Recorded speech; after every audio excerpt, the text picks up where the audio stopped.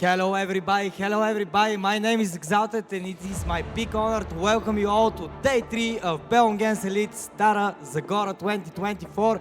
How are you guys feeling today? Awesome. We had epic 2 days in the prelude to this one. Sadly, we eliminated 4 players yesterday. Kevajur, MSRM, Nitix.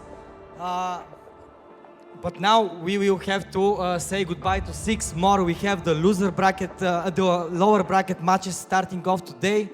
And yeah, we are going to kick things off with Protoss versus Zerg, European Protoss versus South Korean Zerg. I really cannot wait to welcome them on the stage. So let's make some noise for Solar and Get Out!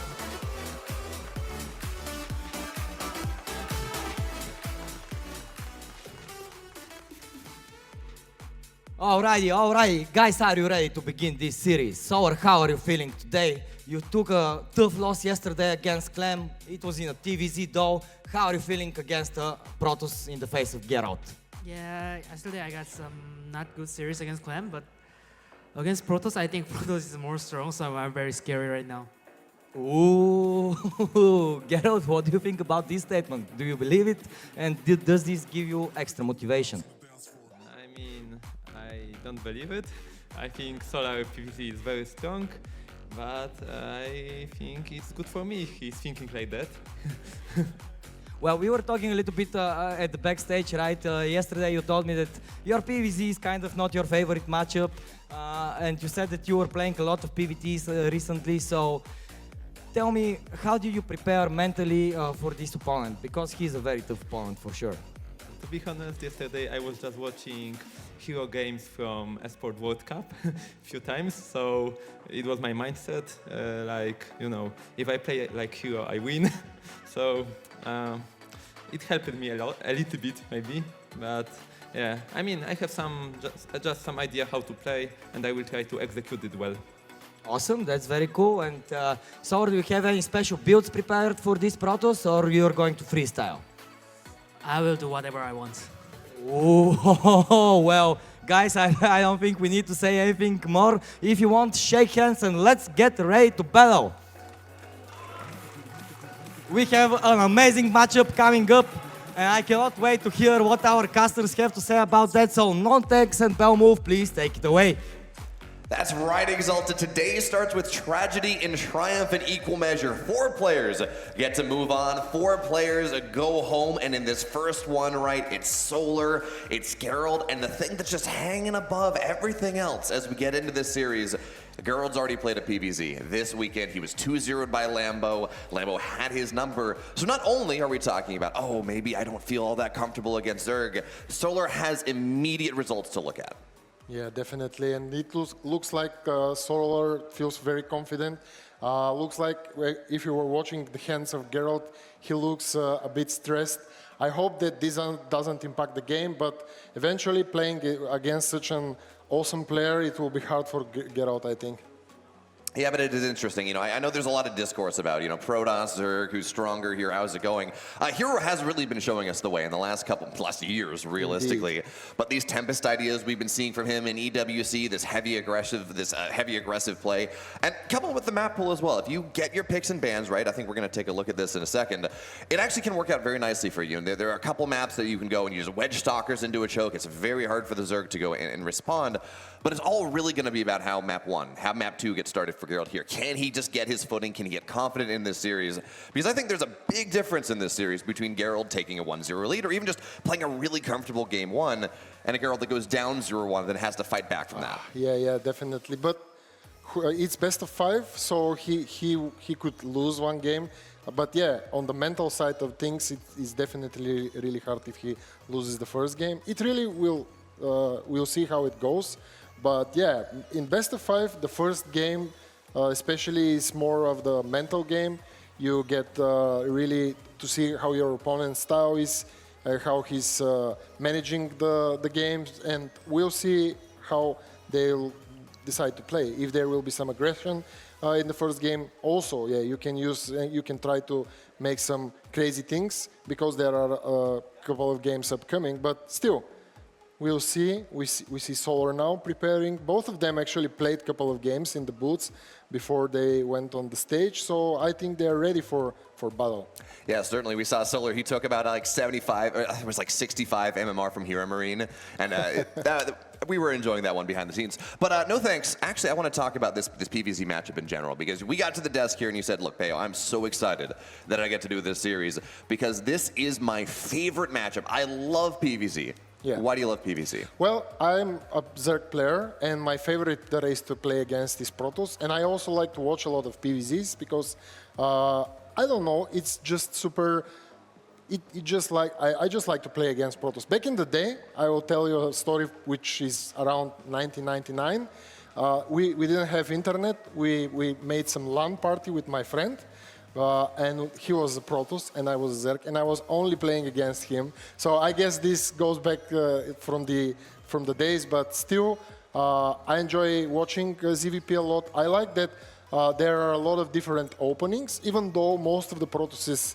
Oh, let's see the video now. But yeah, even though most of the Protosses go for Stargate, I like the Adept shenanigans that we possibly see. It really depends on Gerald's playstyle.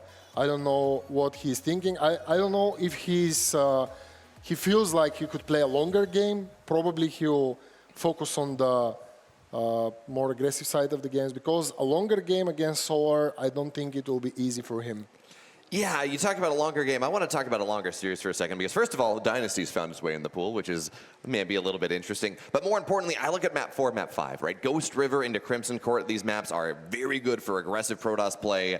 Crimson Court, again, is very much not a Zerg map in quite a significant way. But if Gerald can survive, right, get himself to map 4, get himself to map 5, start to wedge stalkers into locations, I think that's probably going to be maybe not even his win condition, but where he's going to be maybe a little bit more comfortable into this series. But again, no thanks. We're talking about this. Solar is a very good Zerg. He was a DWC, you know. Yeah. Getting to map 4, getting to map 5, that's not the easiest thing in the world. Absolutely, yeah. It will be really hard for Gerald to get there, but we'll see where this goes. As you said, if he does the aggression pretty well, he'll probably be able to manage to get some games.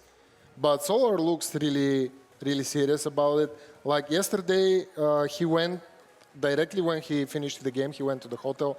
I'm not sure if he is practicing, but it looks like he was taking the games pretty serious, because like this is the lower bracket. One of them will leave the tournament today. It's the tournament live here. So, but we're back in the game. And here on the bottom right position, the blue Zerg, give it up for Solar.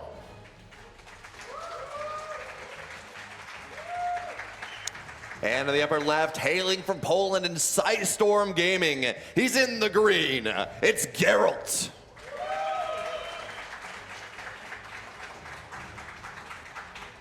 And you know, no thanks, when I take a look at Side Delta, map number 1, there is one build, one idea that pops into my head. It's Glaives, it's Adepts, it's taking advantage of the third base being a little bit more exposed, high ground, low ground, high ground. And even if you are Solar, even if you are Cyril, Raynor, one of these top tier Zergs, given how the map is, given how short the rush distance is, and given, again, the geometry here, that could be, A, something very difficult to stop, but also something that almost every single Protoss does on this map. So, as Geralt, do you go for it, right? One hand, very good. On the other hand, probably expected. Yeah. It could probably be expected, and on the same side, it really depends what is his mindset. So, because he should really give the best of him in those series, because if he, as you said, loses the first game, he will drop mentality as well, for sure. So, yeah, maybe it's very good for this map to go as Adept opening, but it depends really on his mindset of the styles that he likes to play. Because he could probably enjoy being more Skytoss, for example, or just opening at Stargate and moving on with something else. But yeah, we'll see where this goes. Yeah, that is always the struggle, right? If you're going to open Glaives, or really anything Twilight, but primarily Glaives is how that goes. If you don't get the damage done, you are behind. If you do not almost kill the Zerg, it feels like quite often, you are behind in the game. So, is Geralt ready to go and flip a coin as we get into this series? Is it worth, you know, this is game 1. Often we see players go and they play something more standard, more macro in the first game of a series because they're just trying to get the measure of their opponent. You know, feel them up and say, hey, how is this? How are you feeling today? and going for glaives. That actually can be a solid test, to say, hey, are your defenses where they need to be? Yeah, absolutely. And going with the adepts, okay, we see a Stargate already, but yeah, I was about to say that going with the adepts, it's really hard. It's not that easy to position them correctly, and one wrong move could kill or could lose the adepts. So, but yeah, probably we won't see them since we see the Stargate, and he's still scouting with the adepts moving back and forth, but yeah, we'll see. That's what I said. It really depends. If he feels more confident to play with the Stargate, he'll probably use it, even though the map favors more adept play. Yeah, the one thing we can still be looking at if we think, okay, maybe this is some non-traditional Twilight, right? It's not going to be Blink afterwards, which, again, likely is going to be at this point as we wait for the gases to get taken. But, you can go. Stats has this build from a couple years ago that is into and out of favor where you build like 1 or 2 oracles and then you build glaives behind. And you do have that tempo. Again, I don't think that's what's going to happen here. And as we take a look at Solar's side, by the way, the thing that we're really looking at is what's his tech after like 4 minutes, 4:30 maybe? Is he going and getting a hidden Evo chamber and getting +1, which is very good, by the way, against a bunch of Blink Stalkers. Not very good against, say, a bunch of Charizard Archons, something like that. But for right now, these Adepts, as they try to shade in, one's going to go down. Second one is going to barely get out of the recall, but now that's energy use. That's one less Adept that you can use to defend your third base, which keeps your Oracle maybe a little bit more back at home. So Geralt gets a scout, but he does lose presence on the map. Yeah, and now Solar will go with the Lynx. Will try to do some aggression here. At the third base, he'll probably use some energy on the Oracle because he only has 1 Adept. And yeah, he will lose the Adept eventually, yes, and he'll move on to the Natural Expand. The second Oracle is out as well, but he gains that opportunity to leave the Oracles around the base to not do that aggression. So this is perfect for Solar. And now he has time to adapt. He has some spores almost done. So yeah, it's better for Solar as well. He has 2 queens, or actually 3 queens, 4 queens, expecting the Oracles. And he made that perfect positioning. He has the spore here as well. They are not even killing a drone. Oh man, that Oracle. I was gonna say it's getting low. No, it's gonna go down here. So Geralt, this early game is such a disaster, right? You go across, your Adepts go down. Yeah, that's fine. Right? That's okay. But then you have to use that Oracle, right? You have to use the Oracle to energy to defend your natural. That means there's less power on the other side of the map, and then you run across, and you try to get something more done because I've been slowed down a little bit, and losing that Oracle. Yeah, it's only 2. He didn't go triple Oracle, which fair enough. The requirement to get damage done is lesser, but 1 drone maybe, if even that, for an Oracle is just not worth doing. And by the way, that was the high HP Oracle as well. So the other one, can poke around, can drop a stasis, maybe can dive into a mineral line later on if there's nothing there. But it's not this. It doesn't have that power on the map as much, right? Lacking HP. It goes down very quickly. Absolutely. Also, Solar is perfectly positioning the queens. We see Blink, and here he's scouting as well. He sees where our opponent's army is. He sees that he's probably moving out a bit with this pylon, and he'll cancel it as well. And yeah, the perfect positioning of the queens was really important for the Oracles.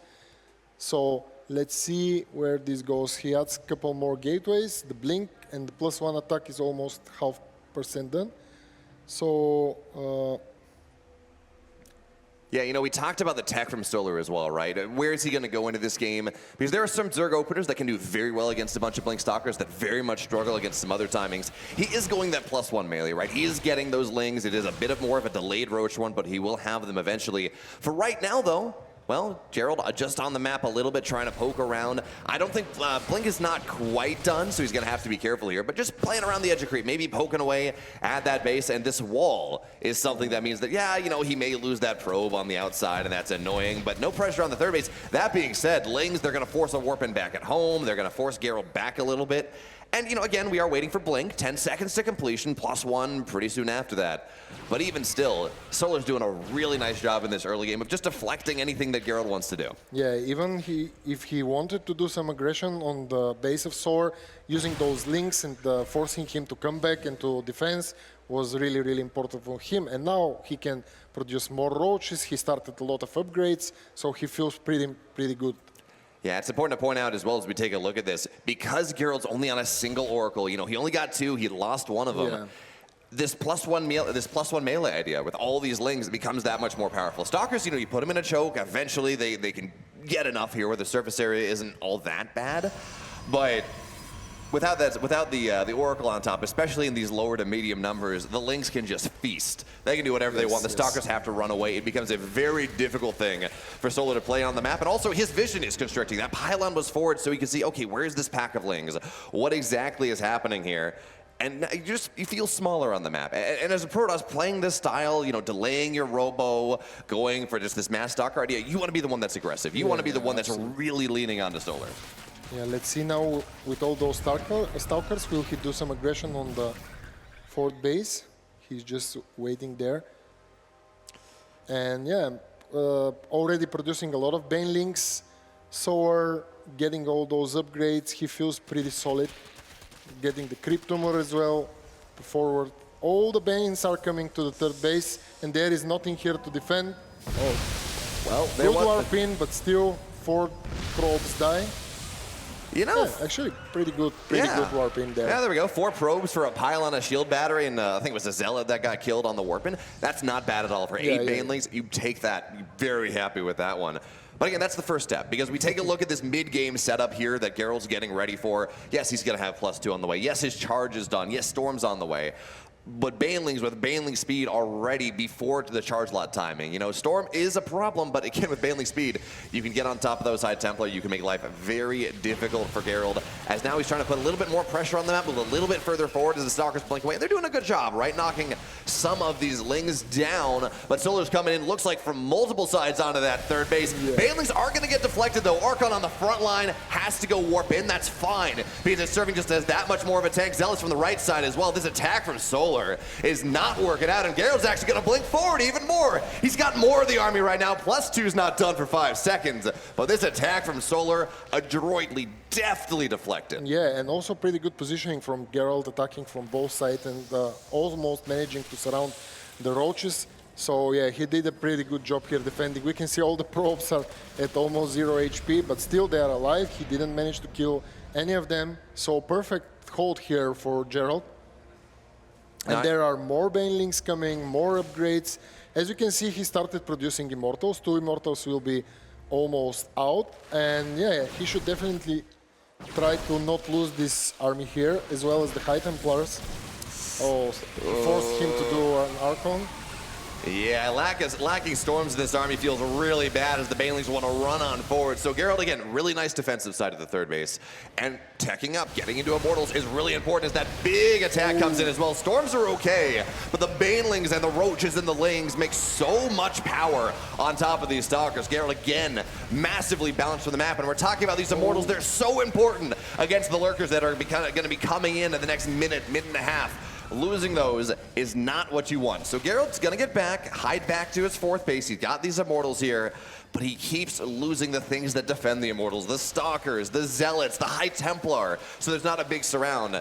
And as we get ready, as these Lurkers start to go onto the map a little bit more, Solar's tech is just growing by leaps and bounds. Yeah, absolutely, and also he has more bases, and they're only, this is very good surround with the Lings moving around the Immortals, and he's doing pretty much damage. The Hydras are here as well, and it looks pretty hard for Geralt. I don't think he'll be able to defend here, and this is GG, game 1 for Solar. The early game didn't go all that well for Geralt. He lost the Oracle, the pressure didn't really work out, had to spend energy when he didn't want to, but that mid-game defense was really nice. We saw multiple attempted run-bys from Geralt. From Solar, it didn't really get much done. But it's not like Geralt was allowed to be on the map. Right? Yeah. That's kind of the problem. When you play this PvZ style, you want to be the aggressor in many ways. You want to be poking on the edge of creep and forcing units from Solar that he doesn't want to build, and maybe getting a Zealot run by into another base, depending on the game state. And Geralt, while defending fairly nicely for a while, not able to go and move to that next step and get more on the map. Yeah, absolutely. The start, as you said, wasn't pretty good with the Oracles. Also, even losing them, they're pretty expensive. But still managing to get back into the game while defending pretty well. He should, I don't know what was the best thing to do there, but still trying to be more aggressive and being probably on more sides of the map because Solar was controlling the map pretty well. He was everywhere with the links, waiting for his roaches and his upgrades to pump. He was able to do all the creep spread, which is super important for the later part of the game. So yeah, he was really on point in that game. As you can see, we see a little smile, I think, on Solar's face. He's locked in, you know. But, you know, we talked about this setup, right? Game 1, Side Delta, that was Solar's map pick. Now we get to move to what Gerald wanted to play. And it's Dynasty here, no thanks. That is a very interesting map. I got to assume he's got something in store for us. But we're going to explore what exactly the players have in store for us because Game 2 is ready. And on the upper right for Vitality, he's the Zerg player, up 1. It's Solar. And on the bottom left, the green Protoss, give it up for Geralt.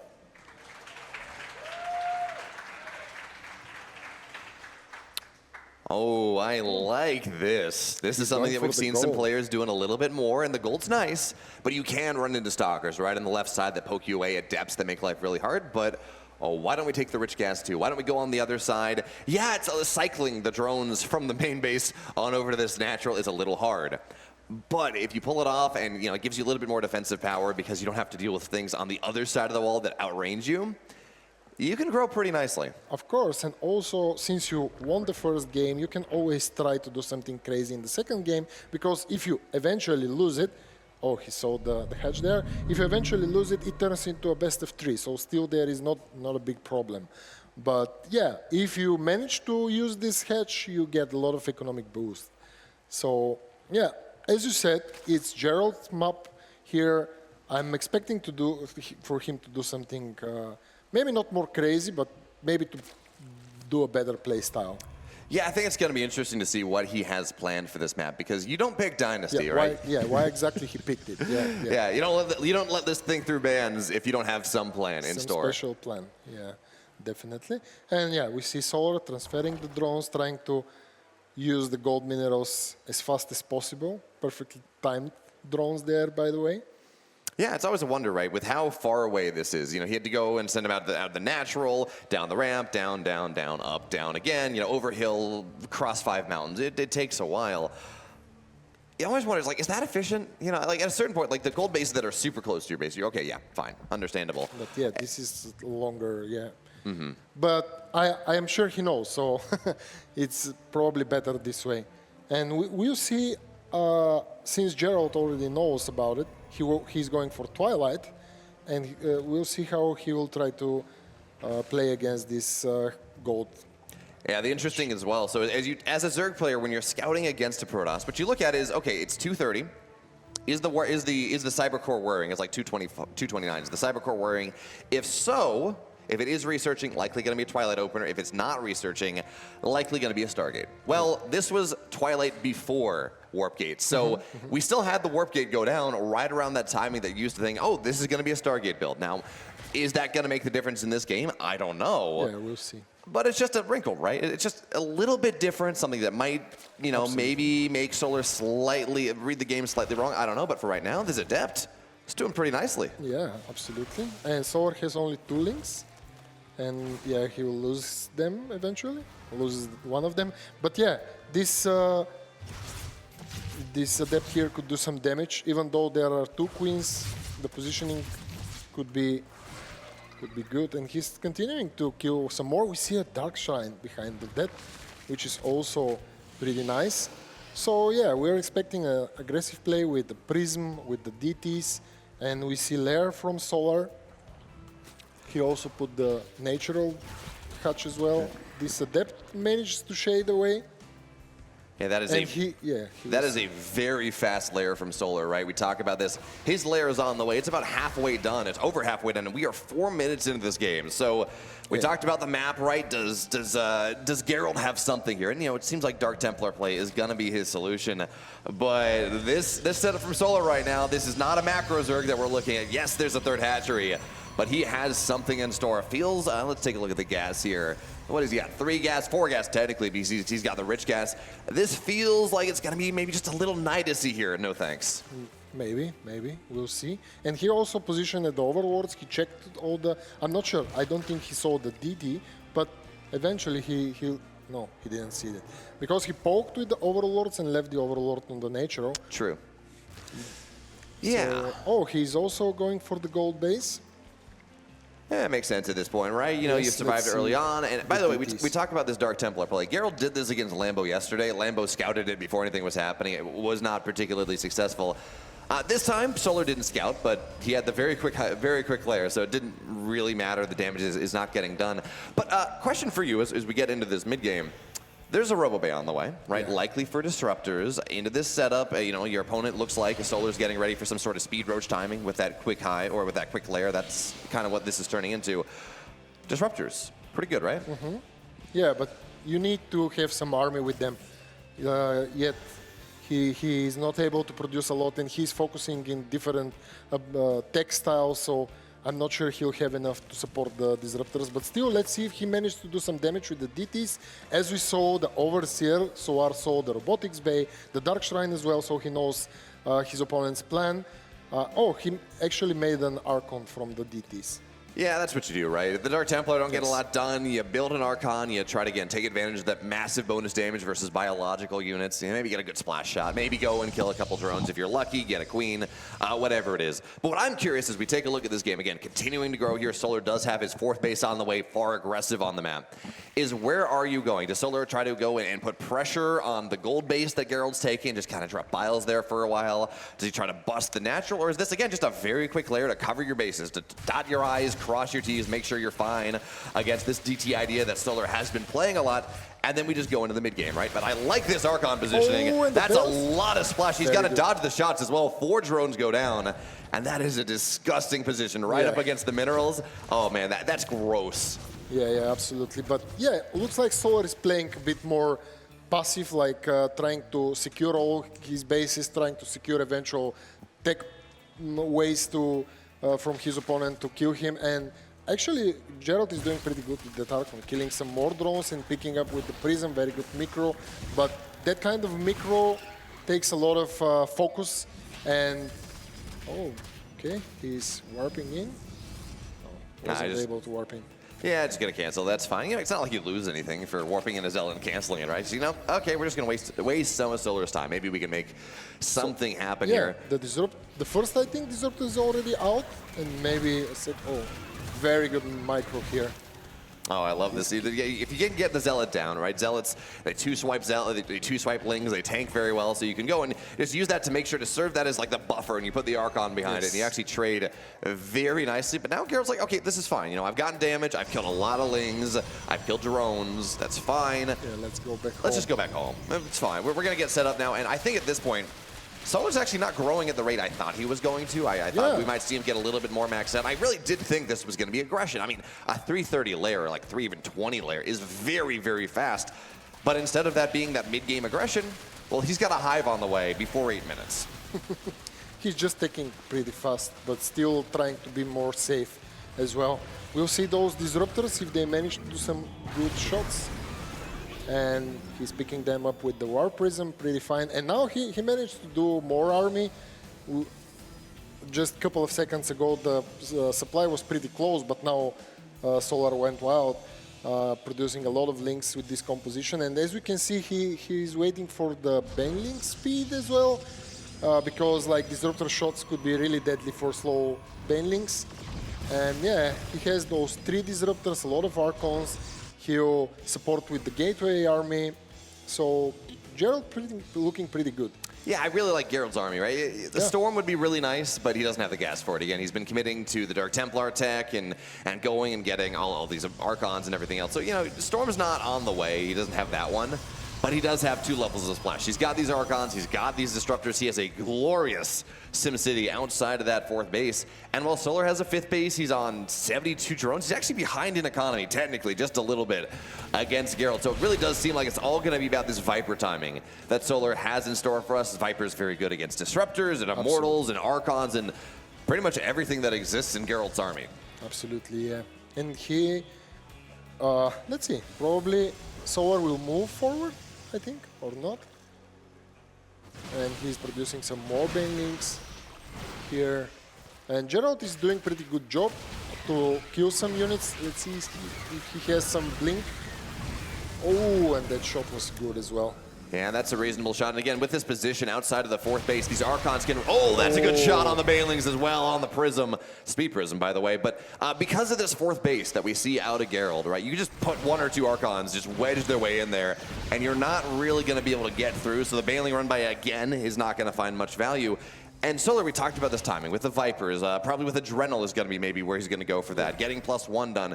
He is growing. He is getting more tech. He is getting more powerful. As well as more bases behind it. Yeah, but Gerald Storm is done. He's got the one thing he's really lacking in his upgrades is he's only +1 10 minutes into the game, but he's double forward that's on the way. And he's transitioning, right? He's getting ready for that next stage. We have a Stargate on the way. Eventually, there's going to be a Fleet Beacon. And once Gerald maxes out with like 7 to 10 Storms, call it 8 Immortals, maybe some Archons Disruptors, this army becomes very difficult for the Zerg to take a cost-effective fight against. You know, you can go and you can swarm and try to take advantage of the bank that Solar has, but for right now, the Vipers are going to try to show up. There's an Abduct on a bunch of this tech here, Disruptors and Immortals, and the problem is actually Gerald's army is trapped behind everything on the ramp. That blinding cloud is so good.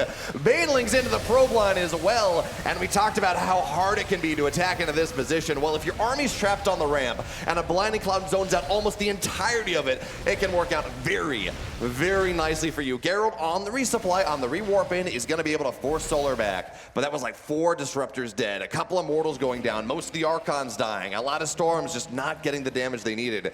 And Gerald, if he was in position, I think he defends that. Yeah, he will probably do a lot better if he was positioned better. But yeah, losing the heart of the Protoss army, the higher tech, it's pretty bad for the Protoss player. But still, he managed to defend that. We'll see how long it will take for Solar to hit once again.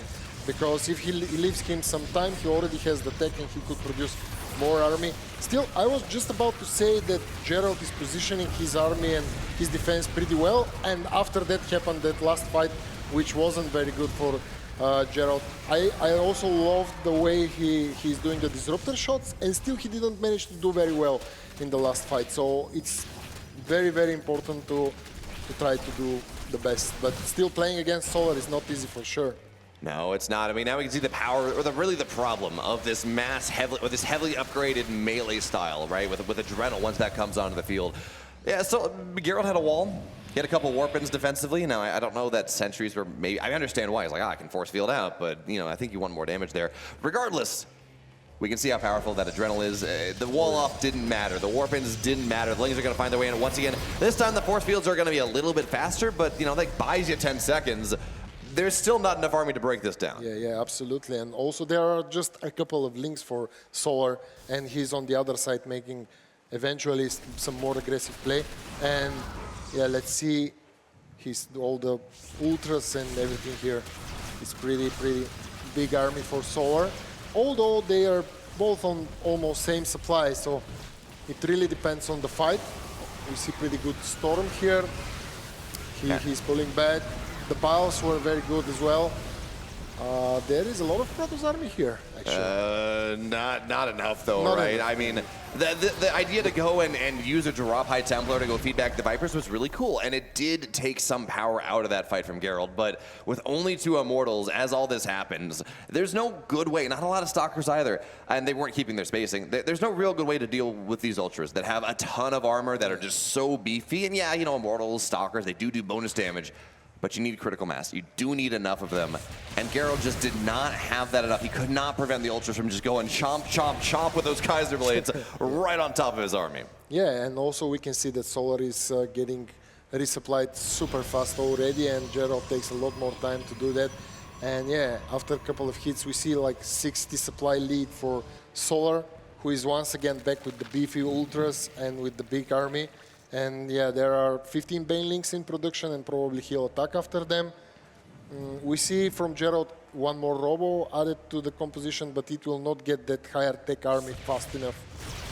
Yeah, eventually you can go and you can build something that counters this. We're looking at 3 Immortals right now with the High Templar. They got to be very careful. They're just sitting there. Archons are going to morph. Now Banelings look to run in, but because of these positions, because of how choked out they are, because you want to just have that minimal surface area against the Ultras and the Lings, Blinding Clouds do so much work. And that is going to annihilate everything in this game. Gerald has to tap out once again, and it's a 2-0 lead for Solar. Yeah, pretty hard times for Gerald. Yeah, Solar is looking pretty good here.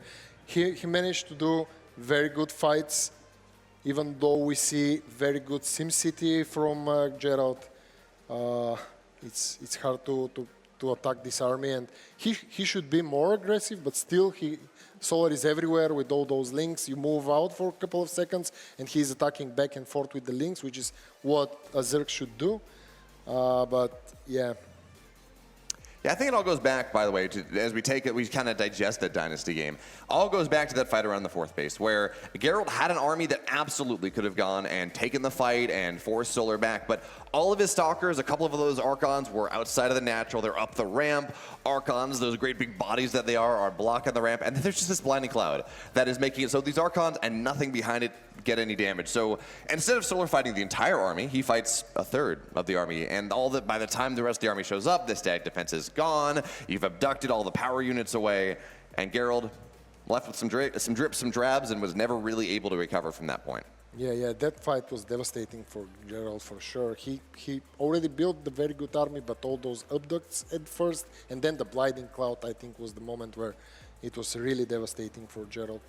Yeah, no, absolutely. So now the question is, we've seen a couple different games. We've seen a couple different looks out of Gerald. We saw he just went Oracles, and lost an Oracle, that's not great. He went DT play, and we've seen him do it twice in this tournament thus far. He did it to Lambo once. It unfortunately didn't work out. He got scouted immediately.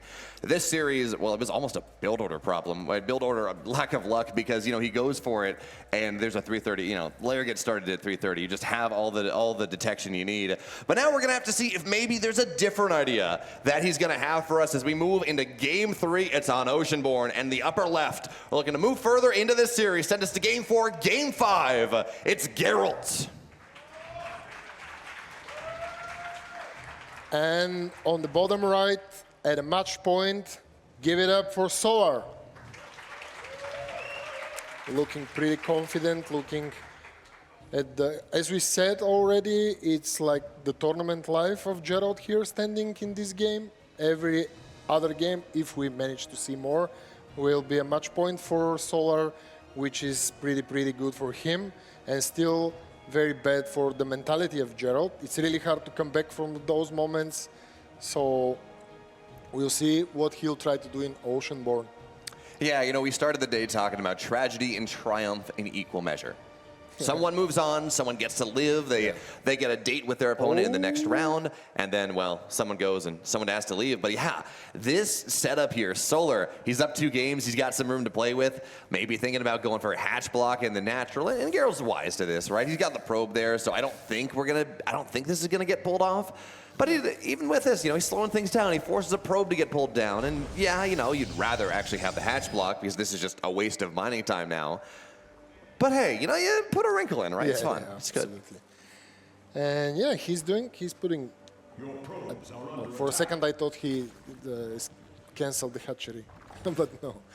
Okay. No, I think our observer is just pointing out that generally, it's really hard to get your hatchery down to the natural. Generally, it's on the 3rd base, and that does mean things like Adepts, for example, maybe slightly 10% better. But because of all the shenanigans on the other side of the map, Geralt, I don't think, was actively microing his probe to go block the hatch. So Solar gets away with the hatch at the natural. Again, you'd ideally have, considering the fact that he spent that drone, you'd like to have hatch blocked. But he does have better creep opportunities now to connect the bases. He does have less rush distance between the main and the natural, so the drones start mining faster. He is going to have a little bit more comfortable setup against the first 2 Adepts. These are minor things, absolutely, here. No thanks.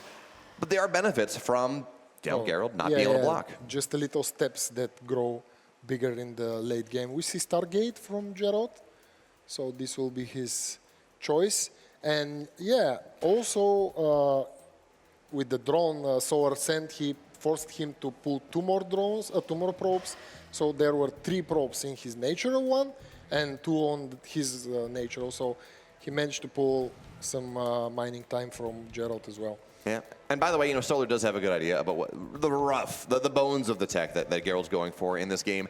Doesn't know if it's Twilight, because again, that was Twilight before Warp Gate, but he does. You're always going to see this as a Zerg player. You go, Overlord gets to just sit on top of the Cyber Core. Very few people open stalkers at this point in the meta. So you get to be free to see what the timing is on that Warp Gate, and then, well, it's going to go from there. So Solar, his third base is done. He's got 3 queens on the way at a time. A really good idea that this is going to be an Oracle, and it seems like for right now, we're going to get that good old Polish gambit, right? I'm not going to put a spore at every base because I'm going to have enough queens, and I'm going to be able to deflect the first one, be a little greedier, and then, maybe 2-3 Oracles later, then I drop those spores, but I'm being as drone efficient as possible in this early game. Yeah, absolutely. And we saw in the first game how well Solar positioned the queens. He was expecting the Oracles perfectly, so he'll probably do the same in this game. And now the Oracle is out. Let's see where it will go. And I also like a lot that Solar is super active with the links, because he, as we saw in the first game, he managed to leave the Oracle in the base of the Protoss, which is not good for him. He really needs to do that aggression. And now we see the first spore here. Yeah, I do like this as well, where you go and you put Adepts in one base and Oracle is in another. You try to get a little bit more damage done, and this is working better for Geralt. I'm not saying it's great, yet to be seen, but it is working better. 2 drones have gone down. I think the Adepts probably died, though, and Geralt's still going to get pinned back at home. The second Oracle does have to go back home because the links are there. So it's another warp in. It's a little bit money that maybe you'd rather spend on something else. Oracles have to go live at home for a little bit. Even still, though, we are going to 3 Oracles this game. Geralt is committing to that the most standard version of this build, where you have 1 maybe at home defensively, 2 aggressively, maybe even use 3 of them aggressively, and just if you can get 6 drones, 8 drones, you're very happy with how the game is going. Yeah, but still Solar is pretty solid against these Oracles. He's expecting them pretty well. They'll have a lot of damage, and they are not doing anything. Like, they are moving around, but he's not able to do some damage, to kill some drones, and Oracles are pretty expensive. So the investment is big, and there is no coming back. Yeah, and now as Geralt's getting ready into the mid-game, right? So Oracles, they're here, they're going to put pressure on for a couple more minutes, then they're probably going to go back and drop stasis traps and do that. We are seeing Geralt go for +1 blink at the same time. So this means that blink is a little slower than sometimes it is. This is going to be done closer to 7 minutes than to 6 minutes. But he's going to have this really nice timing where +1's done, blink is done. Again, there's not going to be a robo as quickly because you're committing this gas that much earlier for +1. But you can really start to go and really lean into this nice, powerful timing. I love that from Geralt as well, just keeping the Oracles where he knows the 4th base wants to be. So he's going to go snipe the drone, and that does delay Solar's growth onto the map a little bit. Stasis trap on the right side as well. Solar has no idea this is happening. Perfect. And that is half the mineral line, just not allowed to mine. Solar's response, though, Mutas. I don't like this, though, because this +1 blink timing is so strong against saving 1,000 minerals and 1,000 gas for a bunch of Mutas. He's dropping the Spire. So yeah, after that, once again, he tried to sneak in with some links, but Geralt has this perfect sim city and perfect positioning, which is very, very important for him. Blink is almost half complete, and we see a robo. Yeah, as we take a look, so I said, I don't like this. +1 blink timing right when the Mutas are going to pop out doesn't feel very good. But if Solar can just go and keep Geralt home, and catching these Stalkers would be a really nice start. Again, you need every single one for this push. If he can keep Geralt at home, if he can just pin him back a little bit longer, Blink Stalkers are an answer to Mutas. They can blink, they can follow, they do anti-air, but they are certainly not the answer to Mutas in this game, or really in any game of StarCraft. So if you can go pin Geralt back, the map will be yours, but it's all about making sure that Geralt does not take advantage of this timing that's going to be ready in just about 20 seconds. Yeah, and we see that Solar is pumping the bank. He'll be able to make 4 or 5 Mutas, and once again, pretty good status trap. Almost all the mineral line was trapped, but 7 Mutas. And importantly as well, Geralt saw the Spire, so now he does have a Phoenix on the way. It's single Stargate, 1 Phoenix. Doesn't really solve the problem. We're chronoing out a couple Phoenix without any sort of anti-pulse crystal. Doesn't really solve the problem, but it's something, right? And Geralt seems like he already feels like he's missed his timing. He's not. Sometimes we see Protoss players, they're like, Spire, let me run across the map. But because he didn't know when it finished, because he just said, okay, there's a Spire here. He doesn't know if the Mutas are about to fly into his main base right now, so he doesn't really feel comfortable moving across. And this is, again, a Geralt that would love to be aggressive, would love to get damage done, and is just not allowed to do so in this game. Yeah, absolutely. And Solar is perfectly managing to keep him close to his base and not being aggressive at all. And now he's pumping more links, adding the bending speed. Oh, very good catch here by Geralt, killing 2, maybe 3 Mutas. And yeah, we can see that Solar is just using the Mutas to try to kill some units, and he will move on with the ground army. Yeah, it's always kind of interesting, right? When you do go mutas, and generally, like, Ling upgrades, Ling Bane Muta, like, you're going to go on mutas on top of this one. This build turns into a base trade composition as much as anything else.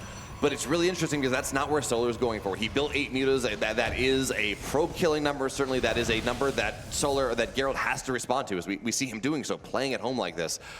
But instead of going and committing to a lot more, like Dark would do, for example, instead, he's just going, he's building a bunch of Ravagers, Lings, going for a maxed out timing. Now, on the bottom side, looks like there's some sort of run by. 5 drones went down. Not exactly sure what happened with that one, but Geralt actually getting more damage from, somehow this Oracle's allowed to be on the map where there are mutas here. That does not feel legal, but he's gonna get 9 more drones, and hey, this is by far the best opening, the best game that we've seen from Geralt at this point. Now, has he won the game? Absolutely not, no thanks. But he's a lot more stable, he's not taking damage, he's getting damage done. And if you're a Geralt fan, this is kind of what you want to see. Yeah, absolutely.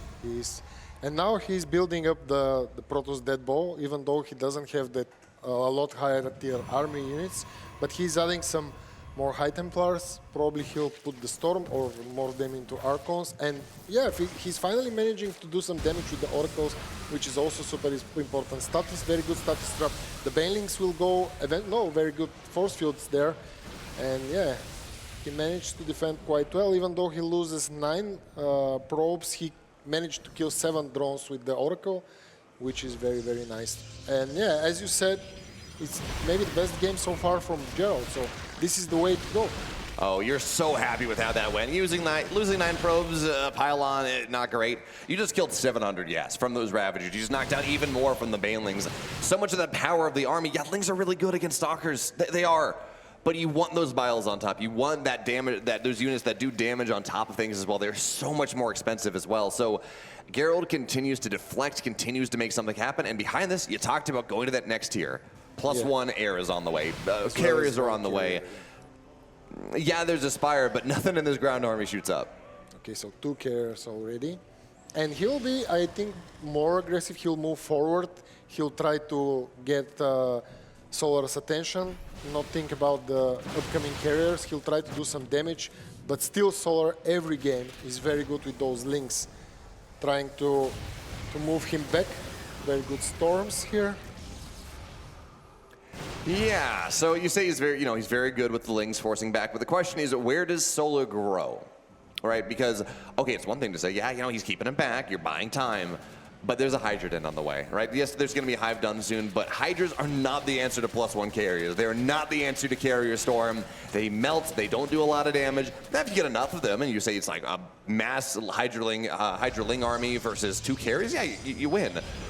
But as Geralt hits this maxed out setup, it does not work out well whatsoever. So Solar Lurkers, I guess, are going to be the answer here, but he has to identify what's happening. He has to know that, yes, there are going to be carriers on top of this. He has to, that this is the tech that Geralt's going for, and there has to be some response. Yeah, but still, he can only create, he only has 2, and he cannot create more because he doesn't have supply. So, and he'll see them at some point.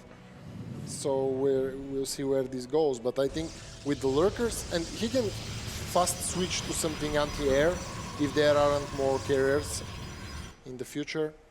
It really depends. Yeah, he is getting air upgrades, so eventually the Corruptors are going to be able to be that much more powerful. I think at this point, I'd love to see, the Corruptors eventually, but right now it's all about the Vipers, right? Just being able to go and pull this army out of position. And I don't think we got a lot of Vipers. Now, the Banelings are going to try to run in. Once again, Storm's going to deflect that in its entire... Oh, I guess 8 workers go down, so... 1 Baneling took advantage of the probes being low early on, and there is that. But again, it's just about this timing. So Solar, again, is going to try to hit into this 5th base. Force fields are going to be fantastic. The Lings cannot get what they want to get done at all. And I feel like a broken record at this point. This is a Geralt that is playing so much better. He is defending so much better. And if you're Solar and you're just the ocean crashing against the beach, look at this resources loss differential, no thanks. This is insane. Oh, now he sees the carriers with the overseers. And he'll only have 1 or 2 more, so 4 overall. And we already see Solar creating those corruptors, those vipers. And he has, Gerald actually has a pretty good bank. Well, he certainly, I mean, I would hope so. He's traded 7,000 resources better. These Storms, he's going to lose the High Templars now, but the Storms are still fantastic. So 2 High Templars for, what was it, like 30 Bailings against the 2 run-bys. You're totally fine with that one. Now Storm is going to be pretty nice as well. Has to run backwards. This army tries to go make contact. Immortals at the front line will fall. But the Stalkers are still here, and this army from Geralt continues to push further and further forward. They get +3 attack on all these Stalkers. One thing he's missing, you would love an Oracle maybe, or really an Observer, something to knock this creep down. Yeah. Because, man, pushing into creep, even if you have this compositional advantage, it feels really hard. Yeah, absolutely. And he should add the carriers as well, even since Solar sold them. I don't know why he's not using them. He's giving Solar time to create more corruptors, so it won't be very easy. Yeah, I don't know. I guess it's, one of these scenarios where it doesn't matter whether Solar's seen them or not, but they're not critical mass. So, 2 carriers, they can do something, but because Solar has scouted them, it's like, okay, Solar might have some response here. I don't want to go and slow my timing down and lose 2 carriers, because really what this timing is, it's a +2 carrier timing with like 8 carriers or so, I guess the mothership in this case. Yes. And you're just looking to run across the map and end the game. Anything before then is just about a waste of time. So Geralt is just going to defend into this. He's on 5 bases. He really doesn't have a timer on him whatsoever. And attacking, again, into this composition. It's a bunch of Lurkers. It's a bunch of Hydras without this big shield, +1 attack, carrier mothership idea. Running onto the Zerg side of the map just feels very hard. Yeah, he really needs to clean that creep, as you already said. And the Lurker positioning is pretty good. We see those roaches run by, but they didn't manage to kill any drones. And now the carriers are here as well. The mothership will come soon. 1 more carrier. So yeah, as you said, the critical mass of the carriers is growing. But there are a lot of corruptors and a Viper here as well. And he'll try to pull maybe 1 corruptor, maybe the mothership when it comes out.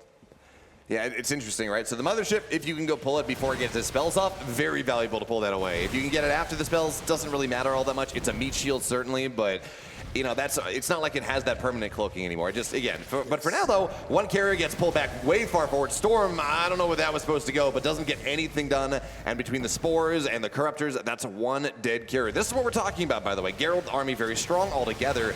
But if Solar can go and kind of piece it apart a little bit, pick it apart, take a carrier down and a carrier down and maybe another, that becomes that much easier to handle over time. You start to build more value, develop more value. So that's what Solar's doing. Pull Geralt around the map, take advantage of some opening points, and just don't let him properly push. Yeah, absolutely. And he's trying to make this Protoss army go up and forth and trying to separate it in little less powerful parts. But of course, Geralt has to move forward. He has to do some damage. And yeah, he's using the Oracle pretty well. And those Lurkers at the ground are pretty scary, so he should think about them as well. And yeah, we see them. We see that both of them are starting to build a bank.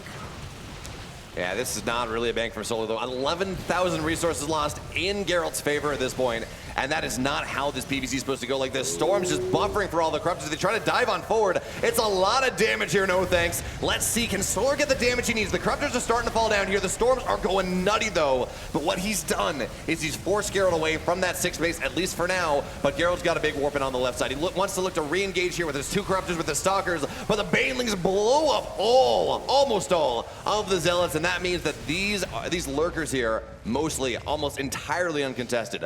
Finally, it's been 17 minutes into this game, but finally Solar's taken a fight that, he didn't get the base. He would have loved to get the base, but at least something that he is very happy about. Yeah, absolutely. He managed to kill a couple of carriers. He also positioned the Lurkers pretty well, and he wasn't able to defend them with the Stalkers, so he did a pretty good positioning, and then pulled them back when he saw there's big army. And once again, the Storms on the Corruptors don't do a lot of damage. Man, just imagine there's Archon underneath that, right? All those yeah. corruptors are It just will be a suddenly, lot different. they're gone. And, you know, Geralt, again, with this army that he's made, a very powerful one-tap push. A very powerful, I'm going to have 8 carriers and a mothership and just auxiliary units on the ground. I'm going to run across the map. Not all that strong, separated apart. So that's why Solar's playing like this, playing on the edge of the map, trying to force his opponent back and forth and get a little bit of damage and a little bit of damage and maybe even just a little bit more. But Geralt is transitioning. We talked about this. This is a Death Bowl army. That's going to be a nice abduct harpoon up onto the high ground. But this is a Death Bowl army right now. Geralt's transitioning a little bit. He's going for something with a little bit more poke, a little bit more range. This is how we saw Raynor go and kill, or Hero kill Raynor at EWC, where you have just 5 or 6 Tempest, and it just does so very much. But now Stalkers realize that there is not a lot beneath these Corruptors right now, so a couple will fall down. Meanwhile, though, this is the move you're looking for. 24 drones go down. Zealots are going to take the right side base down as well. So we talked about Solar trying to pick Geralt apart. Geralt now, challenge accepted. He is the one that's doing even more damage. Yeah, absolutely. And he's doing it pretty well. He adds Tempest in the composition, which is good as well, and a couple more carriers. So he has the ground army as well as the air armada, and he's moving forward. Only the lurkers are the problem, but of course he should be really careful with the corruptors as well. Oh, this is a bit scary here. Mothership's going to go down immediately. Storms are going to do what they can on behalf of all of these Corruptors, but the carriers, they seem destined to fall. Yes, Stalkers are some amount of anti-air, but that is all the tech. A good majority of the tech here. That Archon maybe will fall down at the same time. So again, Solar gets the ambush, but look at this bank, no thanks, or more importantly, the lack of the bank. Of course, and as we are looking at Gerald's bank, he's looking pretty good, and he's attacking and moving forward. He'll manage to kill the Broodlords, and yeah, GG. Absolutely, their morphing Broodlords is what Solar had to do, right? You gotta get something to deal with this army on the ground, but unfortunately, Geralt understands the timing. Doesn't even have to understand it. He sees it. The revelation is right there. Runs on top. Broodlords, they're not all that great. They're not all that great units anyways, but they're certainly not all that great if they're just stuck in their cocoons and not able to do anything. Yeah, absolutely. Gerald making the very good decisions here in the game. I really enjoyed the way he was a bit more passive, but still managed to create the carriers. Didn't want to overcommit with them, and everything looked better from the middle to the late game of the stage. He really managed to do it pretty well, and this is very important for him because it was a match point for Solar. It was super important for him to get that game. So I really like this. I really like that kind of games. We see longer games, very high tech, very big armies here, so hopefully we'll see more games like that. Yeah, it really all comes down to Solar's desire to not go to the late game. It is what we were looking at in that series. He kept going and trying to break and kill the 4th base and kill the 5th base and get massive economic damage done.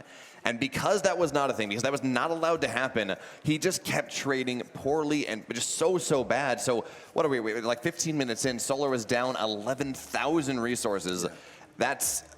Yeah, that works in a TVZ sometimes. In a PVZ, not at all. Yeah, he was trading very well, which he has to do. And it looked like Solar was pretty focused on playing with the lower tier army. He started to do Corruptors once he saw the carriers, and probably he should make the Broodlords earlier. But this is in the past. Now we're in the 4th game here at the upper left, still on match point, the Blue Zerg. Give it up for Solar. And storming back into this series with an immaculate mid-game. He's in the green looking to send us to game number 5. It's Geralt. Definitely plenty of fans in the audience there. A whole Polish contingent coming on down to support him. Again, Geralt was one of these players that wasn't supposed to be in this tournament at the start. He gets a last-second invite because someone had to drop out. He says, yeah, let's go. And we go down. He brings, I think Indy's actually casting this tournament from a hotel room so he can go support things. Awesome to see so much support for Geralt here. Yeah, of course. Polish players and the whole Polish community is pretty strong. They love StarCraft. I've been to Katowice a lot of times, and I love the way they're singing their songs. You feel like you're on a football match there, and yeah, everything is amazing. So big ups to all of the Polish fans here.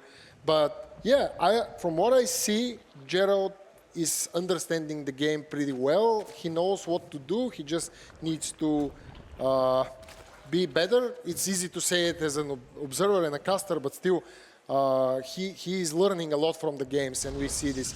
I love the way he's positioning his army. Yeah, sometimes he makes little mistakes, which turn out to be very bad at some point, but still, if he continues to play like this, he will do good, I think. Yeah, I think what he's learning here is Solar wants to kill him early. All right, that is the big story here. Solar is not one of these Zergs in this matchup that right now at least seems to really want to play into the late game. Late game, in fairness, late game ZVP is difficult right now with how powerful Immortals are and Storms and everything else. And a lot of Zergs are not super interested in going late game in an even game. They don't think it feels all that great. So you go and you just kind of beat that ocean and you batter down, and hopefully one of your waves eventually drives the seashore away. Now, I think if Solar had realized, okay, this is not really working, static defense is there, Storms where they need to be, if I just pull back a second and try to leapfrog in tech, maybe 2 minutes earlier into the game, that could be an approach to go and take this, especially because, well, Geralt's been playing very defensively. He has not been, I think the first time we saw him move out on the map, on the Zerg side of the map, is like 15 minutes in that last game with the Zealot run by. He's just very content to go take his 4 bases, to take his 5 bases, sit there, be happy, and let Solar attacking him. So if Solar identifies that, maybe that's how you want to change things around. Yeah. We saw the Stargate once again from Geralt. Hopefully we'll see some better Oracle damage on the economic side, because we saw a couple of games. Like last game, the Oracles started being effective a lot later than we wanted them to be. And still, as we said, Geralt is learning pretty good from the games already, so he'll probably manage to do something better. And still playing passively, trying to create that Protoss dead ball is also pretty good for the Protosses. So if he manages to do this once again, Solar will have a hard time for sure.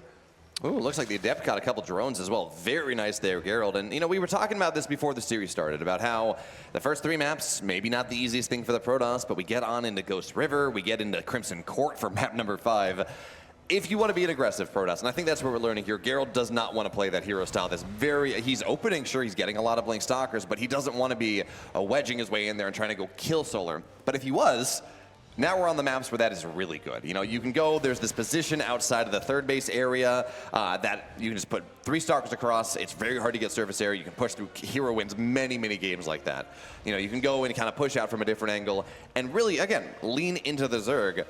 But that doesn't necessarily seem to matter, because that's not how Geralt wants to play this series. Yeah. Now the Oracles are out, and we see once again Solar making them stay at the Protoss base, which is most important for him. And yeah, he is trying to secure his 3rd base with them, which is good for Solar. And probably they'll move forward and try to kill some probes. No thanks. As we take a look at it, we're talking about that Stalker idea, right? How powerful that can be.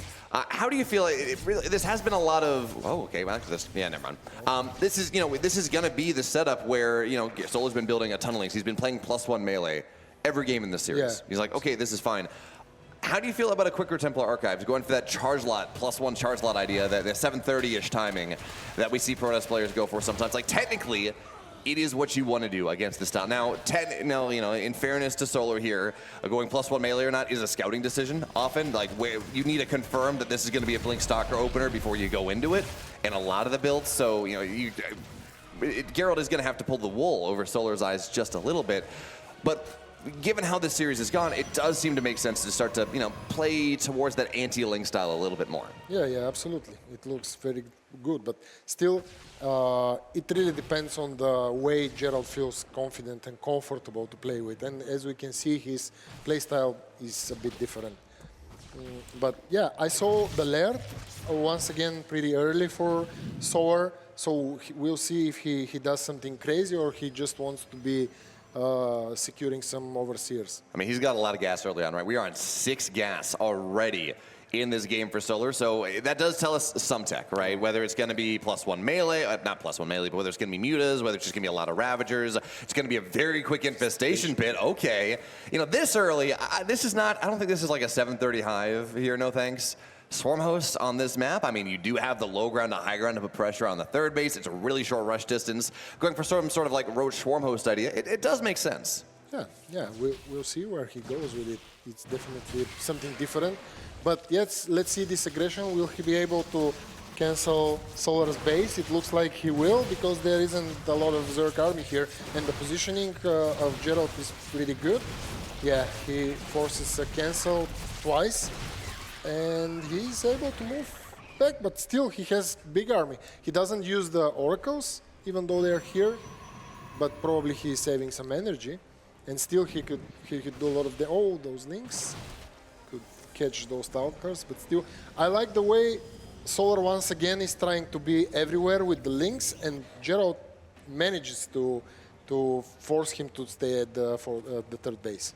Yeah, double cancel as well as like half a hatchery. So, you know, it's like, yes, Solar doesn't lose his base, but it is annoying. That is actually a pretty significant financial outlay coming in from Solar as he grows and tries to grow into this game that much more. But what I'm paying attention to as the supply starts to grow is it Swarm Host, right? Our observer is hiding it from us, and it's actually not going to be. Okay, it's a very quick hive, and that is scary because Geralt, for the first time in this series, is actually going to play on the map. He's +1 is done. His blink is done. This map is very good for this style of pressure. And the question now is whether Solar can weather this storm. That's a lot of stalkers. There's stasis traps behind, and Solar has committed so many resources to things that are not viable right now. They're not useful right now. He's got a couple things on the run by, but it's all about this fight right in the middle. The transfusers are doing what they can, but I think Geralt has absolutely turned the tables in this game. He blinks on top of all the queens. Oracles are going to be here as well, and I think Geralt is absolutely slobber knocked here on top of Solar. He found the timing. He caught Solar being way too greedy. And no thanks, if things don't change, it's a game number 5 on the way. Yeah. Look at this. GG, Gerald, yeah, as you said, first time he decided to be a bit more aggressive and to move forward, and he did it very, very well. And the timing was really off for Solar because, as you said, he invested so much resources into the higher tech, and he didn't have enough army to stop that. And also, he didn't manage to do anything with the links moving back and forth. So, very, very good game. And he was 2 games ahead, Solar, and now everything is even. We are getting to the final game, and I am really, really excited about it. Yeah, that as well. We take a look at this final game. It's Crimson Court, all right? You know, we talked about this. I spent, a couple hours on the shuttle bus over from Sofia with a bunch of the players, and there was a lot of conversation. And, granted, they were talking about Zerg versus Terran and how Crimson Court's like a 70% win rate map for ZVT. But it's not good for Zerg against Protoss either. It's not quite as imbalanced, but Geralt here, Crimson Court, it's map 5. He has shown aggressive chops that we haven't seen in this series thus far. He lulled Solar into this sense of grip. We were talking about this as game 4 started. Solar, game 3, too aggressive. He committed too hard. He crashed into the defense a little bit too hard. And I think he's like, yeah, okay, I'm going to go greedier next time. That makes sense. Geralt's got him. Geralt very much has him a little bit wobbly right now. And the only question now, no thanks, is whether that wobble can turn into a knockout blow. Yeah. And yeah, we had a couple of games, and we were like almost sure that we won't be able to get to game 4, to game 5, but here we are now, and everything looks a lot more even than the first 2 games. So if Gerald managed to play like this, we'll see an awesome 5 game. And here, on the bottom left, give it up for Solar.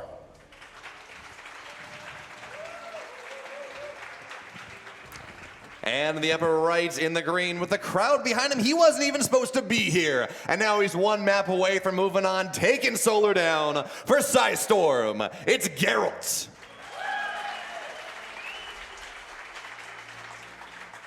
Yeah, very, very good games by Geralt. I really enjoyed the way as I already said, it's super hard to come back after 2 games, and he managed to do that. And he's on a match point as well now.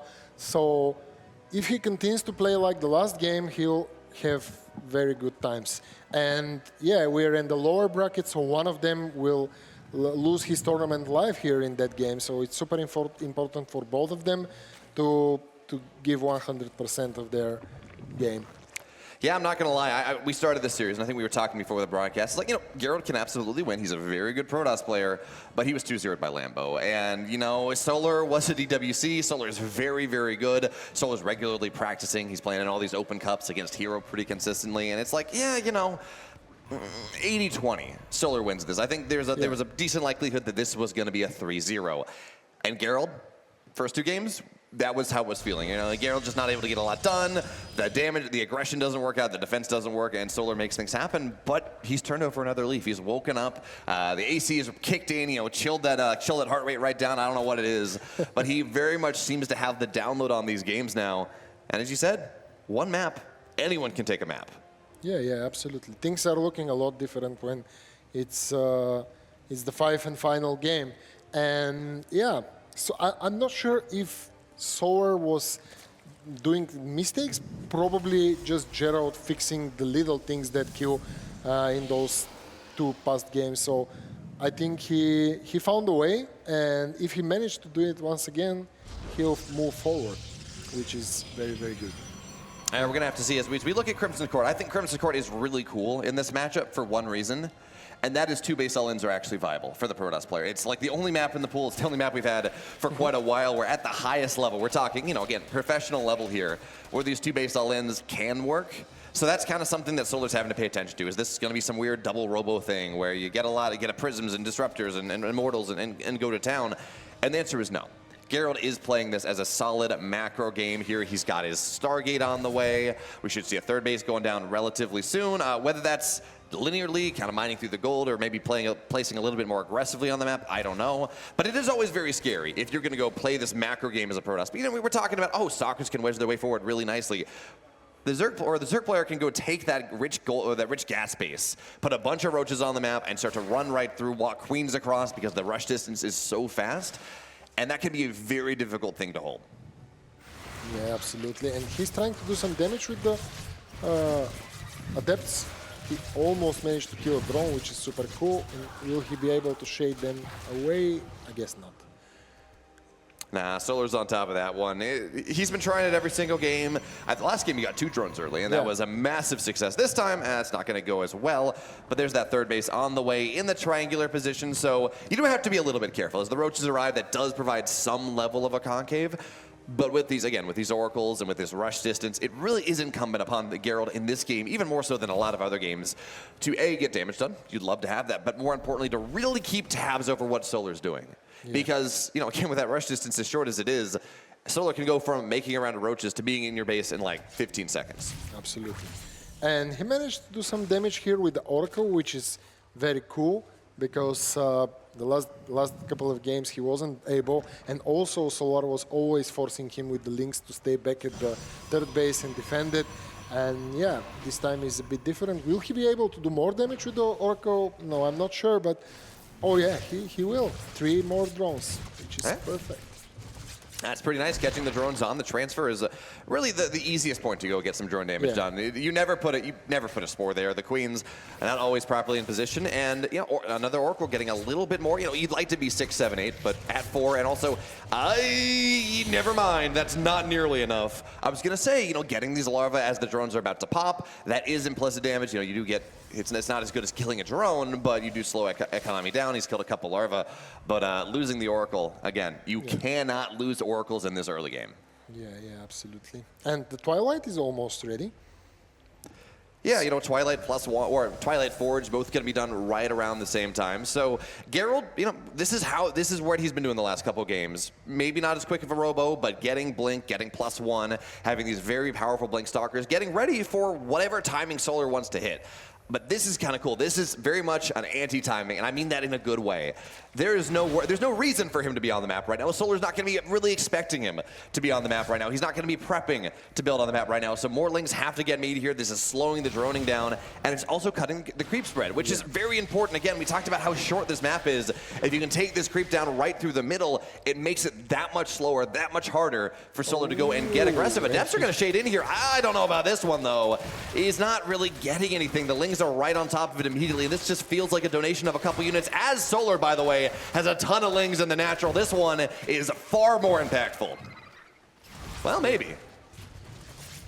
Let's see. Yeah, Solar managed to defend this base pretty well, and I think he killed 2 probes, but still didn't do a lot of damage also.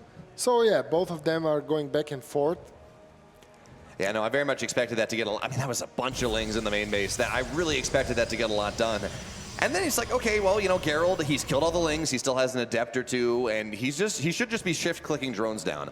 Unfortunately, that didn't quite happen, so, you know, your miles may vary there. And at the end of the day, it's a lot of Lings going down for 2 probes, some mining time getting lost here, Adepts died on the other side.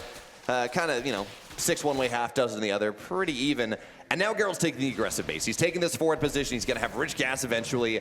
And Solar is, again, trying to play a little greedier, right? We have this infestation pit on the way. He's not going to go and try to kill Geralt. We saw how really fruitless that was in the last couple games.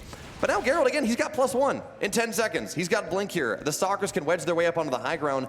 And it's especially is that we got infestation pit on the way. The army of Solar is not massive. It's only 52 army supply. It can be difficult for Solar to go defend this. Yeah. If he does like the last game, he'll do pretty good as well. And we see 5 Swarm hosts right now. Oh, it's going to be more than that one. And actually, that's really scary, right? Swarm hosts, they're good if they're pinning the opponent. If they're going and they're forced to play defensively, they're not very good at all. But it seems like Solar, for now, he's going to force the Stalkers back. And this is where, again, we talked about who has the advantage in this game. Solar playing from the low ground, on top of this high ground base with the rich gas, with 0 splash, by the way. There is nothing that kills these Locusts easily. If Solar can get that, start to lean into his opponent, that's going to be really nice. Now, again, ideally, Geralt, he moves out right now. He knocks some of these roaches down. He knocks the queens down. He puts the pressure on Solar's side of the map, but Solar is not letting that happen whatsoever. So the roaches are here. We have the Swarm hosts as well. Stalkers blink forward. It's only 7 Swarm hosts for the moment. The Locusts are going to get dropped. They're going to try to get on top of these Stalkers. But any time you can buy to make it sure that the Locusts are not on top of your infrastructure is massive. And that single Zealot that soaks all of the Locusts is such a big deal. Yeah, it's super important to have him, and he did it very well. And he'll move forward now. He'll wait for the Swarm hosts to... Okay, he's moving forward. It's really important to have this map vision with the Oracles, which he's doing, and trying to snipe more and more of the Zerg army. Yeah, this is exactly Nidus as well. This is exactly how you want to play this as Geralt. Do not let the Zerg take map control. Do not let the Zerg start to take your bases. Every single time the Locusts go on the map, every single time that charge is used is a time you can try to take advantage of. But Solar does have a big army on top of this one. That's a lot of roaches. That's a lot of Stalkers blink forward. They say, hey, you're backing up. The Bile is an opportunity, but maybe not an opportunity that Geralt did want. Meanwhile, Nidus on the right side is going to get taken down as well. Stalker there. Geralt's on top of this. And remember, as we take a look at this army supply, no thanks, it's a lie. It's not real. This is not cost effective. So if Geralt can continue to build this supply, and he's not there yet, 150, 160 supply, this army starts to trade horrendously, not nearly well enough. Absolutely, and he just finished the robotics bay, so he'll try to add disruptors into the composition, which will be really good for him. So he has like 23 Stalkers, 5 Zealots, and 1 Oracle. Yeah, something just killed 8 drones as well. I'm not exactly sure what, but that's actually massive. So when you're playing this style, as Solar is, it's low eco. Because the supply of this army is so high, Roaches are 2 supply, Ravagers are 3, Swarm hosts are 3. You don't have as much money. You're relying on trading cost effectively. 3 units going forward. Getting those Ravagers is really nice, by the way.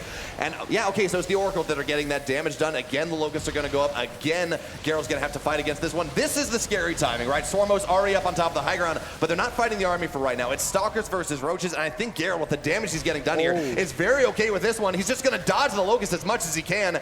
And this, oh my God, that's a big Bile. Yeah. And yeah, it's very important because while the Swarm hosts are pretty slow and you should be around them, he should really take the opportunity to kill some drones, and he did. But still, Solar managed to do some drone kills as well with the Swarm hosts. And still, everything looks... Oh, this is the Nidus here from the right side. Yeah, no, I was looking at that. It's like, okay, Geralt, he's dodged the Locust. They're getting a little bit of damage done on his base, but it's going to be mostly fine to Zealot run by.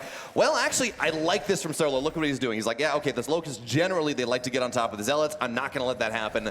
They're going to go into the natural. This is going to force a response out of Geralt. But I was going to talk in that last fight about how, okay, the Swarm hosts, the Locust, they're not really there. Stalkers can get on top. They're going to be really good. It's a massive battle. It's like 20 army supply that falls down in the blink of an eye, and that timing is not really there anymore. He's getting pushed back onto the high ground once again, and he's just struggling to crest 150 supply. He got there once. That was the best timing he had in this game. But now Solar is unlocked on the map a little bit more. Locusts are doing a little bit more. The economic lead is not where it was for Solar once again. And you know, he does have 4 bases, but we're 11 minutes in. You know, taking that north side base, maybe that's what you want to do. But for now, with disruptors here, maybe this is... There are already lurkers on the field. And yes, disruptors are good against lurkers, but they're stalkers are very bad against them. Yeah, and the army of Solar is getting bigger and bigger, adding some more Hydras into the composition, as well as 3 Vipers here in the production top. And he also managed to kill every time he attacks a couple of probes, which lowers the economy of Geralt, and he needs it really hard to get that expensive high-tier Protoss army out. Yeah, and again, I just keep looking at this. Geralt had such a powerful opportunity once that one fight, and then that's yeah. We talked about timings and opportunities. That is not a timing. That is not an opportunity. Pushing up this high ground right now with how many lurkers are there. It's not what you want to do. It's not, quite frankly, it's not possible. You got to play on the edges of the map right now. Got to go do something else. And because of this, because Geralt cannot just go immediately punish the Swarm host like he's been able to do the last couple times of this game, now Solar is going to start to snipe bases. Now Solar is really starting to lean into this economy. And while I would have loved to go... Oh, that's just a little cheeky, Solar. I would have loved to see the 5th base on the way when Geralt was in that position. As of right now, that's going to have to be the 4th base. It's not really a good position for him to be in. Solar has taken such an incredible position in this map now. And again, it's all down to that single bile. Yeah, absolutely. It was so close, and at some point now it looks a lot different. And let's see the... Oh, no. Abducts here as well. 3 Vipers are on the line, and there isn't a lot of high-tier Protoss army. He could abduct the whole of the units. Very good disruptor shots, but still the lurkers are alive, and he could pull some of the Protoss army here as well. And the Locusts will attack from the other side, which is really devastating for Geralt, and he's dropping down in supply. His economy is pretty low as well, and it doesn't look good for him. Yeah, he's only single robo, so you can fight this ground army of the Zerg, you know, with a bunch of lurkers. If you get like 8 Immortals or something, a bunch of charge lots plus 3, you can fight the army. But that's not where we are right now. Every single Immortal that goes down is a pain. Nice feedbacks on the Vipers, nice. So there's not going to be any abducts right now. But again, now the 4th base that's been dead for a while, 13 more probes fall. There's a Nidus that just keeps, I mean, these are BM Niduses at this point almost coming in. As that's a donation of 5 Swarm hosts. That's going to be pretty nice. It's not going to be enough. It's a 200 supply that lead at this point. We talked about, supplies being a lie, maybe not being all that useful at this point with the lurkers on the field, with the Hydras on the field.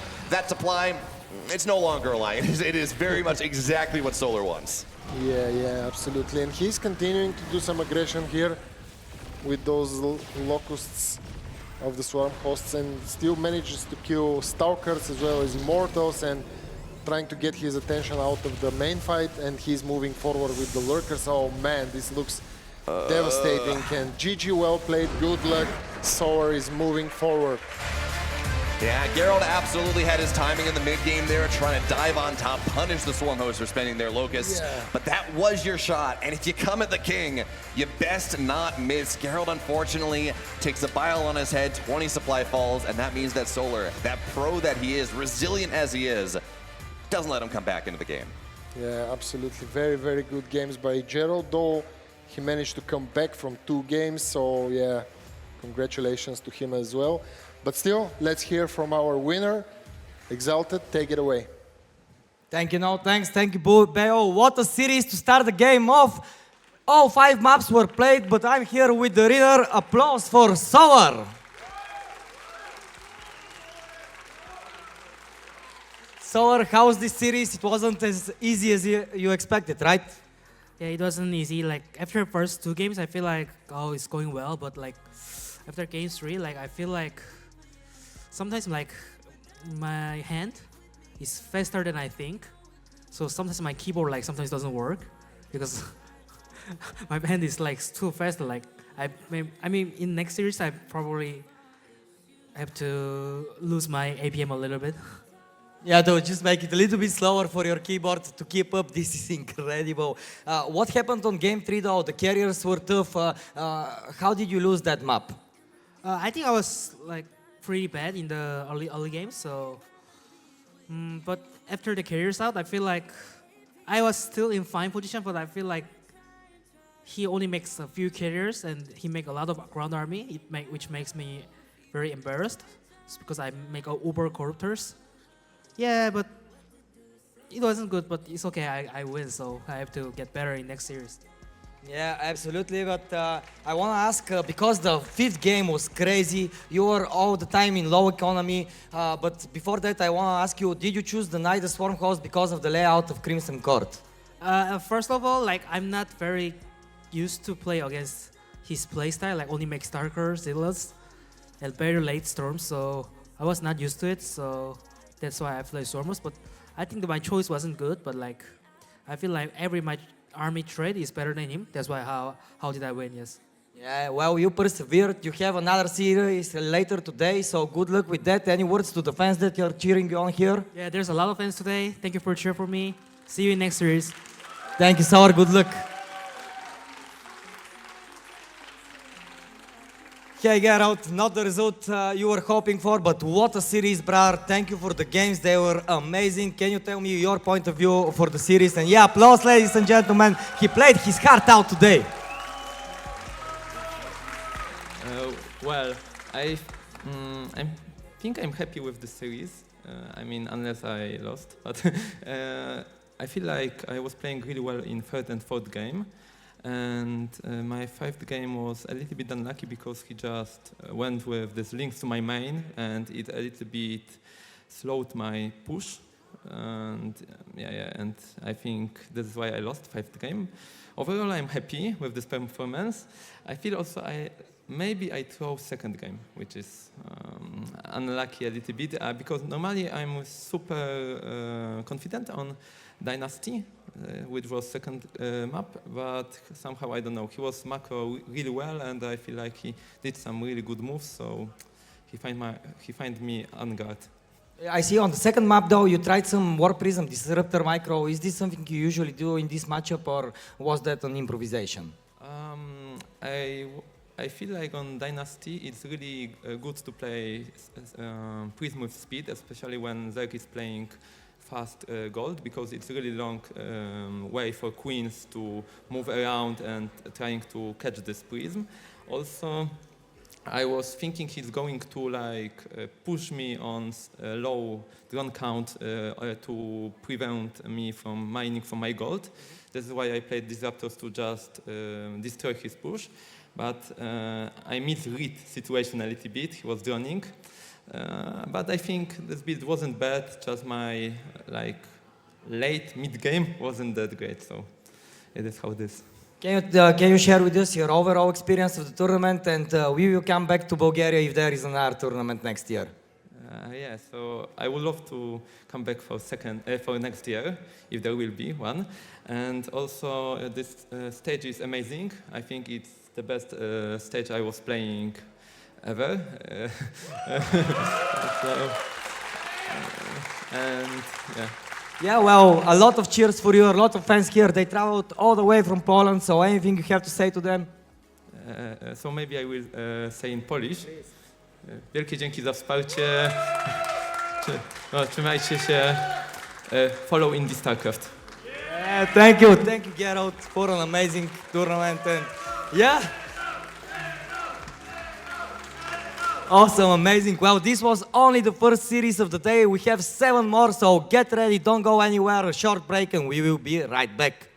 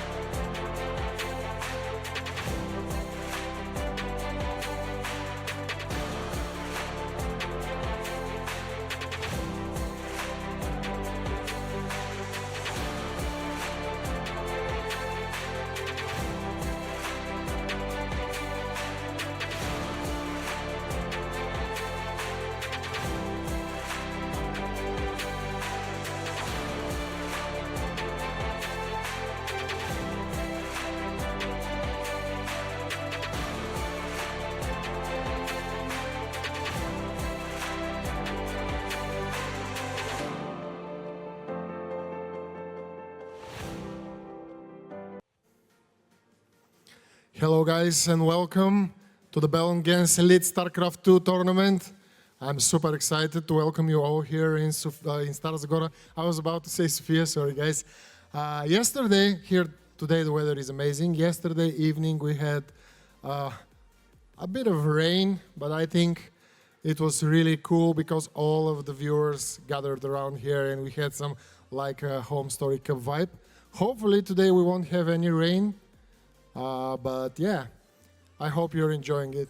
So we have a European PvP coming up, and I would like to call here the players. Harstem and Skillus, come here guys.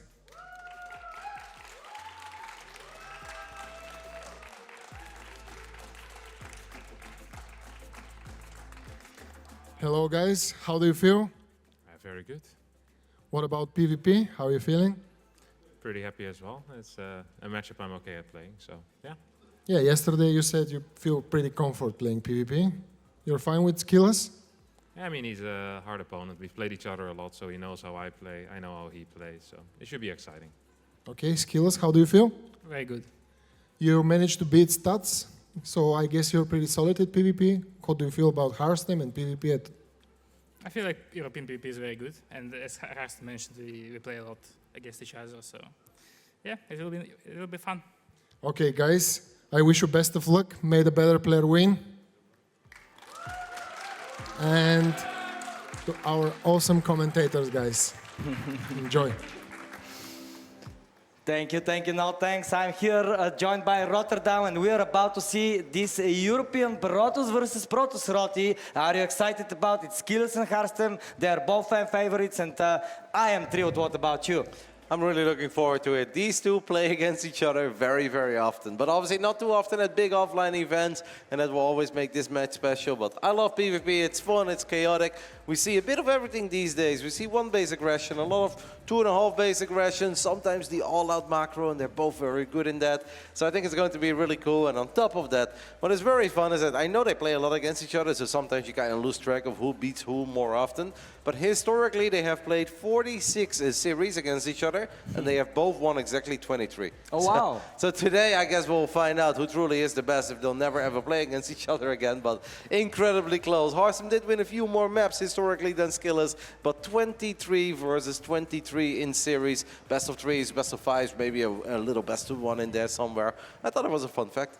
Oh yeah, it is a fun fact actually. I didn't know that. And yeah, Skillus is coming off of a win against Stats. Yes, he's in the lower bracket right now, but still though, taking a Protoss like Stats is no small feat. So he should be feeling very confident in his PvP abilities. Showtime though did manage to defeat Harstem in the opening game. So do you think that this will bring down the confidence of Harstem, or do you think he's refreshed? No, not at all, because I think the Europeans are just incredibly good in PvP. I mean, they have to worry about the Danish kid that may not be here, and he plays in his own way, but I kind of feel like that has all forced him to really spend a lot of time thinking about PvP, and I just think European PvP across the board right now is of a very high level. So the fact that Skillus is able to defeat somebody like Stats, it is not mega surprising. It's impressive, but it's really not that surprising. And Harstem going up against Showtime, who could very well be Europe's finest Protoss, like, it is okay to lose against Harstem Showtime in a very close series. And it's not like Harstem got bopped 0-2. Oh, yeah. He won the first game and he really had opportunities in that wild, crazy second game. And even in the third game, there were moments where Harstem could have looked at it and be like, hey, maybe this could have been my game. But it is incredibly difficult to defeat Dimar in PvP. But no, I think none of that matters. They are both good in the matchup. They both know a lot about each other. We've been talking about Harstem and his love for the early robos. Skillus obviously knows that Harstem loves that, so he's going to try to take advantage of that. Well, yeah, talking about our Russian player though, he's located in the bottom right side of Oceanborn. Ladies and gentlemen, with the green from Team Liquid, this is Skillus!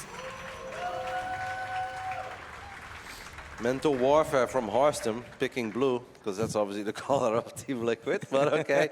Here in the top left side of Oceanborn, we are looking at the main base of the Flying Dutchman representing the Shopify Rebellion. This is Harstem.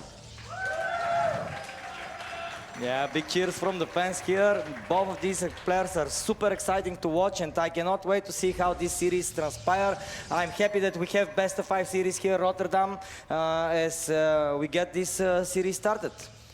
I'm looking forward to it as well. Obviously, tournament live on the line. Yeah, the format that you guys have used, while we keep an eye on these opening build orders, we see nothing is too crazy yet. Nobody's cannon rushing, guys, no panic.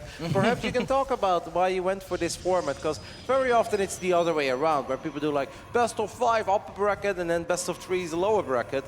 You've decided to flip that around, best of 3s upper bracket, best of 5 lower bracket. Can you talk to us about that? Oh yeah, absolutely. I believe that elimination matches should be a little bit longer, right? The tournament life is on the line, so we need to give the players more opportunities to show what they're capable of. Because best of 3 series Rotterdam, they're just too explosive. They're too fast. Maybe two cheeses in a row and you're out, right? Yep. But in best of 5, you can adapt more. You can, okay, like Geralt just did, you know, he lost the first 2 maps, but then he made it 2-2 and a very competitive 5th map, so I really prefer this format for the elimination matches. Yeah, and it really does tell a different story, right? If it would have been best of 3 lower bracket, it'd be like, ah, Solar 2-0 convincingly, like, ah, yeah, it's not even close. Now they actually played a best of 5, and Gerald was able to fine-tune a couple of errors that he made in those early stages, and it's a completely different scenario, and we'll all be talking about how well Gerald played and how close he was. I think it's different, but I really like it, and I spoke with a couple of the other players, they'll be like, yeah, different, but honestly kind of cool, like not bad at all. I think a lot of these guys want to play more games when the tournament live is on the line. So we can take a little look at these opening build orders here of the PvP. Harstem, known for that Robo. He knows he's known for the Robo. Skillers knows that he's known for the Robo. Obviously, Skillers also knows that Harstem knows that he's on the Robo, right? And because of that, PvP gets weird and crazy, and it's a lot of mind tricks, mind games that you play on your opponent. And Harstem decides to do something completely different here in the first game, and he actually goes for the proxy Stargate. Yeah, the proxy Stargate has the potential to absolutely wreck the mineral line of the unsuspecting Protoss. Of course, Skillers is going for those sentries, so he will have the scouting potential, but again, Harstem hit it very deeply on the map. Yep, so Harstem actually, I think, gets a victory here when it comes to the build orders in the opening stages. Skillers has a Nexus on the way, and he's got a very quick robotics facility, but the robos are not fantastic against oracles, and they will definitely not be fantastic against proxy oracles, because those do show up a little bit earlier than if the Stargate would have been in the back of the main base of Harstem. Now this first oracle is already on the way. Can we take a little look at the main base of Skillers, because we see a shield bearer, but there's no shield bearer yet, but he is moving the Stalkers over. Yeah, still though, the Oracle could snipe several probes, so I'm curious to see what the number will be. You don't need to sacrifice the Oracle though, it already takes a lot of hull damage. I wonder, Rotterdam, should have Harstem waited for the 2 Oracles, or... Yeah. Yeah? I mean, I think looking back at it, hindsight is 2020. It's always so much easy to say what people should have done in hindsight. But yeah, taking that much damage on your first Oracle while only killing a single worker is just not it. I understand that he went for it because there were only 2 Stalkers. Maybe he was hoping that the Stalkers wouldn't react immediately. But Skillers was very quick to react to those Oracles. So in the end, very well done by Skillers. But that doesn't mean that he's done yet. There will still be moments where I think Harstem should be able to find some openings. And as long as the captain can keep these Oracles alive, he can also start dropping stasis trappies everywhere, and that will still make these oracles very useful. Yeah, but already Blink is on the way, though. We saw that Skillers transitioned from the Robo to the Twilight straight away, and I really like this Blink timing. Of course, Blink is super important in this matchup, especially if you want to achieve the map control early on. So, yeah, advantage Skillers here, I believe. It's very close, because Blink has just been started, and we can't ignore the fact that he did invest in that Robo first. So it's not going to be mega quick Blink, and he's ready to go to the other side of the map, and he's going to win. I absolutely agree with you that it's a lot more difficult for the Oracle player to start finding damage once Blink is online. But you look at this, 5 minutes into the game, it is actually Harstem who's going up to 3 bases first, and he's going to start dropping some stasis traps as well. So Skillers will have Blink, but I am afraid that as long as these Oracles are around, I want to say I don't think he can really move out. Apparently he thought about it, and he's already getting a pylon up on the other side of the map. Harstem now knows this, and Harstem is going to chrono boost out as many Immortals as possible. Well, this is what the Oracle give you, right? They give you scouting information, and yeah, you have to be active with them. You have to go around the map with them, and Harstem did so he scouted that proxy pylon. Now Skillers, of course, will come here to test the waters a little bit, but once he sees the Immortal, he should back off. But those are actually quite the Stalker army. Yep, Harstam obviously is a little bit scared the moment he sees he lost the barrier on the Immortal, but he went for that quick stasis trap. Skillers should not go for a forward blink here, because if he does that, he blinks on top of that trap, and I can't imagine that he doesn't know. What he could do is blink one stalker forward and then blink the rest forward. This is obviously scary for Harstam as he's counting down the seconds for the second Immortal to show up to the front lines. There it is, and I think with 2 Immortals he already feels a little bit better. Oh yeah. Even though the shoot battery was destroyed though, which was a nice snipe by Skillers, but now 2 Immortals, as you said, they're pretty good. But the number of Stalkers here, they're one-shotting the Stalkers of Harstam in only 2 Immortals and 2 sentries here. Rotterdam, but the my forward goodness. blink, oh no! The trap was activated, so amazing work by Harstam. Yep, and what is incredibly important, guys, is that the moment you blink forward, the blink cooldown does not reset. So these Stalkers are kind of stuck for a little while. What they could do is try to just fight the Immortals immediately. Maybe Harstam should activate Battery Overcharge. I don't know how he's going to do it. This is going to be so fun. I want to see it when these Stalkers free up. They cannot blink away. Blink is on cooldown, but there was a tiny gap. Honestly, I think Harstam could have done a tiny bit better there than he ended up doing. But it's okay. As long as he stabilizes with the battery and he's got all the Immortals, he's going to be happy. Because a lot of the Stalkers, even if they didn't die, they took a lot of damage, and that makes it really hard for Skillers to continue the aggression. But I absolutely was with you. Initially, I think Skillers did a very good job with the force fields. He was getting a lot of units for free, and the Immortals were not quite able to participate in the fight. But that final forward blink, a little too eager. I thought he knew about the stasis, but clearly he didn't. Well, we saw that Harstam's Forge is a little bit earlier, and he will have quite the upgrade lead. Will that give him the opportunity to attack, or do you think that he will stay a little bit and defend because he has this somewhat of a defensive posture? You know, Immortals aren't that mobile, so maybe the opportunity isn't there still yet. Yeah, this is the beautiful thing about PvP. You can really play it in your own way. If Harstam decides to warp in an Archon or 2 so he can break force fields, and he just wants to go for it, end it on 3 bases, because he's got a bunch of Immortals, he can maybe get a few Zealots with charge, that is not a bad call at all. But that's not the only call. Harstam can also decide to just go up to 4 bases. Maybe he feels that Skillers will continue to stay on a relatively low tech, as one of the Oracles does get picked off. Nice snipe there by Skillers. Like Harstam can do it both ways. I actually think the slightly better play would maybe be to just go up to 4 bases. I don't think he really needs to rush it yet, but he does have a Warp Prism on the way. Oh yeah, but one we have for Skillers as well, so maybe the 2 armies will meet in the middle of the map. We'll see. So far though, this Immortal count is nothing to not be scared about. Yep, it is a serious number, and then there's a good chance we'll only get more. Now, Immortals can struggle with Zealots, and Skillers is a man who likes to build a lot of Zealots. But Harstam also knows that if he just gets enough buffer for those Immortals, a couple of Archons to tank in front of it, he can get his own Gateway units, obviously, he gets his own Zealots with charge as well, then it's really not going to be that bad. And if Harstam can force a fight while he's got that upgrade advantage that you mentioned a little while ago, it is going to be really hard, because Harstam has a higher tech army, and he's got a better upgraded army. Skiller's got the mobility factor on his side, but yeah, there is only so much you can get done with just having quicker units. Eventually, you're going to be forced to fight.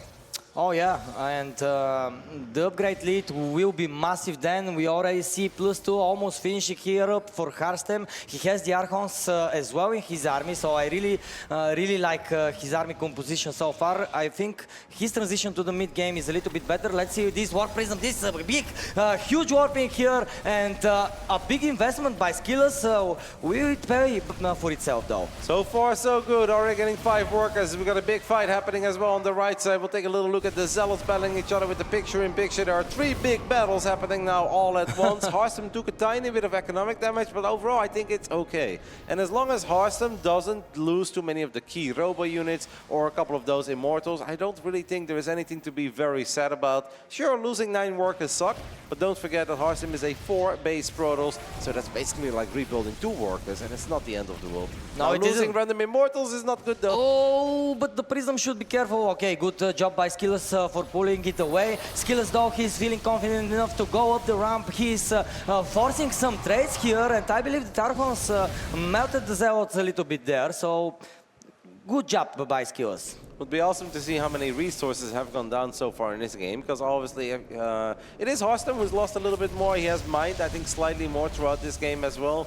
And do find that a tiny bit surprising. Now, Immortals are very expensive, and we did see one of them go down. But Skillers also threw away a lot of zealots there, but apparently it's all being good enough. And Skillers ain't done yet. Look at this man, he is feeling it. Skillers is feisty, and he continues to be very, very aggressive. Yeah, he's pushing this fourth base quite heavily, and I believe that it will probably fall down if the tempo continues to be so. The Stalkers are shelling away at it, the Zealots are shelling away at it. Harstem cannot go down to defend this. 19 pros go down. The Archons of Skillers are feeling confident enough. They're pushing forward and forward to the third base, and this will be GG Rotterdam. First game goes to Skillers. Very, very impressive there by the man from Team Liquid, as he really wasn't necessarily owning in this game. He had to work for it. I said that he has the more mobile army, the quicker army, but how much can you really get done with it? And Skillers says, well, a lot, because I can go for a War Prism in the main base, I'll drop 4 Zealots, I'll warp in 8 more Zealots, then I have a squad of units attacking the natural and a bigger squad of units attacking the fourth base,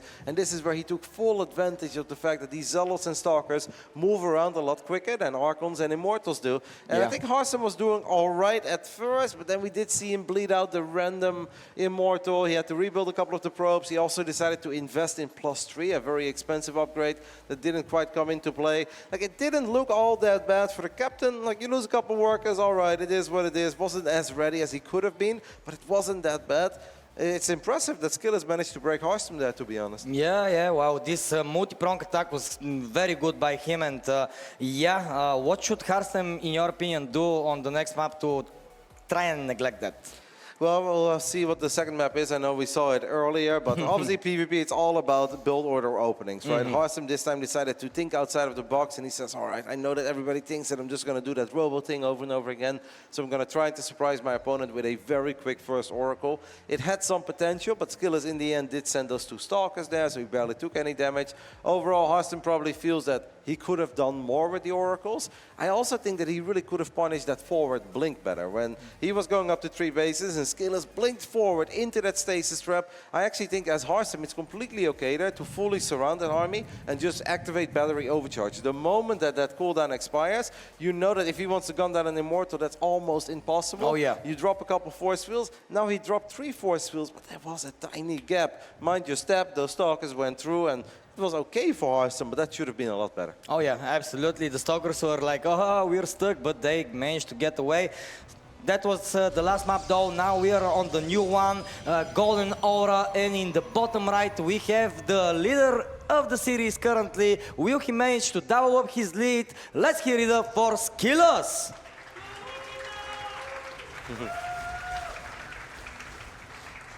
In the top left side of Golden Aura, we are looking at the main base of the captain representing Shopify Rebellion. Make some noise for Harstem.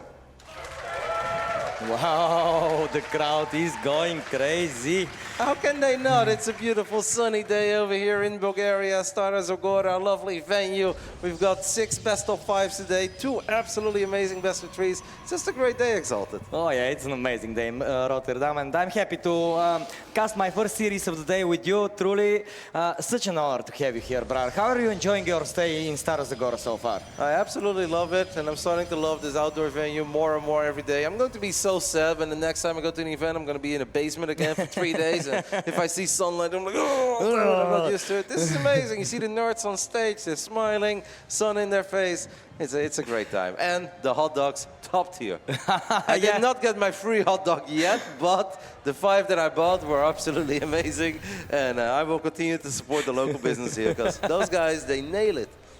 Thank you, thank you, thank you. Yes, they do actually amazing taste, and yeah, Golden Hour is a little bit of a bigger map, right? It has that gold base hidden in the bottom left side of the map. It will be interesting to see if somebody goes to have it a little bit like a hidden base or something like that, because if you hide the Nexus early on, that could be scary.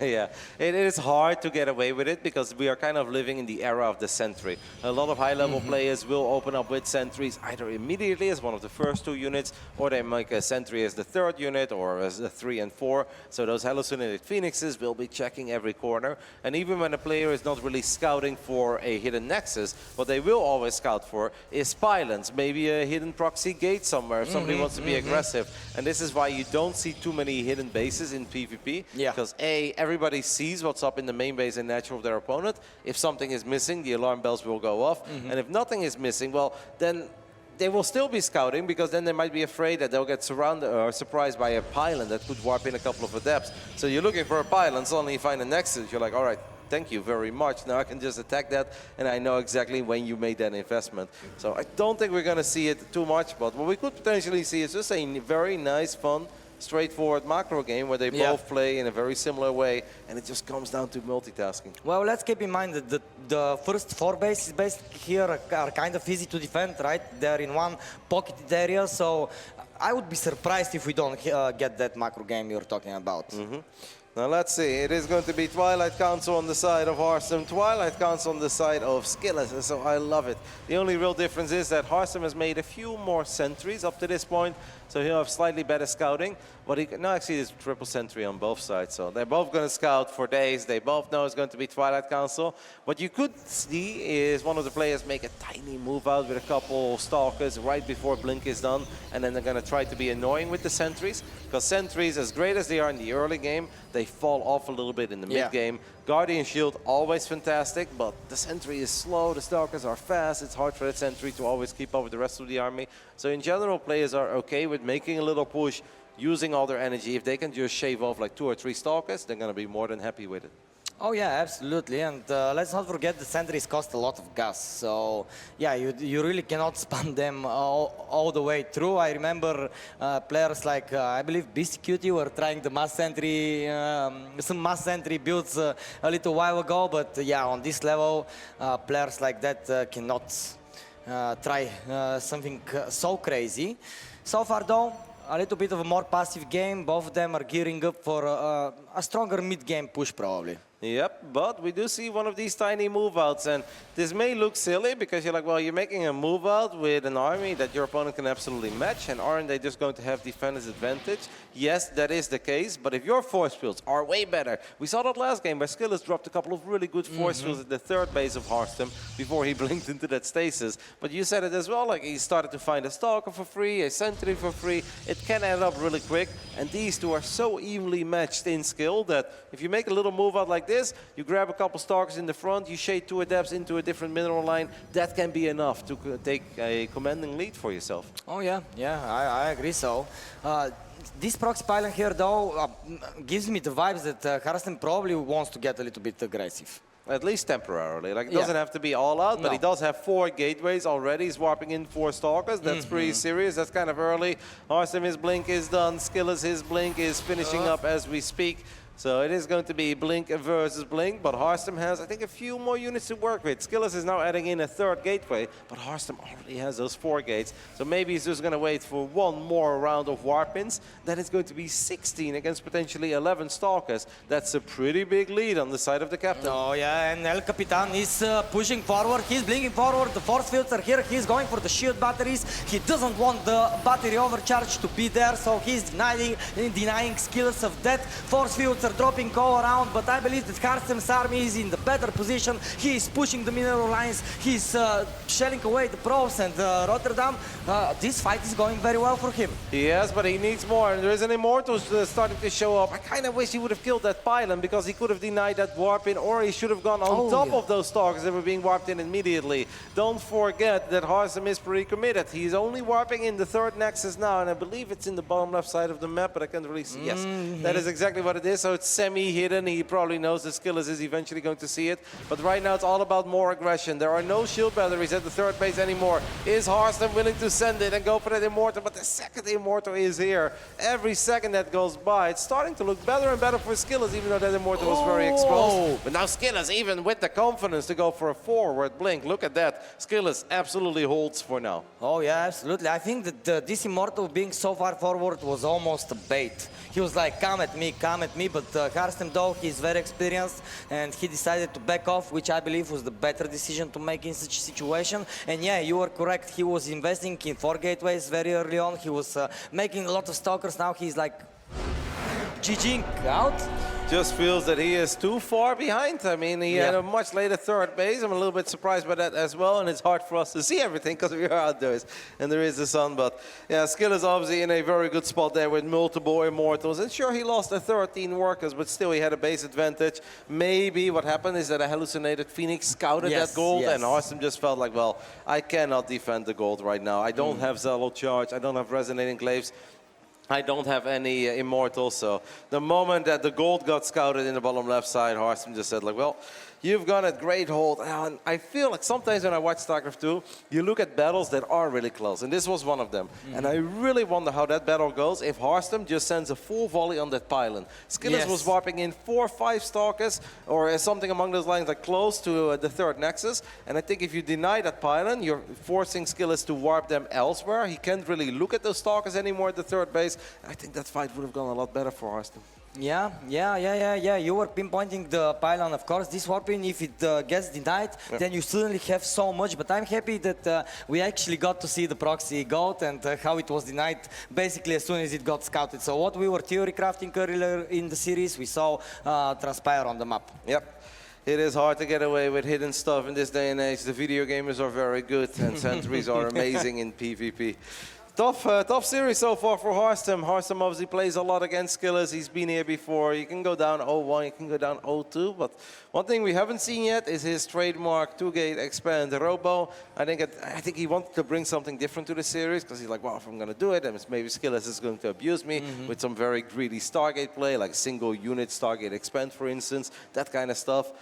I think at this point we may as well just go back to what we know best. And it's not that Harstem is getting bopped. He was close in game 1 and maybe like let an opportunity or two slide. Yes. And I felt like he was mega close in game 2.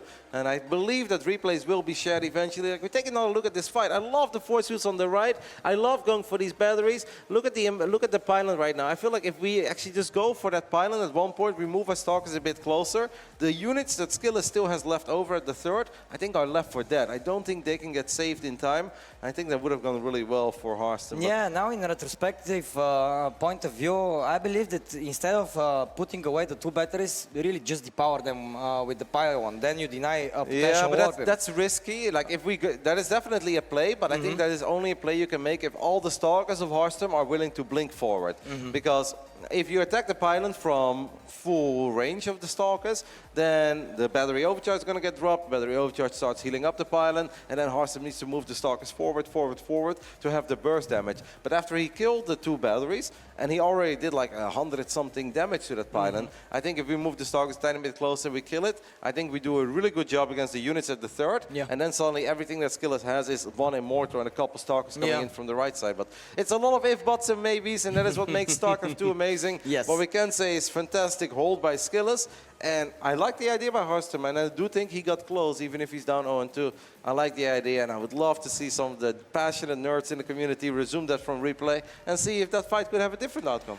Yeah, that would be cool. We are probably going to be dropping a replay pack very soon after the tournament, so yeah, people can actually go and do that. And I think I've done it a couple times. I think this is a very cool mechanic to have in the game. Yeah, well, it's a 14 years old game, right? But it still manages to amaze me. Yeah, no, that's super fun. Yeah. You too can feel like you're Maru or Rainer or whatever from any tournament. You load up those replays, and at one point you just say, take command with a body, and you can play it out from the player's perspective. And I've had a lot of fun with it over the years. I don't do it all the time, but once in a while I think it is really fun to settle certain debates. As we can take a little look at our lower bracket in this tournament, we have now said goodbye to 5 players. After this series, it will already be the end of our 6th player.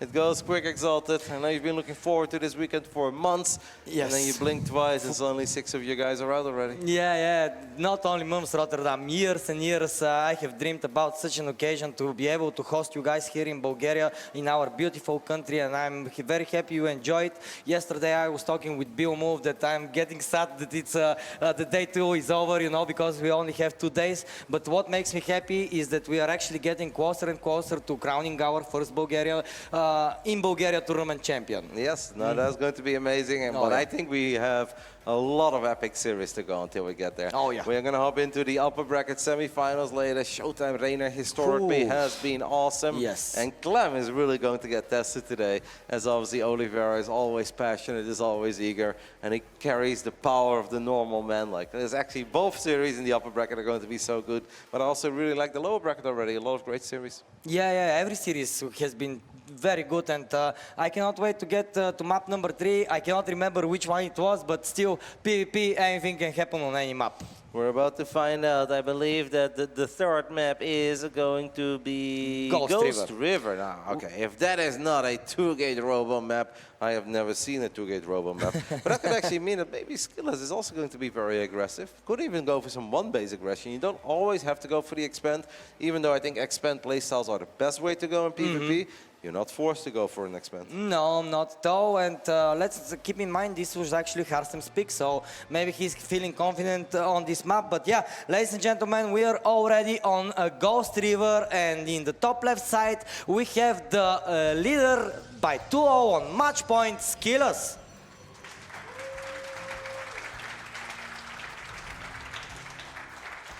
And that, of course, means that on the other side of the map, we are looking at the main base of the man who needs your love and support right now. Down 0-2, tournament live on the line. This is Harstem.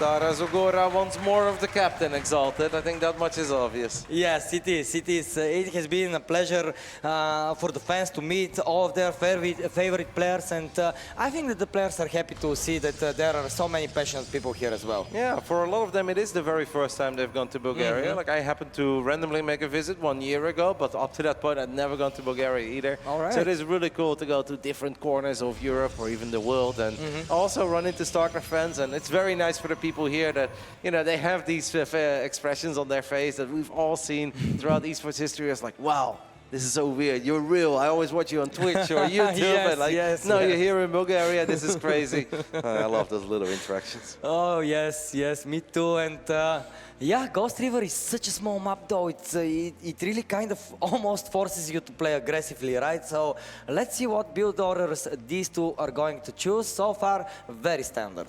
Yep. What we do see is that it is Harstem who is actually proxying a pylon on his side of the map, but he's keeping the probe around it.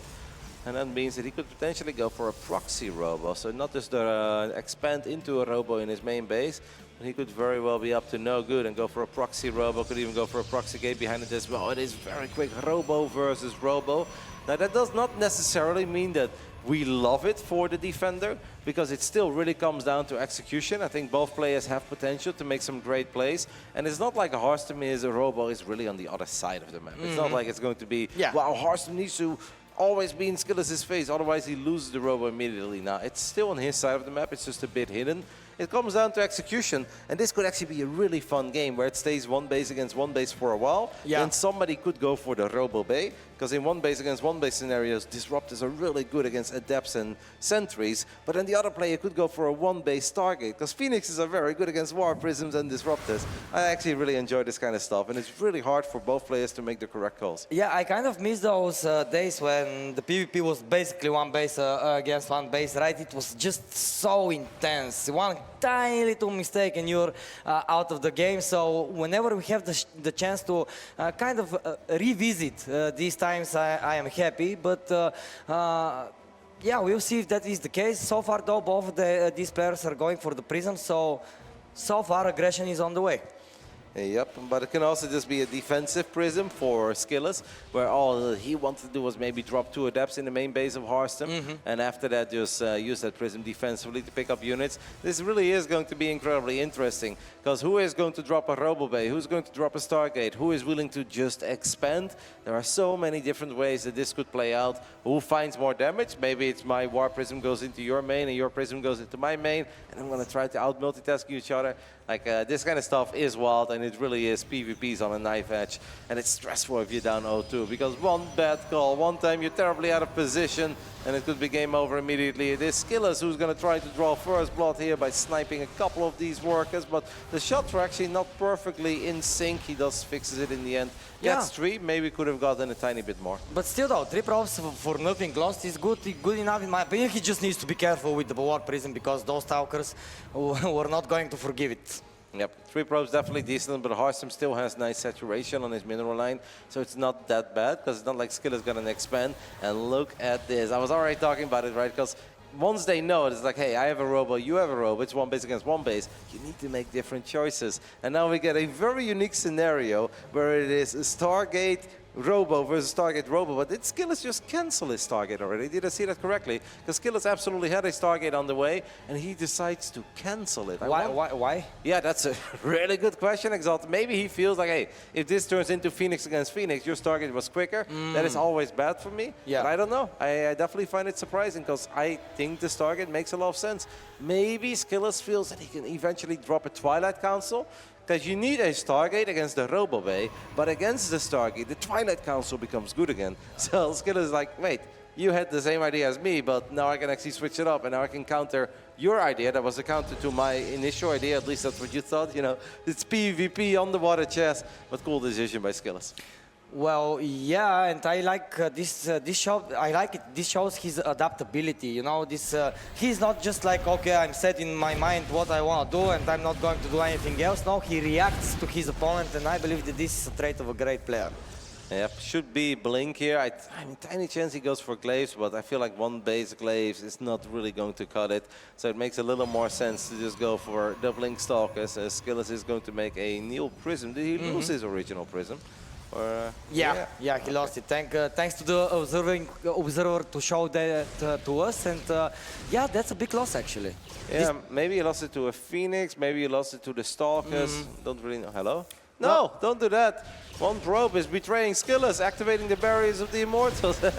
Oh yeah, which is not good, but still though, this Immortal drop is commencing here. One of the Immortals of Harstem is getting very low. He's pushing it though. He's pushing forward and tries to get as much damage here, but he shouldn't lose the War Prism here. There is still no Blink though, so the Immortals should get away safely. Yep, and Skillers still on one base, eh?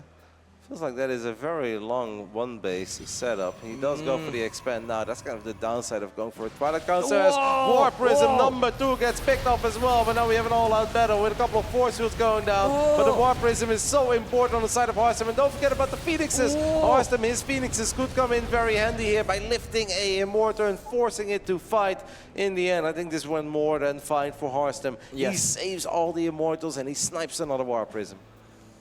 Cool PvP so far, Rotterdam. Very cool. On this map, it's very wonky, and I believe that Harstem's very quick second base will give him the advantage in the upcoming minutes. Like I said, Harstem PvP on Monday, where he was looking good, but then he got a tiny bit too greedy with his Immortal drops, and he ended up losing the War Prism and 2 Immortals inside of it. I hope that Harstem has learned from that. So far, it does seem like he has learned, but Blink is done right now. He needs to be very, very careful. Oh yes, and that War Prism already has some hull damage on it, so yeah, it should be even easier for Harstem's, for Skills' Stalkers to stop it. So let's see if he actually can manage to pull that off. He still hasn't revealed the Blink.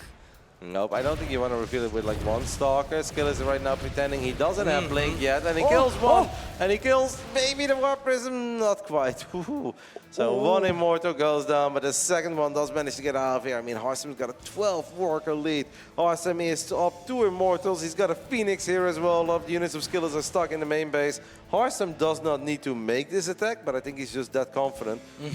Yeah. At one point, do you really want to take the risk of throwing when you're like up 11 workers and you're up a tech structure? Like, well, he obviously doesn't have the Twilight Council Well, there is this saying in StarCraft 2, right? When you're ahead, just get more ahead. So maybe if Harstem now backs up and goes for a third base, defends well, Skillers is going to be playing from behind. Absolutely. But it also means that Skillers will have a reason to still dream, but it is so hard when you don't have a lot of economy to work with. Like, it's not that Skillers is walking around with 14 Stalkers, 10 Zealots, and a couple of Archons to turn it around. He's absolutely in a lot of trouble. He knows it, but I think with a 2 base all in, a whole bunch of resonating glaive at and a couple of Blink Stalkers, there is a shot for Skillet. At this point, he's in all sorts of trouble. He knows that he's in all sorts of trouble. But if he can hit some sort of a cool timing with Resonating Glaive Adept and a bunch of Stalkers, there is a shot. But he needs to keep the Warp Prisms alive. He's so far lost every single Prism he's made. And now he needs to already build his third Warp Prism in a 9-minute game. Okay, but Rotterdam, just right now, the observer of Harstem got shot down. Now he lost his robotics facility. Yeah.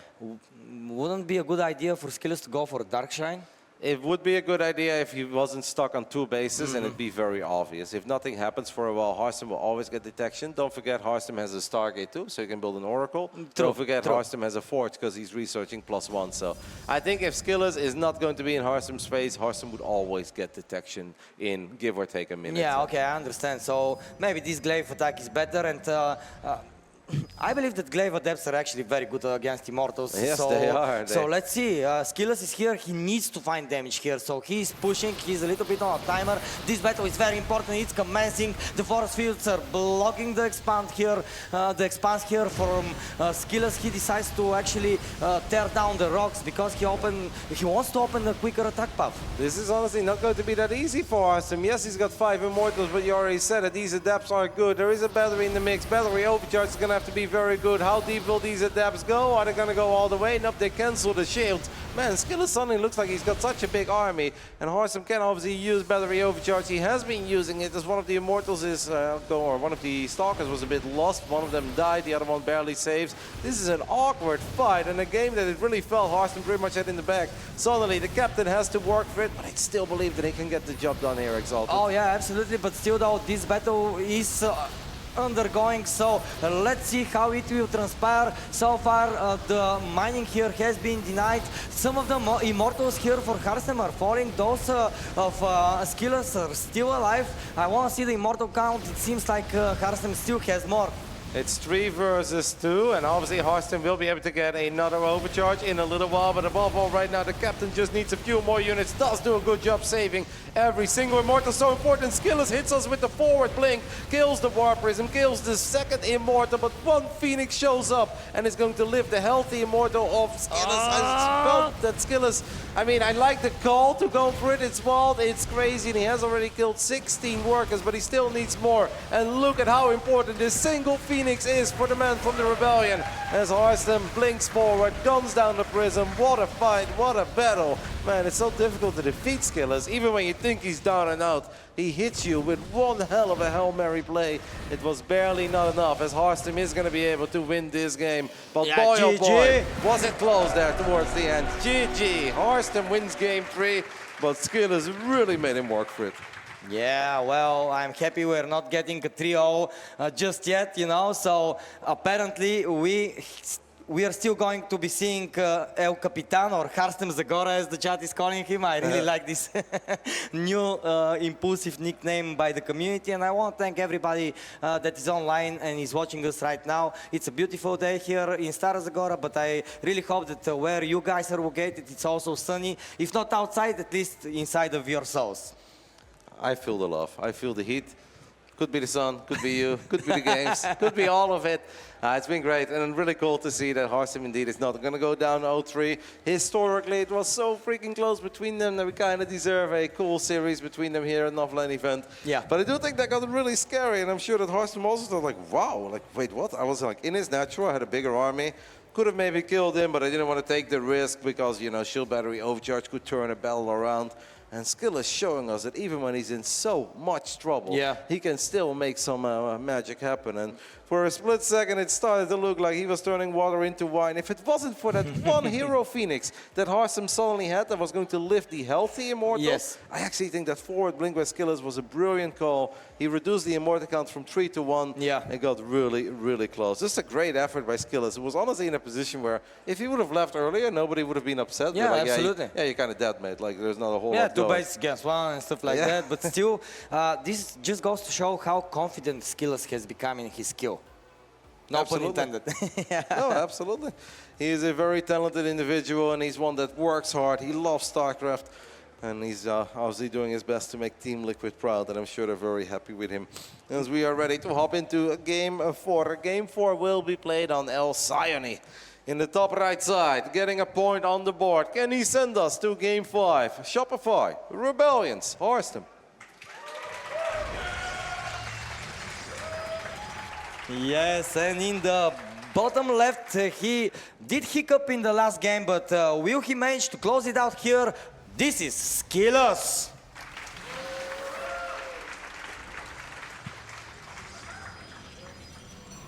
What is Horstem up to here? So far, it's just gate versus gate. Felt that the one of Skillers was a tiny bit quicker. I don't know. Most of the time when Horstem has these slight alterations in his early build orders, he's got a reason for it, because he is a player that spends a lot of time like analyzing numbers as well and trying to optimize his builds here in the early game. Don't know. We'll keep an eye on it. Nothing too crazy yet. Would have been fun, by the way, to see one of them go for something wild like a cannon rush, because cannons are actually pretty good on Goals to River. And we haven't really seen a cannon rush yet in this event. No, I'm a little bit sad about that, because I really like when the cannons start shelling away at the buildings, but I believe that both these players are feeling very confident in their abilities, so I think that they're going to go to their more comfortable routes, because let's not forget, when you invest in an early irrigation like the cannon rush, if it doesn't work out, basically you kind of have to GG out. Yep. If they do nothing, you're in trouble. Skillers has mined out the minerals on his side of the map, and he's gone to the top right, and now he just saw the probe of Horstem. So this is kind of funny. In one way, it's a great scout for both of them. On the other end, it also gets scary. Like, wait a minute, this is awkward. Fancy running into you here.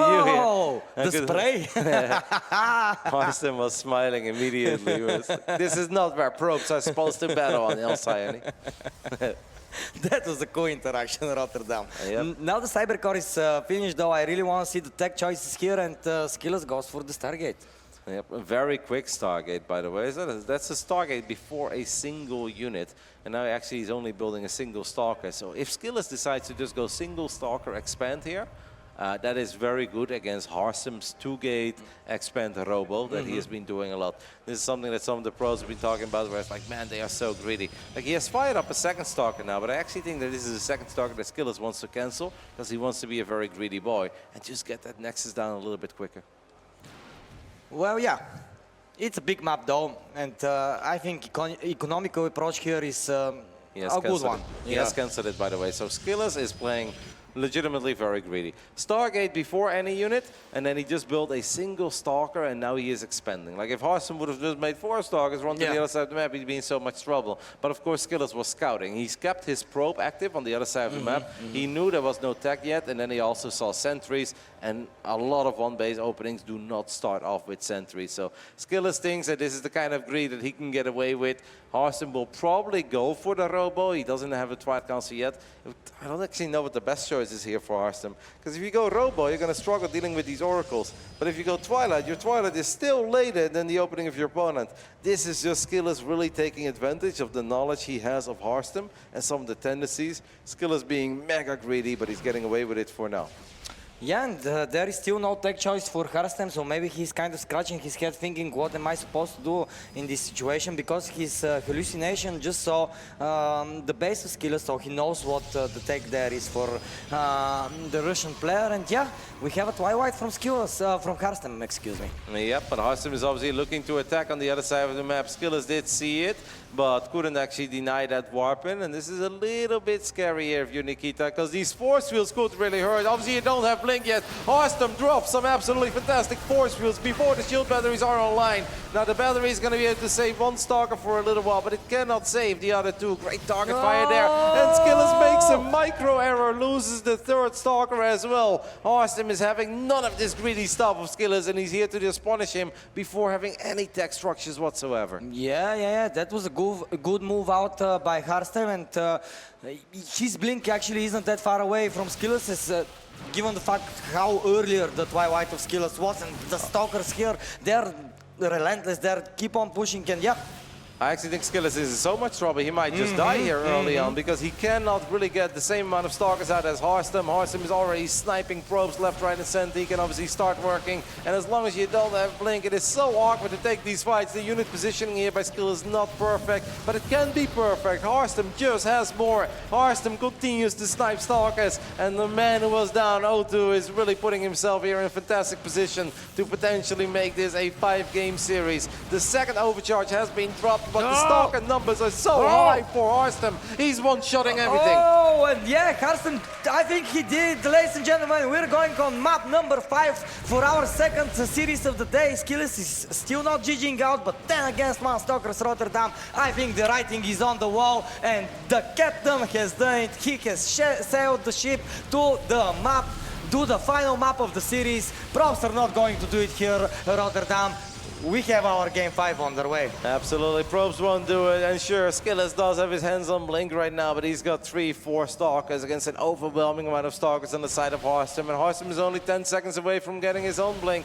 Skillers is battling, because he obviously knows that this is a big series, tournament life on the line here, but what a move out by Harstem. It felt that Harstem just read him like a book, where he's like, oh, I see what you're doing, you're keeping your probe around, you want to see if I'm just like building units and I'm stay at home, and if I do that, you're going to be mega greedy. Well, what if I just attack you before any of that greed really comes into play? He didn't even leave a single unit at home to deal with that Oracle. He said, I don't care, I've got a shield battery and that is it. The third overcharge gets dropped here by Skillers, and Harstem is just going to disengage, but Skillers knows it. He is not, like, you're not even playing against a 1-base all in here, right? Like, Harstem is going up to 3 bases. He's got 19 workers more. He's got 12 army supply more. I love that Skillers is trying and praying that he can make something happen, but it's Blink against Blink. Harstem has more of everything. Here it is, GG. Game 5. Harstem punishes the greed of Skillers. And that is an awesome victory for Harstem. Where at first it looks like Skillers is reading Harstem perfectly. And then Harstem is like, yeah, but I'm not a one-trick pony. I can make move-outs that you guys don't expect. And that was such a good move-out against somebody who only made 1 Stalker, then went Stargate, then went Twilight Council. You play the game of greed, every now and then you get punished. Yeah, well, that's true, and I believe that this was kind of a split-second decision by Harstem. As soon as his hallucination went to see what is happening on Skillers' side, he was like, all right, brother, I'm coming for you, I'm coming for the throat, and came he did. Yep, look at this, no units at home either. He says, I don't care, I've got a Stalker. And this is obviously the biggest moment, because if Skillers is able to just save these Stalkers a little while longer, 3 Stalkers can do perfectly fine against 5 Stalkers in a Sentry if you got shield battery support. It is just the heart and commitment that Harstem played his opening with, how decisive he was. He ran in there and he didn't hesitate for a second. He said, those are my units. Once I get those 3, I can get everything else as well. And sure, it took a little while, but it was that domino effect. And yeah, that's a victory that makes you smile, because you're like, you think you know me so well. You think you've got such a good plan to deal with my greed. Well, I've got a backup plan and I can counter yours. This is an awesome victory there by the captain. It is, and the series so far, Rotti, we are starting with the full 5 maps on the both opening series. I'm very happy to see that, and I believe our final map is going to be Crimson Court. That is a wild one. It's a great one for the Robo too. So let's go ahead and enjoy it. So far, 2 best-of-5s today, Exalted. Both series going to distance. Are you scripting that stuff over here, mate, or what's happening in Bulgaria? It's a little too good to be true. In the top right side, we're looking at the main base of the man from the Netherlands for Shopify. This is Harstem. And his opponent, he was up 2-0, but Harstem did manage to tie up the series. Will Skillers win when it matters most? Let's find out. Harstem back in business indeed. Well, this series eventually became a best-of-1, Rotterdam. Yes, that is a very simple way to look at it.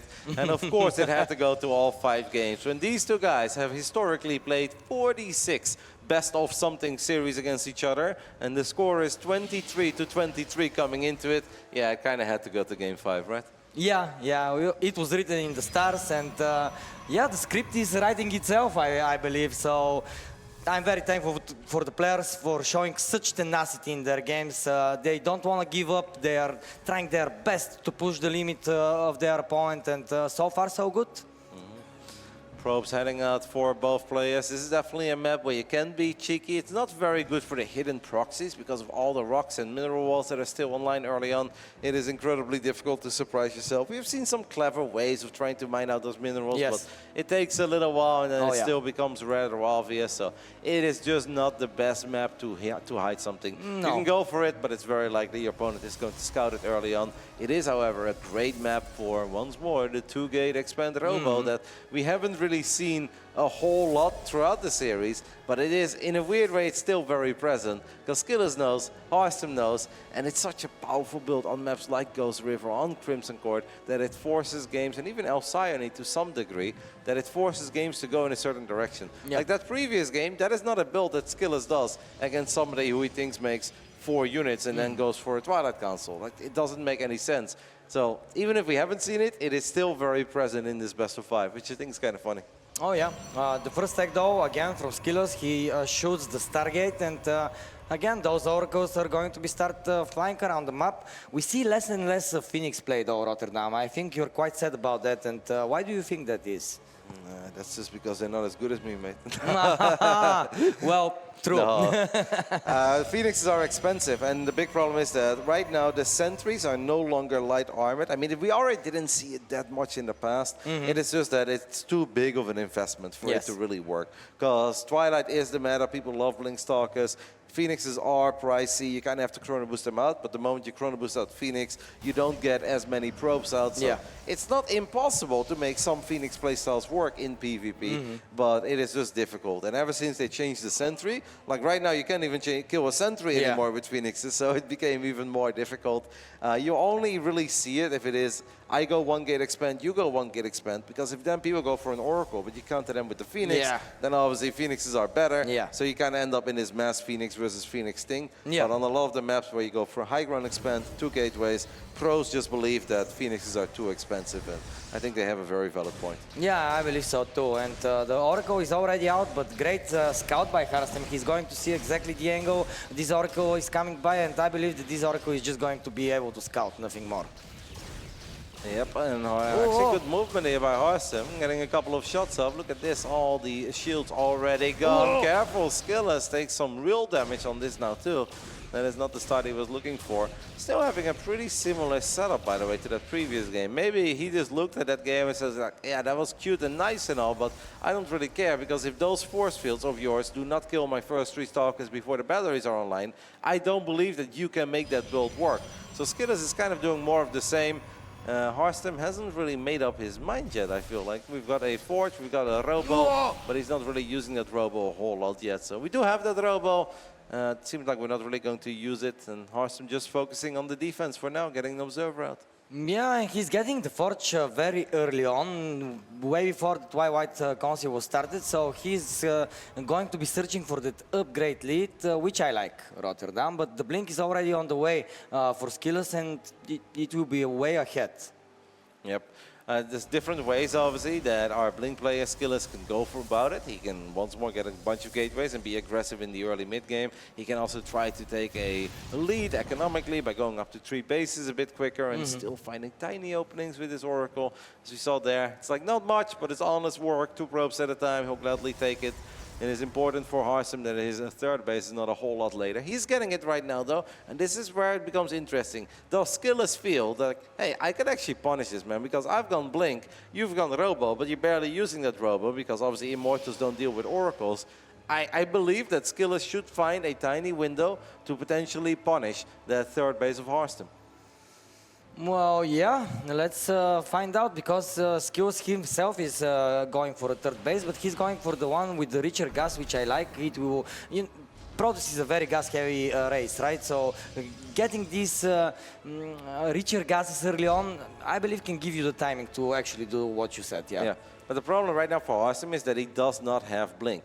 So it's very difficult for him to move units from the main base natural to the third. He's gone Zealot Charge first. I don't know if he canceled that or if, yeah, he actually canceled it. He had Zealot Charge on the way, decided like, I'm not going to do that. I'm going to go for Resonating Glaive instead. Like the more time that goes by, the more ready Harstem is to deal with a bunch of Blink Stalkers. But if you only have a single Immortal, basically your entire game depends on keeping that single Immortal alive. But Skillers just wants to macro by the looks of it. He is taking that very rich Vespian Geyser. And I guess then the only thing we are waiting for on the side of Skillers is a bunch of cannons and a Templar Archives, because those glaives are coming and it's so difficult to deal with the depths. Yeah, it would seem so. I'm happy that this unit finds its way into the meta, because I believe that the Adept is super cool unit. I have never seen an RTS with a unit quite like that, so it's fun to watch them being used more and more. Skillers getting his Robo, but he's also getting the Templar Archives. What is very, very good against Adepts are cannons, batteries, and Archons. And I actually think it's very useful for Skillers to get a War Prism in the mix as well. So you can pick up and you can juggle one of your own Archons if it's being attacked by a million Adepts. He's going to go for a tiny move out here with the Stalkers, but Harstem already having a 20 army supply lead. Yeah. This is the real power of these silly Adepts. It is so easy to spam a whole bunch of them. Now, what we do have is, don't forget, Skillers sniped the Observer a little bit earlier. Skillers sniped an Observer of Harstem, so Harstem, I don't know if he can actually currently see all these stasis traps here. No, but that one in particular, right in the north side of the Nexus, was already seen by the Observer earlier on, so at least he should be able to remember that, but he's trying to look for another angle. Bad spot to morph your Archon, by the way, Skillers. That is a really bad position to morph your Archon, and he's going to lose one of his most expensive units before the fight even starts. This could be it. Harstem is here with way too many Adepts. Shield Battery Overcharge gets popped. Skillers blinks to the other side of the force fields. I really don't think this is the play. I think the Zealots of Skillers are melting. The Adepts are doing their thing. The Immortals of Harstem are doing their thing. Skillers is going to try to retreat to the battery, and that will give him hope, as we do have a big counter. Should Harstem react, or should he keep pushing? He decides to keep on pushing, and I believe that this is the correct decision. There is nothing to stop this army here. He's trying to shade away some Adepts in the third base of Harstem, but it was stopped there. But what are you doing against the main push of Harstem? Absolutely nothing here. The robotics facility gets destroyed. Well, Skillers is a patient man. He's been waiting with a couple of Zealots in the natural. He has pulled back the Zealots from the third. Skillers knows that the main target here are the two Immortals. If Skillers can get on top of the Immortals of Harstem, he's completely fine. But as long as these Immortals are here, it will become scary. It will become difficult. We have a couple of Zealots coming in from the bottom. The barriers have been popped. The Adepts of Harstem are doing incredibly good against the Zealots of Skillers. But Skillers is still just waiting for his moment. Oh, he doesn't have the cannon and the battery powered anymore. No. This is a problem. He is just running out of steam. I feel like these Immortals of Harstem are living up to their name, and they're truly immortal. Yeah, they're truly more than immortal. The Archon goes down. There are only Stalkers here in this defense. Harstem, did he do it? Did he do the reverse sweep? I believe so. The army supply of Harstem is 52 to 12. And ladies and gentlemen, there is it. GG! Harstem with the complete turnover manages to take out Skillers from the tournament. Wow, what a game by the Dutch player. What a best of 5 by Harstem. Down 0-2, but he stayed calm, cool, collected, and was able to turn it around after a couple of brilliant games. Just great decisions by him all around in that final game here as well. He found a nice little angle to attack. Skillers will be kicking himself for that first Archon. That should have not been morphing there. It could have been different, but what a series. Down 0-2, but he will advance into the next round. Let's hear from the man himself as he's on stage. Wow, congratulations, what a PvP, man. Congratulations once again, guys.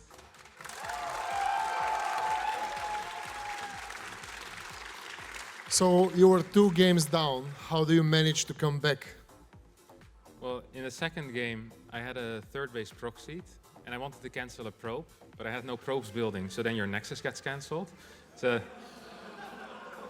that was slightly unfortunate. After that game, I figured, well, it can't get much worse than this. Let's just try to play our best, and it went a little bit better, so that's nice.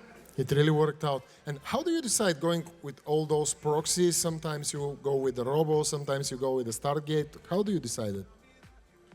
It's a coin flip in my head, simulate a coin flip. Okay, so I guess it's Year of Harstem, is it? Yeah, it is. So You're facing Solar later today. How do you feel about it? I watched his games against Gerald, and Solar looked strong, but also Gerald got pretty close to beating him. There's definitely some holes in his play, and we'll see if I can abuse him. And what about playing against Zerg? How do you feel? Good. Okay, wish you best of luck, my friend.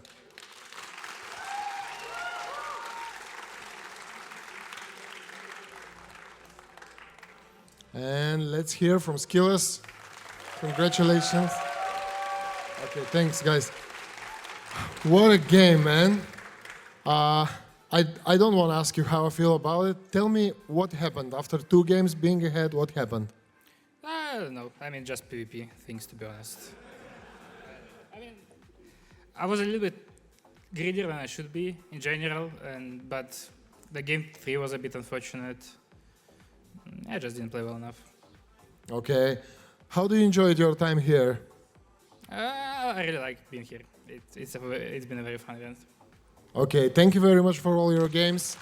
Guys, once again, for Skillas. He showed us amazing PvPs.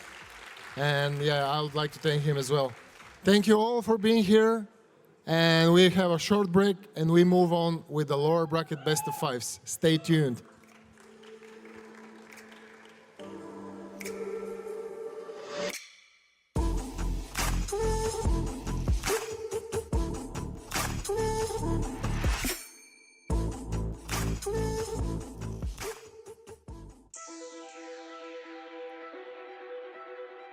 No, it's actually my second time. I like it a lot. It's very familiar to Russia, so I was very happy because I was actually dreaming of having a tournament in Bulgaria because I think it's a very interesting place to have a tournament on, and I know that Bulgarian people are very passionate about StarCraft, so I was very happy.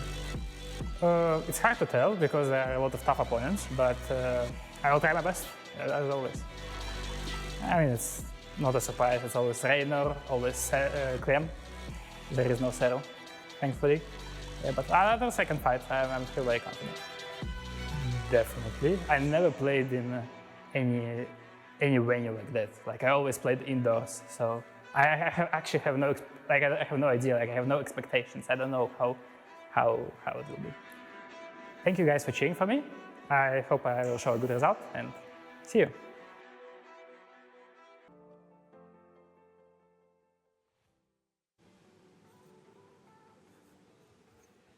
What an opening day we have had so far. 2 series going to distance, amazing games, and another PvP is on the way. We will have a clash of the Americas region against the South Korean region, and I'm super excited to welcome on stage Trigger and Stats.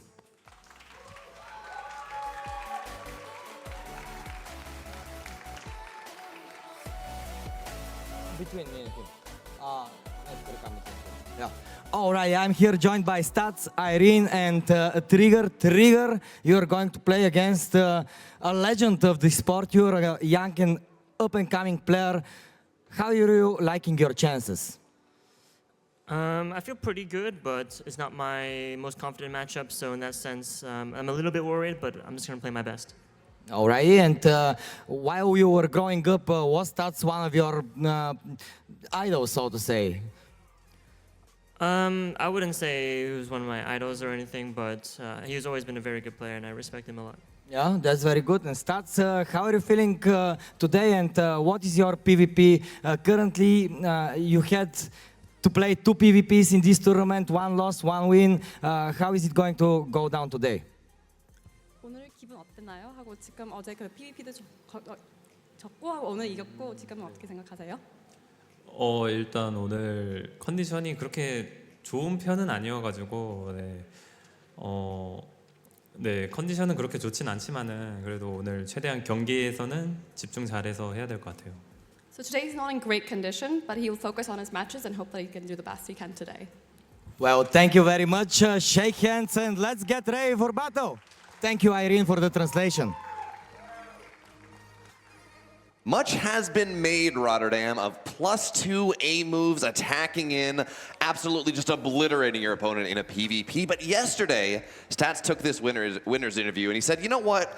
I heard of the skills video. I know what's happening. I decided to get more aggressive. I'm changing my playstyle up. So the download that's available for Trigger to work on, maybe it's not quite there so much anymore. No, probably not. And this is going to be a very different series than the previous one we've seen, because where Harstem and Skillers had 46 series against each other, these two have never ever played one competitive match against one another. Obviously different eras, and maybe Stats doesn't play in that many online tournaments, but the first time ever that we get to see Trigger play versus Stats in an official tournament, whether it's online or offline, obviously makes it special, and the playstyles are going to be special as well.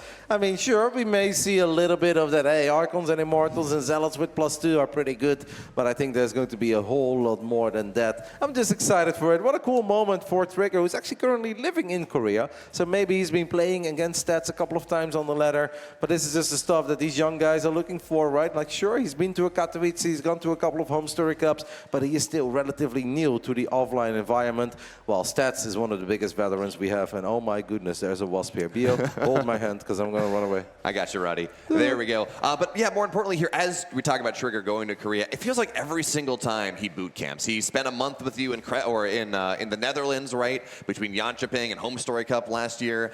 He spent this time in Korea. Every single time he hits this new MMR peak, every single time as we're dodging, here, wait a minute, here, we're good. Every single time he goes, and every single time he gets so much better. He hits that MMR peak, he goes even higher up into the field.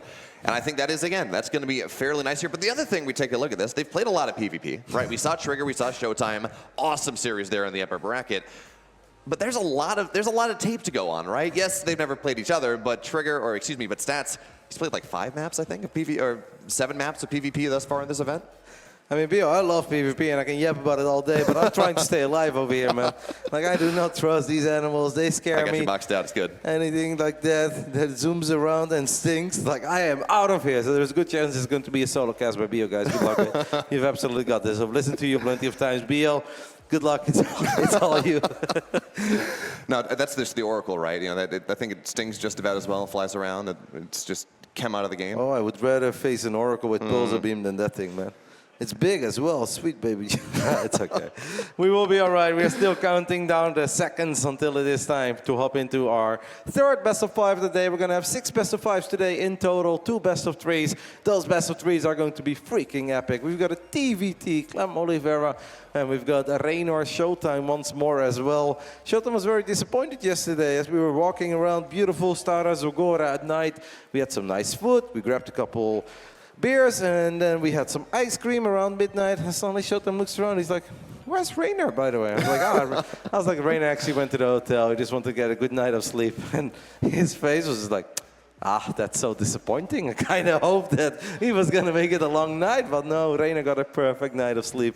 So we're going to see a very sharp Italian stallion today. I felt really bad for Fionn as well. So, we got to the dinner a little bit later because Fionn's series was lower. And y'all got some ice cream. So we're hurrying over to the ice cream spot. It closed at midnight. We got there at like 12 or 11:55. They're already shut down. Yeah. They're just like, yeah, Fionn, you don't get to do that. It's fine. But, maybe that ice in the veins, maybe that's going to make something happen when he plays Lambo later. But as we take a look at this map pool, Rotterdam, Crimson Court is the decider a couple times in this tournament already. I guess, if there's other maps you'd rather play, it flies down. It feels a little weird, though. Yeah, Crimson Court is a bit weird. I think a lot of pros players just don't like it. They hate it against Zerg because of that rich Vespene guys who are in the center of the map, and it's also not a very pleasant map against Terran. So what often will happen is that Protoss players are going to veto it on the ladder whenever they play, and sure, they'll play custom games and whatnot, but that's just kind of a map that they don't think a lot about. And then also suddenly you don't think a lot about it in PvP, but once in a blue moon, the same thing that goes for you goes for the other guy, and it's kind of left. Like, I don't hate it enough that I want to veto it, but I absolutely don't want to pick it either. Anyway, it is time for our third series of the day, and I hope it's going to be a great one. So far, both best of 5s went to distance. Can we keep that streak alive? In the bottom left side, our Canadian Protoss, who's currently living over in South Korea. Representing Basilisk, it is Trigger. And in the upper right, in the blue, the man who may not be his idol, but certainly one of the best to ever do it. From South Korea as well, and Twisted Minds, it's Stats.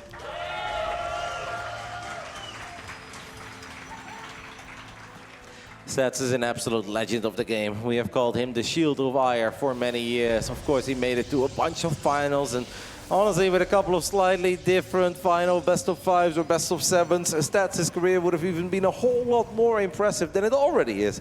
And you look at that man's resume, and you're like, damn, he's been a damn good video gamer, hasn't he been? But you think back of a single best of 5 here and a best of 7 there, and he could have won a few more big tournaments because he's made it to so many big finals. Yeah, you know, if that's a disappointing career, Roddy, I'd like to be a disappointment. But yeah, as we take a look at this, as we get ready into this series, we saw two very different looks from Stats in the two series we played. There was a very defensive thing where Skillus just kind of bopped him, and this far more aggressive set. Now, Trigger played a couple cool late games, was macroed out by Showtime in that late game. If your Stats here and you're getting ready for this, as I guess my question's already being answered, at least in game number 1 by Trigger, but if your Stats getting ready for this series, what look are you looking to give Trigger, do you think? Well, I still think that Stats is going to do what he very often does, and that is just focus on strong defensive play, because that's where he shines. And I'm not going to say that Stats is slow, but he's definitely not as quick as some of these Gen Z Zoomers out there that are always willing to have 3 different units battle at the same time. Stats is a little bit more about just very solid fundamentals, making sure that the pro production is on point, making sure that he's scouting and he knows what he's up against, and he just prefers to defend over attack. Now, Trigger has gone for a proxy robo. Now, this doesn't necessarily have to mean that he's going to go 3 gateways robo, 1 base all in. What he could also do is just go for a very quick War Prism and try to drop a couple of adepts in the main base of Stats and play a relatively normal game from there on out. Because if you get like 6 workers early on, you're already loving life. These adepts are going to avoid the Stalkers. I would let this Shade finish up, and this is going to be a fun one. It is 3 gate robo on the side of Stats. It is so far still just 2 gateways in the robo on the side of Trigger. Yeah, a little bit interesting, right? So Stats, well, he's going to lose that probe as he tries to just block the wall for the Stalkers to come out. So that's going to be fine. There we go. Yeah, recall as well. And Adepts on the other side, so this is already damaged. Yeah, it's 3 gate versus 2, and it's going to be interesting to see how this turns out. But getting these Adepts in this early here, massive. Yep, forcing the recall, also a little victory. Killing one of the Stalkers, massive. It was so smart that Trigger had that 1 probe still on the ramp, because that actually forced Stats his Stalkers to first shoot at that probe, whilst Trigger, his single Stalker, got a couple of shots off. Then the second Stalker came, Stats tried to recall, but it was already a little bit too late. So the man from Canada is up to an absolutely flying start, as he's now maybe a little bit late going to add in that 3rd gateway. But you got to be loving this. Like, you've killed a Stalker, that is so big. You've killed a bunch of probes. You know what you're going up against, and your opponent has already used a recall as well. Don't think you can really ask for a whole lot more. It's still hard to end it though, Bio. When it's like 1 base against 1 base, it could once more be like that Gold River game we saw earlier, where I go Stargate, you go Stargate, but then I cancel Stargate, because Robo Bay units are good. But Stats has actually sent out a couple of units, and Trigger is having none of it. Trigger is hyper aggressive. This is that Gen Z power that we've been talking about. And says, like, what the hell is up with these kids? Why do they always want to battle, Bio? I don't know, but for right now, that Prism is way zoned away, so Trigger trying to take advantage of there being no recall, and instead, Stats' War Prism comes right back home, the Immortal falls down, everything gets shut down. And this setup from Stats, yeah, there's no recall for it, but if you zone the Prism away, there's no way the rest of Trigger can fight. Very, very good pickup there towards the end when he had a Stalker with 1 HP. So that was really good by Stats, and indeed prioritizing going for that War Prism immediately was so important, because that allowed him to actually then kill the Immortal. But there was still some damage dealt on the side of Trigger, as well as the War Prism is going to fly head first into 3 Stalkers. 1 Immortal is not here. Nice snipe on that War Prism, and don't forget that Trigger can now start saving his units with the War Prism. So much action in this PvP. I bet Exalted is fuming that he's not casting this, because this is what the man has been talking about. He loves explosive stuff. He loves the early micro battles. Well, we're having a ton of that over here on El Sione. Yeah, and I guess Trigger did lose the Prism at the end of the day, so actually good news for him here is he had to make another one. It's full HP. You can actually chase with this army, whereas, you know, you keep the other one with 5 HP. It's really hard to go pin Stats with it, because Stalkers turn around, they knock that down. Speaking of Stalkers, these Stalkers are still kind of stuck. Now, Stats is going to at least grab 1 more Stalker. Is that 2nd recall available yet? It kind of is, but once more we are going to lose at least 1 Stalker, and that is going to do it. So 2 recalls have been used already for Stats. Twice he lost the Stalker, he lost the War Prism, Trigger lost the War Prism. So a lot of chaos happening in this PvP, and now I wonder who's willing to expand, who wants to drop a RoboBay, who wants to go for a Stargate. There are a lot of different ways to play this out. That there are, and I think Trigger, he's probably down one Immortal as well. He lost one of his early on, but now trying to just hold the low ground for as long as possible, not allow Stats onto the map. But at this point, there are so many Immortals, so many Adept Stalkers as well. Stats is very much committed to this army on the map right now. He wants to go punish Trigger for existing. And with his Nexus on the way, Trigger is going to have to be careful with this Prism, Roddy. Yeah, it's not a bad place to be committed, because his army is definitely better, and he should be able to unpower this Robo, but Stats does not have recall right now, and dealing with an Immortal or a couple of Adepts in main base is very annoying. It is going to be double Immortal drop on the side of Trigger. I think Stats kind of needs to turn around, because even if he gets a cancel on this Nexus, he needs more than that. Does Trigger have a couple sentries? And he must be warping one in. Right, he's got 3 of them. He can drop force fields for days. I actually think that this is going to favor Trigger. He doesn't have to recall immediately. He can just let those Immortals do their thing for a little bit on the other side of the map, kill a bunch of pylons, kill a bunch of probes, and later on defend one base against one base. What a PvP here to kick off this best of 5 between Stats and Trigger, and it's still so hard to say which way this is going to go. Oh, we're absolutely flying as the probes have to get pulled in, but a bunch of probes against the Adepts, Roddy, are not where you want to be. But what do we got here? So Stargate is going to be just about done. If you can get a Phoenix out really early, that's going to be fantastic. But for now, Trigger pops the overcharge,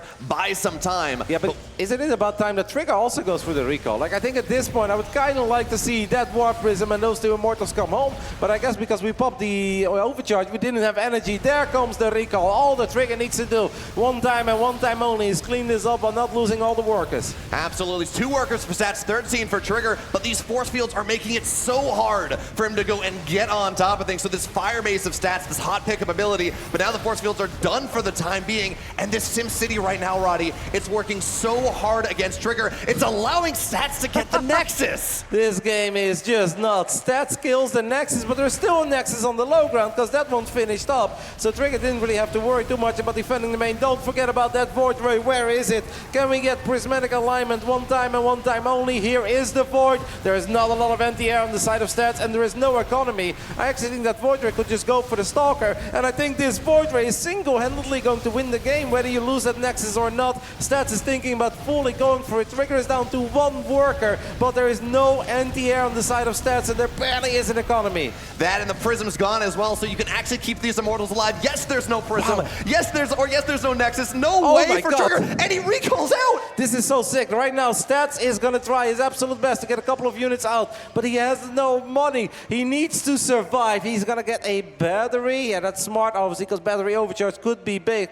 I mean, the Stats knows that Trigger is ultra committed. It is 19 army supply, and it is 2 wounded Immortals that will have their barrier, and right now a single Void Ray is getting all the shields back. Trigger knows it is now or never. I don't have a main base. He needs to win the fight right here, right now, Bio. You gotta be so careful. Prismatic alignment on the Void Rays are gonna go down, but there's a shield battery here. There's an overcharge here. It's so hard to take this fight if you're Trigger. Yes, a couple more Stalkers have arrived. Yes, the Observer's gone. You have a little bit more vision there, but the probes are gonna get pulled into this one.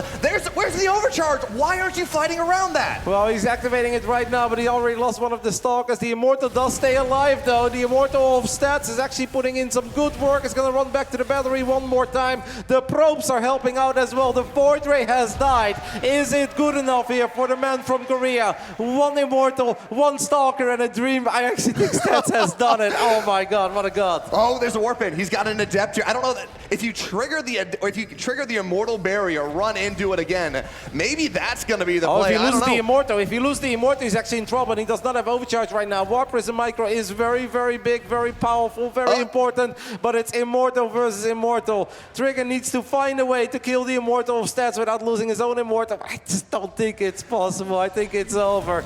Trigger, maybe a fancy barrier, but I don't think it's doable anymore. A single Immortal for Stats saves the day and saves game 1. Dude, what a game to start this series. We're talking about aggression. How exactly does Stats approach this? Wait, he's pulling a probe trying to tank for it. Maybe that's the play. There's got to be something he's trying, but there's no way. Well, wait, oh my God, he gets it down! No. But I mean, now there is shield battery overcharge. Stats is mining. Stats could warp in another Stalker, but Stalkers could die very quickly. And that Robo is actually only powered. I can't believe he just sniped it. Pulling the one probe, absorbing a shot. Stats needs to be so careful. He only has one gate, but he loses the Stalker too. But Stats still has 9 workers. Trigger just has this. 1 Immortal, 1 Warp Prism and a Dream. Another Stalker got warped in, and don't forget about this 1 battery. I actually think it would make sense maybe to get a second battery. The Immortal is 1 shot away from dying. This is one of the most epic games in a very long time. Dude, I mean, you can technically dodge the Stalker shots with the Prism, and that's what he's trying to do right now. Just wear this down over time, kill all the probes, get this Stalker eventually. But man, 1 Stalker may be doable. 2 Stalkers, it feels impossible. Barrier gets activated. Oh, don't forget, these Stalkers don't have Blink, obviously. Immortal and a Prism once more, getting a few shots off. When is the next overcharge ready? I guess we don't want to use it too early. The Immortal is 1 shot away from dying. It's a probe shot away from dying. That will do it. It is Stats who wins a ridiculous game 1. Dude, it's funny. You look at Stats at webcam at the end. He's just, he's yawning here. He's like, this is another day in the office. We're good. What a game number 1. Holy crap. Nah, even to a seasoned veteran like Stats, look at that, man. That means something to him because these are games you just don't get to play every day. These are games you don't get to practice.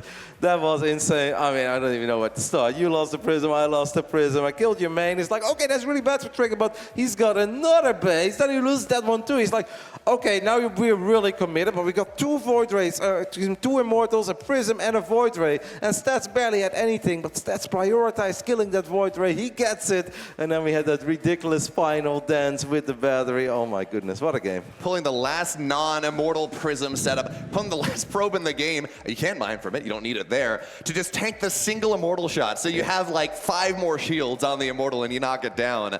Again, Trigger didn't win this game, but just the lateral thinking there to make that happen, to make sure that you have every single opportunity. Rotterdam, we have like 4 more games of this. This was the 2024 version of Hawk versus Naniwa back in the days, where it came down to a Zealot and it came down to a Stalker. Well, Stalker 2 has evolved a little bit right now, but once in a blue moon, we still get these games. And Immortal Prism. Wow, what a final hold by Stats, man, because I really did not think that he was going to be able to deal with a War Prism, 2 Immortals, and a Void Ray. Even though that Void Ray was kind of better than Bruised, I still thought it was so hard to take it out. Fantastic way to start the series. This day just keeps on getting better. It takes 2 to tango, and even though he didn't win that first game, what a showing it was. Make some noise for the man from Canada representing Basilisk. This is Trigger. And you're talking about tangoing. Certainly this player on the bottom right dancing backwards and forwards across the map. He's got his dancing shoes on today. For Twisted Minds, it's Stats. That was so cool. What a game. What a game, Bio. I feel like we peaked. Yeah, go home. Send the crowd home right now. That it's not getting any better than this. It might not get any better, but it's still absolutely worth sticking around. I love that game so much. I'm not even worried about this terrifying animal anymore that's flying around trying to kill me. Yeah, but they left. They understood they're not as scary as Stats' Prism Micro in this game. They're like, well, you can seem like you're really enjoying this PvP. We'll leave you to it, sir. I was like, thank you so much. Yeah, I really appreciate it. But now we're on a very different map, right? Side Delta, it's a map that you actually do tend to go get an expansion and go take that natural and go for kind of a single gate idea, which I think is something that does favor Trigger a little bit. You see these Koreans, they grudgingly take the gateway on the low ground. They go into that, but it's not how players like Stats, from what you've seen, like really tend to play. Maybe I'm just clutching to too many straws here. No, it's possible, but it's hard for me to really make those calls. And I think that it also really depends per player. I think there's a couple players out there, like Classic, for instance. I think he feels pretty comfortable with the 1 gate fast spin setup. If I think theoretically, what I've known about Stats in the past, I would say that this is a meta that he could absolutely adapt to. I think a man like Hero, even though he's damn good in it, probably enjoys it a little bit less. Where he's like, hey man, can we just go back to making Stalkers and battle and micro in the center of the map? Like, that's way more fun. It's like, yeah, we get it, Hero, because you're really good in that stuff. Now, there are still a lot of mind games, though, that come into play when you go for the 1 gate setup. We did already see one of the players taking the gas a little bit earlier. Stats working with more gas at the moment. But it is actually Trigger who's going to drop the Stargate. Stats has just gone for the expand, so he could probably go just a second gateway. It is very important you get the second gate and then play Twilight Council from there on out. It wouldn't be the worst thing ever to actually go Stargate yourself, but you have to obviously keep in mind that your opponent's Stargate is quite a bit earlier. Good news for Trigger, he did have that Zealot up relatively quickly, and Stats, oh, okay, he's going to build another one. I was going to say yesterday in that matchup, that Stats played, he was able to go and not only get the pylon down, but go for a full cyber block and be really annoying with it. But that's because the Zealot was a little bit slower. So yeah, this Nexus will be delayed quite a bit, and that means now it's kind of incumbent upon this Oracle to go and equalize things. Yeah, I'm kind of worried for Trigger here, because now we're already in a position where it's like, we better do something, because we just saw that Nexus being warped in for the man from Canada on the top left side.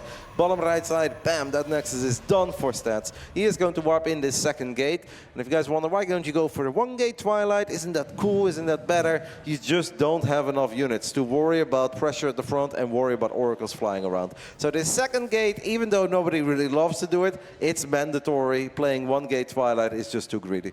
Yeah, that it is. And Stats, by the way, he knows that there's a Stargate on the way. So we talk about, can the Oracle get anything done? There's a shield battery in the natural, but yeah, Stats is already very ready for this.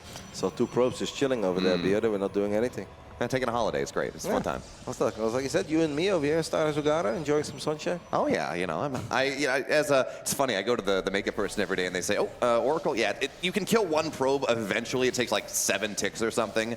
Not really worth doing." And for everybody besides Max Pax, for him it takes like 2. And it's like, yeah, fair enough. You know. I don't know how this works, but his Oracles just seem to do a little bit. This is actually still a very good start, though. 4 probes and draining that entire battery from its energy for just a single Oracle. Actually a mighty fine start, and yeah, the fact that we had a much later Nexus right now, kind of forgot about it already. Stats, however, did go for obviously that quick Twilight, so he's going to have a little lead, but you look at Trigger's Twilight Council, it is so quick as well. We just have a very even game on our hands, but one of them still has a Stargate and an Oracle out, so in that way I actually kind of like it for our Canadian. Yeah, a little bit of map control, and you talk about that blink being really relatively well timed. Yeah, Trigger only got a single Oracle. Generally, in this setup, you'll get 2, because then you can go past the shield battery. But if you go and you kill 4 probes and just run right through it, you find the value already. No need to get that second Oracle. And again, Blink is going to be that much faster. Looking for maybe a stasis trap here, but with 4 Stalkers and the Mineral Anarati, it's going to be fine. And what's very nice right now about being Trigger as well is that you don't really need to drop an early robo, because you can exactly see what Stats is working with. You can see if it's logical for him or not to have a Dark Shrine out there somewhere. Meanwhile, Stats doesn't really have any info on what's happening on the other side of the map. So he does need to get an early robotics facility. And obviously robos are great, observers are awesome, immortals are great. But immortals, they only really go up if the number is there, then they can really hold their own against a bunch of Blink Stalkers. Having your entire game rely on an immortal early on is just kind of annoying. So maybe this is something that Trigger could take advantage of. He could go for an explosion, the gateway, as Le Tot would call it, and just warp in a whole bunch of gates and decide to be aggressive. Yeah, for now, he takes advantage of that knowledge that he has, and he gets a much quicker third Nexus. So yeah, natural is a little slower. That's not great. And actually, he's going to be able to ambush a couple Stalkers in the middle of the map as well. That Zealot that doesn't do all that much before charges, yeah, you know, deals with the pylons, but it delayed the third base of Stats. It got him a Stalker kill just by dragging him into a corner, and hey, Zealot's doing the work. Well, honestly, kind of scary for Stats, because you know you spend money on the robotics facility, but you're not getting any value from that yet. He's spending money on a Forge, and that Forge isn't really coming into play yet. Trigger, in the end, does not feel like this is a situation where he should really push the issue. Technically, think he would have been able to take an okay fight, because Trigger could bring all of his Stalkers, while Stats would still be forced to keep 1 or 2 units behind to deal with that Oracle that's still flying around. But in the end, our man from Korea will be able to secure at least the third base, and he's going to get his first Immortal he can work with.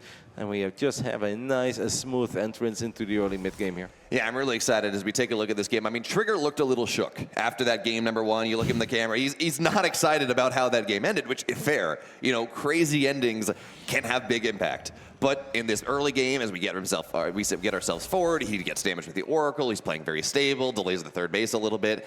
And any lingering after effects of just how insane that game number 1 was seems to have shaken off. I mean, we're solidly here, exactly where he wants to be. Yep, Stats getting 3 more gates, Trigger getting 5 more, but I do believe that Stats already had a few more to work with, so yeah.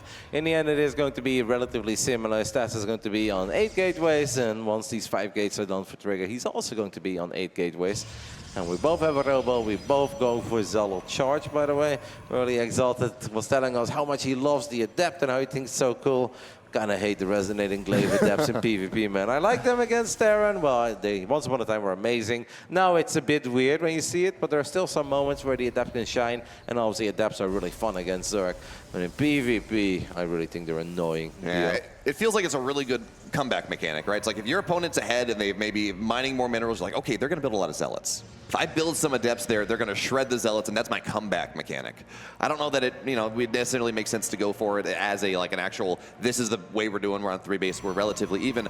Other thing to point out though is the Templar archives for stats. He's going to have Archons much faster. So with +1 charge finishing at the same time, adding a couple Archons into this as well, that's going to really make it hard for Trigger to fight into him. Yep. Trigger is not a big enjoyer of the Glaive Adept, even though I think this really would have been a very good moment for it, but he is deciding to do the same thing as his opponent. Green Protoss is out there sharking. Absolutely could have had a worker lead if he would have prioritized sneaking out workers a little bit more. But we know that Trigger loves to battle. Where Stats likes to defend, Trigger loves to attack. He's been like this for pretty much his entire career, ever since he was a young up-and-comer in the NA scene, making some noise, new Grandmaster League, barely played some games. He was already aggressive, he continued to be aggressive, but obviously right now with way better fundamentals, way better just solid macro behind all of it, as we got a Stasis Trapping coming online in the main base. That Stasis Trap is massive, but is this fight good enough against the Archons of Stats? I don't know, a lot of the Zealots will go down. Trigger trying to take the fight before the Prism, well, the Prism's going to go down before Shield Battery is ready, and with the Prism falling here, the Immortal's going down as well. Yeah, Stats, no money, not mining in the main base, but he annihilates this fight on the other side. Fighting Archons versus no Archons, not great, but it's not just the main base, Roddy. He's not mining out of 2 bases here. Yeah, Stasis Traps don't last forever, and we are going to take care of the 3rd Stasis Trap at least, but I do think it's very safe to say that Stats had an amazing fight there. He kills the War Prism, he killed 9 or 8 more Zealots there. What is that, 9 more Zealots? So that's obviously pretty big. He got a couple of Stalkers, a Sentry. Definitely a very good fight. Trigger had his own Templar archives coming online, so it's not like he did not have access to the tech.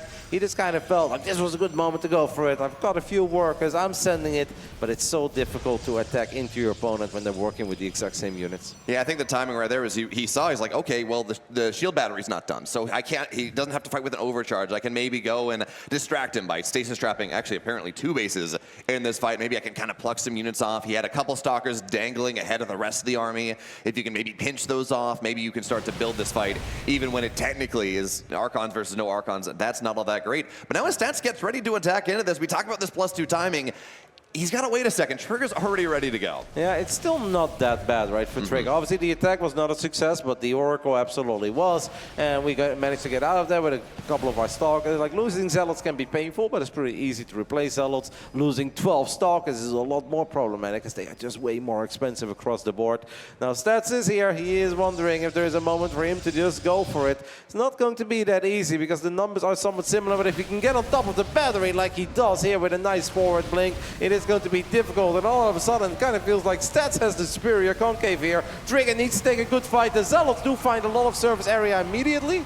Yeah, they do. Archon stuck behind the army for just a little bit as well, so Immortals firing strong here. But the problem is now as the Archons start to go forward, all the Zealots of Trigger are dead. Zealots of Stats getting on top, blinks on top of the Prism once again, and Stats absolutely going from strength to strength here. Runs right into the third base, takes the shield battery down, takes so much of it here, and if you're pulling probes into Zealots and Archons, Roddy, that is not a winning combination. No, but the problem is that War Prism is still sitting very pretty in the back, so Stats is still going to be able to reinforce his army immediately. Won't find himself in that scenario where the Archon becomes vulnerable, the Immortal becomes vulnerable. It was a close and competitive game, but Stats just outmaneuvered Trigger there. He found an opening, he was so decisive, blinked forward, sniped the battery, and he didn't just snipe that battery, he created a 4 superior concave for himself. Normally attacking is supposed to be difficult, as Trigger does find a tiny backstep. He guns down the Prism, but I'm afraid it's a day late and a dollar short for it to really have a big impact on this game. Desperately scrapping, trying to just do whatever he can to force Stats away from his base. But when you're down 20 workers, you're down 30 army supply, you can buy some time. Absolutely, Trigger's buying some time here, loses a couple Stalkers for it. But Roddy, at the end of the day, the question is, what are you buying time for? The inevitable death. Yes, there we go. I mean, the NUI, the heat death of the universe. There we go. That was definitely a tough question, Bio. I was like, I feel like I really have no wiggle room here. Like, the answer is you're buying time for nothing. I mean, he's obviously doing his best, and he doesn't really know what he's going up against. Maybe he thinks that he did a better job in slowing Stats down. The Stats had less workers, perhaps no +2 on the way, but Stats has everything. Stats has the world. It is his world, and he takes the 2-0 lead. Just a strong game by our Korean veteran. And Trigger, he is absolutely playing well. He is competitive, but got maybe a tiny bit carried away by that fight at the 4th base after he dropped those great stasis traps. But I wouldn't even say that that's where it all went wrong. He just got outmaneuvered. He kind of lost track of the army for a split second. And where normally, if you are the defender, you've got the superior concave and it's hard to attack. Stats was the attacker, but he had a far superior setup, and it was Trigger who was forced to run into Stats, and it's so hard to win those PvP fights. Yeah, especially when you're the second player blinking into a trying to establish your concave. It means that your Stalkers are still on cooldown when Stats can actually start to go and blink in a singular, like actually start to save his units. Yeah. So, you know, it doesn't really work out for him all that well. And, you know, you talk about losing track of the army. Trigger kept his Oracle alive the entire game. That's, you know, yes, stasis traps, killing workers, but that's the job, really, of the Oracle in the mid-game. I kind of felt that Trigger could have done a tiny bit more when he also had his bunch of Stalkers. When he sniped that one Stalker of Stats that was chasing that Zealot, you still have the Oracle. You're forcing your opponent to keep a couple of units at home. Your opponent was forced to build an early Robo because they don't know what's happening on the other side of the map. They don't have a Stalker, they don't have an Oracle. I feel like at that point, your Stalker should be able to take a really good fight against whatever Stalkers he has at the 3rd.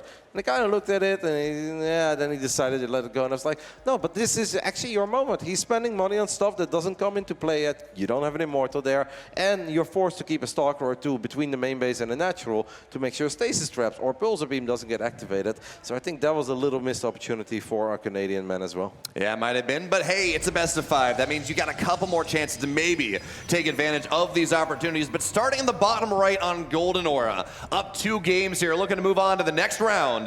It's Stats.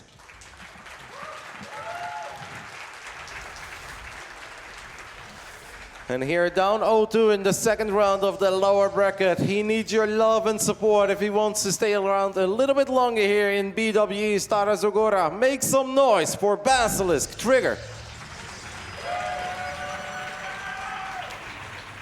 You know, Roddy, if you're a Trigger fan right now, you're really happy about how the first two best of 5s went. They both went 2-0 to start, looking pretty strong. And then we got game 5s on both. So I'm not saying that that's the story. I'm not saying that's the script, but that's how it's been going thus far. Yep, Skillers looked incredibly good and solid in the first 2 games against Hearthstone, but Hearthstone managed to stay in there and actually turn things around. I mean, PvP really is these days such a competitive, close matchup, and as long as we're going for these kinds of setups rather than somebody really having his one blueprint of knowing how to play one gate fast expand in every single situation ever, it is so doable for a man like Trigger to win 3 games in a row. Is it easy? No. Is it likely? Perhaps not, but he is absolutely capable of winning 3 PvPs in a row against pretty much anybody on this planet. So it's not over yet. Hearthstone showed that, and I don't see any reason if Hearthstone can do it, why Trigger would not be able to do it. Absolutely, especially when we look at those first 2 games. It's like, well, okay, small things. You know, don't maybe lose the Void Ray in game number 1. Maybe spend a little bit more energy on probing up in game number 2, because he did have that quicker 3rd. He did have that quicker 4th. And, you know, technically that should have built a bigger economy, and then you have more units later on. And instead he spent all that energy trying to get aggressive. It doesn't work out. And now, well, this piling out a Trigger is not going to do much, but maybe mess with stats scouting? Exactly. He is implementing the Korean PvP versus stats, where for a long time all the Korean Protoss players would basically build their second pylon outside of their main. Sometimes it'd be a real proxy, sometimes it's not. It's basically just to keep your opponents in the dark. Eventually it kind of fell out of fashion a little bit just because the meta has changed, and it's not so much about these early, quick, all right, as soon as the Cybernetic score is done, I need a Robo, I need a Twilight, I need a Stargate. These days it's a lot more about getting a couple of units out, scouting, and then maybe even cancelling one of your first unit just to get the quickest possible expand. But it's still nice, can still be tricky, and hey, so far it's kind of working out, because we can already see an expand going down on the side of our Canadian, while our Korean Protoss dropped his expand a tiny bit later, because perhaps he was a little bit worried. And it's kept the probe out on the map a little bit longer than you might otherwise as well, because Stats just wants to see what's happening. I really like that idea, right? Just putting a pylon on the map, making it hard for your opponent to figure out what happens as a series planning tool, right? You do it in game 1, you do it in game 2. You don't put anything there and you kind of lull your opponent into some false sense of security, and then maybe you do something in game 4, or, you know, vice versa. So, you know, doing it here game 3 with Trigger's life on the line, it is setting himself up for game 4, game 5. But again, we're going to have to see if that's enough, and everything else he's going to do is enough to earn him that game 4. Stats got a scout off, a solid scout into the main base and natural off trigger and says, all right, if you go for the Robo, I'll go for the Twilight Council. Now, the Robos are very powerful. It's the opening that Hearthstone is obviously very fond of, and a lot of other Protoss players out there at the moment. But there are some downsides to it. It's a slightly less mobile and can also be a little bit harder to scout. And there are these moments where they can hit you with these very early move outs of a couple of Stalkers, a couple of Sentries. And if you don't have Blink, obviously force fields are very scary. And if your Immortal is actually too far forward, it can get force fielded in. But if it's too far in the back, it can't really participate in the fight. So it's really not that easy. Just because you have a robot doesn't mean you're always safe. But I'm sure that Trigger will be happy with every second that goes by, where the Immortal count goes up. You start feeling safer and safer. And then the question is, BO, what's going to come out first of that Twilight Council? Kind of feel like it's going to be Resonating Glaive, isn't it? Well, if you know for now, it's going to be Blink coming out of stats. And I do like Yeah, this. I meant obviously Trigger. Yeah, I mean, that would be really good here. You have the Mortal as the Firebase, Zealots run in, that's the follow-up here, and try to find some value for now. Adepts, not going to get a lot. I do like this Immortal idea on Golden Aura specifically, so long as you're allowed to take the third base. Yeah. That's the thing, right? It's a lot more powerful on maps like Ghost River and Dynasty, Ghost River and Crimson Court, where it's just so difficult for the Blink Stalker player to outmaneuver the Immortal army. But on Golden Aura, there's a little more wiggle room. It's kind of like Oceanborn. There's many different ways to attack your opponent. But I don't know if Stats is going to do that. I don't know if that's what he's looking for. I've seen Stats play against a couple of the Glaive builds of some other European Protosses, and some was just kind of like, lol, what are you guys doing, man? I'm just building like Immortals and Archons, and life is pretty good. Now it is Trigger who's moving to the other side of the map. He's got Force Fields too. He's got 2 Immortals, a War Prism on the way. 3rd Immortal gets queued up. I kind of feel like this really should always be Resonating Glaive Adept on the side of Trigger. Anything besides Adept Glaive, I feel like wouldn't make too much sense. I mean, Zealot Charge is cheap, but I would prefer Adepts. Yeah, and for now, I mean, Blink's not done. We talk about this opportunity to go and hit really good force fields and have Blink to dodge them. For right now, Trigger's got a ton of sentries. He's got 2 Immortals here, some Stalkers. He's got a Prism to go and dodge away from those from the force fields if they land really nicely. But I guess Trigger's not going to go for the moment. And you're absolutely right, Roddy. Glaive's on the way. That awesome counter to a bunch of charge lots. Yep, and Stats' Blink is done. There is a small chance that he goes Glaives as well, but it's a bit more difficult if you're the Blink Stalker player, because you're already pouring a lot of your gas into Blink Stalkers. So if you're then also going to spend a lot of your gas on Adepts with Glaives, like you're just not really having the critical number of either. Stats still says, I'm going to go for it. I believe I can make this happen. I don't know if we already have a 3rd assimilator up and running. Does seem like we do. So Stats got 1 more gas at the moment. Yeah, I guess that is one hell of a way of dealing with it. And then it basically turns into 2 different battles. It's Adepts against Adepts, but it's also the Stalkers of Stats with Blink against the Immortals of Trigger. This is going to be very fun. For now, though, our Canadian Protoss is the one who's going up to 3 bases. He's down a couple workers, but that is at least a nice little advantage that he's working with. This is fun because it's like impossible to say how this is going to go. Nothing could happen as well. And then suddenly a Robo Bay would really be massive, because Disruptors are fantastic against very high numbers of Adepts. That they are. Another thing to point out here as well, Forge is done. As I love when players do this. You get four probes for a single hallucination, and if you're not flying, certainly, but if you're just trying to get an idea of where things are maybe on the map, it actually is extremely energy efficient. So Trigger finds that, sees where the army is. He's going to try to warp in right now. Stats knows that this Prism is here, but also understands that there is no way he can try to jump on top of the Prism for the moment. So now, Roddy battening down the hatches. Golden Aura, a very defensive map, and he has the high ground. Yep, it comes down to force fields versus force fields. Neither player has a way to break a force field at the moment. There are no Archons in the mix. There are no Colossus on this map. What we do have is a lot of Adepts. Adepts can go through force fields, but it's not only about the Adepts. Will he let that Shade finish up? Will a couple of the Adepts potentially go in? For now, the entire Shade gets cancelled. Stats is 10 seconds away from his own Glaive Adept. I think Trigger is picking up, and that is like, whoa, you've got so many Adepts, by the way. And a lot of Adepts disappeared. I don't know if any Adept Shade finished up. Yes, but Stats is doing a really good job in shutting that door. Yeah, Trigger's already probing up behind this. He cut probes to make this happen for a little bit, but again, developing. He's still going to try to make this happen, though. Force fields, not all that great for the time being, and this concave from Stats makes it so hard for Trigger to attack in. Look at this immortal count, though. It's 5-2. Yeah, but the force fields have been so damn good on the side of stats, man. He's making this look easy, and probably things like, well, guys, it's pretty easy for me, man. I've been doing this since 2011, give or take, at the highest level. This was supposed to be a pretty difficult hold against all these immortals, but he is just making it impossible for Trigger to have all those immortals participate in the fight. He says, you've got nothing to break force fields. I'll gladly take a fight against your units, but just a couple of units at a time. And I think that Stats has taken an amazing trade so far. He has +1, is already working on +2. Things are looking a tiny bit dire for Trigger, who's trying to find an opening, but the Shield of Ire is just not letting it happen. He has developed a really nice economic lead if he can hold on to it here. He's been probing up behind this. Stats has just been building units, desperately trying to defend. And this force fields are going to go a lot better for right now, pinching off some of these Adepts. And now there's no way they complete that shade. Absolutely none, but it does force Trigger to play back on the off chance that they do. So again, the pressure's here. Trigger a 10-worker lead. But I'm with you, Roddy. There needs to be some tech transition. If you're going to play this far behind on upgrades, you need something more. Yeah, or you can just somehow keep him at home, because moving out when both players have a lot of adepts is obviously very risky, very scary. It's a unique situation where, yes, a worker lead on one side, but a pretty big upgrade lead on the other. Stats could obviously take a few more assimilators if he wants to do that, and he can start dropping a Templar Archive, so he could also be the one that can still break force fields, while maybe Trigger cannot. I don't know. There's many different ways that this could play out. For now, Trigger is going for that soft contain, but I really don't think he wants to smoke at the moment. Stats' army is just as big. It is honestly better. It's more upgraded. And Stats can obviously always go back towards batteries as well. We are seconds away from +2, man. This is going to be +2 against +0. Trigger does drop the Robo Bay. I love the call, but I just don't know if Stats is going to let him live that long. Like, it's going to be difficult for our Canadian Protoss to keep Stats at bay. Yeah, I love the call. I would have loved it even more 2 minutes ago, or a minute ago, right? Disruptor's already starting to hit the field right now. And yes, you can kind of dodge Disruptor shots with some Adept Shades and play some fanciness there, but now Trigger has to go home. He's got his 4th base on the way. He's macroing up that much more, but this is the go time for Stats. He's got +2 done. He's running across the map. He's got a 20-odd army supply lead. His army is better, it's bigger, it's stronger.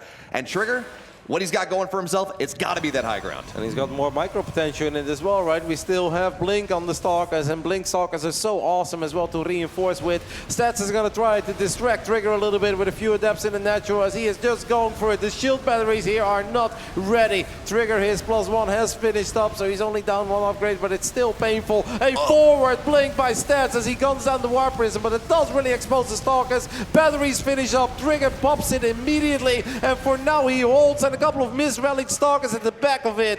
Trigger stands strong. What a hold there by Trigger. It's not over yet. Shield battery overcharge is just about done, but these 5 Immortals, this Firebase, Roddy, doing so much work here. But again, it's the question of, can you survive this attack and the next one and the following? Yes, there are Disruptors on the way. That's going to be useful. But Stats, he's got at least 1 more. I thought he had 1 more attack in him. He's recalling back home. What do we have?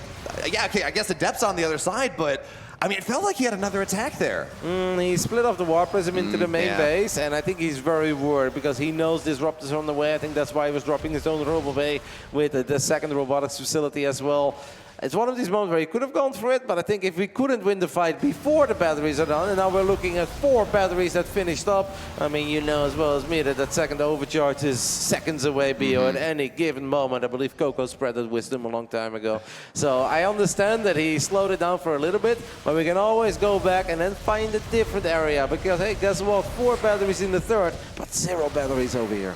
No, not really. The Adepts are going to continue to chase each other across map. +2 is going to be done, well, actually not all that soon for Trigger. So these Adepts equal in numbers. If you're trying to defend, the Adepts of Stats are just that much better. And now we're going to have to see Disruptor shot. It's going to get a, this is the value, right, of that Disruptor. Adepts are not fast enough to really dodge. Nope, did kind of blow up his own Adept there with the second Nova. This is hectic right now because neither player really has a crazy amount of map vision. So these Adepts just keep on sneaking in from different angles. And it's so difficult to deal with, whether you're the aggressor or the defender. There's a lot of Adepts just finished up. That is a risky Nova. Trigger, that's not needed, mate. Your entire army is here. It's kind of felt like he once more blew up a couple of his own probes, but he just wants to get rid of these Adepts. And I think now he says, all right, it is my time. I'm going to attack. And Trigger really has a pretty big lead. Sure, he lost a bunch of workers, but he's got a 30 army supply advantage. He has to be closing in on that +2 right now, right? Because I feel like he started researching that last game. So it is about to finish up as well. And as long as Stats Stats does not land the sickest Nova, I actually believe that Trigger can do it here. Yeah, we're gonna have to see. The Immortals have to stay away from those disruptor shots. He knocks one down, playing some bowling here.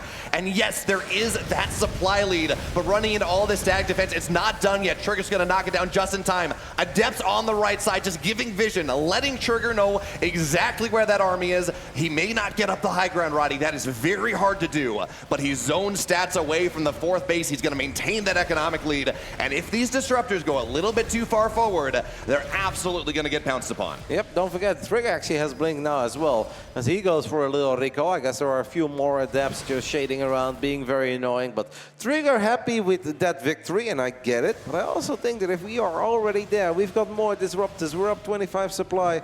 Why don't we continue? Why don't we try to land a few more Novas? Why don't we try to force out a mistake on the side of Stats? Because now we actually left our disruptors behind. One of them gets picked off immediately. The second one barely lives. Stats fires a Nova, gets a decent connection. As Trigger lands a Nova in his own Stalkers. I love the bait there, just saying, hey, go, I'm on the other side of the line of sight blocker. And yes, we will see some of those Stalkers go down, but this Prism here chasing, yeah, no way, no how Stats can make that fight anymore. And Trigger fights his way back into this series. Yep, Trigger just too far ahead in the end, even though it got a tiny bit chaotic with leaving those disruptors behind and almost losing that Immortal, but his units were tanky, and the fact that he also spent some resources on Blink himself obviously gave him more micro potential in his army, and 4 bases are better than 3, and we have to go back to that hold at the 3rd base. That was such a good hold by Trigger. It really wasn't easy. He didn't quite have the disruptors yet. The shield batteries weren't ready, but just did a lot of things right. And I love what we saw from Trigger there at the very end of that game as well. Yes, he had those 2 dangling disruptors, but he had his entire army on the other side of the lineup side blocker. He's like, yeah, Stats, look, I'm dangling these here. This is a present for you. Don't worry about it. Just blink on top. It's going to be fine. I promise. I believe that Trigger took a tiny break there. He stays alive. Still no 3-0s here today. An awesome series between these two. Obviously, the absolute highlight. Game 1 in El Sayani, but Game 2 and Game 3 have been very fun as well. Stats maybe kicking himself a little bit for that one, because at one point I do think the game started to look very good for him, where he actually had that superior concave defending for a little while, as this was that potentially game-deciding fight at the 3rd, where it looked so good. We had that forward blink, like that's a risky call, but if you can kill everything immediately, it's good enough, but he could not. Those batteries came online. We had an overcharge, and obviously that was good enough. That it was. You know, if you get 2 Immortals right in the Prism, maybe it's worth doing, but you're right, just so overexposed. And there were 4 Immortals in that fight, and just still remaining. So very hard to take advantage of. And again, push me, pull you back and forth across the map here. These 2 players so evenly matched. I mean, I can look at any game in this series and I can say, yeah, there's an argument that Stats should have won it. There's an argument that Trigger should have won it. There's an argument that they both should have won it somehow. And I don't even know that that's possible, but, you know. It happens from time to time. It's like sometimes you just really don't do a lot wrong, but there is not a lot between these two. And even though they have very different styles, these styles, they kind of grow a little bit towards each other, because there are still some hard counters in PvP. I'm very happy that we moved away from the day and age where we had those straight-up build order losses, where it's like, well, if I go Robo and you go Stargate, I'm in so much trouble. But if I go Stargate and you go Twilight Council, well, then I'm in trouble. But if I go Robo and you go Twilight, then you're in trouble again. Like, there's still a little bit of that in this day and age, but it's nowhere near as extreme. No, it's really not. And again, that's where we start to see the skill expression, right? Players able to play into these macro games, which we've seen some really good macro PvP this weekend. Trigger Showtime in 2 games. Harsim, Skilless, man, really making that happen. But again, you know, also, I wouldn't hate a 1-base thing coming out of Stats. Something really trying to pull the wool over Trigger's eyes in game number 4. You know, he's got to build, and he's got to map up in this series. Doing something a little bit more interesting. Hey, maybe that's the way to get out of this. We had 2 maps, now we only have 1. If we do something that's a bit interesting, but it goes wrong, it's only in game 5. And we're like, True, you know. That's not what happened to Skilless. I don't want that to happen to me. I think Stats is just going to stay with what he knows, what he loves, and what he's confident with. He's always just having such a good time. I did really love his reaction after that first game, because you could really see that even for Stats and all the experience he has, all the tournaments he's gone to, all the stuff that he won, like that kind of a game does something to a StarCraft 2 player, whether you're a full-time pro, a semi-pro, just an amateur on the ladder. It is just so wild, and that was awesome. Yeah, you're just buzzing a little bit. You're like, did I do that? I can't believe I just did that. Love that you're able to make that happen. And again, so, you know, we've had that early game, Roddy. We had a couple macro games. We had the glaive, and then we got the counter glaive, which is not something that we see all that often here. As this meta develops, as we watch these 2 players get into each other a little bit more and figure out each other, What are we looking at? Is it going to be Glaives more again? Like, if you are Stats trying to just close this series out, what have you learned from Trigger in these last couple games? Yeah, it's very hard to say, and I think it's so map dependent. In PvP, there really are certain styles. I mentioned it earlier briefly. Ghost River, Crimson Court, amazing maps to go. 2 gateways, Expand, and a Robo. Stargate's still pretty good against it, but overall you're going to feel very safe with that. Some of the other maps, like Golden Aura, Side Delta, Oceanborn, there's just a little more potential in the Blink Stalker player. But I still don't think, like, as good as Stats is, he's not the most active. And he's not that guy like Hero, for instance, that's always looking to kill you with every single forward blink that he could potentially find. So I don't know. I think it just kind of comes down to make sure you stay dialed in, you're locked in, you keep on scouting, as we have loaded into a very spicy map. Game 4, third best of 5 of the day. We've got 5 more series after this, guys. How cool is that? In the top right side, we are looking at the main base of the man who's still up 2-1, coming all the way over from South Korea here to Bulgaria. This is Stats. And in the upper left, in the green, looking to pull that trigger, shoot himself into a game number 5 for Basilisk. It's Trigger.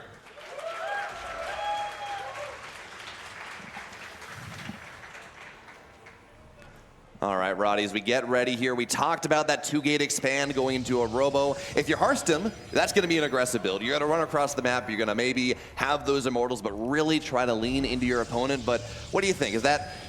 We talk about this type of idea. Is that a Hearthstone thing? Is that, you know, we're going to see... I mean, Trigger tried that in that last game. He moved forward a little bit. Yeah, and obviously we had that first game as well, where we had some proxy robos, and they basically both ended up going 3-gate robo on one base.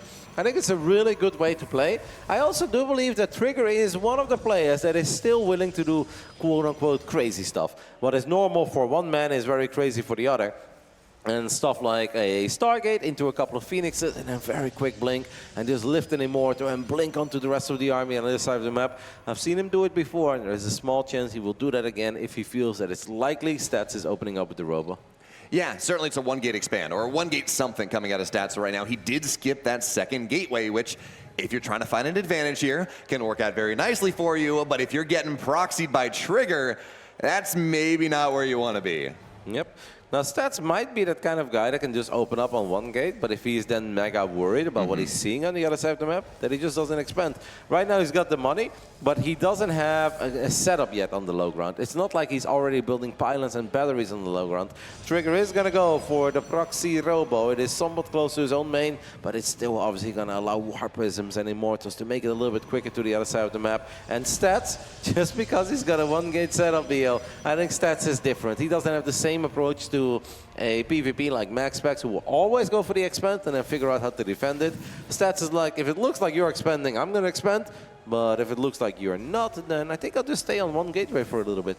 Yeah, it's kind of cool as well. We see Stats go. He does have a probe in the main base. He does. But also with that first 100 minerals, he goes and he gets his Zealot, and he runs it on the map and tries to check some of the more viable proxy locations that he can think of. Maybe there's a pylon somewhere that's going to get something warp in, and then maybe you're getting some damage done. Maybe you're slowing that down. Doesn't really do much for him this game, but also process of elimination. He knows where things are not now, which means he might have a better idea of where things might eventually be. And Stats is now going 4 gateway robo, by the way. I don't know if this was the plan all along or not, but that basically just means he's going to make a War Prism, and that's it, maybe an Observer. But if we're going 4 gateways and a robotics facility, I don't think we're really looking to make Immortals anytime soon. Who does this favor? Well, I want to say I think it favors the Immortal player, but obviously one mistake, you lose one Immortal and it's game over immediately, and you're not going to be very happy. If you Trigger right now, this is also very scary, because you're like, man, what the hell are you doing? You have a 1-gate setup, but you're not really showing me anything besides sentries. I think he kind of knows, but nobody really kind of wants to know. People want to know for sure. Yeah, I mean, we should point out that Trigger has been, and generally it doesn't matter, but Trigger has been bleeding off a little bit of money off Stats over time, forcing these cancels, and now actually an Adept is going to find his way, double Adept, into the main base. I don't know, he will complete it. Just not enough damage right there, so economic damage, if you can pair the shots, and not perfect on that one. He's going to get 2 probes, lose the Adepts for it. But now it's all the question. Can this Immortal, can this Prism here that's available for Trigger, can you take down the Cyber Core, right? So you can't build any more Stalkers. Can you take down one of the gateways? Starts to really, really hinder this production that Stats desperately needs. Ooh, I kind of like that force with that by Trigger, but he was not able to catch it. Now instead his own Immortal gets zoned away, but his War Prism is still here to save it. I find it so surprising, by the way, that Stats went double Immortal before a War Prism. Like going one Immortal into a Prism while also having 4 gates, I think is already a bit weird. I feel like War Prism immediately would have been better, because you could have just had a lot of units. And yes, that Immortal Trigger is scary, but if you're defending with 4 gateways and a Prism, you should be totally fine. But going double Immortal is so risky, because then the force fields could actually kill your first Immortal, and maybe the second one as well, because you have no War Prism to save it. But in the end, Stats gets away with it, and Trigger says, all right, it's Robo against Robo. It's going to be weird. I'm going to be the one who's going to build the Stargate. Yeah, we've been here before, Roddy. Turned in one of the best games I've seen in a while. But what's also kind of interesting is you say Stats is going 4 gate. You know, he does have 4 gateways, but I wonder how much of this is I want to build a lot of Stalkers. You know, I want to build a lot of these gateway units. And how much of this is, well, I'm going to lose that front gateway anyway. So it might as well make it 3 gate versus 3 gate for now, though. 2 Immortals and a Prism are just going to ambush this army. And without this Prism here, Trigger's going to lose a decent amount of stuff. Yes, there's damage on the Prism, but no hull damage. So at the end of the day, Stats assassinates a Stalker. He finds just a little bit more. But Stats didn't lose the gateway, no? I think he only lost the Cyber exactly. Core. No, he didn't. Well, it's okay. Right at this point, it's all about keeping track of each other. As a War Prism, and Trigger just want to make sure Stats goes Stargate as well, but it's way, way, way later than Trigger. So now it kind of turns into maybe Phoenix against Phoenix, but it's obviously going to heavily favor the guy whose target is already done. I don't think Stats is going to be very happy when he realizes that Trigger already has one. But then again, when it's 1 base against 1 base, it's not like somebody's going to have 5 more Phoenix eventually. It's like, well, Phoenix are expensive, and we're working with 1 base economies. So there isn't really a whole lot to it. If Phoenix is here, Stats going to have to recall, or at least unload these Immortals, I think, on the low ground, but he hits us with the recall. Knows about the first Phoenix off Trigger. Stats still waiting for his own target to finish up. So it's actually kind of annoying for him to deal with these 2 Immortals in the War Prism of Trigger. Kind of feel like our young Canadian is playing a pretty strong game 4 here so far, Bio. Yeah, the one downside for what Trigger is doing right now is his Robo is depowered, so you can't get any more Immortal, right? If you lose the Prism's gone, and it's not coming back for quite a while. That is something that Stats does have going for himself. I don't know that it's going to be super relevant here, but Trigger's now the one, he's really getting aggressive. He's got the Phoenix, he can lift an Immortal, looking for the Concave, and the Force Fields are really good for Stats right now. Half the army of Trigger's fighting, he's going to have to go back and reset. But with only 1 Prism, right? That's only so many slots. Damage is getting done here. And I think at this point, I like Trigger's idea to hold, to just force his opponent back to make that happen. But I don't know that he's going to break him. No, I kind of think that the attack wasn't totally necessary either. I think that the numbers were just a little bit too similar across the board. And I kind of would like to see Trigger just maybe drop and expand. Now the Phoenix is out on the side of Stats as well. 1 Immortal will fall. And I think Trigger can be very, very lucky that the other 1 Immortal was still flying. Because if that one would have been dropped too, there is even a chance he would have lost both there. Now it really is all about the Phoenix numbers. And I believe that Trigger still has 1 more. So he doesn't really have to worry about losing the battle in the skies. But he does have to worry about the battle on the ground. The Stats' ground army is becoming mighty powerful. Yeah, and we talked about this a little bit earlier without that Robo being there. Okay, so we're going to see Prisms go down on both sides. But remember, Roddy, Stats can make more. He can build another Prism. He can build more Immortals. Yeah. That's not something that exists for Trigger right now. So yeah, you're right. It's all about the Phoenix, but there's no way that Trigger can ever really contest this army on the ground. This is a pretty epic 1 base against 1 base, man. 8 minutes. You don't see that very often anymore. And Stats says, all right, that's enough. I don't believe that I can break you, but I also really don't think you can break me right now. I expand, you expand, and we'll take it from there. I kind of feel like Stats should not just unpower the Robo, by the way, but why not kill it? I actually think that his army there is safe enough. Like, what is Trigger going to do? Walk up around Phoenix against Phoenix here. Trigger, his units are not stacked. And Stats kills the first Phoenix, kills the second Phoenix as well. What a fight here for Stats as he kills the third one, finally loses one. And that now also allows him to kill the Robo. I'm starting to feel that this game is slipping away right now for Trigger. Losing the Phoenix lead, losing your Robo, that's all very powerful. That one singular advantage that Trigger had in this game, that Phoenix lead, it's now gone. It doesn't exist. Trigger running, leading with that wounded Phoenix. So even if you're fighting, even numbers, That's absolutely something that Stats was going to win. And now he's unlocked on the map. He has more Phoenix. Not only can he go and make it hard for Trigger to fight Phoenix versus Phoenix, ground versus ground, but he can start to go and get economic damage done. Maybe lift some probes, really take advantage of the fact that his natural's just about done, and Trigger's is only just starting. And 5 Phoenixes, that may not seem crazy, That's but a lot. you actually get a lot of lifts, and at this moment, Trigger only has 21 probes. So he's literally in danger of losing almost 25% of his economy if all of these Phoenixes just use a single lift. And eventually, they're going to have double lifts, triple lifts. They can lift for days. Trigger is expanding, but this game, I think it's so difficult, and it all goes back to that attack he had in the natural. Maybe he just expected Stats not to be there. Maybe he thought Stats was still going to be in his main, and he could just contain him, and then he could safely expand. But that was not it. He ran into a Stats and was well prepared. Did a great job in disengaging, but still a bit awkward, because you kind of lose that real, like, my army is more powerful than your army momentum. And then on top of that, indeed, leading the charge with the wounded Phoenix. Did not expect Stats to take a Phoenix against Phoenix fight there, but Stats microed it so damn well, and I think at this point, the world is Stats his oyster, and I really don't think there are as many things that Trigger can do, and it's very unfortunate, it's very sad, it's frustrating. This game was so close, but the moment you lose the Phoenix battle, you really lose all tempo, all momentum.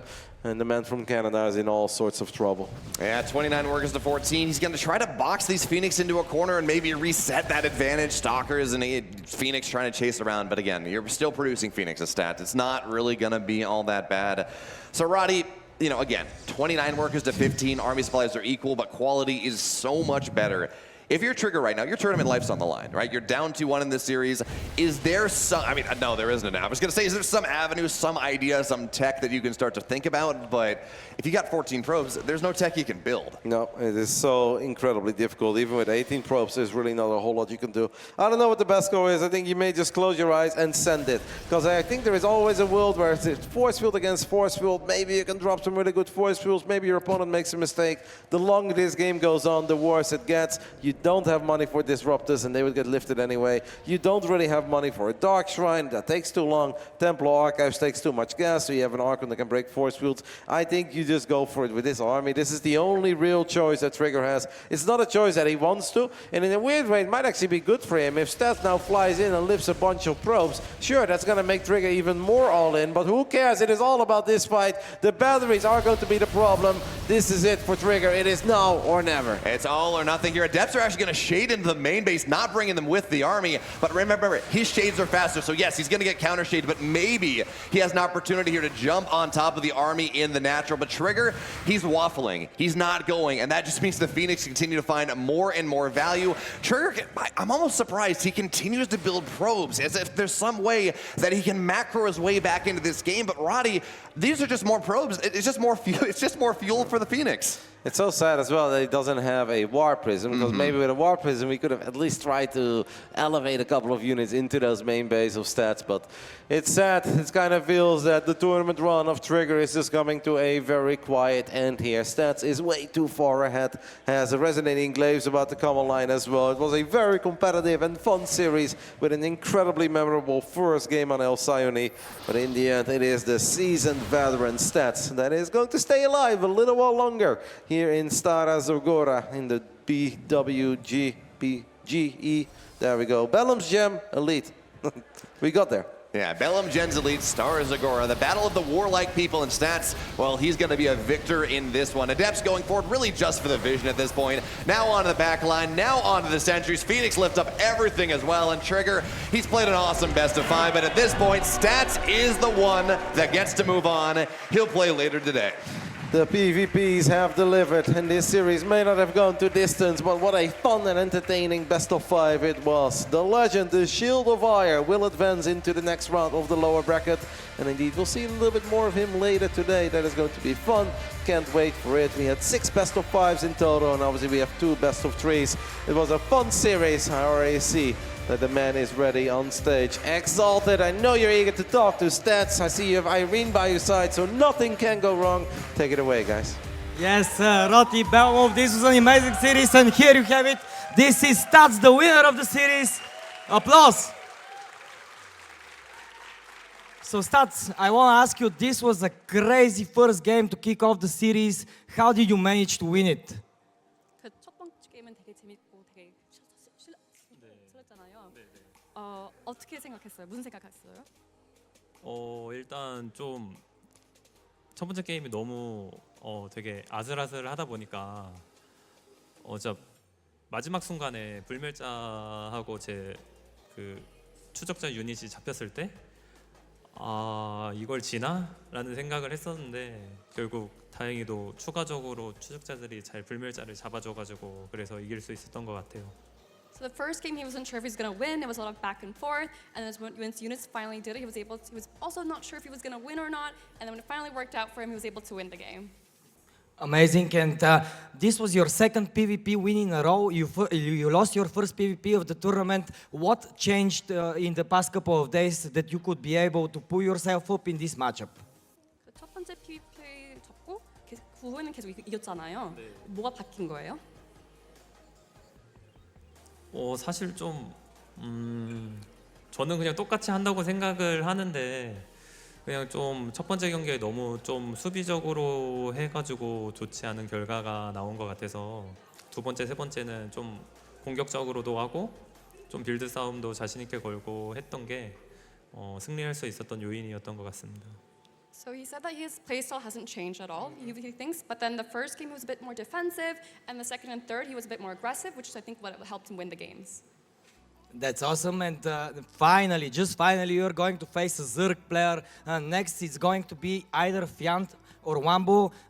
Who would you like to face, and is your PVZ good right now? 그 다음 경기는 PVZ잖아요. 하고 다음 선수는 람보 하면 피언트 선수잖아요. 그 어떤 선수 경기하고 싶고 그 PVZ는 지금 어때요? 람보 선수랑 경기하고 싶고 그리고 람보 선수한테 제가 EWC 예선에서 3대 0으로 좀 무기력하게 졌었어요. 그래서 이번에 람보 선수 상대로 좀 좋은 경기력 보여주고 싶고 그리고 질문이 뭐였죠? 지금 PVZ 지금 PVG는 저그가 좋은 것 같습니다. So he wants to face Lambo. So he lost Lambo 0-3 in a really bad way. So he wants to get revenge for that. And currently, the PVZ, he thinks that the Zorgs are a little bit strong. I see, and you had such amazing support here from this crowd. And do you have any words for them? They were cheering you on so much. 그 오늘 오신 팬분한테 뭐 하고 싶나요? 일단 좀 오늘 경기장 왔을 때도 팬분들이 되게 많이 말도 걸어주고 사진하고 사인도 많이 요청해 주셔가지고 너무너무 기분이 좋았고요. 네, 앞으로도 많이 응원해 주시고 네, 좋은 경기력으로 보답해 드리겠습니다. 감사합니다. So he said when he came to the arena, a lot of fans were having his signatures, getting pictures for him. He made him very happy, and he could hear you guys cheering, so he was very happy about that too. So please keep cheering for him, and thank you so much. Thank you, Irene. Thank you, Stats, and good luck in the next round, RAR. Amazing, amazing. And here we have the young up-and-coming Protoss Trigger. Trigger, this series didn't go your way, but you had the opportunity to share the stage with such a legendary player like Stats. How do you feel overall from your tournament performance, and did you enjoy your time here? Yeah, so I'm pretty sad that I lost, but I knew that my PvP was shaky, especially like in the mid game and stuff. So I know where I went wrong, so that's good. But overall, I feel very happy to be here still, and yeah, I had a lot of fun so far in this tournament. So thank you guys for cheering me. The fans were absolutely supportive of you, and I really hope this motivates you to keep on training, keep on grinding. You are, in my opinion at least, yet to reach your full potential, so I'm super excited for your future, and Trigger, I wish you all the best. Any final words? Just shout out for Basilisk to my team Basilisk for supporting me, and wouldn't be here without them. So yeah, thank you to the Basilisk. Yeah, thank you, Team Basilisk. You have an amazing player in the face of Trigger. Applause. Thank you. And there we have it. Stats moves on, and now we have one more best of 5 from the lower bracket. It's going to be a Zerg versus Zerg, Wambu versus Fiant. I cannot wait for that. Me and No Tanks are going to cast it, so see you in a little bit.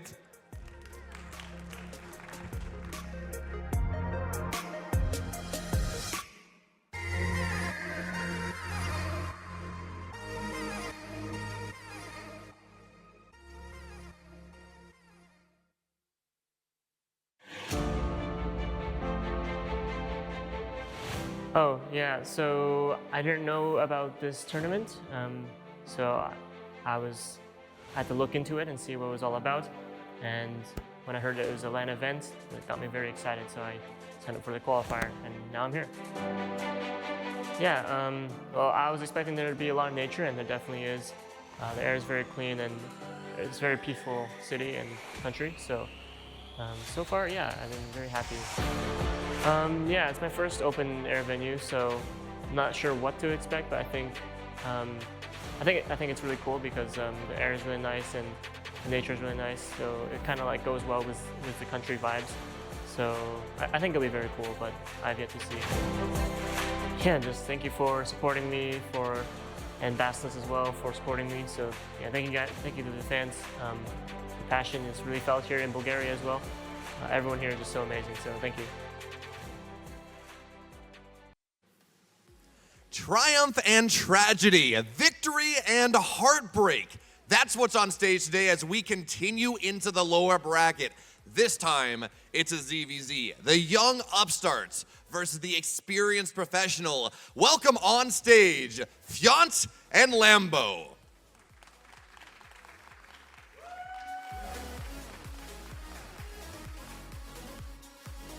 First, Lambo, a lot has been made of your ZVZ prowess, but also your time in Deadlock. And Fjant yesterday was talking about how it didn't matter, he's been watching you play, you've actually been playing.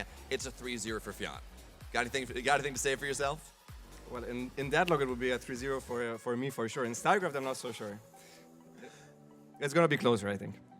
Fair enough. Fjant, you know, you talked about that one song you've been bopping to over and over and over again in that series versus Nitix. Same thing, you got any evolutions here? I think I'm gonna go with a playlist today. A playlist to make sure things go even better. So, Lambo, again, getting set up into ZVZ. Fjant, he was telling me yesterday, the last time you played on ladder, he took you down 55 MMR. That true? That's very true, yeah. He's a sniper. He's a bit of a ZVZ sniper, I think. All right, so snipers, Deadlock, a lot of drama between these two or something like that. Better music maybe this time. Anyways, ZVZ getting started, players. Good luck.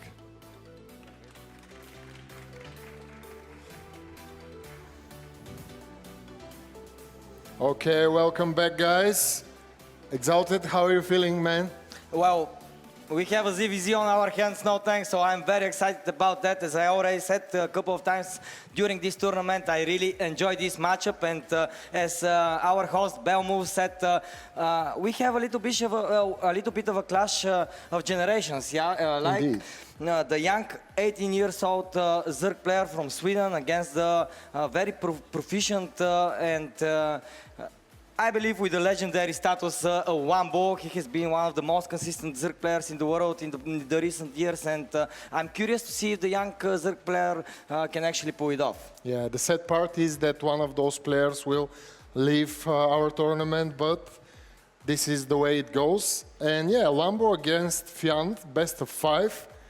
It will be amazing, guys. Yes. Sadly, we have to say goodbye, but the tournament is getting closer and closer to the final stage. And keep in mind, I'm sure that Wambo is the big favorite here, but yes. Fjant, he has been very serious during his time here. He has been very focused on the game, talking with all the players, trying to achieve that mentality that could help him on the stage, and so far so good for him. Yeah, and he's gaining that offline tournament experience as well, meeting with the players, talking with everyone. Yeah. He's the youngest player here. Yes, from absolutely. what I know, and it's very important for him to catch up on such tournaments, on such experiences. Yeah. And yesterday we saw he managed to win against Nitix. Yeah, another ZVZ. It was a ZVZ as well, yes, and he was looking pretty good, I might say. Of course, Lambo is whole of the different world, but still, I think he'll be able, like ZVZ, it's a mirror matchup, anything can happen.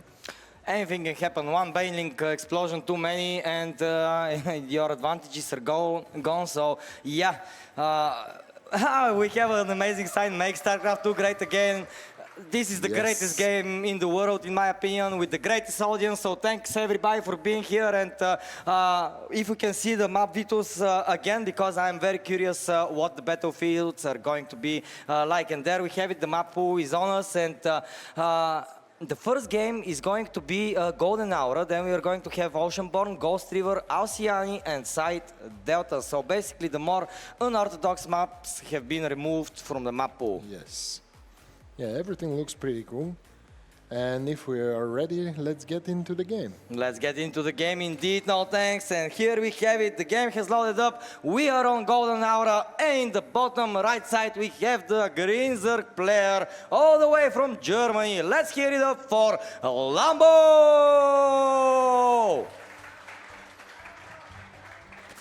And on the bottom left, the blue Zerg from Team Roddy. Give it up for Fjant, our youngest player here. Yeah, he seems in a good mood. He was vibing pretty hard last night. Yeah, I like that a lot. That's the spirit, man. Yeah, that's the spirit. Well, course. we are here to have a good time. Yes, it's competition. Everything is super important, but still you gotta enjoy. You gotta have fun. Yeah. And so far, I believe everyone is up to that, up to speed with that. So yeah, all around the smiles are great here. And on this first map, no thanks. I doubt we are going to see some cheesy plays or something like that. And already the second hatch has been planted. The overworlds are just going to pass each other, maybe a quick kiss on the cheek. High And, five. yeah, or a high five, of course. It depends on what they are in the mood of. And yeah, now we will have to wait and see what these players will choose to go for. I believe that there will be a macro-esque approach by both of them on the first map. Yeah, eventually it looks like that. Even though I prefer in best of 5 the first game to be a bit more aggressive, but because you have a lot more upcoming games, you can do whatever you want. It's just the first game. You gotta step on that ground, see how your opponent is feeling, see how you're feeling, and yeah. But still, as you said, everything looks pretty normal so far. So I guess we'll have a normal opening from both players. And I was thinking about yesterday. Yeah. Fjant wasn't doing anything aggressive, I think, for against Nitix. No. Probably the aggressor was Nitix himself, so that's probably his style. And I don't know. We'll see, because against Clem, for example, he did a nice proxy Hydralisk then, so he's very creative, I believe. So I'm curious to see that creativity flourish here in this best of 5. Of course, this is going to be the last series for some of these players, so whatever aces you have in the back, now is the time to pull them out. Of course, yeah, but against Clem, you don't want a long game, you know? It's like hitting into a wall. But still, yeah, it's ZVZ, and we gotta take a look around. There is a Banelink nest from Lambo, as well as a Banelink nest from Fjant, just a couple of seconds later. Usually it's defensive, but of course you can make it offensive as well. It really depends on what your opponent is doing and where it's going. So we see a lot more links being produced by Lambo. He'll try to be a bit more aggressive. Talking about aggression, these 16 links are definitely right up there. We'll see, will he drone up afterwards, but so far, Wambo will have the quicker links on the map. Fjant, though, he fires up his own 10 links, so I believe he will be ready to defend. The Bane links are morphing here for Wambo, but just in a very short time, we will have several for Fjant as well. And I like this move here by Lambo in the 9 o'clock position. He has 2 Bane links ready to probably go hit these links that are defending the third base, and I believe that this move is going to be pretty nice. The Bane links are here, those of Fjants are here as well, but 2 Bane links are going in the natural as well, so great job by Lambo here. Let's see about the Banes in the natural. Yeah, whoa, did they manage to? I think he managed to, to kill them without any damage. Yeah, well, those drones are though in a very low HP number, so if some links of Lambo manage to go there, they can finish those drones up, but Lambo is droning behind that. We see the Roach Warren for both sides, and shortly we will have that Roach on Roach battle. Yeah, but still, Lambo manages to put some more links. He'll try to get that map presence, try to get around, and he'll try to kill those low HP drones here. And he manages to kill 2, 3, maybe 4, which is very important. Like, the difference between the worker count is not that big, but everything matters in a mirror matchup. Yeah, everything matters, especially in ZVZ, where you have the larva production, right? You can only produce a unit, an army unit or a drone from one larva, so you really need to be on top of your decision-making here. And so far, so good for both of these guys. We have 53 drones to 52 drones, so basically they're equal in that regard. They're equal in technology, but just a slight army advantage here for Lambu. Still though, Fiant is going to have the quicker layer, and I'm curious what he will do with that. One more bailing. Going to these drones, and now the Lynx are going to go finish them up, and 6 drones are falling down, and that equal number is now gone. Lambu leads in that regard. Yeah, this is super important, and the hatchery will probably go down as well, which is very, very important. Oh, maybe he will save it, but still, he lost the queen here, he lost the mining time, he lost a couple of drones as well.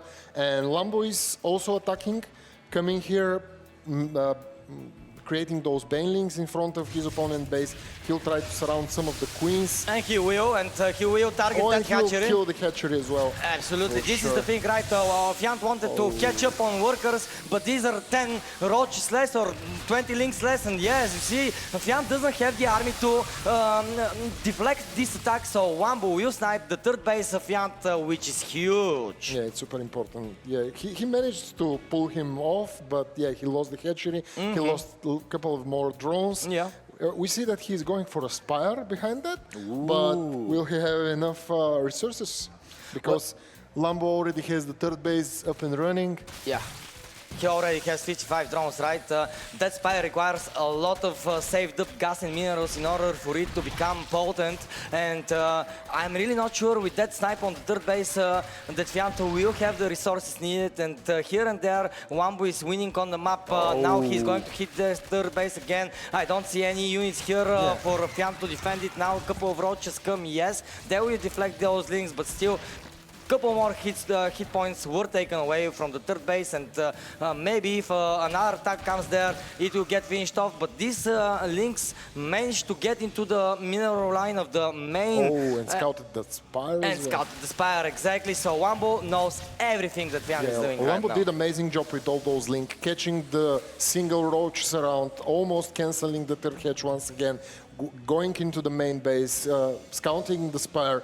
Very, very good work from Lambo with those links. You gotta be active with those links, you gotta move them around, and he's exactly what he's doing. So he's forming an army here in front of that. We see 6 mutas from Fiant will be coming out, but will they be enough? Because those big roach army cannot be killed very easy. And he will probably lose the third base once again.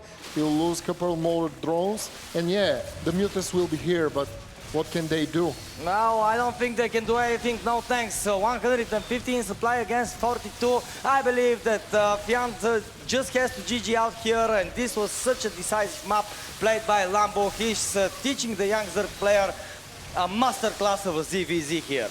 Yeah, and there we have it. Huge advantage by Lambo early on, sniping that third base, killing a couple of drones there.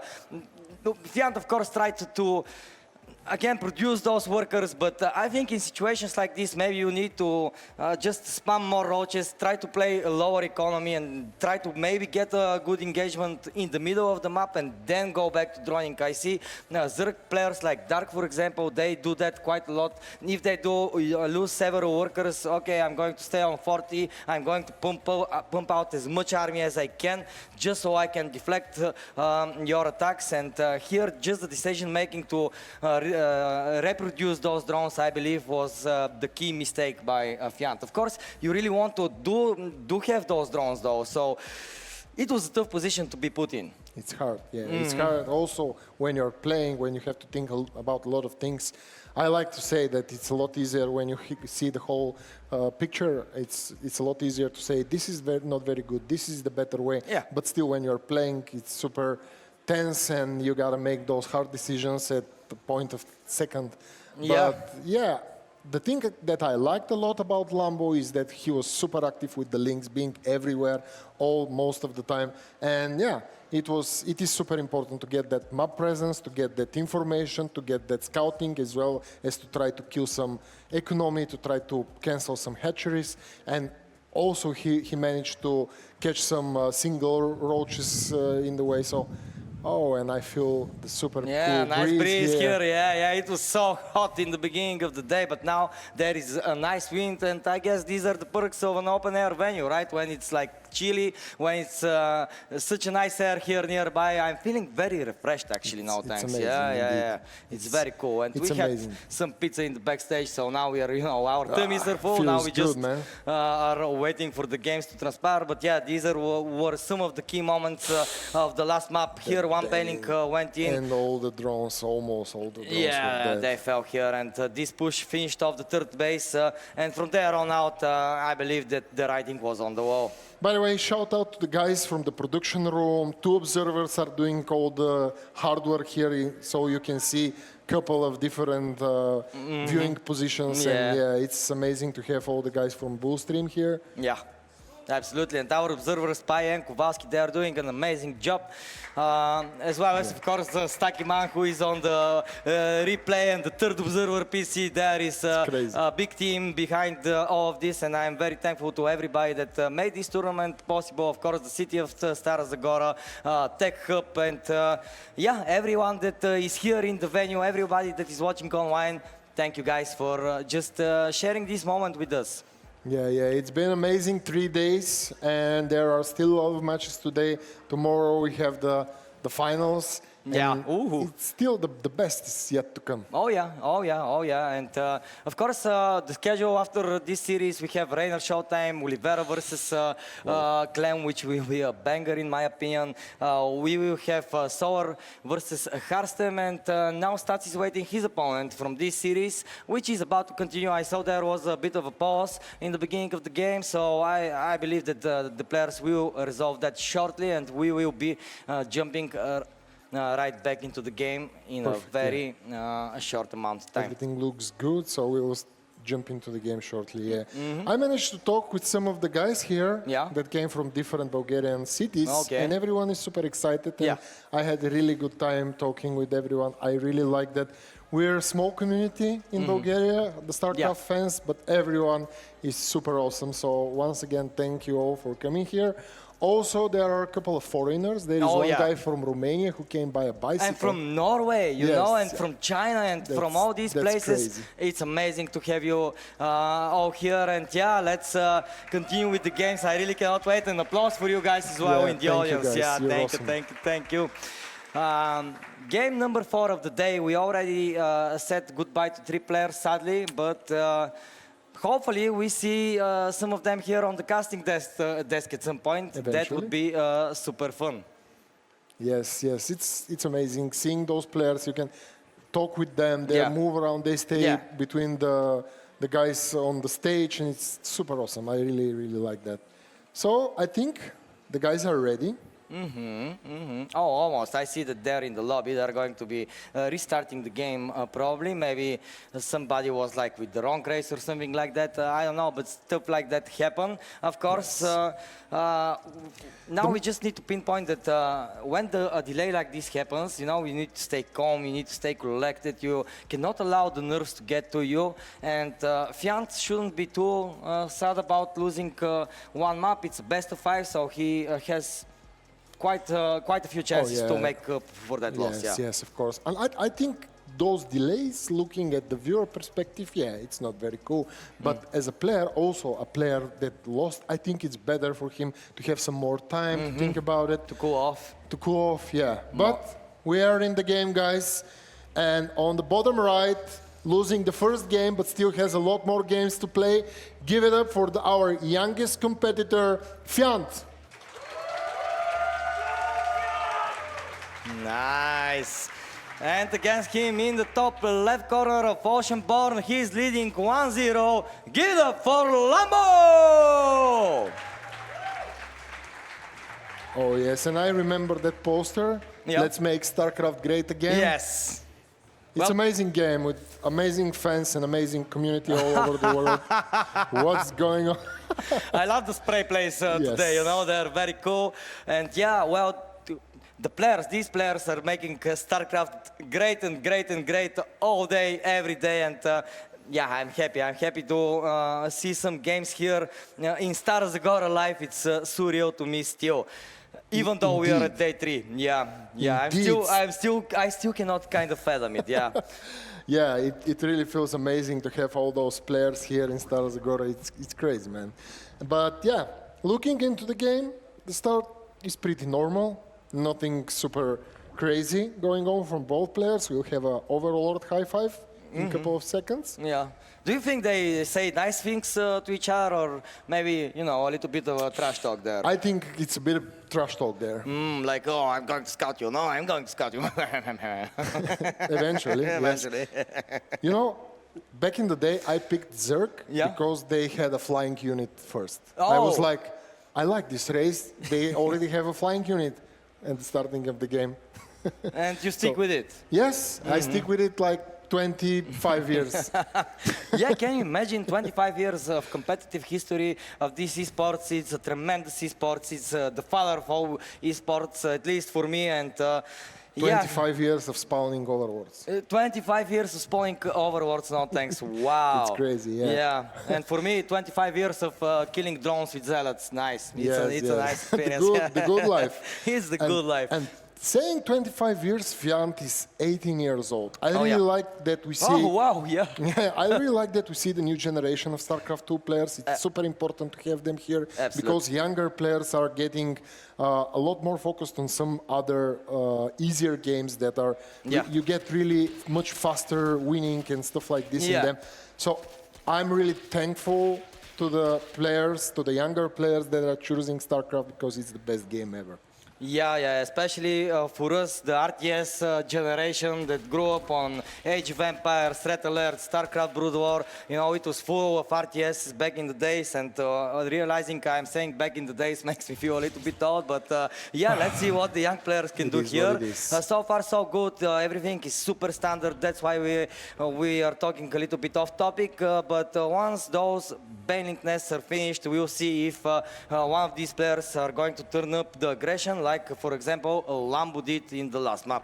Yeah, usually one of them decides to go for more links, and we'll see where we get from that.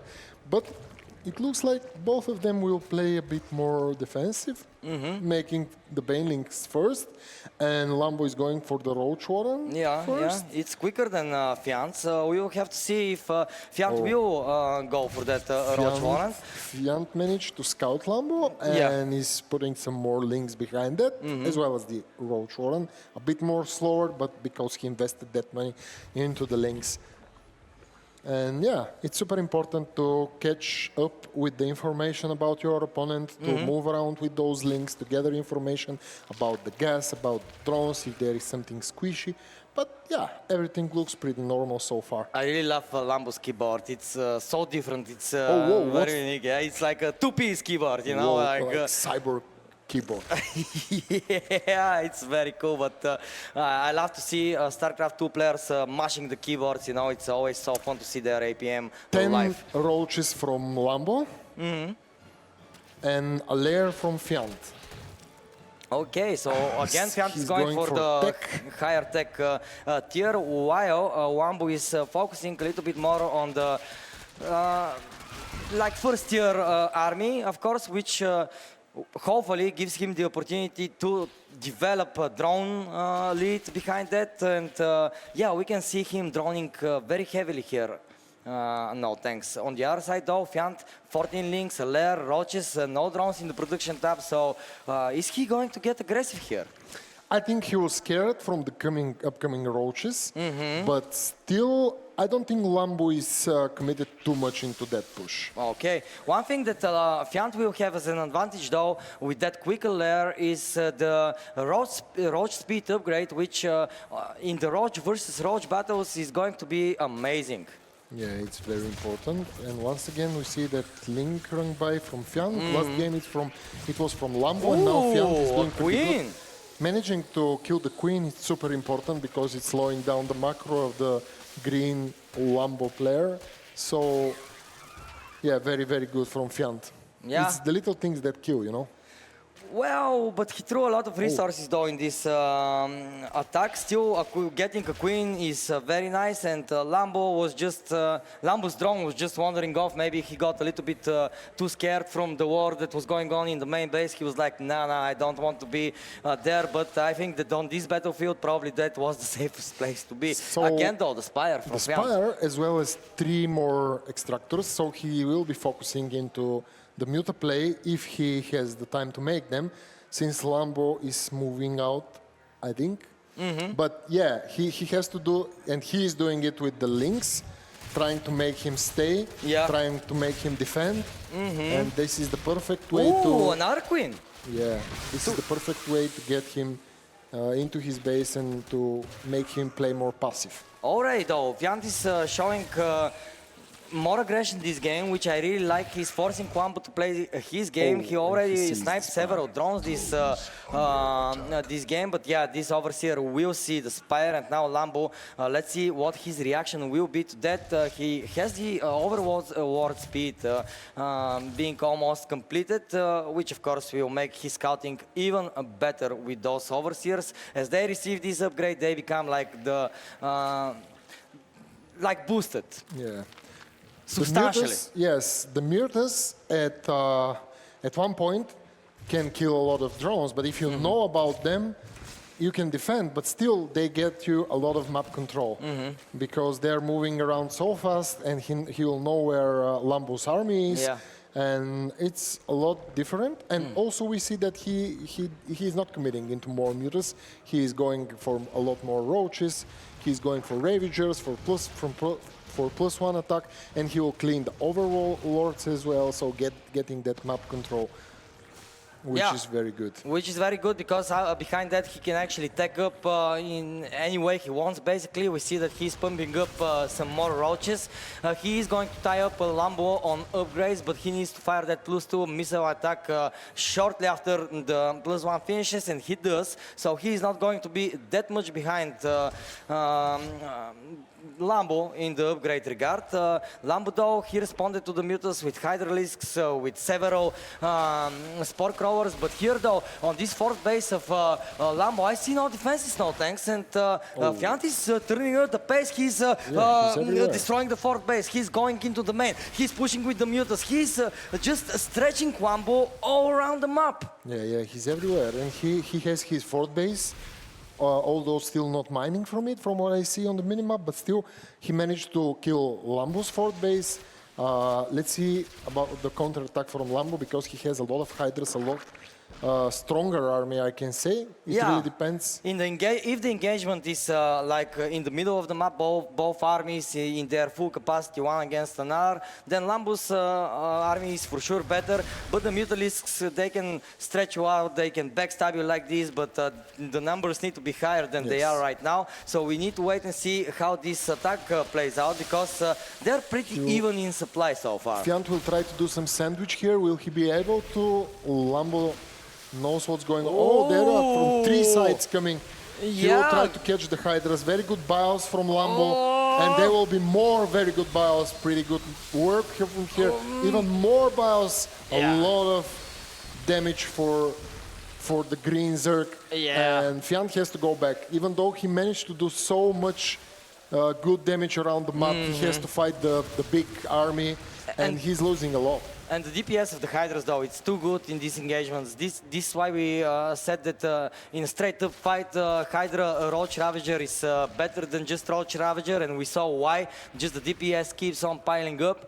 Still, no transition to another tech, and I don't think that they need to transition to another tech, because both of them are pumping Roaches up, and you really need to respond if you're Fiant with the accurate amount of Roaches in order to defeat this army. But Lambo, he's still pushing forward. He is destroying Fiant's army, and despite Fiant's efforts to make this as close as possible, I think that he's just going to have to GG out, and he does.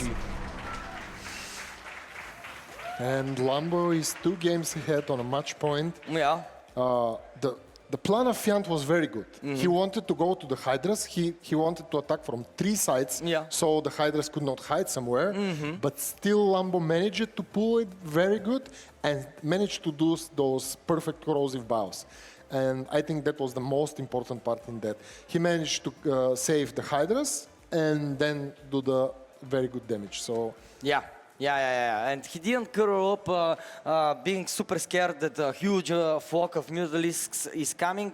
He just made 9-10 Hydras and went straight for the throat, so to say. Yeah, Fiant tried to deny that by the triples around, right? Great flanks from him, but still, the DPS of the Hydralisks, too good. I can say that I really liked that game from Fiant. He was, as we said, he was everywhere. He was attacking, he was more aggressive, he was trying to kill the economy, and he was doing pretty well. Yeah. And as well as this 3-side surround was pretty good idea, but it was just a little more that he needed in order to kill Lambo.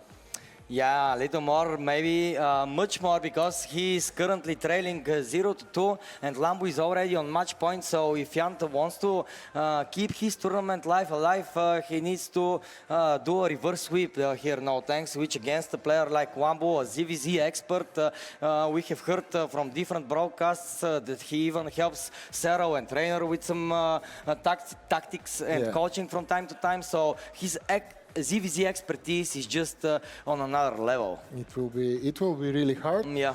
But not counting the last game, but the 2 previous games were also starting with 2-0 and then going to the 5th game. Yeah, that's true. I don't think this will be the situation in this game, but still, I hope we see more games from both players. But yeah, look at the keyboard. Yeah, the keyboard is very nice, as the chat was nice enough to pinpoint it was a policy. I hope this is the way to actually say it. Keyboard, a custom-made keyboard, for your fingers, for the way you move them around the keyboard. So yeah, Lambo probably found that this is the best setup for him. Yeah, I remember back in the day when Brood War players were removing some of the keycaps. But yeah, this is when the new generations have that custom keyboards. Oh, yeah. Well, we call them custom keyboards now. You don't need to remove the keycaps. Yeah, I don't know. I want to make one now for myself. They seem super cool. And Lambo needs to fix some hotkeys, as production just said. I think that he will resolve that shortly. And we will be ready to jump on map number 3. Can we see the video again? Because I'm curious which is the map. Looks like it's not that easy to have that custom keyboard. Maybe. So the 3rd map is Ghost River, a very small map, but the smallest map in the map pool currently now, thanks. And it's a Lambo pick. Maybe he'll go aggressive, do you think? Maybe not. Well, he's the favorite here, so I don't think he needs to go aggressive. I believe if somebody needs to go aggressive, probably it's Fiant, and he tried that on the last map. Let's be fair about that. He really did try that, but just couldn't push it until the end. Yeah, absolutely. And okay, looks like we're in the game. The hotkey issues were fixed. We are already in the game. It's Ghost River, and in the left side we have on match point the Green Zerg from Germany and Shopify Rebellion. This is Lambo. And on the top right, he really needs your energy, guys. His tournament life is on the line. Give it up for Fiant. Man, the support for the young player is such a great support. If this doesn't give him inspiration, I don't know what will. Yeah, absolutely. I love the crowd here. Yeah. But yeah, okay, so 3rd game into it. Lambo looking pretty solid, going 2-0. Even though last game was, I think, harder for him, still he managed to win it. Yeah. Well, he was on the receiving end, right? Yes. So he had to absorb the attacks of Fiant, and he had to recollect himself and counterattack he did. So, if you are Fiant right now, does this demotivate you a little bit, because you already tried your best to make a multi-prong thrust, it didn't work out. What do you think the Blue Zerg player should go for on such a map? I don't know, but I see no gas from Fiant. Oh yeah, you're correct. Maybe he will go for those quick trip bases. Let's wait and see what he's gearing up for. That would be interesting. It's small map. Or maybe it's just a very quick... We'll see. Yeah, We'll maybe see a very where quick this third goes. base, I believe. But still... Not having link speed though, it's going to... It's going to be crazy. It's not going to be too good, yeah, if your Zerglings meet the faster Zerglings of your opponent. So let's see what Fiant's idea is here. I'm caught off a little bit off guard. As you know, I'm a Protoss player myself, so the ins and outs of Zerg are not my biggest specialty. But yeah, I'm curious what the idea is here. Yes. Already several queens are being produced. Yeah, definitely. And those are the second second pair. The second two. So he'll try to do something with the queens. And he goes for an evolution chamber, but he has no gas. And two gases. And okay. now two gases. So now he's going to pick up on the gas mining with the two extractors as opposed to the one that Lambo has. But already a third base on the way for Lambo. We don't see a third base just yet for Fiant. He has a plan for sure. So we'll see where this goes. I really like that even though he's 0-2, he decides to do something special, to do something a bit more wicked. So we'll see some crazy play here. And there was some... Lambo put something here and canceled it and went for a Ben link nest. And now he's making 10 links. I see. I don't know. There is a roach. Also, see, he'll go directly for the roaches with some upgrades, I guess. But the links from Lambo will soon come. Yeah, and they will be fast links. As I understand, the opener from Fiant was basically to deflect an earlier 12 pool rush from Lambo, so he was a little bit scared that maybe Lambo will put on the aggression very quickly. Yeah, but will Fiant be able to deflect those links with the queens? Just force queens? I don't know, man. No. They're starting to follow up. They don't have enough energy for transfuse. Just now they have one to heal up. Yeah, but still. But still though, 3 of them are falling.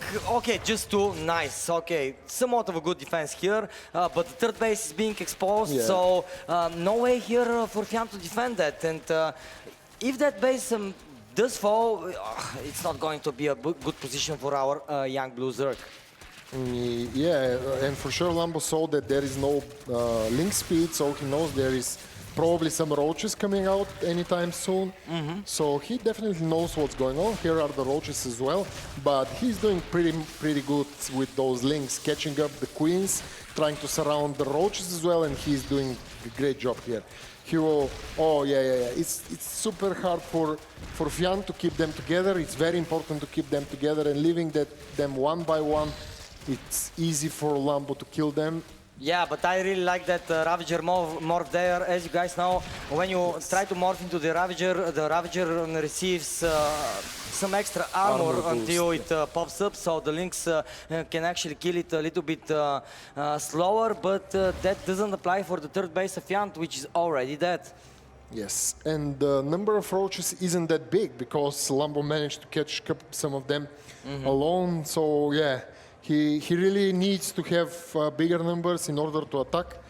He just started the roach speed, and not having a roach speed, it will be really easy for Lambo to come back with those links, and he will try to keep him here, try to get more economy because he already has the third base mining, and it doesn't look good for Fiant. 51 against 38 drones, a substantial lead here for our green Zerg player.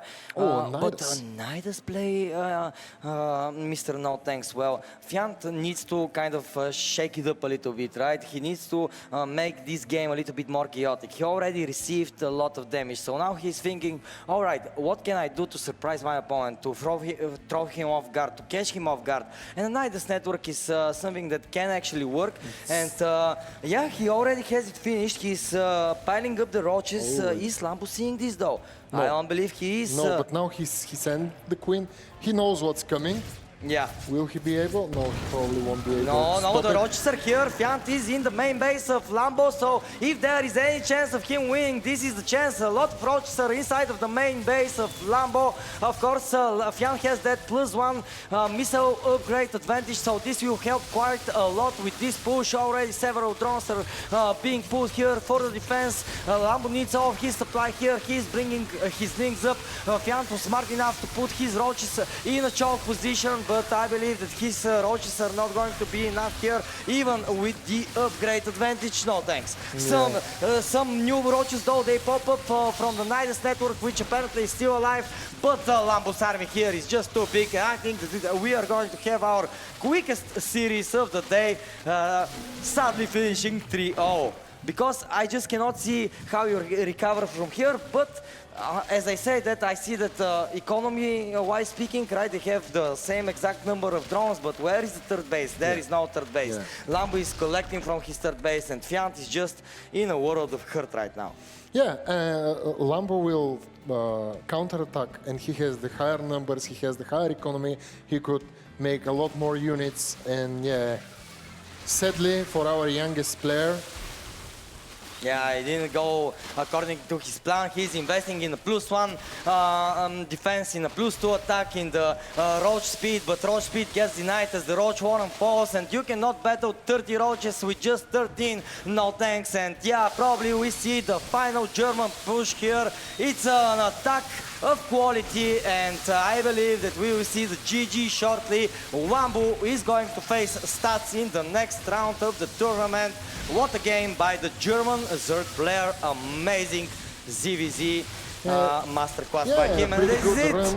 GG, good luck in the next at least. Fiant is he's such an honorable guy, and I hope he had fun in this tournament, even though this was his last series. yeah, and he did a pretty good run for being the youngest here. He managed to put some games. And there is Lambo on the stage right now. Make some noise! Yeah. Super mannered. Yeah, they're going to shake hands after this game. Fiant a little bit disappointed, but you know, he had a good run, he had a win, so he has to be happy. But Bellum is on the stage, so brother, take it away. Lambo, congratulations. This is ZVZ, and you know, getting ready for this series, we heard a lot about Deadlock, but I want to talk about how these games went. It was a lot of Muta play. We don't see a ton of that compared to the Roach stuff. Is that something Fiant special? How are you feeling about the way you had to play this series, I guess? I tried to be aggressive so he wouldn't get away with Muta, so I just tried to always be in his face, to always also scout at the same time, and from there just play normal macro games. I think he approached it quite nicely. I think he's a smart kid, and yeah, he tried to throw me off a bunch, which I thought was pretty cool. Yeah, I'm actually really curious because it feels like it's sometimes hard, and you're talking about a ZVZ, and your opponent goes mutas. It's like, okay, are they going 5 mutas? Are they going 7? Are they really committing them? How much do I need to counter this Spire play that my opponent's going for? So what are you looking at when you're trying to figure that out? Usually I look at roach counts, because if they already made a lot of roaches, they can't mass muta. So in that case, you can just go for hydras. If they don't have that many roaches, because roaches also cost gas, right? If they don't have that many roaches, then I have to go into either hive or some infestor or something like that, and hydras don't necessarily work so well. So in that game, all that I needed to scout for was for bailing speed, because that's the only possible transition from this many roaches, which can be scary for the hydras. Gotcha, and then final question. In that last game we had on Ghost River, Fiant went gasless, he gets a couple queens caught out on the third base. Doesn't really feel like, again, we see gasless all that much anymore. Is that, again, because of map design? How are you feeling about that? Yeah, we both wanted to play 2-base just because this map is very short and 15H is very safe. So if you open for a normal 16H, which sets you up for nicer link speed timings, you kind of just die against 12 pull, so it's a very map-dependent thing. So yeah, we both went for the same stuff, and I didn't really want to play speed at first, and then I realized, okay, he's probably skipping the speed, I'm gonna get speed, I want to deny his third base and then go from there. Gotcha, and then a final question here, you know, as you get ready into the next game, anything else you want to say to the fans and everyone watching? Thank you for coming out, it was awesome. You guys are very loud, actually, it's fantastic. Good job, congratulations.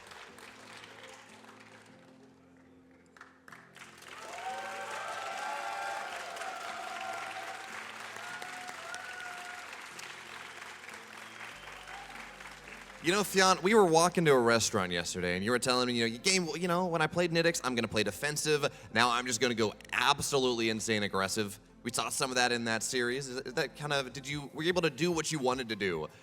Or I guess your series planning, was that kind of what you wanted to do? No, what I said to you was I was going to gamble. Not specifically aggressive, but I think I got a bit unlucky in the last game with the gamble, so it didn't work out. Yeah, fair enough. Sometimes these things happen. But again, as you talk about this setup here, Ghost River, you went gasless a little bit. We heard Lambo talking about how, he didn't really want to, but he ended up anyways, and it ended up working out. Taking that third base, right? Is that safe? I'm not trying to... Absolutely not. It's not safe. There we go. That's the gamble we're talking about. But, Fionn, again, I think you probably had some of the biggest cheers from the crowd here. You've had a lot of cohort cheering you on. Anything you want to say to them?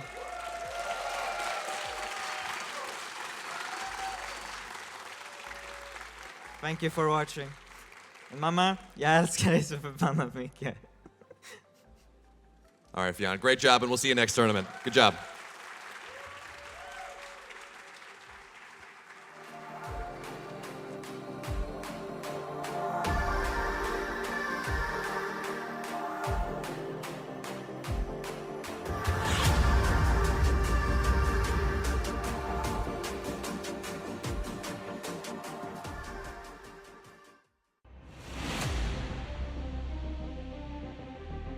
I thought it was going to be a cool tournament. I was going to do my best to qualify, but I wasn't having any expectations really.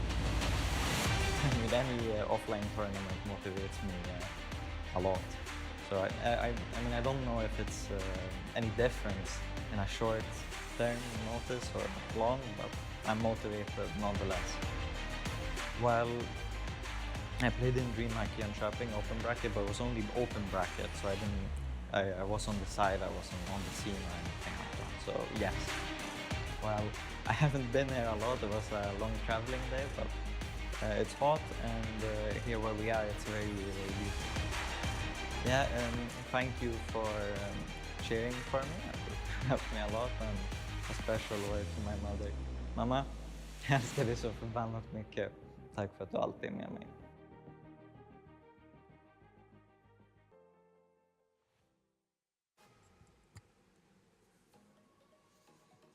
Hello again, and after the first four best-of-5 series of the lower bracket, we are finally moving up to the upper bracket again, where we are about to witness the first semi-final. It's going to be between a Protoss and a Zerg. Both of them are one of my favorite players in the world, and I cannot wait for this best-of-3 series to commence. So it is my huge honor and pleasure to invite both Rainer and Showtime to the stage.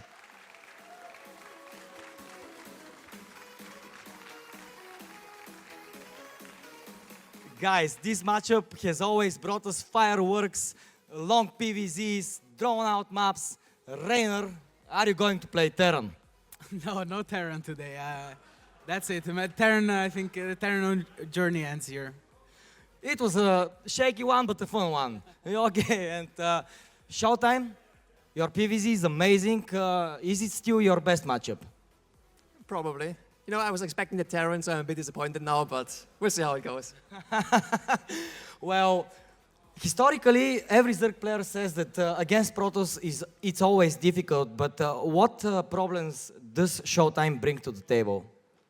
Well, Showtime is very solid. I think he's one of the best PvZ players, and he's always given me trouble.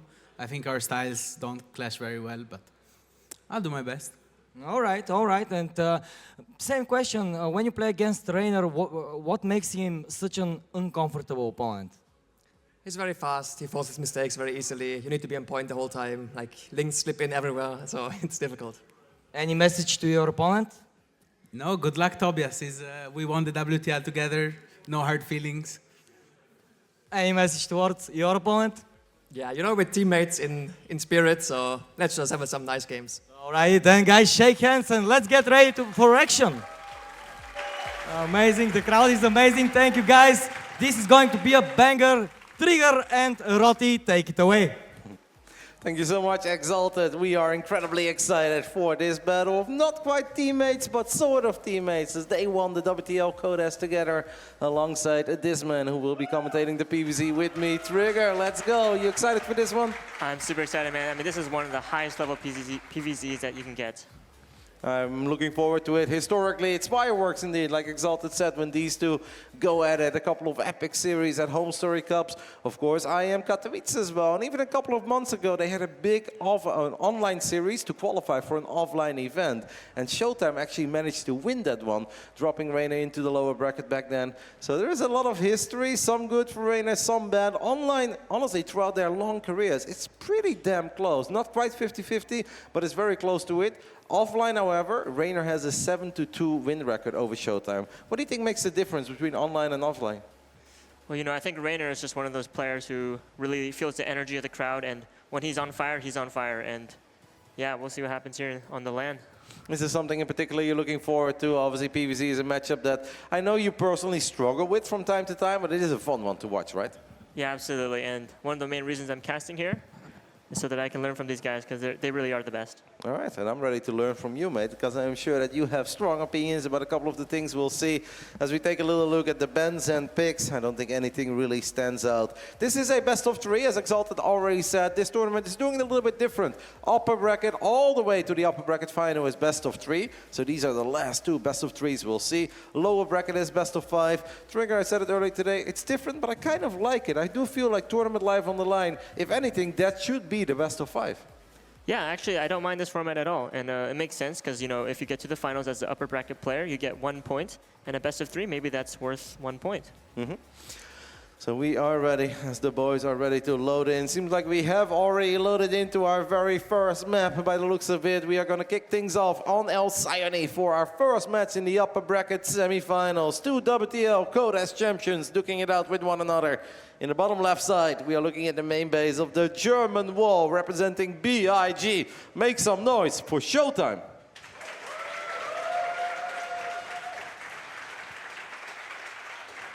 And on the top right, my amazing teammate, also playing for Basilisk, it is Reiner.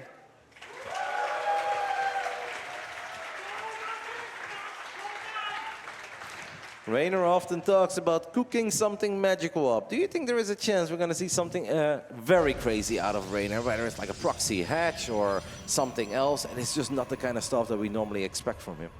Yeah, I mean, usually Reiner would go for that, but I think he just respects Showtime so much that he won't go for anything too crazy because he knows he might hit a wall. A lot of people seem to think that Reiner is really struggling in ZVP and that he's just like not that solid in this matchup, that he can pop off in ZVT, and obviously ZVZ has always historically been incredibly good. But ZVP is the weak matchup for Reiner. I don't even really think Reiner is that bad in his matchup, but he's kind of hero who turns into a Super Saiyan every single time he loads into a game with Reiner on the other side of the map. Overall, I really enjoy watching Reiner. I'm not saying that he's always flawless, because of course he's had his hiccups in online tournaments or some of the offline events as well. But I actually think that Reiner's ZVP is a lot better than what a lot of the fans give him credit for. Yeah, I think Reiner himself, though, kind of gives himself that reputation because he's always complaining about Protoss. But yeah, for sure, he's a very good ZVP player and very scary, especially if he comes in prepared. Our observer is fascinated with the wall of the Mauer. Now, if anybody knows how to build walls, normally it is Showtime. I gotta say that I look at this and I'm getting some hero vibes. I'm getting some vibes from myself a couple of years ago, and everybody used to bully me for my terrible wall ups. What do you make of the wall up of Showtime? Well, I mean, I don't think it's bad as long as that's a full wall and there's a 1x1 gap. But we are going to have basically a little triangle to worry about, though. And sometimes Zerglings can actually push a Zealot or an Adept away because that is not a flat surface area. It's not a vertical wall that you can work with. It's actually very risky to wall off like that, but once more, this is Showtime. He obviously knows what he's doing. And perhaps it is a tiny bit of bait where it's like, hey man, you should really try to make a whole bunch of Zerglings and slow your own economy down. And then they do it, and then you die. Yeah. Well, I really do think there is a good chance that you die there because that is not solid. Zealots and Adepts can absolutely be pushed away because of that little edge corner that we are looking at here, map design-wise, El Sayani. But maybe Showtime is eventually going to complete this wall. The cybernetic score obviously feels incredibly exposed too, but I sometimes feel like it's silly to talk about walls for half an hour and then Reiner's just building drones. And it was like, well, I feel like we could have been talking about something else. I mean, we could be, but in the early game, I mean, it just seems pretty standard from both players, other than that wall. What about the Phoenix? I mean, definitely not that standard anymore, but in the past, it was Phoenix into Oracle. If he makes 2 Phoenix, then I'm going to get very intrigued. I'm expecting Phoenix into Oracle as well. This Phoenix obviously can be very useful for Dimar to start working on these Overlords, keep Reiner in the dark, and later on this Phoenix can actually be a perfect assist for the Oracles to find a lot of damage. If Reiner thinks he can skip a Spore Crawler just because he's got 2 Queens in the base, or even if he has 3 Queens, if the Phoenix leads the charge, absorbs the first few shots of the Queens, then you lift one of the Queens, the Oracles show up, they activate Pulsar Beam. That is actually a very clever way as a Protoss player to find a lot of damage when the Zerg players think they're safe, but they're not actually safe. Yeah, but I bet Reiner is actually a little bit molding already, because that wall was super sus, and then he makes a Phoenix on top of that. Like, what if he really went for the Ling Rush? I would be concerned, but I mean, not the worst situation for Reiner. Obviously, losing 1 Overlord is pretty standard against the Phoenix. Yeah, it's like one of these maybe tiny missed opportunities, but like, all right, I know that I'm not supposed to fall for these bad wall-offs. I know you guys will still be ready, as the Phoenix is already leading the charge, but Reiner did not skip any corners here in the main base, as he actually built a Spore Crawler relatively early on. That's great. Right now we look at it and we're like, oh, nothing happened. But if that Spore Crawler is not done yet, there is a good chance that Reiner ends up losing more than a handful of drones. Yeah, excellent defense by Reiner. Not losing even a single drone there is a really good start. And I mean, Dimar, he has to get something done with this next push here, and gets 1 drone, but that's about it. Reiner going for a +1 melee. If you're Showtime and you have a good idea that Reiner is actually going for +1 melee here, rather than for something like Roach missile attacks for Roaches, Hydras later on, or perhaps Lurkers, would you say that Showtime should always go for Zealot with +1, or would you say, no, you can still play Stalkers against this?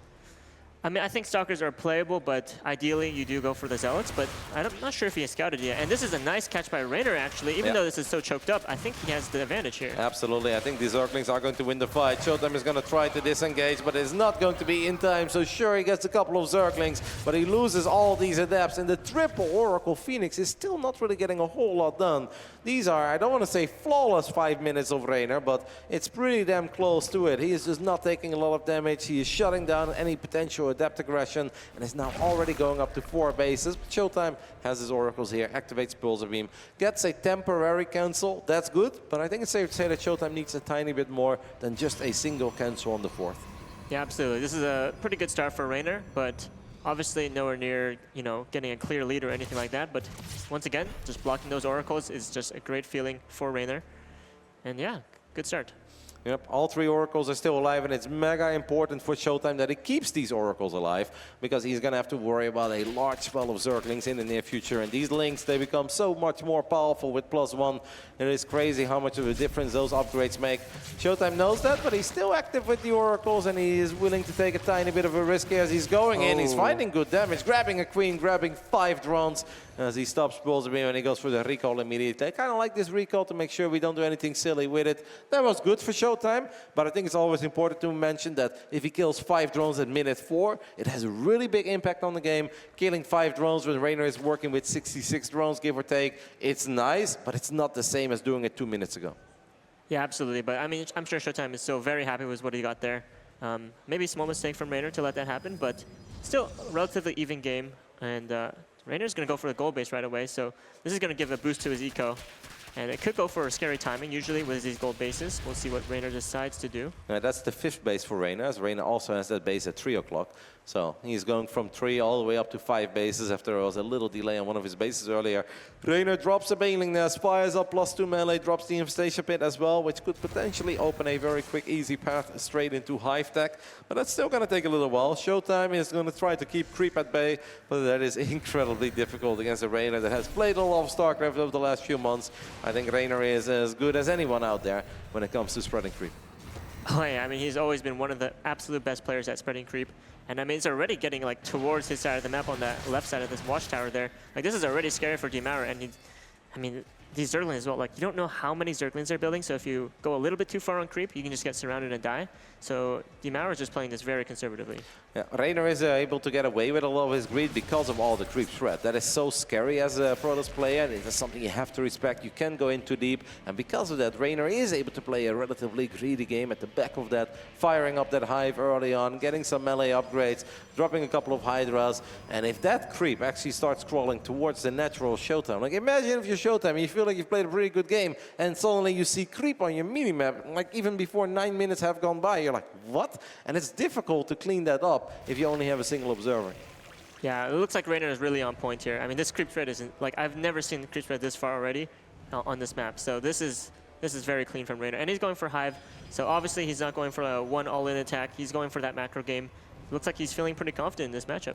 Yep, I do like the double pylon setup here by Dimauer as he's got a battery there as well. Showtime feels that he can afford the resources to warp in a fleet beacon, a very expensive building, a second Stargate, +1 air weapons as well. Reiner's going to see that now immediately, by the way, as a lot of Zerglings are working, perhaps on that cybernetic score. This is obviously a big fight, but there's another big fight happening in the natural. The storms are pretty good. That's a lot of Zerglings are falling, but I'd love to see how well Reiner is doing in the natural Showtime right now, or at least close to it. Apparently not all that hot as he walked into a massive stasis trap.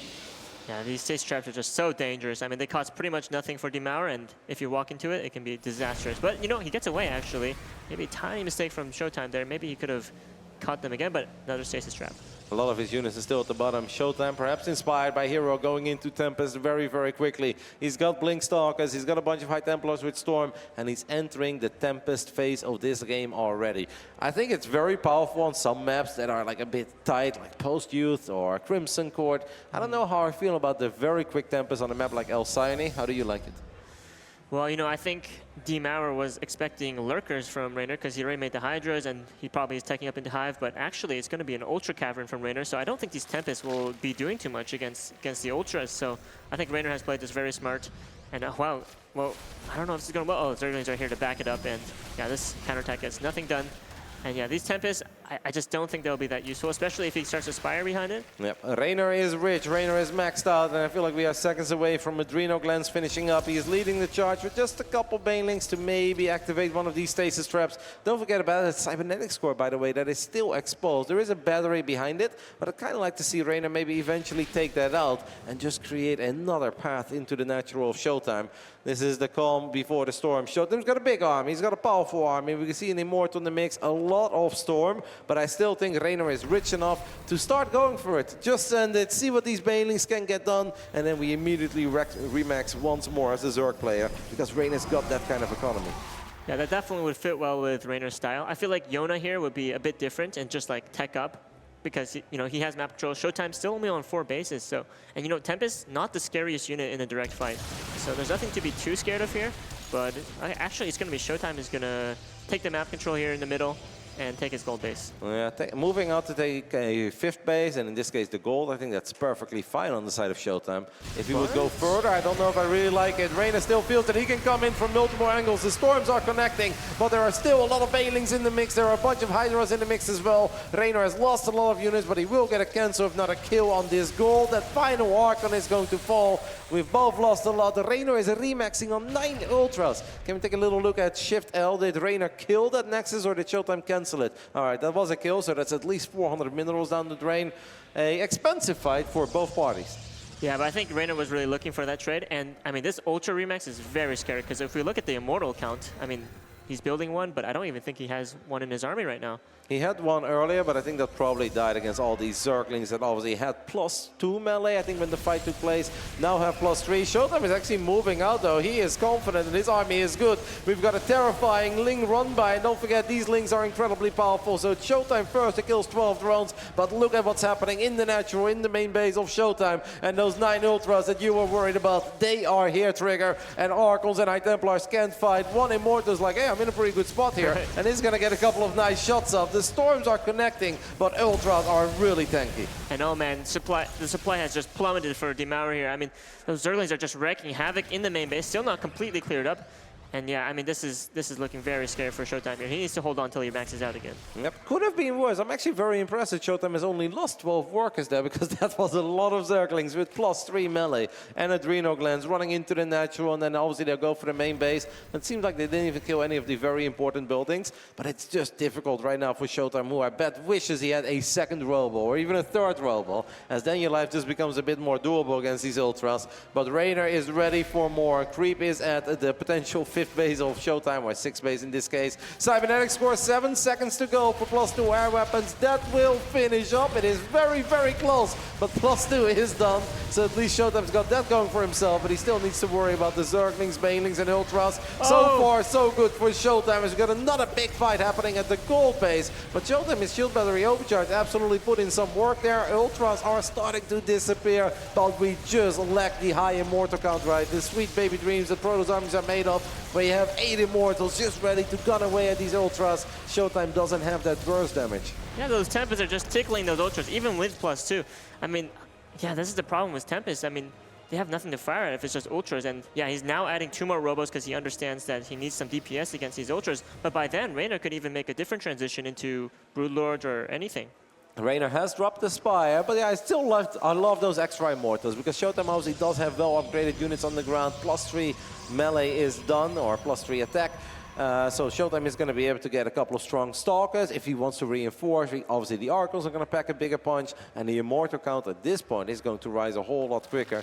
Raynor has done a lot of things right, but I don't think that Showtime is down and out anytime soon, as another big Stasis will connect with the vast majority of these Zerglings. There's one more Stasis trappy here. The It seems Banelings like onto the High Templar. Oh, kills 1 High Templar.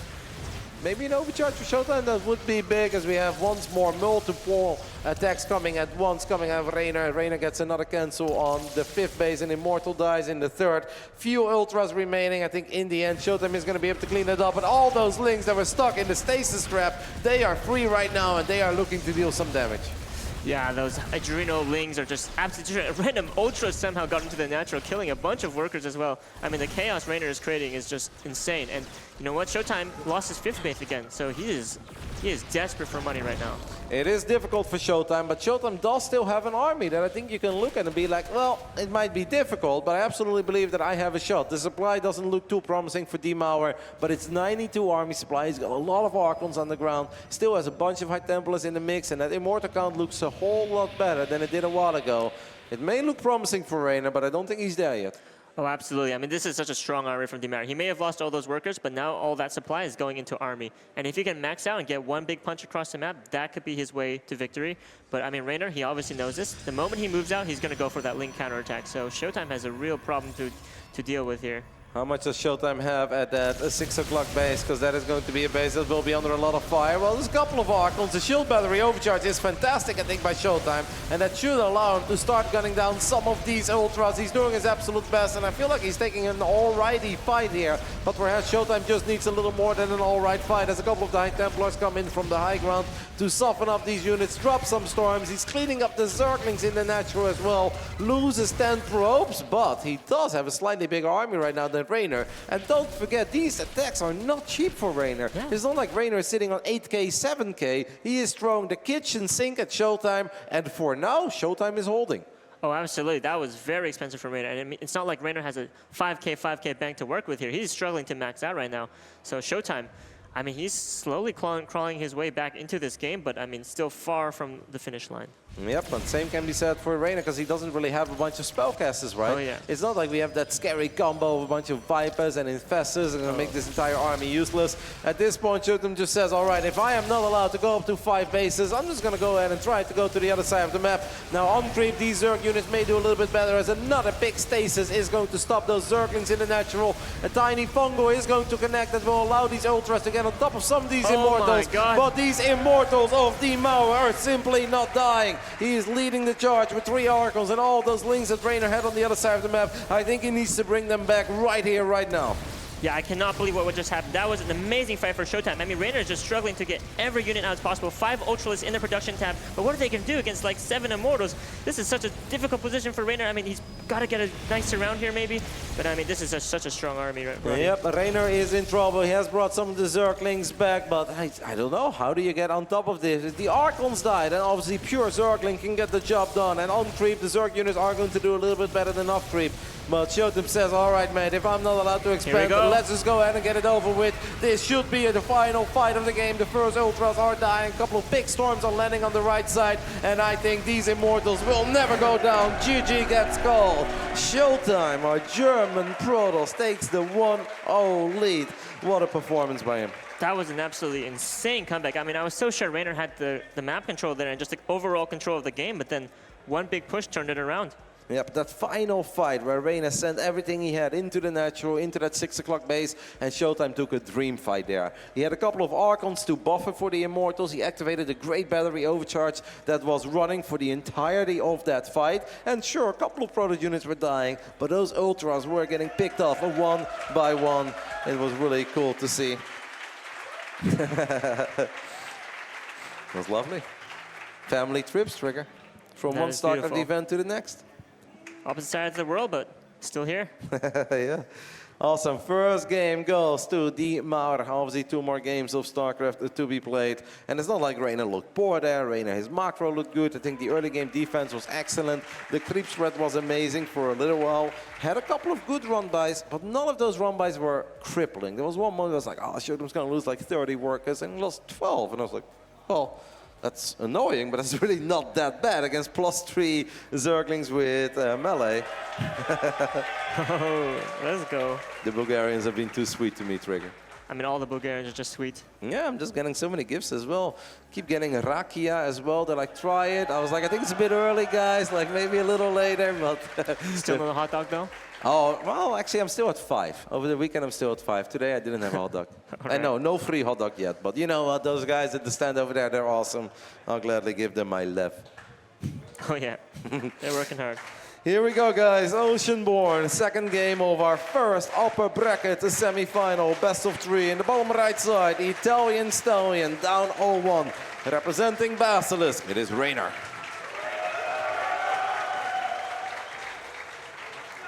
In the top left, in the blue, playing for big, made an amazing comeback in the last game on Al Sayuni. It is Showtime.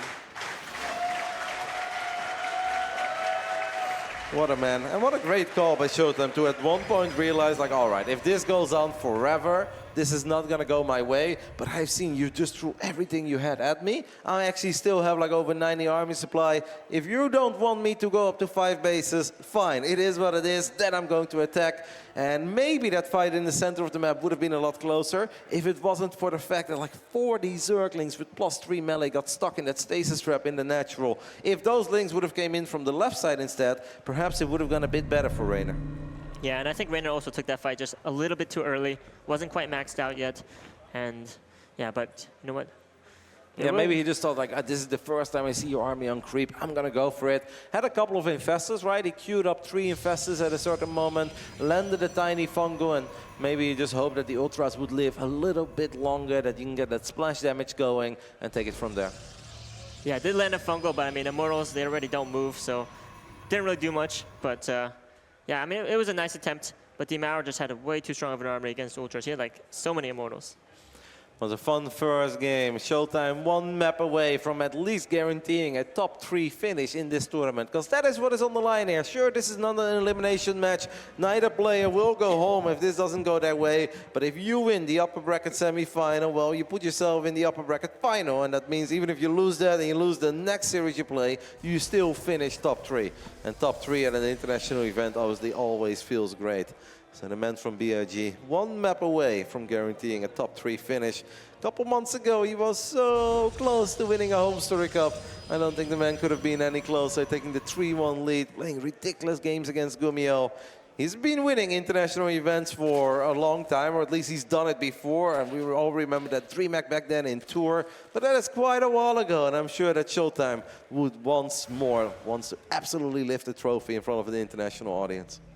Yeah, for sure. And Showtime, I mean, he said to me that he's feeling really good about his improvement and his play.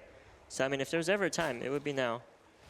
It's a tough event. Obviously, we still have Clem and Oliveira as well live in the upper bracket semifinals. That is going to be the TVT that is coming up next. And I'm hyped for that one, man, because I know that Oliveira is going to bring the fire. Sure, Liquid Clone may be winning all these games here, there, and everywhere lately, Trigger, but I am certain that Oliveira is not going to make it easy on him. I think it's going to be a sick TVT. I mean, when Roddy's hyped for a TVT, you know it's going to be good. You know it's good, mate. I mean, it's the best of 3, thank the Lord. But no, I'm kidding. Those are the TVTs that I don't mind a sensor tower or 2 trigger. Oliveira's just fun, right? Because he's always aggressive. And Clem wants to be aggressive as well. Like, those are perfect TVTs. Yeah, it will be a banger. But at first, we have to wrap up this PVZ semifinal, second game here on Oceanborn.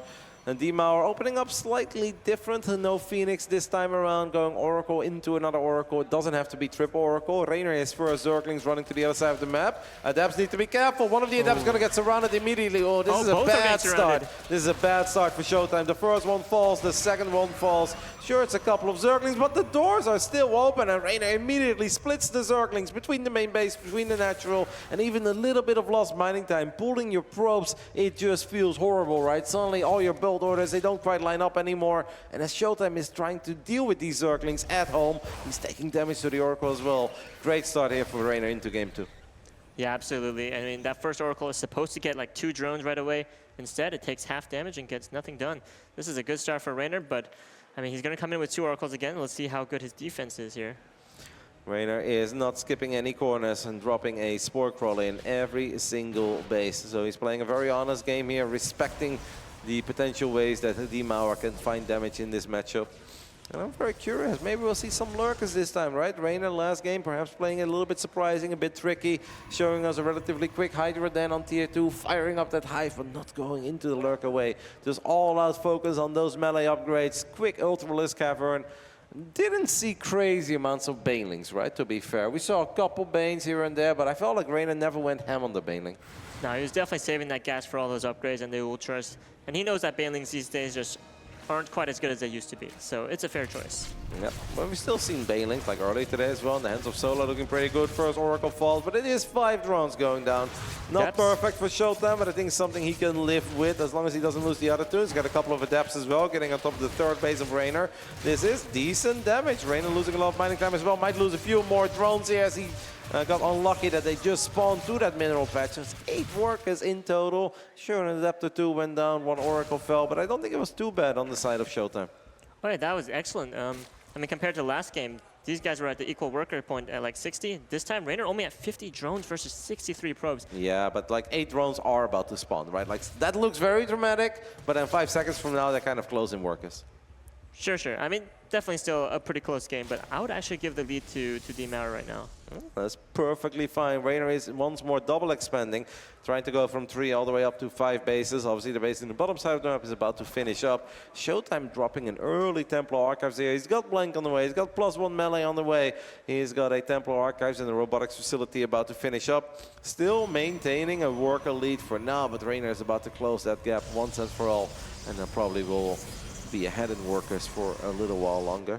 I think it's close. I think it really comes down to how good is the first move out by Showtime. Or will he move out at all? If we're just going to sit back and we're going to wait until we have 4 bases up and running. Is it possible for Rainer to find a way to slow Showtime down? As these Oracles are definitely being annoying, not getting quite as much done as earlier. I feel like the first fight is going to be an incredibly important one here between these 2. Yeah, absolutely. And if I had to guess, I think Rainer will be the first one to take the fight. That's because Storm is coming, and you don't really want to attack if you're getting Storm, right? Rainer's getting Overlord speed as well. Is there a world where you think he ships a couple of Queens to the other side of the map? And he's building a lot of Roaches as well. That could be the possibility here, but I mean, oh Yep. yeah, absolutely. And there come the drop lords, and it's kind of funny because you said you don't expect the Showtime move out, but Showtime is going to move out. He's going to set a couple of stasis trappies here, but it is actually Rain. It almost feels like this 5th base, a bit of bait, right, by Rain. It's like, hey man, look at me, I'm so greedy, I'm trying to take all the bases. Well, what Rainer is actually doing, guys, is building nothing but workers. Rainer is willing to put it all on the line once and for all. Showtime, however, is already getting a couple of cannons at home, so that is big. Rainer in trademark double drop lord play with a bunch of Zerglings into the natural, into the main base. This is all very, very cool. I have the feeling that this game is over 2 minutes from now, Trigger, but in favor of who? I've got no idea. Yeah, it's all going to come down to how well the wall defends this attack. I mean, these two drop lords are the perfect thing to just ruin a defense. And it's going to depend if D-Mauer reacts very quickly to this. Let's see what happens. The Zerglings are coming into the front, as well as the Queens. This is going to be a very powerful attack for Reynor. It's a very all-in attack by Reynor as he is down 9 workers. He just wants to end this game, needs to make sure that he doesn't lose these drop lords. The Zerglings are going to get dropped into the natural showtime. There is a cannon there to buy some time. Reynor has lost a lot of Zerglings at the 4th, but as long as he can keep these Queens safe, he should be able to continue to be aggressive here for a little while longer.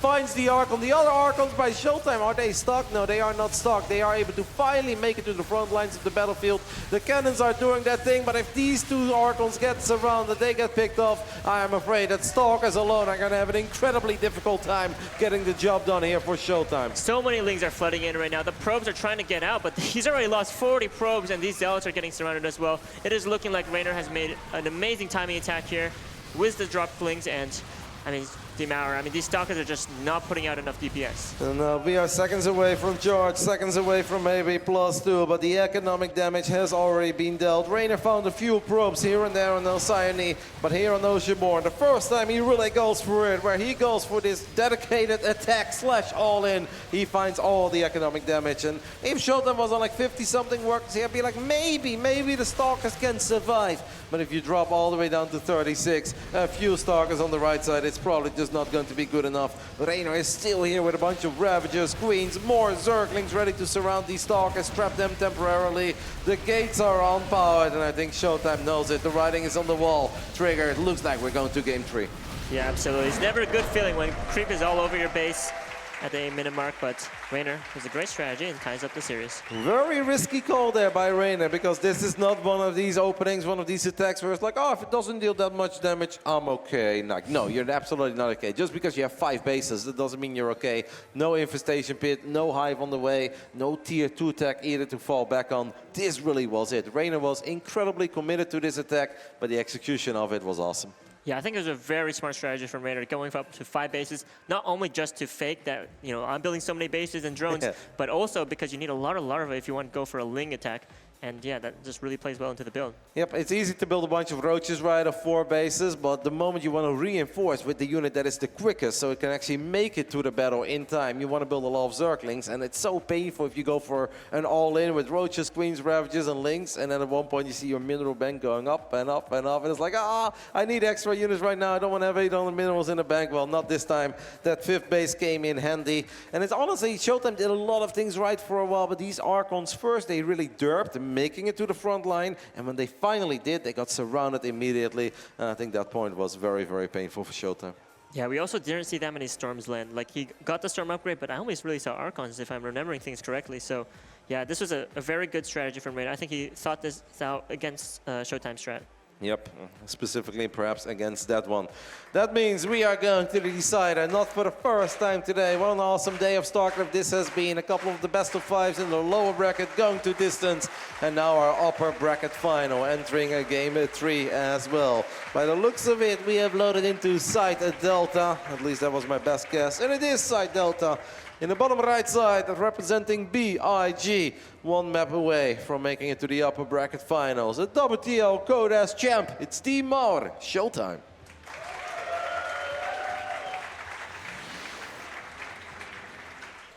And in the top left, our former EWC champion, playing for Basilisk, it is Reynor. I'm gonna have to correct you there, Trigger. Game is 8, not quite the same. They'll be upsetty spaghetti at us. Branding matters for those tournaments in particular. But yes, Reynor, of course, and I am Katowice champ in the COVID year back then when we had to do it online. And the man did win Game as 8 in 2023 over in Saudi Arabia. And a whole bunch of ESL events, right? He won the ESL Winter Championship, I believe they called it a long time ago, in a studio in Los Angeles. He also won an event in Kiev where he defeated Cerro in the grand final. So Reynor, he's been here, he's done that. He's won a couple of offline events in his career. But not a top 20 player contender for GOAT, apparently. Yeah, I feel like in the mind of a lot of StarCraft fans, they're still like, well, you can't give that to Reynor because he's still so young and he only started playing recently. I was like, guys, like, 2016 is like 8 years ago. In StarCraft 2 years, that's like Yeah. the big. That's like very early. And he's been on, well, the pro circuit since 2018. Man, turned 16 back then, was finally able to be eligible and go to some of these offline events. And obviously, ever since he turned 16, he's been a top contender in pretty much every event he's entered. Obviously, he had a few bad runs as well. Not everything that Reiner has ever tried throughout his career has worked out for him. But boy, oh boy, has he been successful. Oh yeah, absolutely.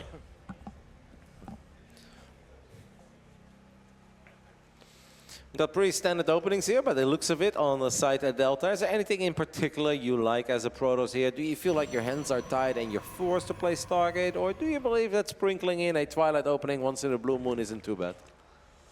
Well, personally, the only time I build a Twilight against Zerg is when I'm doing that blink all-in, but every other Protoss thinks that build is just terrible. So, yeah, I mean, I very rarely see anything other than Stargate these days.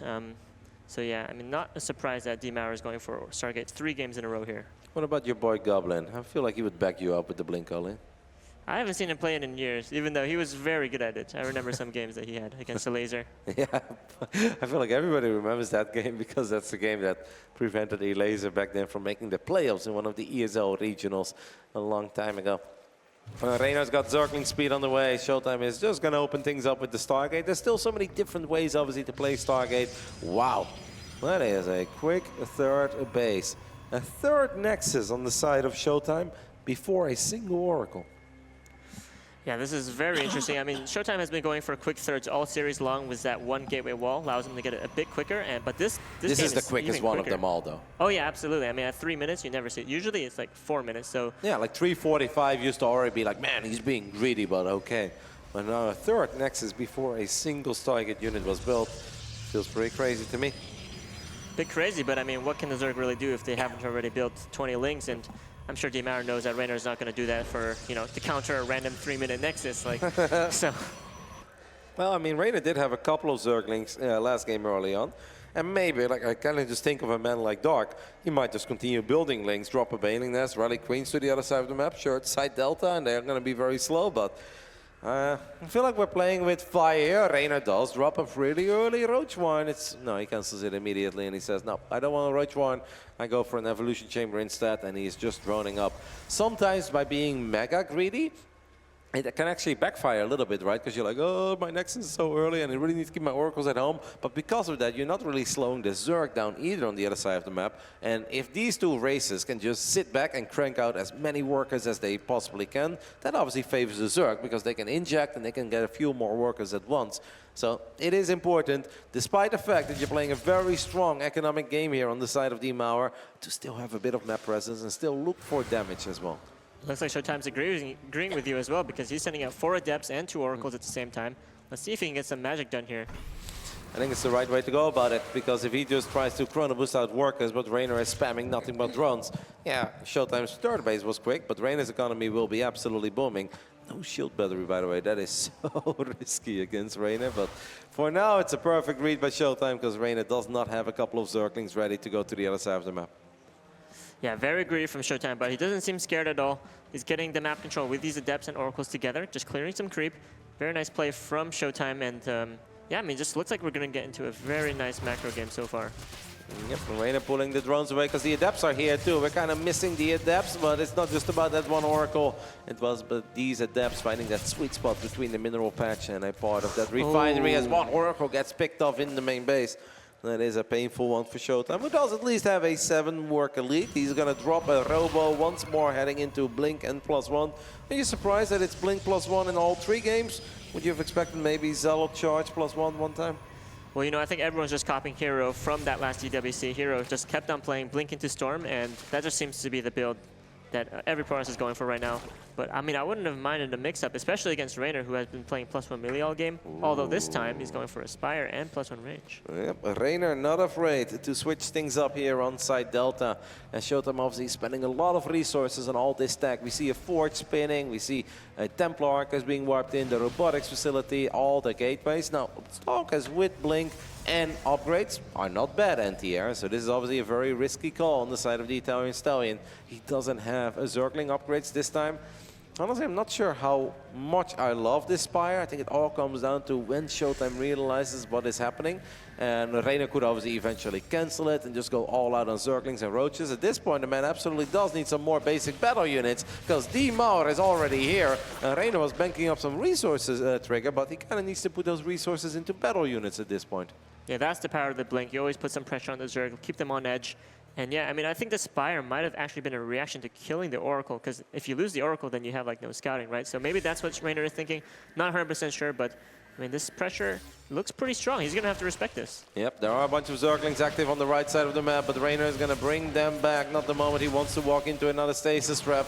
Reiner is sitting on a lot of money. I guess he really wanted to use that money for those mutas, but we need to make them certain that we're not going to die. There is a stasis trap here. Reiner almost ran into it. Fires up 8 mutalisks, despite the fact that all these stalkers are in his face. Reiner feels that he's got enough Roaches, Queens, and Zerglings right now, as he does walk into multiple stasis traps, but at least that is going to force D Mauer back for a little while. Can we take a little look at the 3-base setup of Showtime? How many cannons are we looking at? There are, okay, that's a couple cannons there in a shield battery. They may not be in the dead center of the middle line. We see another cannon being wiped in. I think Showtime has picked up on the fact that at this point he needs to worry about Mutalisk, or maybe that was just an anti-dropper Lord play, Lord knows. What we don't see yet is a single Phoenix on the production tab.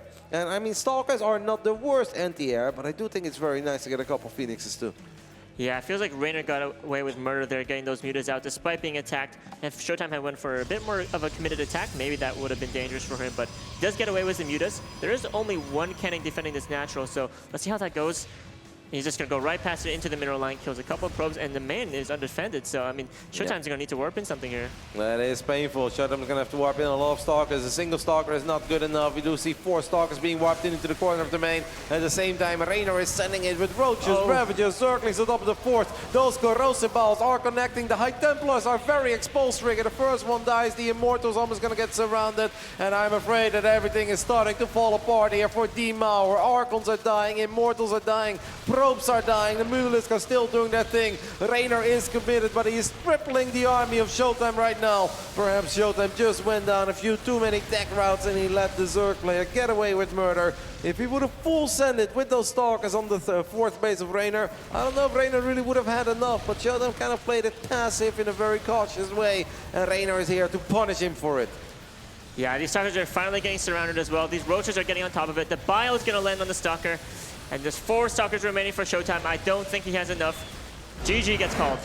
It is a Reiner who is going to advance into the grand final, the upper bracket finals of the Bellum's Gem Elite here in Stara Zagora, where we know we get to see some of his magical ZVT. We just don't know which Staran will be standing on the other side of it. But that is going to be one hell of an upper bracket final. I really enjoyed this semi-final. Trigger, any final thoughts before we hear from the man himself? No, this was just an amazing series. Great timing attacks from Reiner. Showtime showing that he has the defensive skills that we know him for, but just this time Reiner was just a bit too strong. These two are very familiar with each other, and that often makes for great games. This was another great series, but this time it will go to the Italian Stallion. Let's hear from him as he's on stage with Exalted.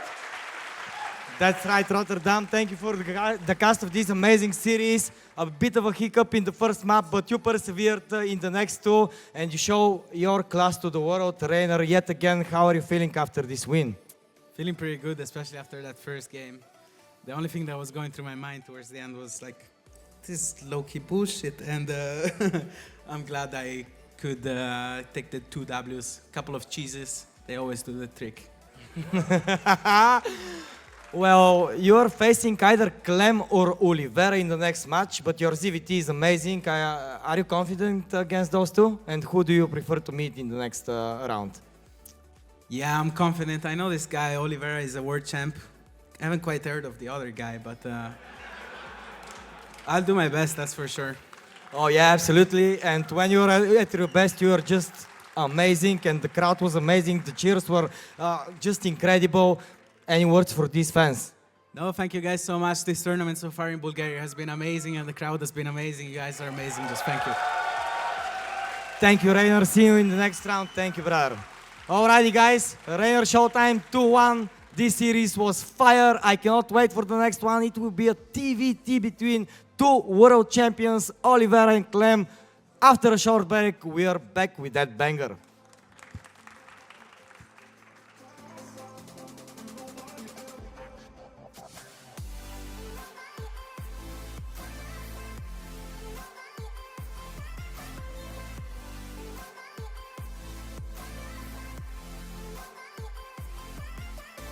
Just very happy because ESL has done a lot of great things for StarCraft in Europe, but it's obviously bad when it's only ESL. So we're very happy that we can go to Krefeld twice a year for the Home Story Cup, but more StarCraft is always better, and especially when it's in a country like Bulgaria that I feel like we've never gone to for a big international event. And even if there were smaller events, I mean, we've got the best players in the world, we've got the world champ here, so it's just really cool to go to different places and spread the love that is StarCraft. Yeah, I went to Bulgaria one time a year ago because my girlfriend is Bulgarian, so she had to get a quick passport. We could have done it in the Netherlands as well, but it would have taken a lot longer. Apparently they're a lot more efficient over here in Bulgaria, so we just went for a little few-day trip. Back then I had a great time, just going around Sofia, exploring it. I actually really had a good time. We rented steps, went around, had some dinners, restaurants, etc. So it felt nice. The people have been incredibly nice to me, so far I only have good experiences in Bulgaria. And I'm pretty sure it's going to stay like this with this trip.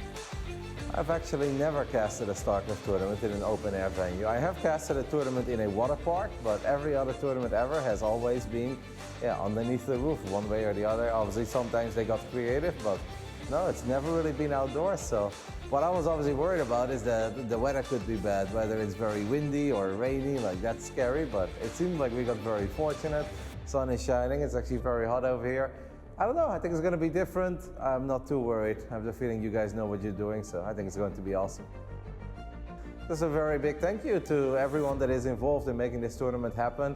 Never been to Stara Zagora until I heard that one of my Warcraft 3 friends from a very long time ago lived in this city. I'd never even heard of the city, and I think that's always cool. And StarCraft 2 takes you to places that you weren't even familiar with. So I'm very happy to be here. I'm going to do my best, and I hope that we get lucky with some awesome games, but I'm not worried about that. The games have been awesome lately. We've got the best players here, so I'm just happy to be here. Thank you guys so much for making this happen, and let's make it a very memorable weekend.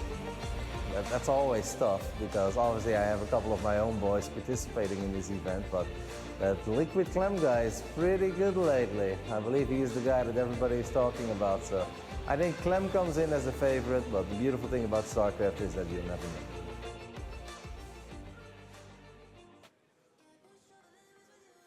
As the sun sets here in Stara Zagora, excitement rises. We are on our way to witness the sixth series of the day, which is going to be a crazy one. We will have a Terran versus Terran masterclass here between the two world champions for the past 2 years, and it is my greatest honor to invite Clement Oliveira to the stage!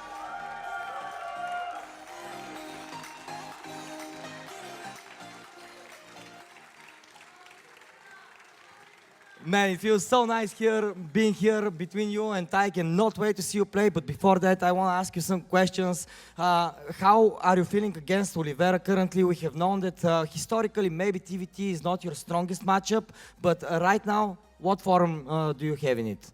Yeah, I think TVT has never been my strongest, but I recently got quite a bit better in the matchup, I think. But yeah, TVT can be quite tricky, and Oliveira is super good, so it's going to be hard, but I can do it. Oliveira, are you super good in TVT, as Clem says, and we will be able to have his number here? Oh, well, like, I have a little bit of confidence because, like, in Korea, we practice a lot on custom. And, yeah, before he gets the champion, so I think he's like Tyrant Zero, you know? So I will try my best. Oh, yeah, for sure, but you have had, you know, not the most... You had a little bit of a disappointing run, at least for your standards, at the EWC. How are you feeling afterwards? Are you ready to take this trophy home, maybe? Well, maybe I can see a lot about that. I just focus on my match. Okay, that's a good mentality. And Clem, do you have anything special to prepare for Oliveira? Or you're just going to freestyle a little bit? Well, it's always a bit hard to answer this question because I want to keep some things secret and so he doesn't expect what I'm going to do. But yeah, I have some stuff prepared for sure. Ooh, well, Oliveira, after hearing that, do you have something to say to your opponent? Let's just start, maybe. Okay, he's impatient to start. Clem, what can you say? Good luck, have fun. Okay, then shake hands and let's get ready to rumble, ladies and gentlemen. Clement Oliveira!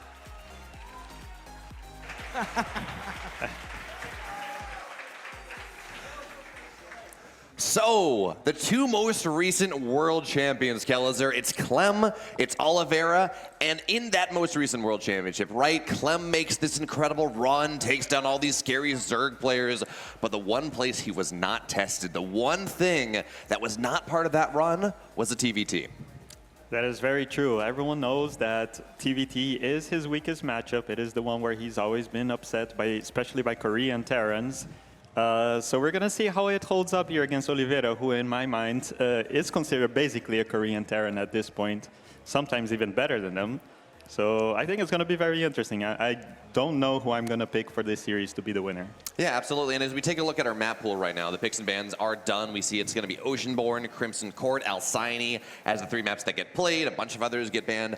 Anything stand out to you? Anything surprising?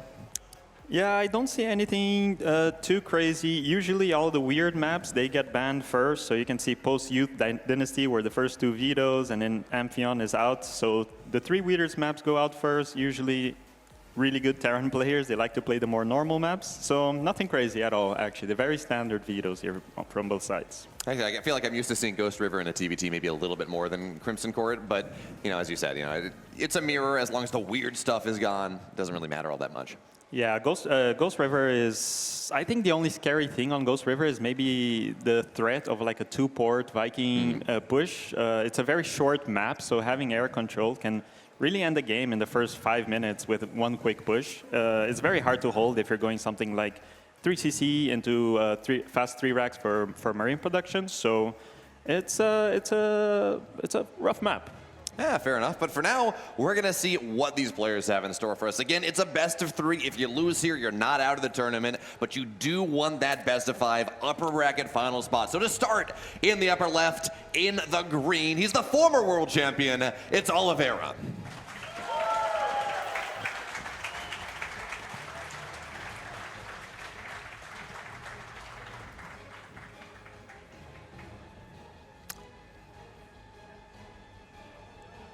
And on the bottom right corner, playing for Team Liquid, it is the current world champion, Clem.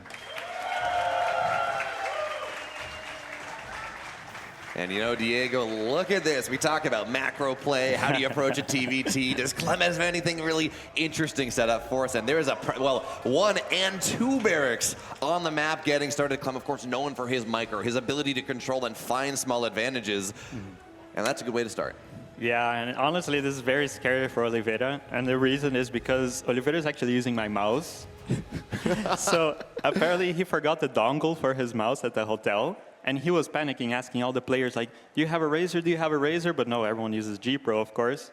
And he came to me, he's like, do you have a Razer? I'm like, yeah, it's a Razer Viper. It's not the same as your mouse. And he's like, it'll do. And he just took my mouse and went to the booth. Oh, no. I was going to say, I have a Black Widow in my backpack. Unfortunate, but anyways. Yeah, so again, as you take a look at this, that might be something that might be a little difficult to just, when you're playing the early game, eventually you're going to get used to it, might make a difference, but yeah, it's really manageable. But Clem, I don't know if he knows about this, but really taking advantage of that idea as we get in, as we just wait again for hotkeys to get figured out. Looking at the broader idea of this, never mind, we're going to get started in just a second, looks like. But looking at the broader ideas of this series, right, Kelezer, we talk about this early game, see exactly what Clem wants to go for. Is that something you think we're going to see in a bunch of games, or is this just, again, like, we're going to get started, let's set some tempo, and then, hey, we're going to play something more standard later on? Honestly, it's kind of possible. Second map is Crimson Court. That is also a very good map for Proxy Reaper. So I do see a world where we do end up with 2 back-to-back proxies. But I think it also depends on how it pays off for Clem here. Oliveira, of course, got the build order win. He went 2 gas and SCV scout. That is basically very advantageous against the Proxy Reaper. You just have to buy time and wait for your Marine to pop out. Yeah, on top of that as well, because Oliveira has the ramp, he gets the first shot on the Reaper, which means Clem maybe it's like, okay, look, I was scouted, let's see if I can get something done here. Maybe I got lucky. And instead, he takes the first shot. That means the Reapers have to run back home. And by the time this second Reaper arrives, there's going to be a Marine out on the high ground. But more importantly, the thing that really shuts this down is factory production. So for right now, diving on top once again, Clem cannot afford to lose this. The SCV coming back in from the scout almost cuts it off. But at the end of the day, again, Clem builds more Reapers, but you feel like you already need to start to see some sort of transition. Yeah, at this point, you're already transitioning. Factory is on the way. You can't keep making Reapers. You just want to try and get some SCVs, but he does lose a Reaper. That is so... Oh, 2 Reapers. That is so bad for him because you want those Reapers to pressure the depot. And he's gonna... Oh, my... No! It's almost like Clem is using my mouse and not Oliveira. This is crazy. Unmitigated disaster, especially again from this player, Clem, that we're used to seeing just doing dazzling things on the mouse and keyboard, right? Making sure his micro is pitch perfect. Now, granted, you know, when I think of Reapers, I think of Beyond, right? I think of maybe Maru back in the day. Clem is his biosplits, right? His Marine Marauder plays, this multitasking. So, yeah, I don't know. But as it stands, Oliveira takes 0 damage. He has to pull the SCV slightly, but really takes 0 damage here. Tries to find this, and hey, that's really nice. Knocks down a bunch of Marines. May try to go and dive into the main base, but there we go. There's a depot. Cyclone says, absolutely not today. And as it stands, Oliveira's natural is going to be a good well, actually, I guess Clem's getting his natural just that much more. But with this timing, right, this opportunity, this army supply that Oliveira has, just because your natural's a little bit faster, you need more than that. Yeah, honestly, I don't know what Clem does. He has 1 supply. He has 1 single Reaper, and I believe it's on the other side of the map. I don't even know if it's at home or it's trying to get home, but Oliveira's units are already there. He's going to stop the natural from building. It's not going to finish in time. There are 2 Cyclones. Clem still has at least 20 seconds on those 2 Cyclones. This is going to be very annoying. It's going to delay the CC so much. And there's also the follow-up. Tanks are already on the way. And what you need against tanks are Marines, which Clem doesn't have because his barracks are still flying back home. So this is very, very disastrous from him. Yeah, Clem, he's getting ready. He's like, okay, if I pull some SCVs, if I have these Cyclones, maybe I can go and force this to stay alive. But because, that's a mistake right there. I was going to say, because medevacs are here, technically Oliveira should be fine. He should be able to dodge the shots, really dodge the lock-ons. But Clem, he's able to pull the SCVs, make sure his Cyclones stay alive, and instead of having to go cancel his command center, it's delayed, certainly. It takes a lot of damage, absolutely, but at least it gets up. At least you don't have to cancel and restart it all over again. Yeah, that was the perfect call by Clem. He pulled the perfect amount of SCVs at the perfect time, and he did manage to catch that Cyclone, which will keep him alive in this game, especially because Oliveira, he could be dropping double Cyclone behind his main right now, dealing tons of damage, but now he can't anymore because it's only 1 Cyclone. And behind this, Clem actually retakes map control because he has 4 Cyclones. That's not bad. Yeah, not at all. And I'm curious, Killazur, as we get into this mid-game now, Oliveira, his 3rd base about halfway done, really playing into the macro game a little bit more. How do you feel about that? Because again, we talk about this lead. Oliveira's built himself this nice, powerful advantage. But, you know, going for a 3rd base, that is prolonging the game. That is giving Clem maybe a little bit more room back into this game. Yeah, the only thing he needs to do is protect his 3rd CC. Clem hasn't even started his 3rd CC, so it's still very much in Oliveira's advantage. He just needs to make sure that he's not losing any SCVs or, you know, important units like the Ravens. Even if you lose the medevac, it's fine. Just don't lose the Ravens, protect your 3rd CC, and you're Gucci. Yeah, absolutely. Just, again, making sure you have that energy for Interference Matrix, maybe for some auto turrets later on. Because Ravens, as we talk about them, it's not just about building them, right? That is expensive, absolutely, but they need to be on the map for a time. They need to have time to get that energy up so you can spam auto turrets, so you can remove armor if needed, you can go and shut down your opponent's tanks. But Clem, now again, we talk about this map control. He's been unlocked on the map a little bit, trying to get a drop here. Luckily, well, not even luckily, Oliveira has a tank in the main base, so this is not going to get a ton done. But again, Clem, map control, and we're talking about Clem here, Oliveira. That's the one thing you don't want to give him. Yeah, honestly, I think Clem is all-inning, actually. He has 3rd barracks on the way, +1 stim. It's a single E-base, so you know he's not going really for the long game kind of upgrades. He really wants to hit a +1 timing. Probably gonna go with Matrix on all the tanks, use Marine advantage to try and punish Oliveira when he takes the 3rd base. This is kind of a Hail Mary play. I like it. Clem could maybe play from behind, but Oliveira is no slouch when it comes to keeping advantage like this. So I kind of like it. I'm curious to see how it's going to pan out. Yeah, and remember here, of course, we talked about Clem and EWC really not playing TVT. Oliveira, by example, played a ton. And eventually he was knocked out by it, but he played so many incredible series. I took down Beyond, I want to say, played awesome games against Maru. So, you know, we know he is a very good TVT player, but if you're Oliveira right now, it's like, okay, well, Clem's going for this, and you talk about the all-in, scan goes down, 3rd base goes down. It's not really going to be a thing. But before that, before we were saying, okay, this looks like this is going to be an all-in, if you're Oliveira, what are you looking for? What are the tells that are going to tell you that, okay, you know, Clem's actually going to run across the map in 30 seconds. I need to be careful. Well, the most important thing he already saw was the timing of the 3rd CC. Clem essentially started his 3rd CC when the scan went down, which means it's at least 2 minutes behind Oliveira's, so he knows the push is coming. He is prepared for it. The question is he going to hold? That's a very good question. So Raven's in the main base for just a second, again playing defensively. And because Clem has this double Cyclone drop from earlier on, he's been able to pull tanks into the main base. He's been able to pull Ravens into the main base, and this just might unlock Clem running forward here. Stim goes down, everything gets shut down here, but the anti-armor means that the Marines of Clem are so much stronger here, and they are shredding, doing what they can. Widowmine as well does that much more, and now the tanks are going to start to fire here for Clem, trying to get on top, but for now, the tanks here again. Interference Matrix goes down on both sides. Oliveira has his tanks available, and while Clem gets a great trade Marines versus Marines, it's not enough quite yet to push through. That is very true. Clem is keeping up the pressure. 13 SCVs, I think it might just be enough to at least equalize this game, but this position is very hard to break for Oliveira. He has no Ravens anymore. I think he lost all of them, which means no more Matrix. On the other hand, Clem is still gathering energy, so if Oliveira tries to break this, he might have 2 more Matrix to back this up. The only advantage really that Oliveira has here is the upgrades and the Marine count. Of course, Defender's advantage means he can push this with the SCVs. He's not even going to go for it. He's just taking all the Marines, which actually might be a cleanup. Upgrade advantage is speaking volumes here. Great fight for Oliveira. Good job. Takes his position back and lands his third.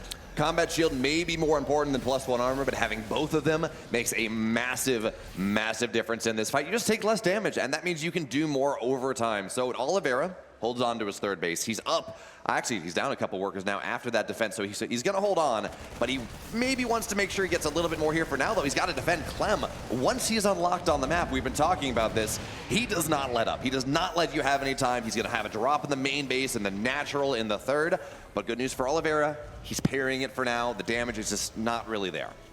Yeah, I think, honestly, I'd say the advantage is still for Clem. However, Oliveira does have one upgrade advantage on his side, but he doesn't have any Ravens. That's why I think Clem is so powerful in this game. He has the full production already, 5 racks on the way. He has his upgrades catching up. But the scariest thing, in my opinion, are the Ravens building up energy. That's going to be anti-armor missile. Oh wow, is that 2 starports from Oliveira? So he's actually going really quickly for a Raven transition. That is kind of bold. Yeah, he's just taking a page out of Mara's book saying, hey, you know what?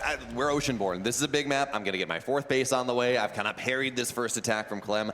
I'm going to leapfrog the mid game. Yes, I have 2-2, fine. But I understand that this game is probably not ending anytime soon. So let's go into that late game production as quick as possible. Build my Mass Raven production maybe go into Liberators, because we do know he likes to do that just a little bit. And get myself ready for the next time that Clem attacks. All of a sudden, I'm going to have so much tech that invalidates whatever it is that Clem wants to do. That is very true, if he gets to there. But Clem is going to have a massive army advantage, especially when Oliveira tries to land his 4th base. So honestly, it's very greedy what he's doing. It's very, very greedy. So much money is being put into that extra tech.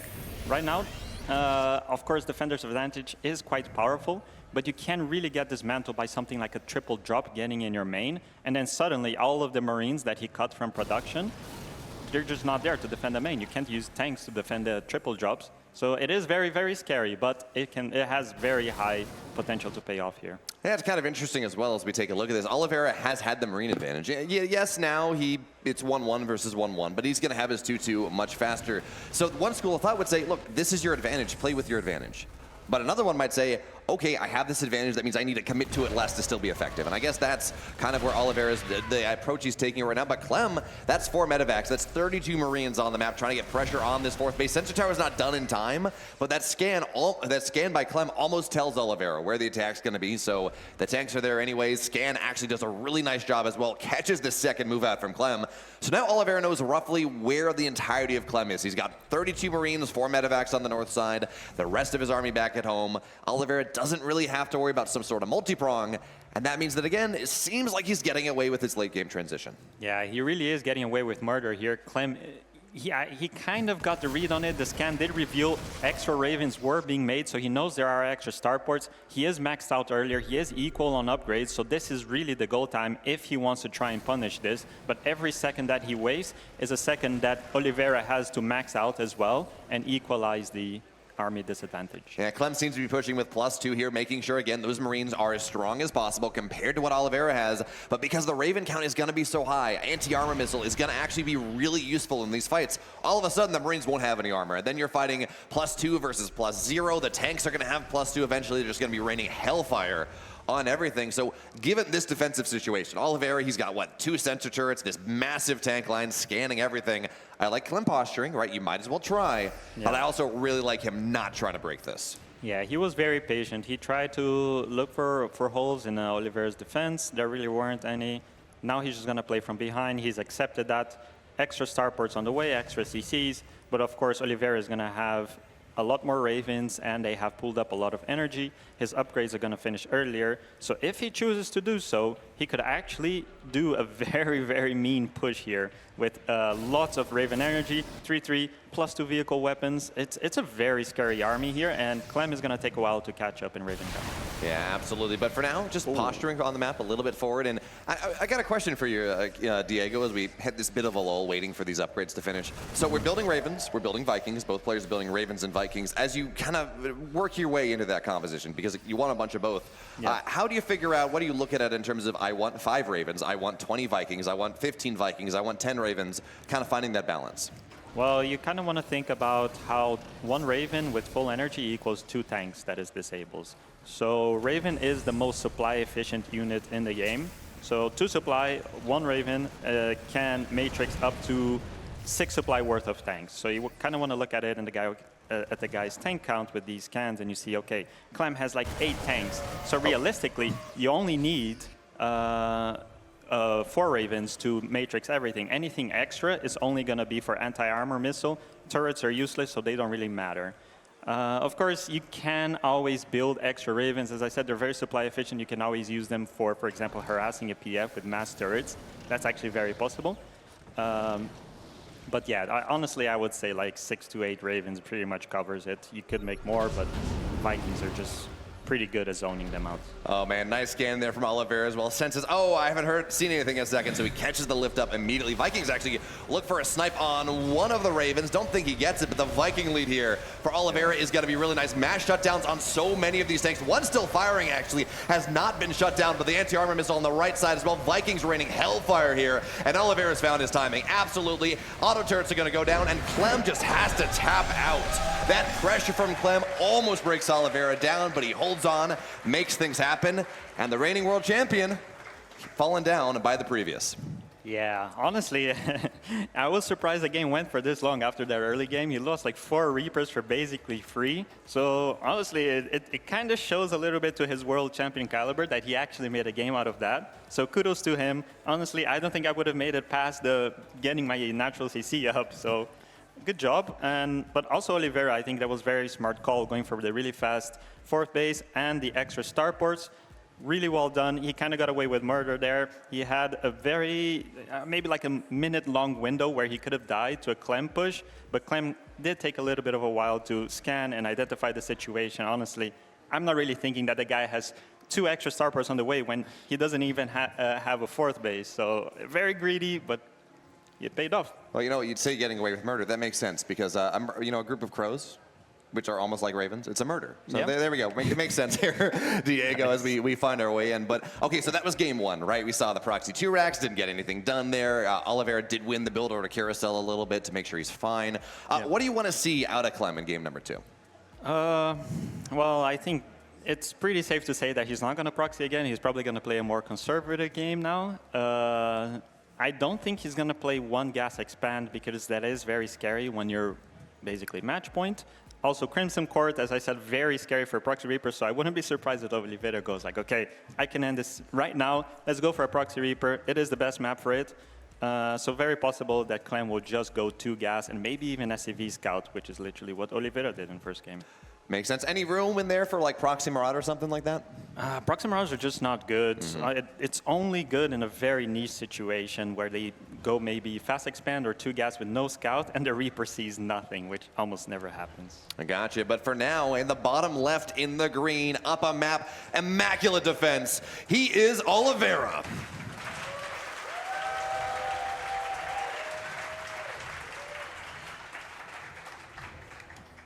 And on the top right corner of Crimson Court, playing for Team Liquid, it is Clem.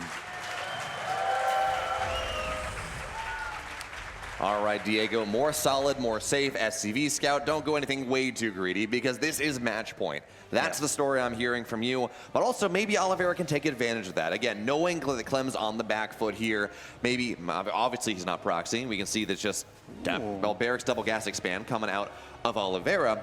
But again, there are a bunch of ways you can go into this now. You can go just Barracks, double gas factory expand. You can go and commit to your tech a little bit more. You can do a bunch of weird drops on that. I know some players were talking about this kind of weird Marine or Reaper tank type of push on some smaller maps. I heard in the green room that, you know, seems a little interesting. There's a lot of discourse on whether that might actually be good or not. What are we looking at?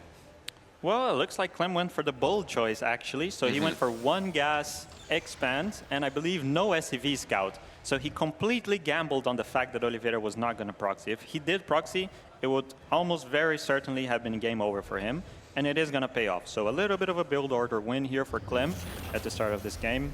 Oliveira went for the same build, 2 gas SCV scout, which is, I think, the worst possible scenario for against someone going 1 gas expand, no scout. Yeah, you just really don't have, you know, technically, we were talking, or the way we used to talk about this is, Barracks Double Gas Factory, it gives you aggressive options against defensive players, defensive options against aggressive players, but in this setup, again, it just doesn't really feel like we often see that work out all that well, but, you know, Oliveira does have windows, right? Maybe you get some Hellions and you go Reaper Hellion, but he's not building any more Reapers, so that seems unlikely. Maybe he can still get something here, and even still, I mean, we're talking, yes, this is a bit of a build order advantage for Clem, but, you know, we're talking like 5 to 10%, right? Not 20 to 30? Yeah. Well, it's a minor economic advantage, so 40 to 60. And honestly, his follow-up is a little bit interesting, because normally when you scout someone going 1 gas expand, you kind of want to try to punish it with like double Reaper in the main, try to outmaneuver the guy, but instead he opted to just go to a Marine, which gets him a faster starport, so most likely he wants to go for a double Cyclone drop. That is a very valid choice as well. Clem, of course, since he went for 1 gas, his tech is going to be a little bit later, so you have a bit of a window to try and snipe some SCVs on this map. Lots of room to rotate around the bases with 2 Cyclones, 1 medevac. And we saw just how effective that double Cyclone drop in game number 1 was, right? Clem did a great job. He sniped some I think he sniped some workers, but more importantly, a really nice job of pulling Oliveira out of position. So that attack into the 3rd base that looked so scary wasn't part enabled by having those 2 Cyclones and a medevac running around, getting some damage done. So now the question, can Oliveira do something similar? Yeah, I mean, he definitely can. Liquid Clem will have also 2 Cyclones and a medevac to defend in time. He's probably just going to keep those at home. So essentially a defensive medevac. He did also kind of get away with a little bit of an extra greed by completely skipping the bunker. So he went expand, no scout, no bunker, and he just made Marines 1 by 1, which is like, okay, but if there are 2 Reapers and a Hellion at the front, he could have had actually some troubles defending. So got away with a little bit of a greed, the world champion there. Yeah, and I guess that's the respect you're granted by being the world champion. It's like, okay, I need to be afraid. I need to make sure that my opponent doesn't attack into me too much. So maybe if I'm not getting that aggressive, as Clem is not being super aggressive in this game, as this medevac gets very low, but maybe I can just go and I can play greedy because my opponent might expect me to do something a little bit more interesting. And by the way, this single Reaper gets more damage than the entirety of the Reaper play that we saw last game. Yeah, we do see in the main base of Clem, he did end up losing 2 SCVs, I believe it was, to the Reaper of Oliveira. So equal damage on both sides, but of course equal damage means advantage for Clem because he has the faster expand. And he's gonna force a turret. That's 50 less energy on the Ravens, 2 Marines. He also damaged severely the medevac of Oliveira, so this is a very good start, as long as he doesn't lose this, but... Oh, nice. Oh, backstab there. Tries to make it happen. Oliveira dodging around, looking to show off the micro. Look at that! My goodness there. They're both very low. They can't chase the rest, but it's not often, Diego, that we see someone out micro Clem. Yeah, especially using a different mouse. Especially using a different mouse. That is quite wild. I can do that with my own mouse. Damn. Look at this, though, right? So we talked about different maps. I think you talked about Ghost River as a map that you can kind of go double starport all in, and then that's very interesting and very difficult to deal with. There is a second starport on the way from Oliveira in this game. Now, do you think this is reactive? Okay, I dealt with something a little bit. I see that Clem's gone single gas expand. He skipped a bunch of stuff. He's been greedy. And how much of this is, game planning, up one, this is Crimson Court? Where are we looking at? I think it's not so much reactive because he did start those gases before a lot of these events unfolded. So he definitely wanted to go for this 2-port from the start of the game. I think that was his game plan. But it's funny that both players have double starports. And we're looking here at the replay. That was really impressive micro because you're also on the verge of losing your medevac with one little misstep. So very well done by him. Now we're going to have mirror builds. There we go. Yeah, we are, actually. That's pretty funny. Now, Scan goes down, and Clem... Okay, so he's got Concussive Shell on the way, but this is fake, right? This is just, hey, don't worry, dude. Yeah. I'm getting stim. Don't worry about it. So now, as this is mirrored builds, what are we looking at? What does Oliveira have to do? What does Clem have to do to find the better result? Because, yes, Clem right now, he's had a little bit more economy. That's up a marginal amount of supply. But I think for the purposes of this timing, we can say, yeah, it's about the same.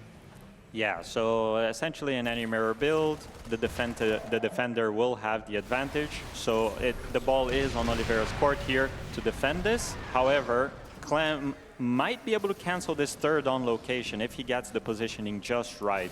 A little bit scary for Oliveira. He was a bit greedy putting that straight on location, but honestly, I like this position. Yeah, he will force Clem back. Ooh, something, I guess that was the Cyclone drop that came back home, but before coming back home, it killed 7 SCVs on the other side. So yeah, Clem tries to go, he gets met with the same stuff, and now he's the one that's on the back foot because this greedy play that he's been going for in the early to mid game, well, he doesn't have that eco lead anymore. The third base is on location for Oliveira, and he's got that worker lead.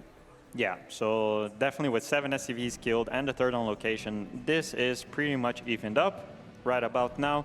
Now, the follow-ups are going to be interesting. They're still keeping up the Viking production. It's kind of a game of chicken at this point, where you don't want to be the first guy to stop going Vikings, and then the guy kept going Vikings, and then suddenly he's at your doorstep with extra Vikings, and there's nothing you can do to stop it.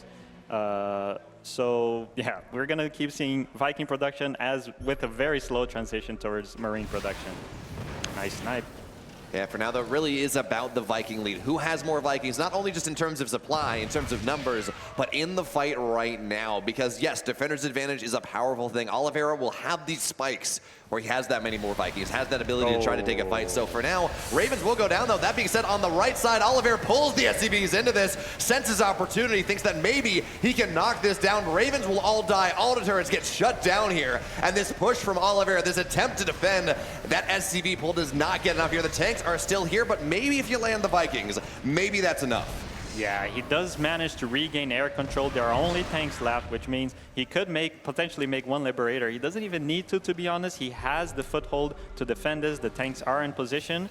I don't think Clem should push this. Yeah, he is going to back off. Honestly, that was the best Oliveira could do in that situation. He does end up losing quite a few SCVs. Clem has the advantage now, I would say, but I think Oliveira did what he had to. Honestly, if he let that drag on any further, I think Clem would have secured a position that would just be unbreakable later on. So I respect it. Now he's just going to have to play from behind. I would say maybe it's like a 65-35 situation in favor of Clem. So, but it's Crimson Court. So one thing to remember is that it's a map that is very defendable. You can stay on 3 bases. It's very hard for the guy to break you unless he gets a really good drop.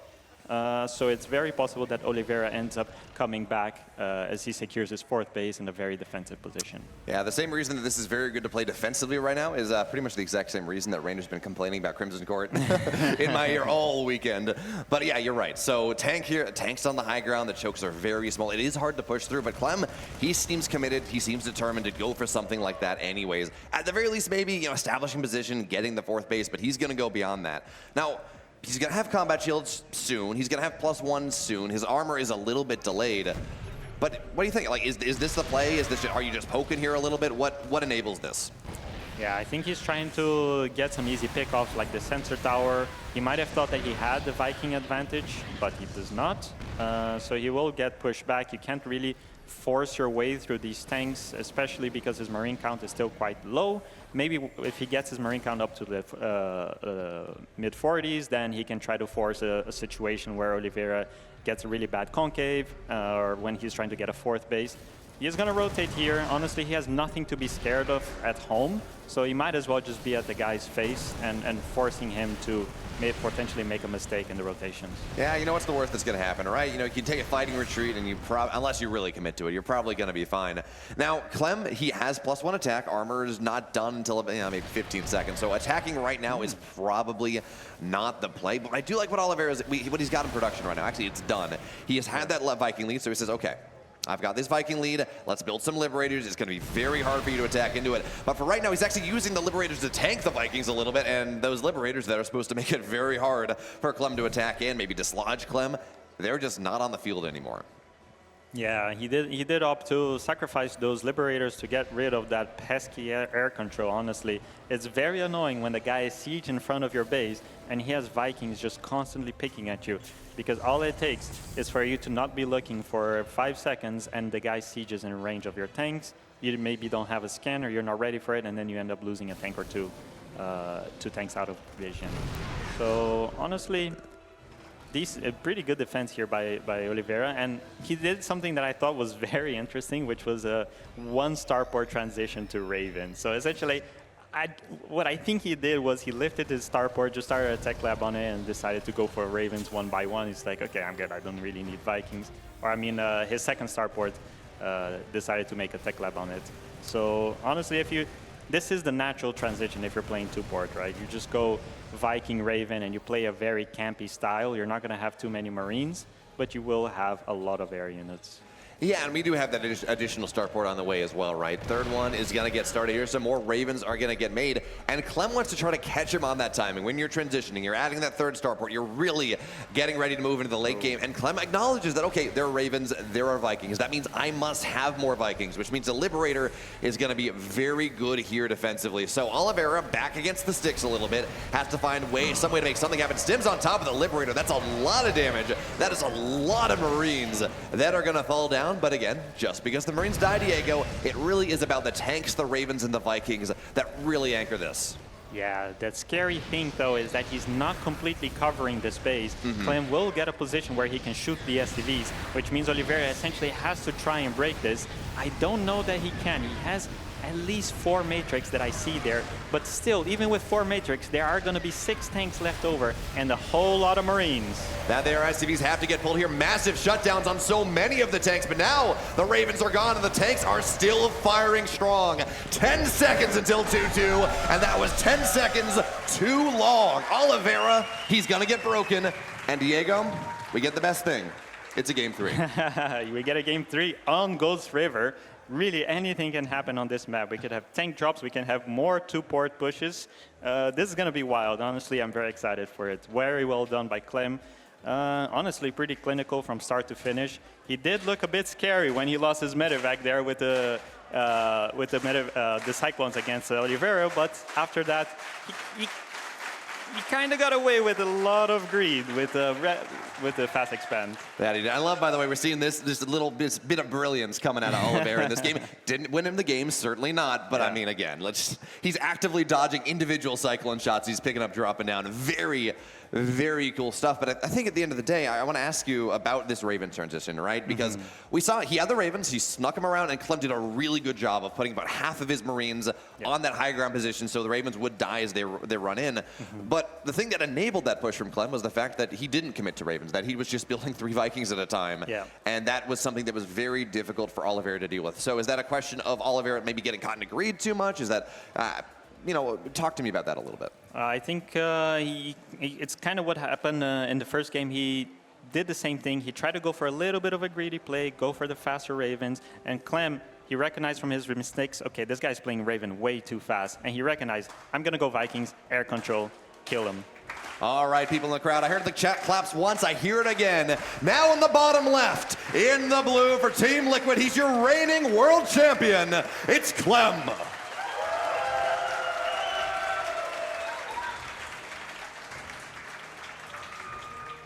And on the top right corner of Alcyone, It is the old world champion, Oliveira. Man, Kellis, I'm just struck back to when Alcyone was added to the pool like a year ago almost at this point. And we just sat there like, is it Alcyone? Is it Alcyone? Like, what is... Anyways, Oliveira, he got proxied in game one. It didn't work. Now it's his turn. Does this work better? I don't know that it does. It's so far back, and Clem is playing double gas. I don't know if he's going to scout. I would guess not, judging by the fact that he has not sent out an SCV yet. But 2 gas is still very defendable, especially against a proxy that's that far away. So it's a bit iffy, honestly. I see this more as a Clem defense than as an Oliveira easy win.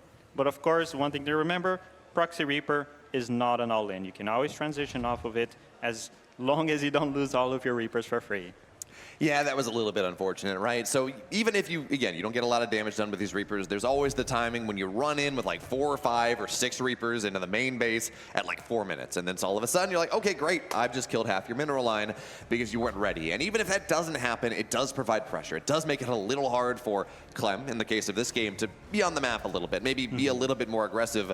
Which, as we were talking about in that last game, Oliveira, that's where, or I guess in game 1 actually, that's where Clem gets scary. If he's back at home, he can't hurt you. But if you're at home, he absolutely can. Absolutely. And what's going to be scary for Clem here is that I think he is opting to go out with the Reaper. I don't know if he'll leave it at the tower or go all the way to Oliveira's main. Okay, so this is still fine. He is within retreatable position, but he is going to lose a couple of SCVs to these Reapers before he realizes what's going on. And with his low ground natural as well, that's just going to get canceled. He might even have to give it up eventually, depending on how this defense will go. But these 2 Reapers here, it's nice for Oliveira. Sometimes you pull Reapers, you'll really regret it. And this time, he makes sure that he gets the damage. Now, there is a Cyclone on the way, and that's kind of the eventual defense against this. So for now, it's 2 workers. And Kellizer, has this defense been good enough? Will he have to cancel the natural? If he cancels the natural, it is not good enough. That means he will be behind. He needs to defend the CC. Otherwise, he will be severely behind. 100 minerals is nothing to scoff at. Yeah, so for now, tries to get on top. Cyclone gets a good lock on, so one of these Reapers will fall. Now he's going to try to maybe get on top a little bit more. But again, you know, once that Cyclone's out, it's a lot of HP. It really doesn't take a ton of damage from these Reapers. It just continues to do and forces Oliveira back. So while the natural got extremely low, down almost into the like double digits HP, he's able to hold on to it. Reapers are forced back. But even as we take a look at this is a better result on the 2 Rax Reaper compared to what we had in game number 1. SCVs have died. The natural's been delayed a little bit. But how do you take this, again, maybe not even a lead, but how do you transition this into something that is really useful in the mid game? Yeah, I think from Oliveira's position, this is a little bit sketchy. 3 SCVs is not really enough damage to justify that. Even with the delay on the CC, it's still a CC that was built on the low ground. Normally, this is something you want to delay or even cancel. So honestly, it was a very tight defense by Clem. Having his Reaper all the way in the middle of the map and still only losing 3 SCVs and managing to defend at a CC was very good for him. As to the answer to your question, to transition into the mid game, he just kind of wants to make sure that he doesn't take any damage to the counterattack. And that's the hardest part when you play Proxy Reaper. You have no Marines. So you rely exclusively on your factory and your Reapers. I mean, that being said, this is more Reapers in the same amount of Cyclones, so Oliveira wants to dump on top of this, jump on top of this, and he is getting damage done. Clem just trying to dodge, though. He said, anything you can do, I can do better here. And with that medevac, he's going to knock everything down. Yes, there were more Reapers. Yes, there was the same amount of Hellions, but Clem says, nope. Look, I'm the world champion for a reason, bud. I took that crown from you. Yeah, the medevac really showing its power there. Just being able to micro your units back. It's essentially having blink on all of your units, and it just shows what the potential is for microing here. And honestly, Oliveira, thankfully he had that Viking, because if it wasn't for that Viking, there will be absolutely nothing to defend. So he's kind of relying on it. It could get sniped right now. 2 SCVs is not enough to repair against this. He is going to lose it. A tank is popping out, but not in time to protect that SCV. At least the CC is up, but he has already taken so much damage, and still, honestly, there is a lot of potential for Clem to micro here and delay the CC. He might have to cancel this orbital, I mean, if he has to cancel the orbital's probably dead anyway. So Liberator Siege is up. And again, as we take a look at this, Clem, not a lot of anti-air. That medevac can find a lot of value, but again, you inch him forward. You have a Liberator, you have a tank. There are some repairs here. So Clem has not won the game with this push. He gets a lot of damage done, slows things down, and this probably enables the game-ending push in like 2 minutes. But then 68 to 42, he's gotten so much done. Yeah, this is this is devastating damage, honestly. I think Oliveira is going to have to do some massive mountain climbing to come back into this game. Honestly, the one thing he has is that really fast third CC. If he needs anything to come back into this game, is a superior third CC timing so that he can get that orbital, get those mules pumping, focus on SCVs, cut Marines if you have to, because he needs to come back in the worker count. But the problem is, there is such a disadvantage in army that when Clem comes knocking with those Ravens in the Matrix, he's not going to have much to defend. So I think what he's going to try to do is maybe counterattack with a double drop of 16 Marines and Stim, and then just try to deal as much damage on the other side. But I don't know if it's going to be in time. Yeah, so as we take a look at this fight, Clem getting ready for it, I don't know if Clem has Stim. I wasn't really paying attention right there. And that, No. yeah, so no Stim, just Interference Matrix. Which means the Ravens are really good, but eventually Oliveira will have that better army, right? With Marines able to Stim on top of things. Stim to Marines, just annihilate unstimmed Marines. So Oliveira, that's what we're looking for, right? Getting into Stim, getting eventually that money. But if he can survive that first wave of Raven energy, maybe that's kind of this way to fight your way back into it. Yeah, so I think one thing that he does have in his advantage is that Clem might opt to go under the main. No, he is actually going straight for the natural, and that's very, very scary. The tanks are going to get Matrix. Good pullback here. Does manage to save the tank? He does. Okay, so the bunker will buy some time. He has 3 tank siege, and he is double dropping on the other side of the map. This drop needs to deal massive damage. This is his comeback mechanic right here that he opted to go for. Yeah, and Oliveira has to pick up immediately. 8 SCVs go down, but you have to get more than that, especially as Clem is in the natural. This orbital was low from earlier. It has to pick up runaway Marines. Well, they're going to get damage on it. I don't know if it's burning just yet, but Oliveira, he tries to go for the counter drop, doesn't get enough done. And now he doesn't have a natural of his own. He's got this main base. He does. He's got tanks. Stim is done. Combat shields are on the way. But how do you break out of this? It is so tight there in with Clem with his tanks and his Marines that any run down the ramp is just obliteration. Yeah, the only way he can really break out of this, honestly, is with Liberators, but he is going for Vikings instead. Obviously, he doesn't have enough gas to make out the Liberators that he needs. And honestly, with 4 Ravens, there's so many turrets, so many matrices, that I don't know how Oliveira ever comes down this ramp. This is very, very sketchy for him. And I don't know. I really don't have an answer to your question, Bellum. He does get a Raven. That's a start. And that was one of the highest energy Ravens, too. Multiple interference matrix on the bad boys. By the way, this double drop that was supposed to do so much to bring Oliveira back in the game, maybe distracting Clem a little bit, Stims down the ramp, but the tanks are still here. What are you gonna do? The answer is absolutely nothing. Diego, 2-1 for Clem, and equally as important, it's Rainer and Clem, best of 5 in that upper bracket finals tomorrow. That is a very juicy series, very exciting. Everyone knows how cool it is to see those two square up against each other. That it is. So I think we got Exalted down on the stage to talk about this. What a TVT. Exalted, take it away. Yes, amazing TVT series. I cannot wait to hear the victor, Clem.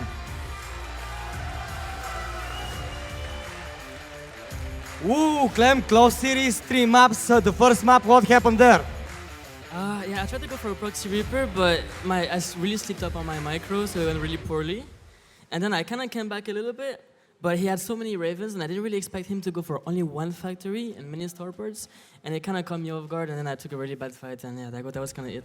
Yeah, but what were you thinking when you were going to map number 2? How do you adapt to that? Well, I was just like, okay, I had a bad start game 1, so if I can get a better start, then it could be all good, because I had a bad start, but I still managed to kind of get into a somewhat close game. So yeah, I was like, okay, if I can just play my game and have a actually decent start. And then you just were in your groove on game number 3, I suppose. Yeah, a little bit. And he went for a really far away Proxy Reaper, game number 3. And I went for a pretty safe build, double gas, so it was pretty much the worst situation for him. The only worst thing would be me Reaper SCV scouting, but yeah, it was quite a bad build order clash for him. All right, and in the next game, in a best of 5, you're going to face against Rainer. You recently had not the best time against him in the Euro Team League, but are you ready to get your revenge here?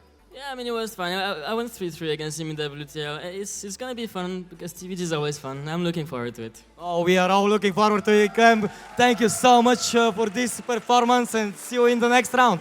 Ladies and gentlemen, Clem! Amazing, amazing. Thank you, everybody. And we are not even finished yet. We have 2 more series coming up shortly. So after a short break, we are here.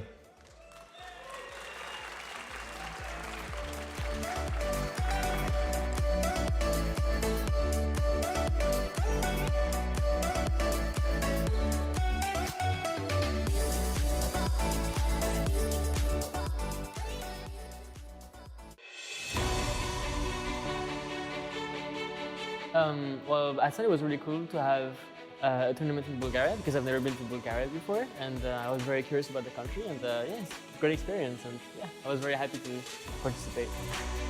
I'm gonna try to win, but I also I don't have any particular like expectations for myself. I'm just gonna play and see how it goes, but yeah, I'll just do my best.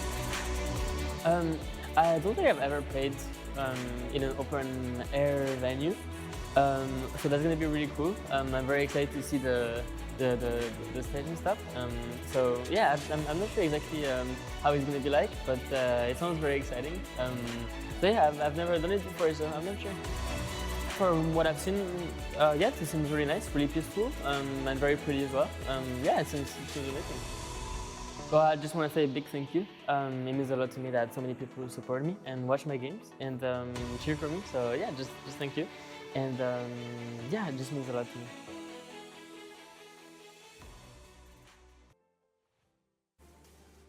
We've had some fun in the upper bracket, right? Some really solid best of 3s, Clem versus Oliveira, Rainer, and Showtime. But now the rubber meets the road once again. Back to the elimination matches. It's 2 PVZs, and we start with the GSL champion, the SSL champion versus the man of the GPL, the Home Story Cups. Please welcome on stage, Harstem and Solar.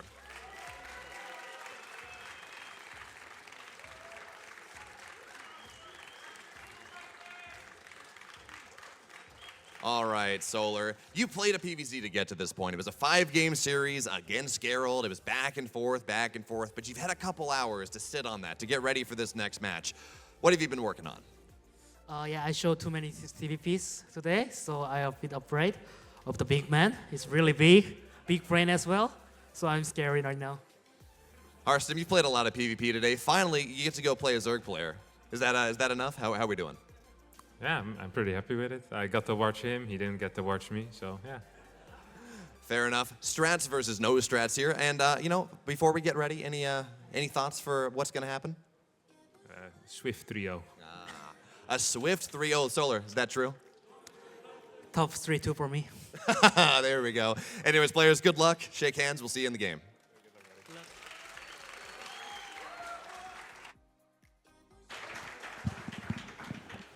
Thank you so much, BL. Let's do it, guys. Our 7th series of the day already. We are back into best of 5 territory as this is the lower bracket. The tournament live is on the line. Both of these guys already getting a W earlier today, many hours ago. Let's see who will stay alive until the final day here in beautiful Stara Zagora. I am once more joined by Exalted. Exalted, has been an amazing day. It's almost sad that we're getting closer towards the end, but we still have 2 epic PVZs to go. Oh yeah. Well, Solar did show a little bit of hesitancy in the first match, but probably he now plugged in the house, you know, we'll see, but very tough opponent. Harstem is on fire today, it seems. It's really fun because we've got 2 PVZs, the 2 boys from the Shopify Rebellion, Harstem and Lambo, one of them Protoss, one of them Zerg, and they're both going up against a Korean player, one of them Protoss, one of them Zerg, but no mirror matchups over here. I think it's going to be really cool. I think both best of 5s are going to be very close, and I really wonder what Solar is going to bring to the show here, because we know he's been vocal about it. He does not love playing ZVP. Earlier today, he looked really good in his first 2 games, and then suddenly it got a whole lot closer against Gerald. And Gerald is good, but I believe that Harstem is even better in this matchup. Oh, yeah, 1000%. But Sauer is a monster himself as well. And before the match starts, I want to point out to Rotterdam, you're getting better and better at pronouncing the Stara Zagora name. It's just like you were born here in Bulgaria. So, you know, the more time you spend here, the more indigenous you will sound, and I have to congratulate you for that. Maybe on the final day I'll actually nail it, mate, and I'll sound Bulgarian. Yeah. I'll practice all night. Nice. Well, let's see how did players practice, because they need to show their best games here. I see that they're already loading the game, Rotterdam. Yep, and by the looks of it, we are going to kick things off on El Sayani. 2 best-of-5s to go here, as the sun has gone down a couple of hours ago, but the nerds are still here. Everybody is ready for a little more StarCraft 2. In the top right side, we are looking at the main base of our Zerg player. He came all the way from Korea, so give him a big round of applause. This is Vitality Gaming's Solar.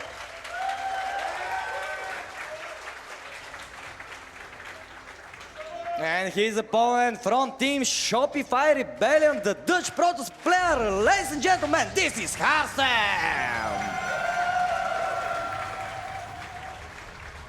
A fan favorite everywhere he goes, but the same can be said for Solar, because he has been that one guy that has always been so good in connecting the Korean scene to the Europeans. Yeah. He goes to the Home Story Cup, and he's not just there as a player, he's there as a translator, make sure that all the Koreans are happy, and I feel like behind the scenes he convinces a couple of the Korean guys to go to these European events, so it's impossible not to have a lot of love for Solar.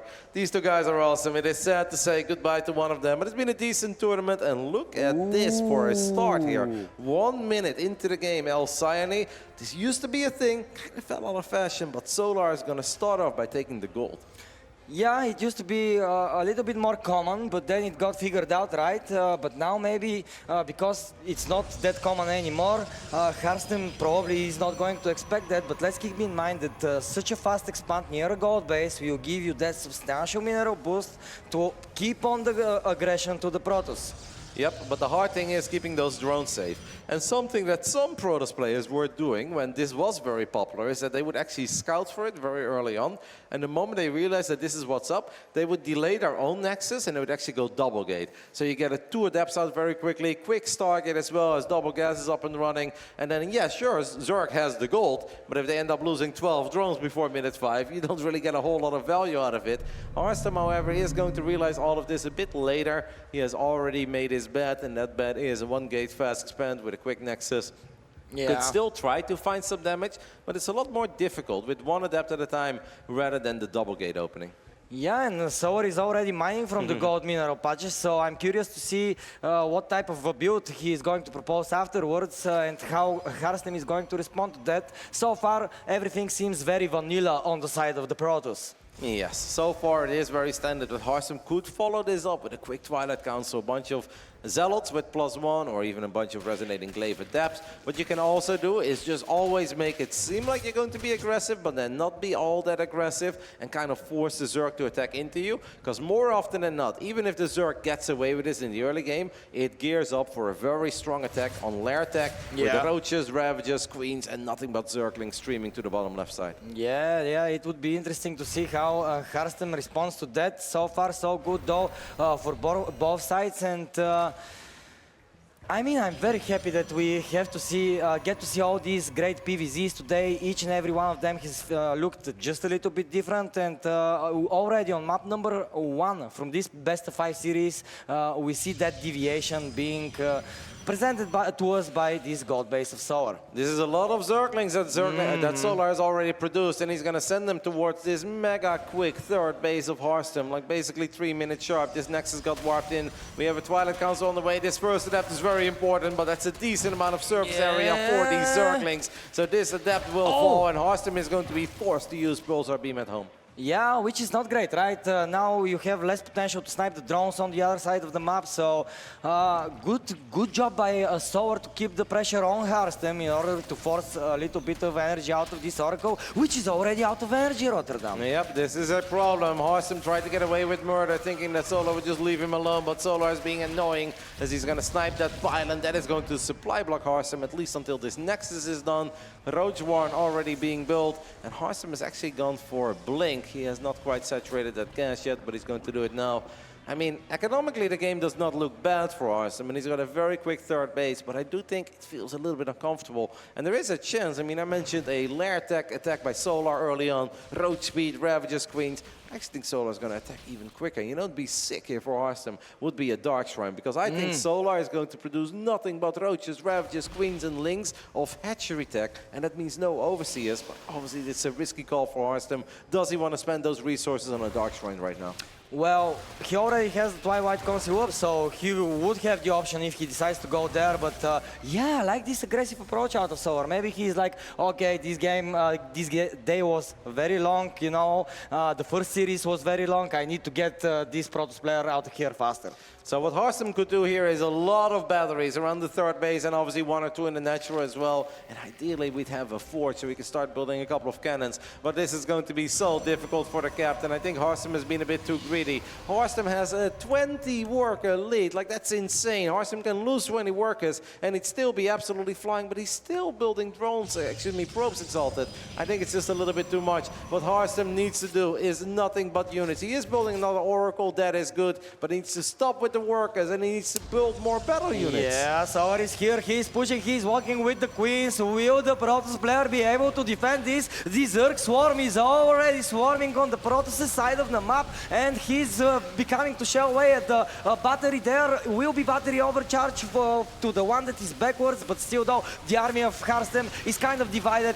Solar picked a great time to attack. Yes, but the battery overcharge was definitely very, very useful on the side of Harstem, so perhaps it's not all that bad yet. Harstem has Blink, he's got a whole bunch of Stalkers, he's starting to micro his way out of this, and Solar, I don't want to say he's running out of steam, but I don't see that many Zerg units anymore. The Queens are doing their thing, but the Queens are off creep, and if Queens are off creep, they cannot drop a transfuse. I actually think Harstem is kind of holding this pretty convincingly, and he has a 23 worker lead. Oh my goodness. Oh my goodness, this all-in from Solar, or at least a very aggressive timing attack, didn't do anything, Rotterdam. I expected here to be like destroyed Nexuses, many probes lost. Great defense by Harstem. How did he manage to pull that off? Yep, really sick. I think he timed the overcharge very well, did such a good job in keeping the natural safe, keeping the third base safe, and just warping in more and more Stalkers, but it's mostly the overcharge. Now, those corrosive balls do hurt. And that is going to put Harstem down a tiny bit, but Harstem is still fine because we are looking at a game where the Protoss has a 21 worker lead. Like, that's ridiculous. We never say these things.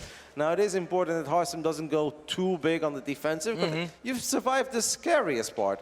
Cannon against Zerglings is obviously nice, but I think at this point, it's just important Harstem gets an Observer out, gets a War Prism out, and gets some map presence, because Solar needs to be building a lot of drones, because he was really committed. I think he was a lot more committed than Harstem even thought he was. I am like sure Harstem thought, like, hey, that was pretty good for me. I didn't lose the probes, I had a bunch of Stalkers left over, but if he would have only known how big his worker lead was, I think he could have immediately applied pressure on the other side of the map. But what's making it difficult is all this creep that Solar has been spreading. Yeah, well, having this forward of a base early on really allows you to spread that creep faster. So, yeah, I think that this is something that complements the build that Solar went for quite a bit, and it might just give him enough space to recharge those drones. Yeah, and give it another shot, right? I don't think that Solar is looking to ever drop an infestation pit, go into Hive and take it from there. But I do think that he's ready to just go for it one more time, but this time maybe with Baneling speed, +1 melee, a lot of Roaches and Ravagers, and hey, he was at 30-something workers a while ago. He's on 66 now. Still has a couple of these gold minerals up and running, if not most of them. So he's got a shot to get one more terrifying army out. I think every pro would ever say, like, oh man, Solar's still in so much trouble. But you know, the longer this goes on, the more likely it is that Solar can still turn this into something. Well, yeah, this is the burst potential of the Zerg, right? You can fire up 12 drones at the same time. Yeah, it's very risky, but Solar had no choice. He had to catch up, and now he's attacking again. He's attacking on the fourth base location here of Karsten, but he already has Archons, he has Zealots, he has a lot of Blink Stalkers and the Sentry here. So, yeah, this Zerg army should retreat. Yep, Solar knows that, but I also think he just wants to keep Hearthstone at bay for a little while longer because he wants to wait until he has Bailing Speed, right? I think Solar just wants to put all his resources into a crazy amount of Bailings with speed, with +1 melee. If he has any queens that he can still bring to the other side of the map, he's going to do that too. It is just one more wave that I think Hearthstone needs to survive.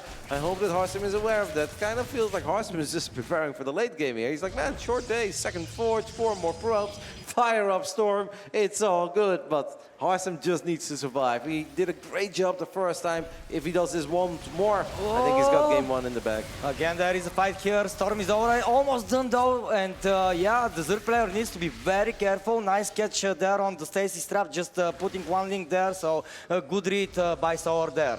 Yep, this is going to be it for Solar. Solar is down 19 workers, make it 20 after these Zealots is still annoying him. He's going to queue up a few more drones, which I find a bit surprising because he's already made so many battle units. Lynx, 30 or so Banelings, a bunch of Roaches, as he has fired up +1 missile attacks as well, but I don't think we can really wait for that on the side of Solar. That's just going to take way too long. The Storm is coming, Exalted, a couple of Banelings at the bottom and the main army in the third.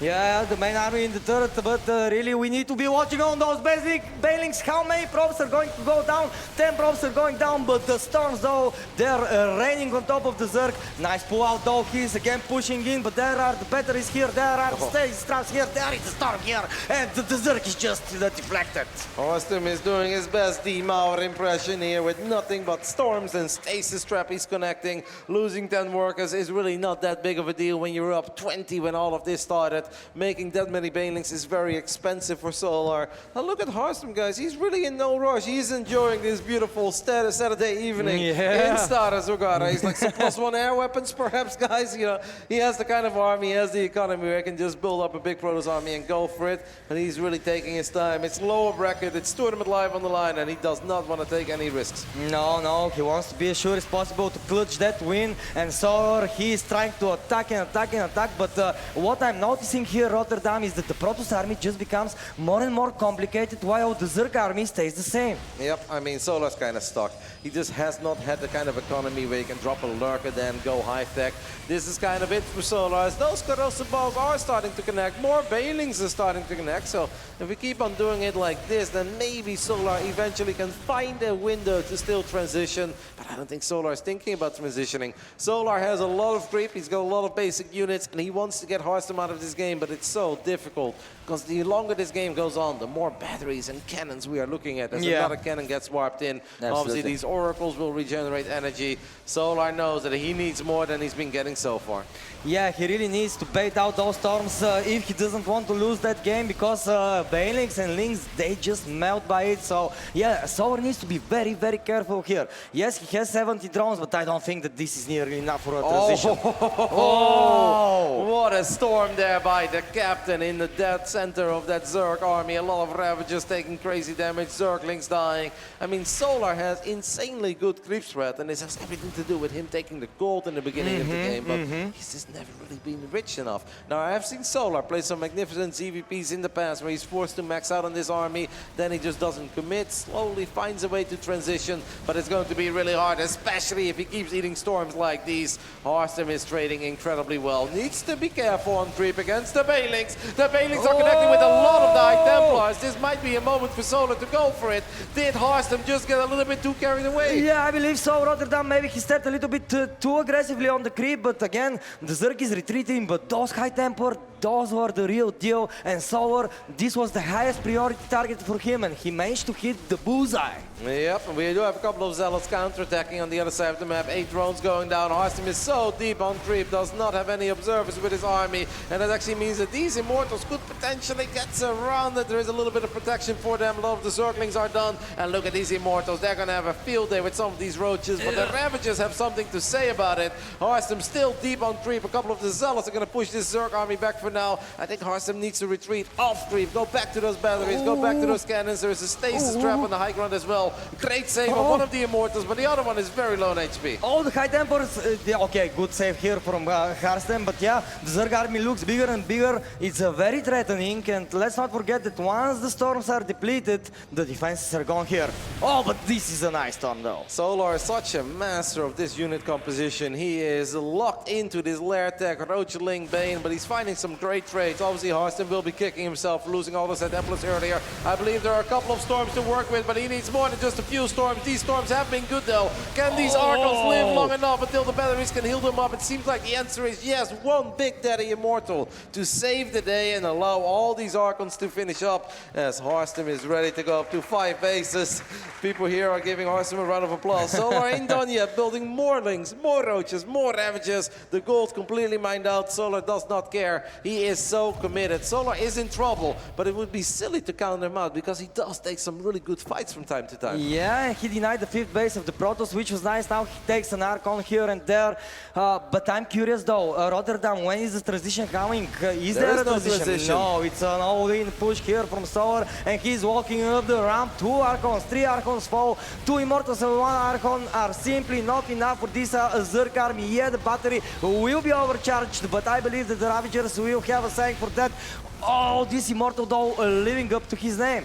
Solar doing a really good job in resetting the big army count as Harstem was on move command there for a split second, but he does still land a couple of big storms in the end. Needs to more of these High Templars into Archons. What a bizarre game between these two. 16 minutes of Ling, Roach, and Ravager Bane. Solar down in workers, does still have a base at the 12 o'clock as well that is full of resources. And obviously Harstem kind of feels like he needs to get up to 5 bases. Yeah. I think if Harstem can just get one observer or one hallucinated whatever into the other side of the map, be like, wait, what? No infestation pit, no hive? Like, I'm actually kind of doing okay here, but if he keeps trading out these big robo units one by one, it is still a scary game. It should be Harstem's game, but Solar is so good with this unit comp that it's not easy. Yeah, it seems like he's trading very efficiently so far in this game, and that's why he's still in it. And yeah, usually we see that this Roach Link Bane Link is a kind of more of a mid-game composition, but right now he's going into the main, he's going to the third.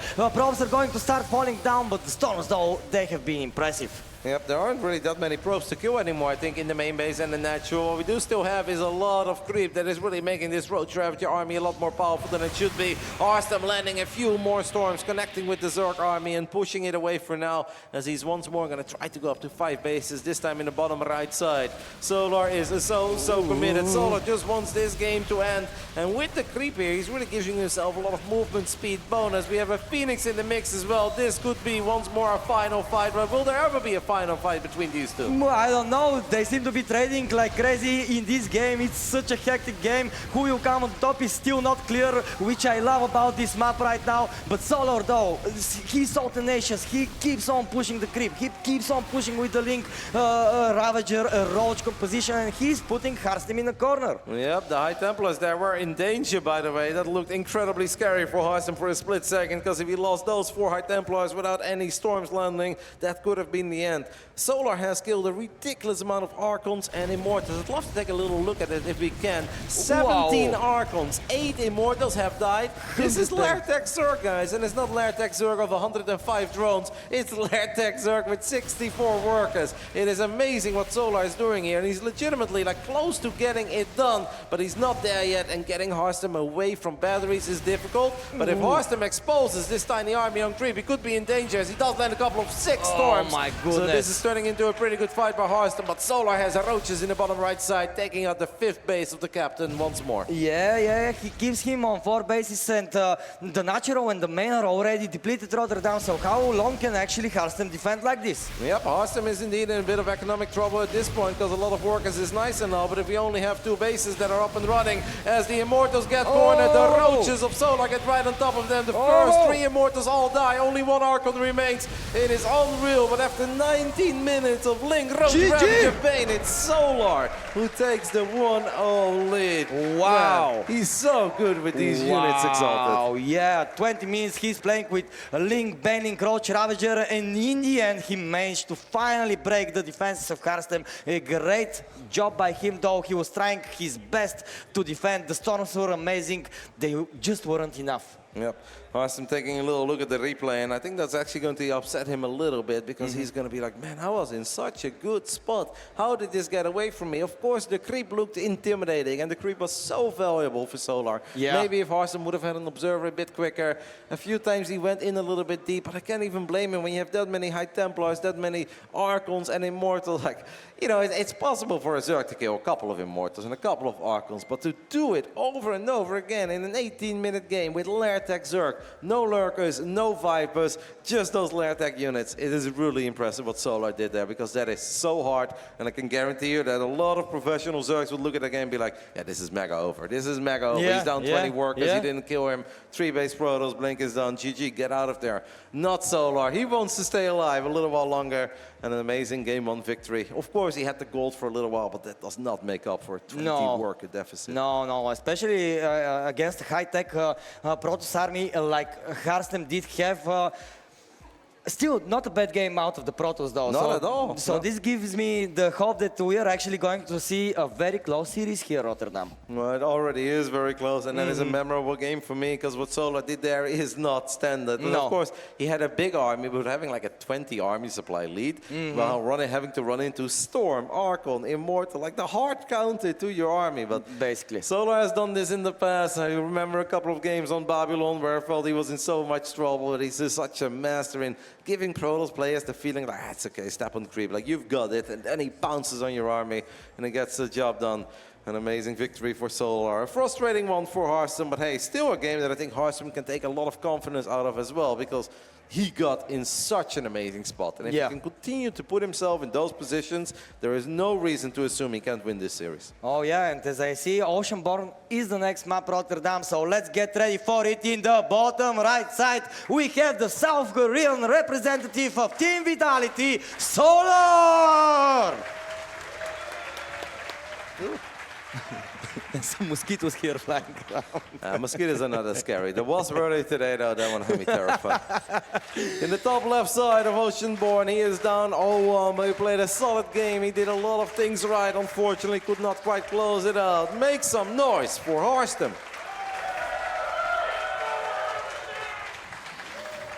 Awesome, awesome, awesome. Let's see, Oceanborn is a very big map, so I would guess that Hearthstone will approach this more standardly again, like Oracles into Blink maybe. I think on this map in particular, this composition is very good.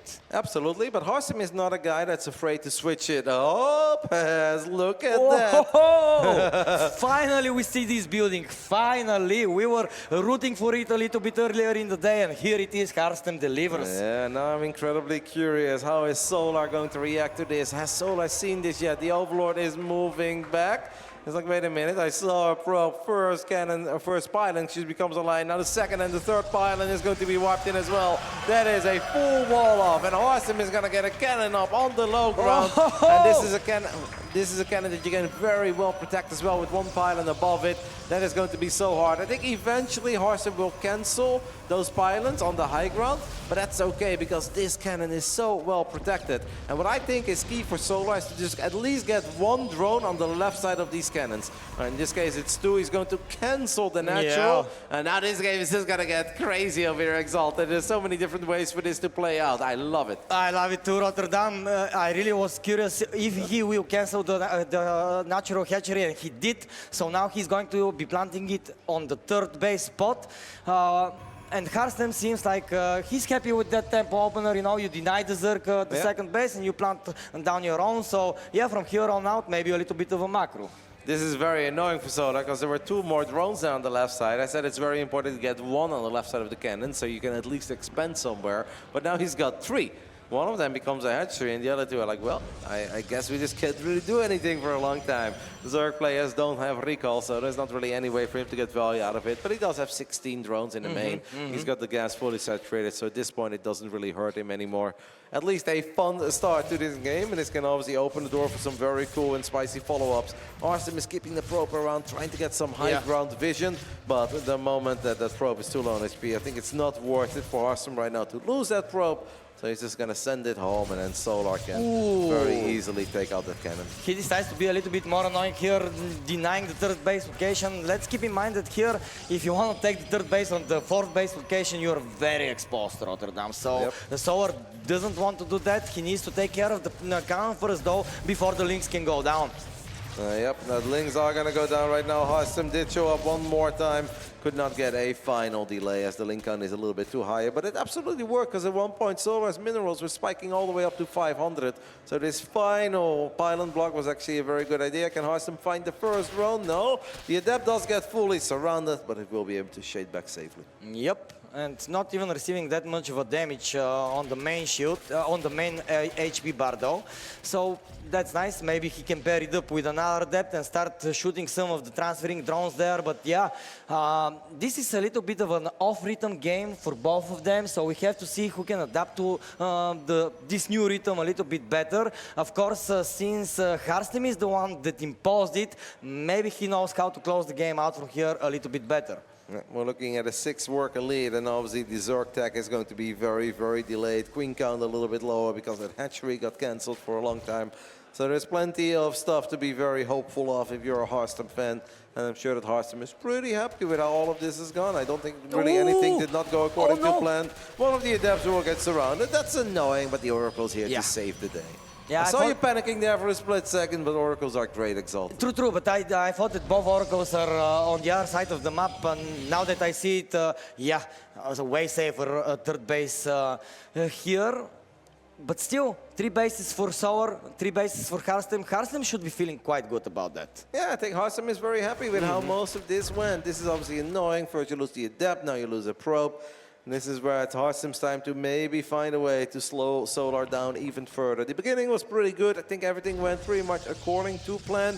Now it is all about finding some follow-up damage, because at this point Solar is just hammering out as many drones as he humanly can. 7 drones being produced at once. That's a whole lot more than the 2 probes that Harstem can currently produce. Yeah.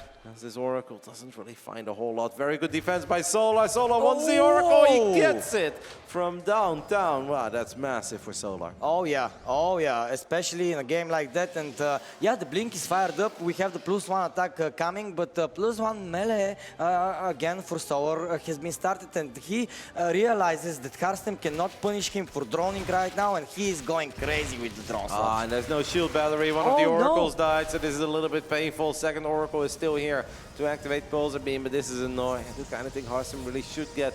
Probably try to. Nope, that was a cannon from the early game. Would really love a shield battery, and he's going to warp in one right now. But if we had that a little bit earlier, it could have been great. I don't know, I felt like the start was promising for Harstem, but after not really being able to find any follow-up damage, instead we took damage on our side of the map. First Oracle got picked off, second one takes a lot of damage, and Solar, what's the Spore Crawler count? Can we take a little look at that?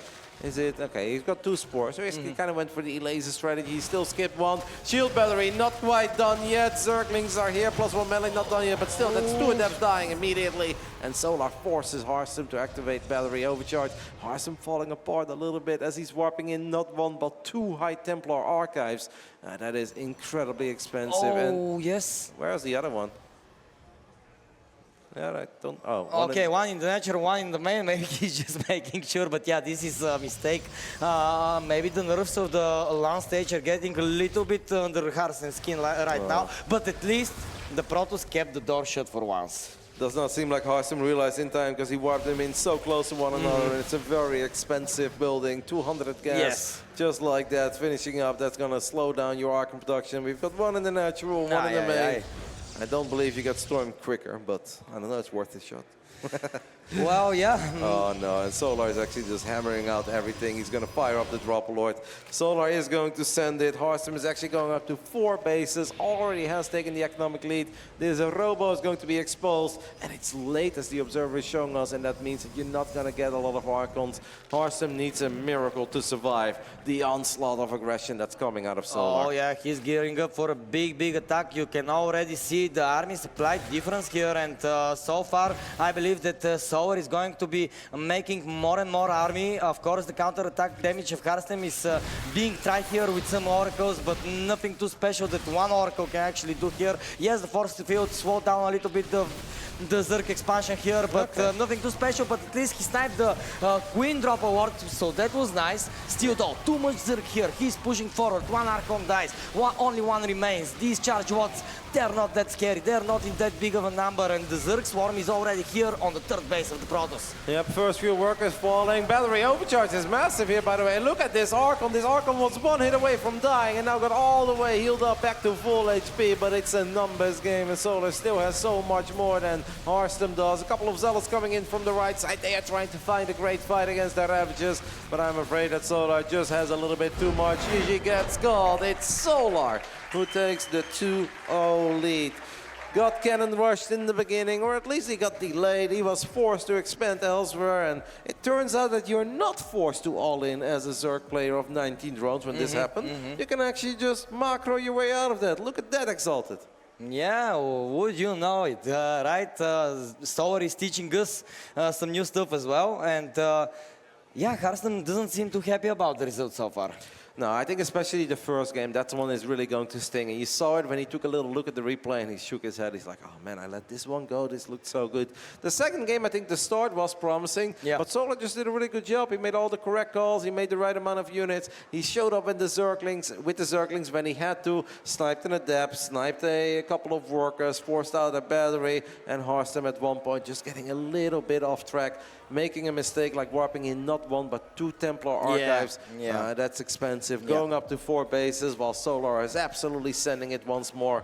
I mean, this man, he talks a lot about how he doesn't like to play ZVP, but when it comes to being aggressive, Solar is still one of the very best in the business. So it would seem, and his form in this tournament, yeah, while shaky at times, he seems to be thriving in this series at least. Yep. He's playing really well, and he's 1 map away from making it into the final day of the BGE tournament here in Stara Zagora. Perfect. All right, we're taking it. Nice. We're gonna practice all night, mate. And tomorrow, oh, tomorrow we come here very sleepy because we stayed up all night learning the Bulgarian words. But you can teach me some Dutch as well. I'm sure that's what it's going to be, Exalted. That's what you guys do over here at night, right? Teach the non-Bulgarians how to speak Bulgarian. Sure, we'll take it. If we look a little tired tomorrow, guys, it's just because we've been deep in the lab learning the Bulgarian language. Absolutely, and it's not an easy one, so you know, it's yeah, it requires for us to pay attention more. But yeah, 2-0, we are at match point for Solar. Yep. 1 map away, but we've seen already a reverse sweep earlier in this tournament coming out of the captain. He's getting a lot of love and support from the diehards that are still here enjoying StarCraft on the Saturday evening. It is not impossible. Is it difficult? Yes, it's mega difficult because Solar is not a man who loses 3 games in a row very often. No. But we can't forget about how well Harstem played in that first game and how if we remove a couple of those errors in the second game, we don't go up to 4 bases, we don't drop 2 Templar archives, there is no reason not to believe. Yeah, and let's believe for the Protoss that is currently in the bottom right from Shopify Rebellion. Send your energy for Harstem!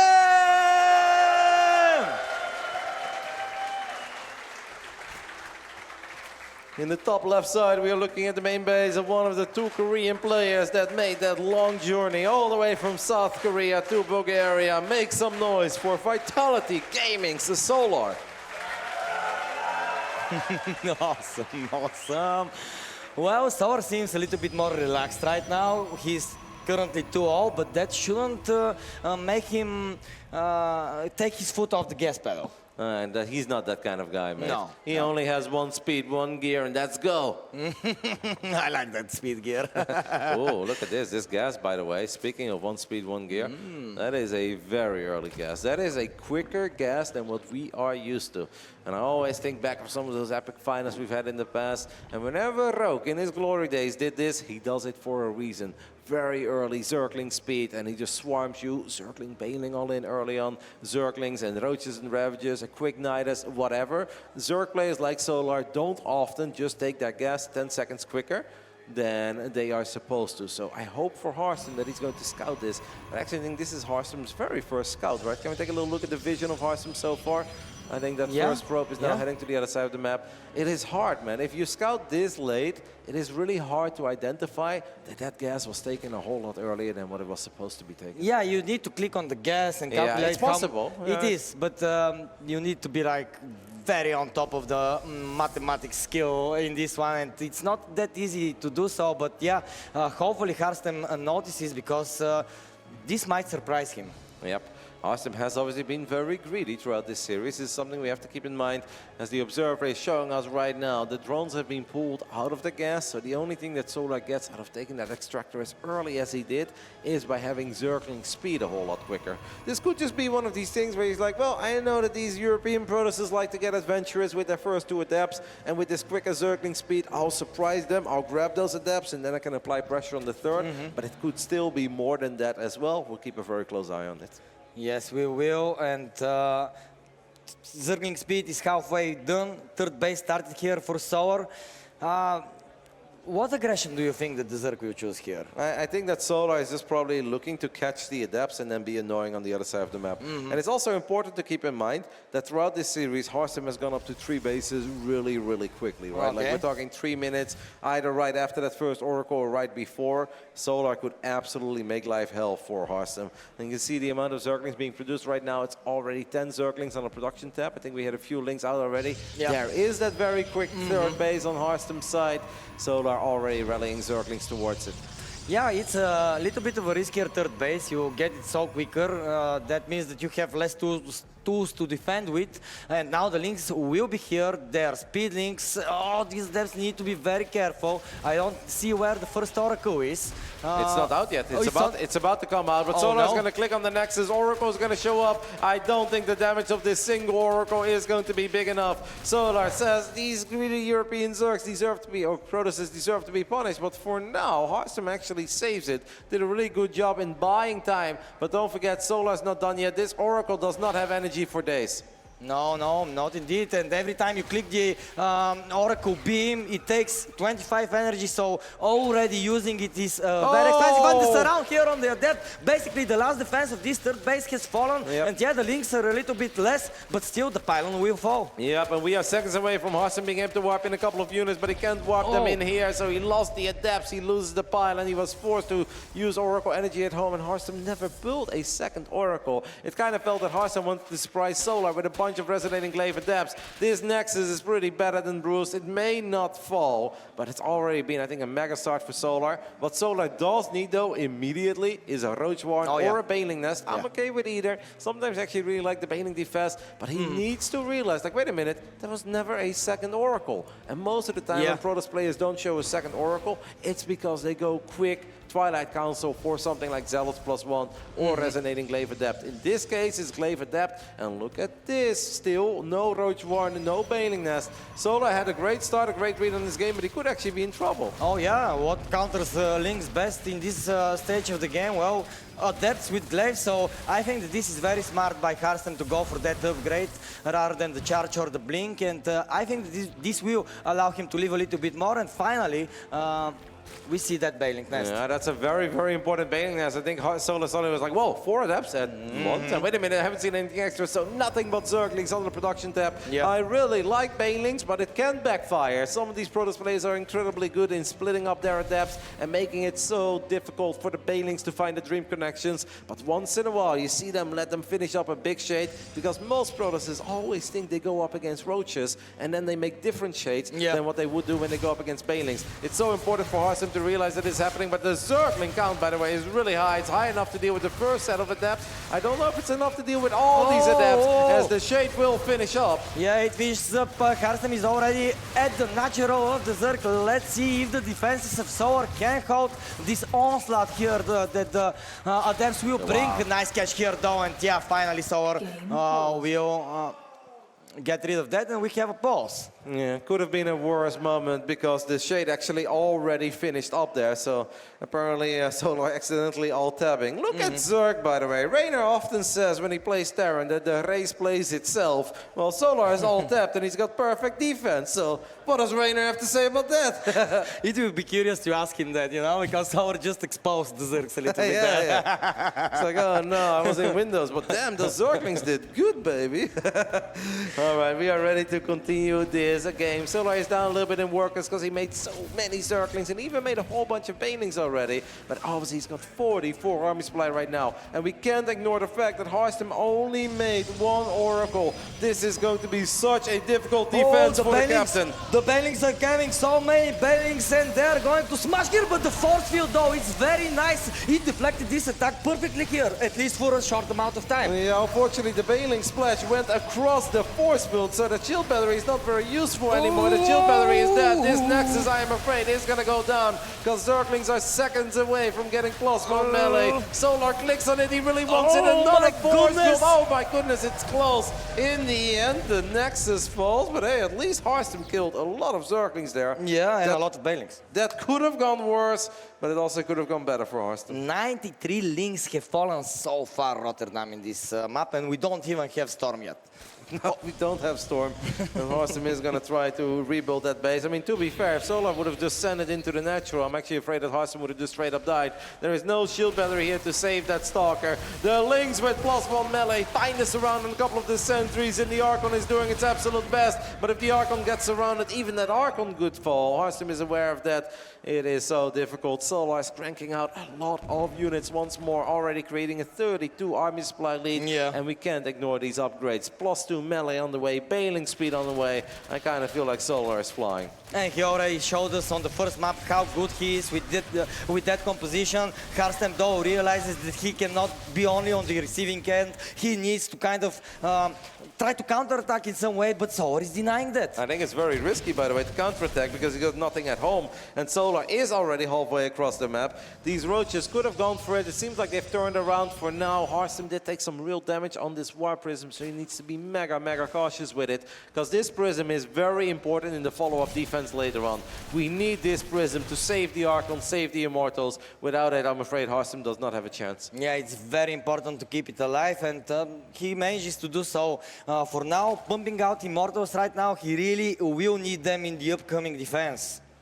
Yep, 11 more Banelings on the way. Baneling speed finishing up, +2 melee halfway done. Great scout here by Harsum. He's going to pick up on it, but this is like one of these scouts where it's like, well, it's coming, but what do I do? Well, Harsum wipes in a 4th Nexus. Jeez Louise. Our boy is so careless, man. He's not afraid of anything. Harsum is blasting Eminem over here. He's not afraid to take a stance. I kind of feel like the swarm is coming. Solar's got 40-something supply more. I don't know if a 4th Nexus is really the call here. Sick move here, by the way, by Solar. Morphing that one roach into a Ravager. War Prism's taking damage. Man, I'm afraid for Harsum. He doesn't have Storm yet. He's building a 4th base. That's wild. Well, he will need it eventually, right? But so far, though, so much army here. The force fields need to be perfect, and perfect they are. There are no Ravagers in this army, so the Zerg needs to back off. Still, though, you can only have so much energy shields, and these Banelings, they exploded on these workers. 9 of them go down, and this is almost a dead Nexus. This is a dead Archon. This is a dead Immortal, and I believe that this is a dead Protoss Rotterdam. Yep, unfortunately, the War Prism was not here. Imagine if that Prism is here to juggle those Immortals, bring them back to that shield battery that was very well positioned. Unfortunately, it is a day late and $1 short. 3 drones have died on the other side of the map, but that is not enough. It seems like we are looking at a very rare 3-0 here in the Stara Zagora BGE, as the Solar was just a little bit too much to handle for Harsum. GG! Amazing series by Solar. I cannot wait to hear how he is feeling. So once Bellum gets to the stage, He will take it from there. But Rod, a quick recap of the series. I just want to hear what Solar has to say about that first game, because I think that first game was really the highlight of the series. It just kept on going, and sure, he had crazy cruise spread, but that was such a difficult game to win. And then obviously the adapts that he made, or the adaptations he made throughout the series by going for the quicker extractor in game 3. Just overall a very enjoyable best of 5. Let's hear from the man himself as he's on stage with Dr. Biomov. Solar, first of all, congratulations. Awesome series, but I want you to take me back to game number 1. It's back and forth, 19 minutes, feels kind of rough for you. Walk me through that game for you, and especially what happened when those High Templar went down. Yeah, as you know, guys, like High Templar is really strong as Zerg. So, but like my creep spread was really good, actually, because I started with a gold base, so it's more front of Protoss. So I got really good spread. So my units are what's a bit faster. If not faster, my army is gonna melt against Storm. So yeah, creep spread is really good in the first game.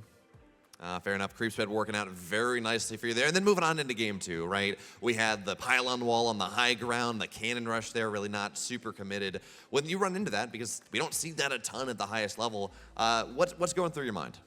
Actually, I played against many heist players like Classic and Hero in Korean ladder. They play a lot of this, so I know how to defend this. Even I think cannon rush is really good strategy. Not only in lower level, even in high levels. So why do you think we don't see it even more then? Why do you think we don't see it even more than we already do, or very little? Because you can't always play cannon rush. You sometimes should play the good practice like macro games. I guess you gotta be honorable sometimes. Solar, congratulations. But before we let you go, anything else you want to say to the fans? Yeah, I never play open stage like this. I think you guys, Bulgarian fans, are really amazing. Thank you, guys.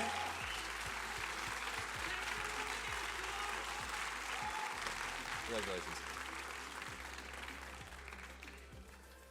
All right, we got one more best of 5 here today. It's going to be another PVZ. It's Stats, it's Lambo, right after the break.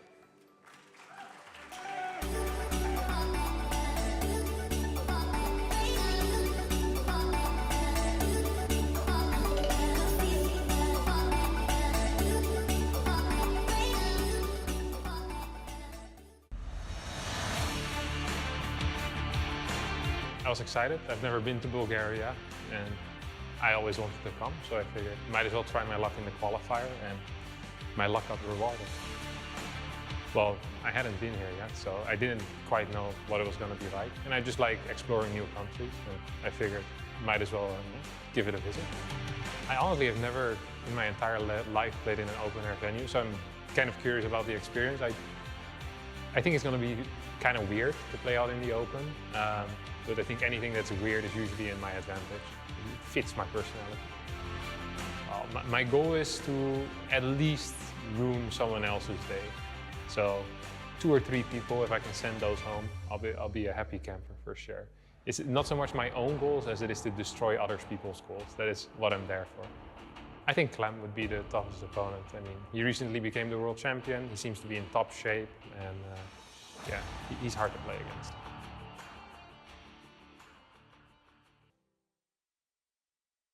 One more best of 5 this evening, and this time it's a rematch. Not of this tournament, but from EWC closed qualifiers where Lambo, Stats, they ran into each other. That time, the Zerg player won, but this time, let's see what happens. But first of all, we need to introduce our players, so please welcome on stage Lambo and Stats.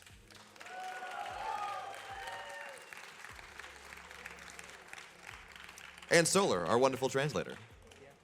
There we go. So Solar, or I guess Stats, you all played in the EWC closed qualifiers where Lambo 3-0'd you. You know, this is another shot, this is another opportunity. How are you feeling about the rematch? EWC 예선에서 람보 선수에게 3대 0으로 지셨는데 그 혹시 이번 기회에 대해서 어떻게 생각하시나요?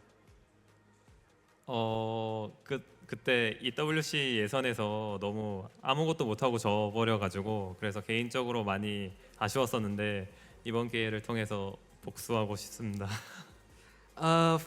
Before then, I didn't do anything against him in the series, so I was very sad. But for this time, I want revenge for that. All right, maybe some revenge. Lambo, again, you had the better of him last time. We've seen a lot of aggressive Zerg play here. What are you thinking? 3-0 again? It would be nice, wouldn't it? Yeah, I mean, I can't guarantee anything, but I'll go for it. All right, well, let's see. Revenge match, maybe another 3-0, maybe something more. Players, good luck. Please shake hands.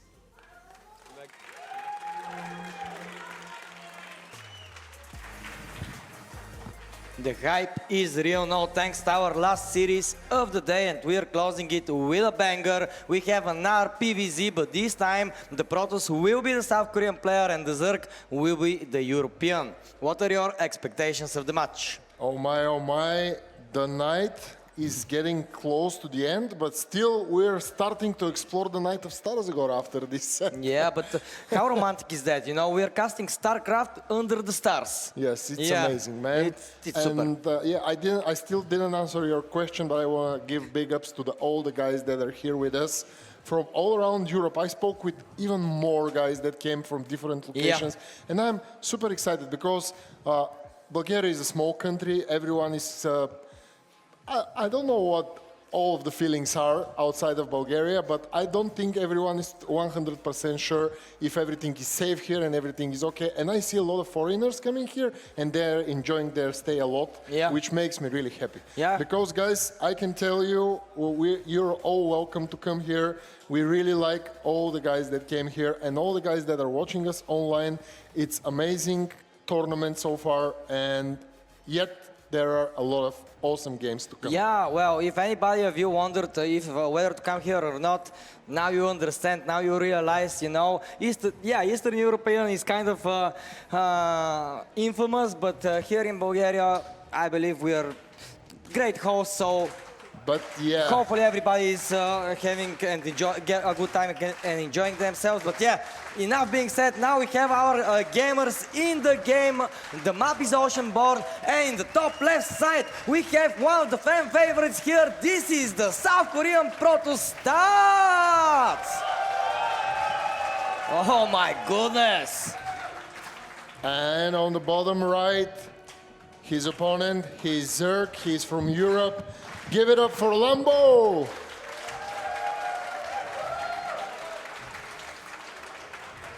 Yeah, well, the Lambo, a Zerg player, is one of the Zerg professors, how I like to call him. He's very good with this race, and I'm curious to see how he approaches this ZVP from his side. In the previous series, we saw Sour go for like this mid-tier unit composition, like Link, Banelink, Roach, Ravager, nothing of a higher tech. I'm curious to see if we get to that Viper stage here, to that Lurker stage here. That would be cool, wouldn't it? Yeah, for sure. I'm interested what will Stats choose, because so far we only watched PvPs from Stats. We only know his playstyle from this tournament, of course, in PvP. So I'm curious to see what he'll decide to play against Zerg. And yeah, talking about Lambo and talking about the last series, I really prefer to be more higher tech in part of the Zerg, because it's really risky to stay so long in the Roach, Ravager, Banelink composition. And in one of the games we saw it, Solar was pretty close to being dead, but still managed to do it. But yeah, let's get into this game. We see a Stargate, which is something normal. Yeah, this is the bread and butter. While this game is developing, I really want to shout out Solar and Irene, who have been helping us with the translation from South Korean. So big ups to them, guys. We really, nice. We really want to hear what Stats is thinking. So they're the ones that are making that possible, and I'm very thankful for that. Yeah, the Stargate is here. Now we have to see what units come out of it, because we saw several variations during this tournament, like 1 Oracle, 2 Oracle, 3 Oracles. We have seen some Void Raid plays in the qualifiers, so I'm curious how Stats will open this. I believe that he will probably go with the standard 2-3 Oracle into Blink. Yeah, eventually the first Oracle will be out soon. We'll see where he will continue, but yeah, that's kind of normal. Usually you go like this, and picking up Void Ray, for example, you just mainly do it to clear the Overlords and clear, because only one Void Ray is not that scary. But yeah, after the first Void Ray, it really depends. Will we see some Link aggression here on the third base, which will try to keep the Oracle in the base of Protoss, or will he be able to go somewhere and try to kill some drones?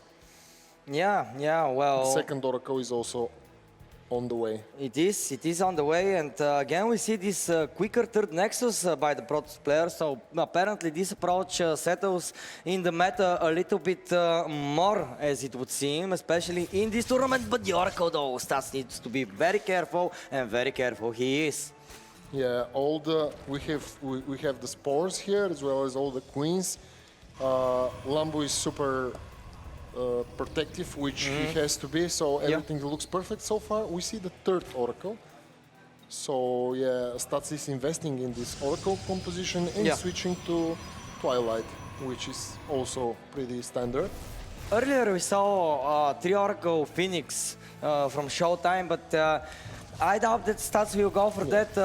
Really, it didn't do all too well either way, so I believe that we're going to just be very smoothly transitioning to the Blink +1 approach. 2 drones though go down, and once those Oracles pack up and they start flying over the drone fields, it becomes a little bit hard for the Zerg to defend unless he has enough queens at the position. Yeah, but still he managed to scare the Oracles away, and he even did some damage to one of the Oracles, but still Stats is trying to keep the creep spread, trying to see what's the timing of the fourth base, trying to do some damage here and there, and he's doing pretty much okay. We see the blink, we see the +1 attack, as well as Lambu is droning and creating a lair as well, so everything looks super standard so far. Yeah, absolutely. This is basically the most standard PvZ I believe we have seen in the past couple of maps.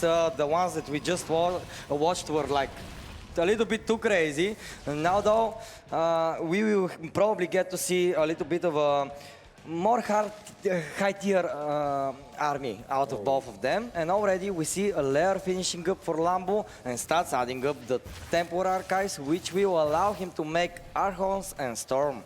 Yeah, usually Stats is that kind of player who likes to play more passively, to create the Protoss dead ball and go from there, which is actually what most of the Protosses are trying to do. And I expect from Lambo to be a bit more aggressive here and there, because he needs to not let the Protoss get that higher tier army. Yeah. We see the Hydralisk then as well. He's very greedy though. And the Infestation Pit. He only has 20 army supply, he's droning very much, and Infestation Pit already very early on. I'm curious whether he would start that early hive or he wants to go for something else. I doubt those will be Swarmhosts though, because we would already have to be seeing denied us, and yeah, the worker then is down, and the hive, this is a super quick hive, Mr. No Thanks. Yeah, indeed, but still, he has that basis, he has that drones, he also has the map awareness, because he has overlords all over the map, so he knows if there is anything coming, and he has all the Hydras, since he sees the upcoming aggression from Stats. Yeah, he's going to deny this 5th base for sure, but I believe that this was basically the idea. We want to be at 4 bases at least, so we make the 4th and the 5th simultaneously. If one of them gets denied, at least you can mine from the other one. But of course, it will be very important for the Zerg player to protect his 5th base, because already we see at the 12 o'clock location, Stats is almost finishing his 4th. Yeah, absolutely. But yeah, Lambo manages to defend this base, and it looks like this will be a long macro game, which I'm really excited to see, because it's best of 5. Usually the first game is a bit more crazy, but we see a standard play, and I love this. I hope we'll watch more games between these two players. Yeah.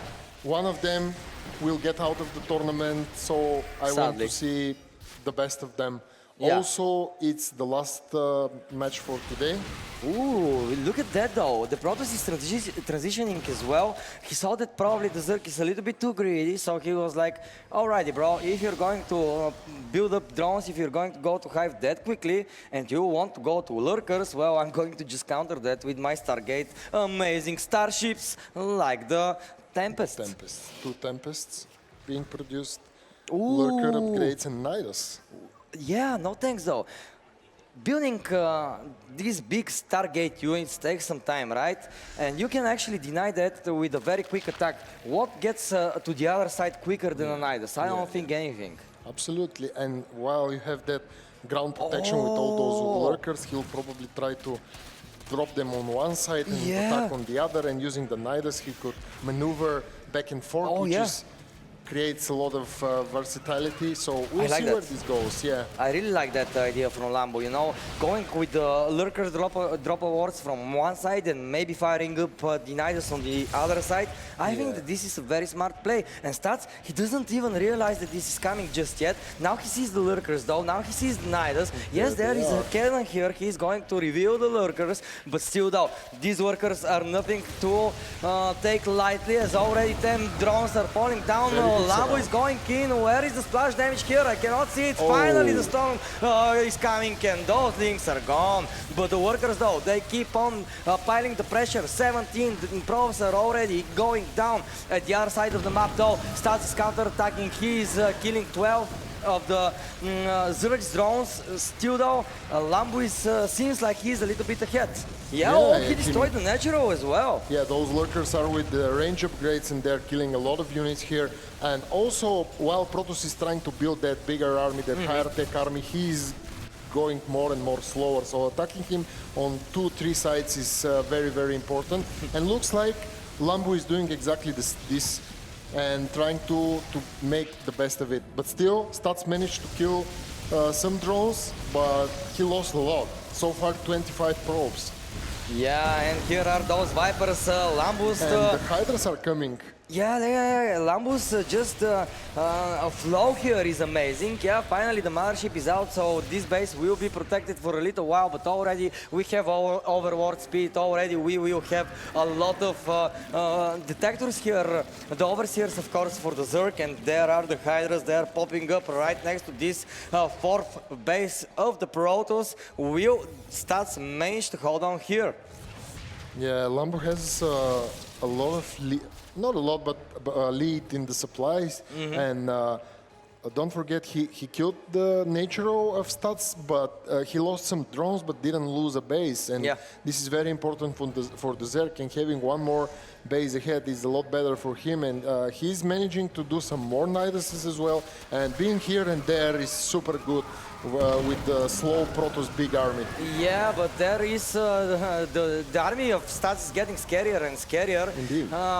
No carrier there just yet though. Only Tempest, which will leave the links kind of unanswered for unless there is an Archon or Storm there, and so far we don't see that in the main base. Lambo managed to get into the main base as well as Get there over is a Nidus here. there. The mothership drop. Very, very nice. Lambo is trying to, is like crushing Stats here and there, and everything is super effective. Usually we see that the Protoss is doing effective fights, but here we see that Lambo is managing to do a lot of good stuff. Yeah, look at just the resources lost. Basically, they're even, and this is good for the Zerg. It's amazing for the Zerg, because you know, Zergs are usually those that mine up a little bit quicker, so you know, when they throw away armies, they can replenish them a little bit quicker, so the other races have to be a little bit more efficient. So far though, Lambo is showcasing us a master class of a PvZ approach. Yeah, absolutely. He has the worker lead, he has the supply lead in the army supply lead, so everything looks very, very good for Lambo, and if he manages to keep it like that, he'll have a really good success in winning the first game. And Yeah. Yeah, he's pushing the Archons back, he's pushing everything back. There is a lot of static defense though there. Will the shield of Fire hold or will the Zerg Swarm break it? It remains to be seen. Behind that we have 78 drones for Mr. Lambo, which is nothing to laugh at. And yeah, I mean, only these Storms and Tempests so far are keeping Stats alive in this game. Yeah, but Stats, just look at the supply though. Yeah. And Stat is putting down 2 robos. He'll try to produce that army. And will he have enough time? Because Lambo is catching up. He'll kill the cybernetics. He'll stop the air upgrades. And even though these were pretty good storms, Lambo is still managing to do a lot of damage and surrounding the Protoss army and continuing to move forward. And there are a lot of Hydras and the Lurkers as well are moving forward. And he's positioning it very good storms as well. But still, is there enough army here for Stats? I don't think so though, but he's fighting his heart out. These Tempests are getting less and less though. The Hydras are closing in the distance. 1 Archon and 2 Stalkers won't do it here, no thanks. And I believe that Lambo just did it. But Stats though, 71 workers, but he's not mining too efficiently from them. 3 Tempests and 1 Archon, I think that this is it. And yeah, the reinforcements will start swarming here from Lambo, and he has like 50 army supply lead, and still Soar keeping his base. If Lambo manages to kill this base, it will be. Oh, and we see the abduct of one of the Tempests. Yeah, very nice. And looks like Stats is going down. Yeah, GG. Lambo takes the lead. Game number 1. Wow, what a game. What a game indeed by the Shopify Rebellion Zerg. Amazing form he is displaying in this tournament so far. Stats, a little bit unhappy with his performance here. Yeah, it looked like Lambo was everywhere. Yeah, he was everywhere basically, especially I believe that the drop awards with the workers caught him very much off guard. But I just want to shout out the chat a little bit because they have been very creative today. First it was Karsten Zagora, now it's Stats Zagora, you know? So chat, much love for you. Thank you for being here, thank you for writing, and yeah, thank you for enjoying the games with us. Yeah, absolutely. Me and No Thanks are here to bring this day to a close. It has been a banger. It have been amazing games. Most of the games were starting like 2-0 and then coming back to the 5th game. Yeah. I hope this will happen here as well. And I really liked what Lambo did. Using all those, we see the replays here, but using all those super mobile Zerg units combined with those Nidus was making even more mobile, and he did really well in trading, super efficient. He had like same resources lost as the Protoss, which is devastating for the Protoss. And yeah, very good first game. I didn't expect this to happen, and I'm super happy about it. Yeah, Stas was like saying, I really want to do a different matchup than PvP, right? He had 3 PvPs in a row in this tournament. Now he is though facing a Zerg, which seems to be a very difficult opponent. And speaking of him, here he is from Germany, and Shopify Rebellion currently leading 1-0. Let's hear it for Lambo! And his opponent on the bottom left, coming all the way from South Korea. Give it up for Stats. Amazing crowd here, guys. Thank you so much for staying up late with us and enjoying this Stara Zagora action here. It's amazing to have so much StarCraft fans here enjoying it with us and watching so good games. Exalted. What do you think will happen in this game? Well, in this map we have this gold, and we see that Lambo is already trying to get used to it. Yeah. Well, Sour did the same thing in his series, so maybe Lambo got inspired by that. Let's see if Stats will scout it out a little bit earlier. You know, when you send the probe to the natural, I believe that it should make a short right turn just to see if there is the gold base. But when you go there, when you see that there is no hatchery on the low ground, you kind of know. You kind of know that there is a hatchery somewhere on the map, and where else but next to the gold minerals. Yeah, absolutely. And I like the way that the Zergs use that gold base, as well as sending it at the drones at the perfect timing. when the base is done and they are starting to collect, look at the timing. It's really, really cool to see that higher level players here. And yeah, this economic boost gives a lot of opportunities to be more aggressive earlier, to get that Roach Link combination with higher numbers earlier, which is very, very good for the Zerg player. Let's see, once the cybernetic score finishes, we will see a Stargate once again. Probably we will, but yeah. Well, yeah, of course.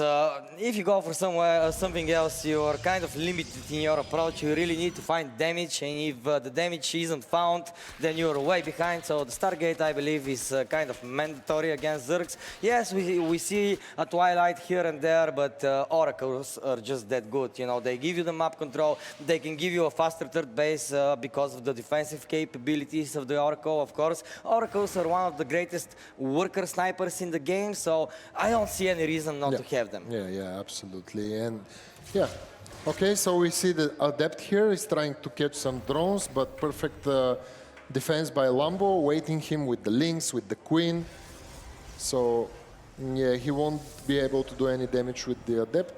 Still, more Lynx are coming out from Lambo. Yeah, he wants to go and show away a little bit at the third base of stats, which is coming for sure. I expect it there shortly. But here are the first two Adepts, though. They won't find too many drones, but now they're going to be sitting here waiting for the transfer to come. Yeah, as well as he made it some time for the mining, so yeah. Ooh, he shades in though. Let's see how many drones fall here. Just two for now. Good surface area here for the Adepts though. They're between the mineral lines, so they can find at least a couple of links more, but... Once again, a little mining time won here by stats, so... Yeah, it's not bad. It's not bad. For just two Adepts, I like it. It's not substantial damage, but it's not like you're behind from it. Yeah. It's also not a huge investment with two Adepts, but yeah. So, yeah, he's coming here with the Lynx. The Oracle is already here. He'll try to the second Oracle as well. I like the way he's poking. He wants to make the Oracle's attack, but stats as well. Yeah. He's not overcommitting to that. So he's not being baited. Yeah, perfect decisions by both players. We see the spores already. Oh, very good surround here by Lambo. Lambo snuck in those links very smartly here, and now Stats will have to defend in some way, but the Oracles, though, they're on the other side of the map. They're going to punish the drones here, just the two, though. And already one of the Oracles took a lot of hull damage, so if they want to dive in on that gold-based location, yet again, they need to be very careful. Indeed. And we see the Roach Warren here. The Oracles will move around as well and try to find some more damage. Stara Zagora. Stara Zagora is the next creation of our chat. Big up chat. I like that you're enjoying the games with us. It's amazing games. I love those puns. But they don't only have the puns, they have the stats as well. Yeah. Of course, 11, 12 drones are being fired up here by Lambo. He feels very safe. He has been on the other side of the map. He knows, or he's kind of keeping tabs on stats. So he's like, all right, I don't see a big move out just yet. I'm going to drone up, I'm going to take up with my lair, and there is basically nothing you can do about that. Yeah, and we see Stats coming out with the Oracles and with the Gateway Army. He'll try to do some aggression here on the gold base. And of course trying to kill all the creep spread. It's super important for him to do that, as we saw against Solar, how well he played with all that creep spread, because they're pretty close, and if the creep spread is pretty good, he can reinforce units faster as well as have his units moving faster. And yeah, this is very, very important. So the blink is almost complete. We see the lair from Lambo is also complete.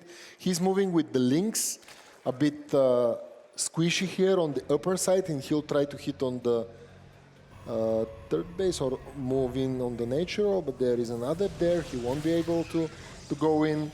Also, the Templar Archives is almost complete. Yeah. And we see a Spire from Lambo. All right, this is something different. Lambo is mixing it up, but this is something I really like, because when you try the same approach over and over, you can become like an open book, right? But now, the first game, worker drop awards, very fast hive. Now, Aspire play. And Stats, really needs to scout that, because if he keeps on pumping charge loads, immortals, and yeah, Archons are good if they close distance, but they're not that mobile, the Mutas can absolutely shred. It is really looking like Lambo has plans for those games. It looks like Stats is just watching what his opponent is doing and trying to do the best of it. And on the other side, looks like Lambo has those plans. And here we have a very good surround by our Zerg player. He'll manage to kill a lot of Protoss units, and he's doing very good, even though Stats is blinking very, very well and managed to trap some of the links. Still, Lambo is doing very good. Yeah, Lambo though, he's saving up quite the gas amount, so I expect... And he's buying time, because almost complete, the Spire is almost complete, so he'll be able to pump like 9 Mutas. So, yeah, and Stats doesn't even know about that. He's not expecting Mutas, or at least it doesn't look like that. No, he's not. If he expected Mutalisks, he would already be firing up the Phoenixes, but yeah, 9 Mutas on the way. The +1 upgrade for the Mutas is on the way, and I'm getting a little bit worried for our Protoss friend here, no thanks. Yeah, indeed, and it looks like the Lambo will be moving back and forth with the links, trying to get those rounds once again, and he's doing super good. Even though Stats has that blink, he's managing to kill some units and also buying more and more time. And you know, when the Mutas come out, he'll be also getting more map control. He'll try to kill some probes, and eventually will do. And while doing that, he'll be able to move back and forth with the links as well. And yeah, pretty good moves, pretty good decisions by Lambo. Good attempt for a surround though, but the Storm, it hits the bullseye, all the links fall down. But how will Stats respond to those Mutas? I don't think there are cannons in the natural... He's starting to lose probes already. The Mutas are somewhere in the mineral line. Oh, Stats! And overcharge, and I think a bit of overcommitment from Lambo. But he managed to kill 3 probes, but still not very good. But 7 Stalkers though fall in this exchange, a lot of links though as well, so again, this was a better fight for Stats, but now he really needs to start thinking about the Mutas. At least, you know, what I like about this situation is that he saw the Mutas, he didn't receive too much damage from them, despite seeing them that late. So now he can actually try to adapt, and already some things are on the way.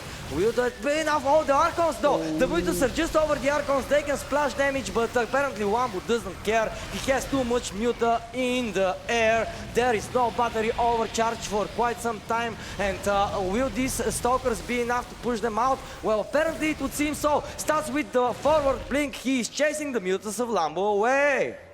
Yeah, that was pretty close. I don't know if I was Lambo, would I leave those Mutas there, but they're the big brain guys. And yeah, I was expecting him to do some Mutas and move on with the ground army, and he's still committing to those Mutas. And we see already 3 Phoenixes from Stats, so he'll be able to make some more eventually and push the Mutas away. And let's see if Lambo will manage to do some damage here. Well, Stats is truly proving his nickname though, the Shield of Fire. He was in a very tough spot, especially not seeing the technology of the Zerg. Still though, he is managing to hold on somehow, and he's adding up the fleet beacon. I wonder if that is for the Phoenix upgrade, or he just wants to pull out a bigger carrier ship or something like that. And yeah, we see the Phoenix upgrade, which would be great against the Mutas. And we see that Lambo doesn't plan on stopping the Muta production. Yeah. He saw this as well, that he's committing in those Mutas, even though Stats is trading a lot better than the previous game, and we can see this already. Lambo is trying to get those rounds, but the Phoenix number is growing bigger and bigger, and it will be harder and harder for him to make damage. Yeah. And as we can see, Stats is closing the gap in the supply and trying to get the higher tier units, and he'll be able to produce that Protoss Dead Ball. Yeah, true, but what I'm noticing now on the mini-map, no thanks, is The creep spread. The creep spread has been truly terrifying on this map by Lambo. It's already knocking on the door here of the Protoss player, but everything that pops out is a bad news for the Mutas, and we see Lambo is not transitioning out of them. So Stats he's in a good position in my opinion. No thanks. You can see the Phoenix upgrade now with these beautiful lasers, purple lasers. They're chasing away the Mutas. Now Lambo will probably try to micro a little bit, maybe stop the Mutas and intercept the Phoenixes, but Stats, he's babysitting them very well. Yeah, he's non-stop attacking them, doesn't let the Mutas breathe, and yeah, he's moving forward, and the ground army is here as well, and he has a lot of Stalkers here, and I don't think that Lambo will be able to push that away. Still though, he has some Hydras, he has some Lynx, but the Blink Stalkers have to go back, I guess. Yeah, well, and true. on the other side, there are a lot of Zealots. They have to get back, but they're off creep. The Zerg units are, and they cannot be so potent. Without it, the bonus they receive from it is just too good. Stats needs to be careful with his Phoenixes though, and maybe he should stop doing them, because we already see that Lambo is switching to Hydralisks, but those Zealots, they're wrecking. Yeah, this looked very good for him, but still, as you said, he should be really careful because of all those Zealots. And yeah, he is managing to attack them with the Mutas, but the Phoenixes came here, so it's really hard, and he has to be really careful. And GG, just Lambo doesn't see a way to handle the defenses of Stats, and my goodness, did he live up to his nickname. The Shield Defier was like very pushed up against the wall, but he withstood the onslaught. Yeah, Stats managed to trade a lot better than the last game and managed to defense very good. And also, as you said earlier, I think the creep spread of Lambo, even though he was focusing on Mutas, which don't need the creep spread, still the transition to Hydras was pretty good, but he was not expecting the charge lots to hit him so hard. But yeah, I think Lambo had very good plan, but Stats was better at defending, I guess. Yeah, and let's keep in mind, he really did see the Mutas very late, because it wasn't like he was like scouting the Spire while it was building, so okay, I'm going to make this in advance. No, he had to make them after he was pushed by the Mutas. So yeah, a great defense by Stats, truly.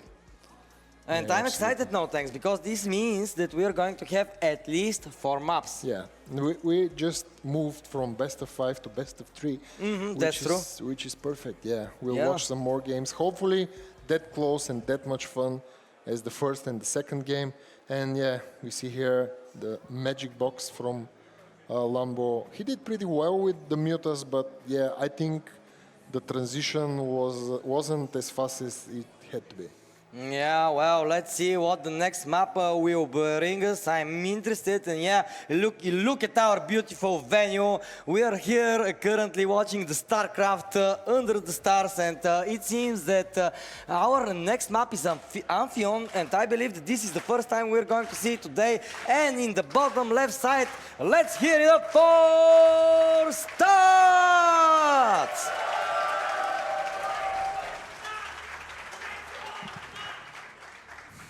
And of course, on the top left, give it up for the European Zerg from Germany, Lambo!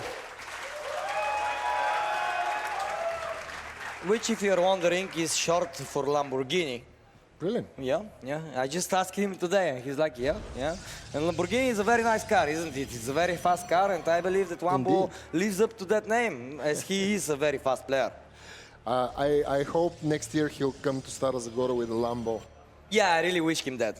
And he will be like, I am Lambo coming with my Lambo. That would be sick. But yeah, game 3 here, as you said, Amphion.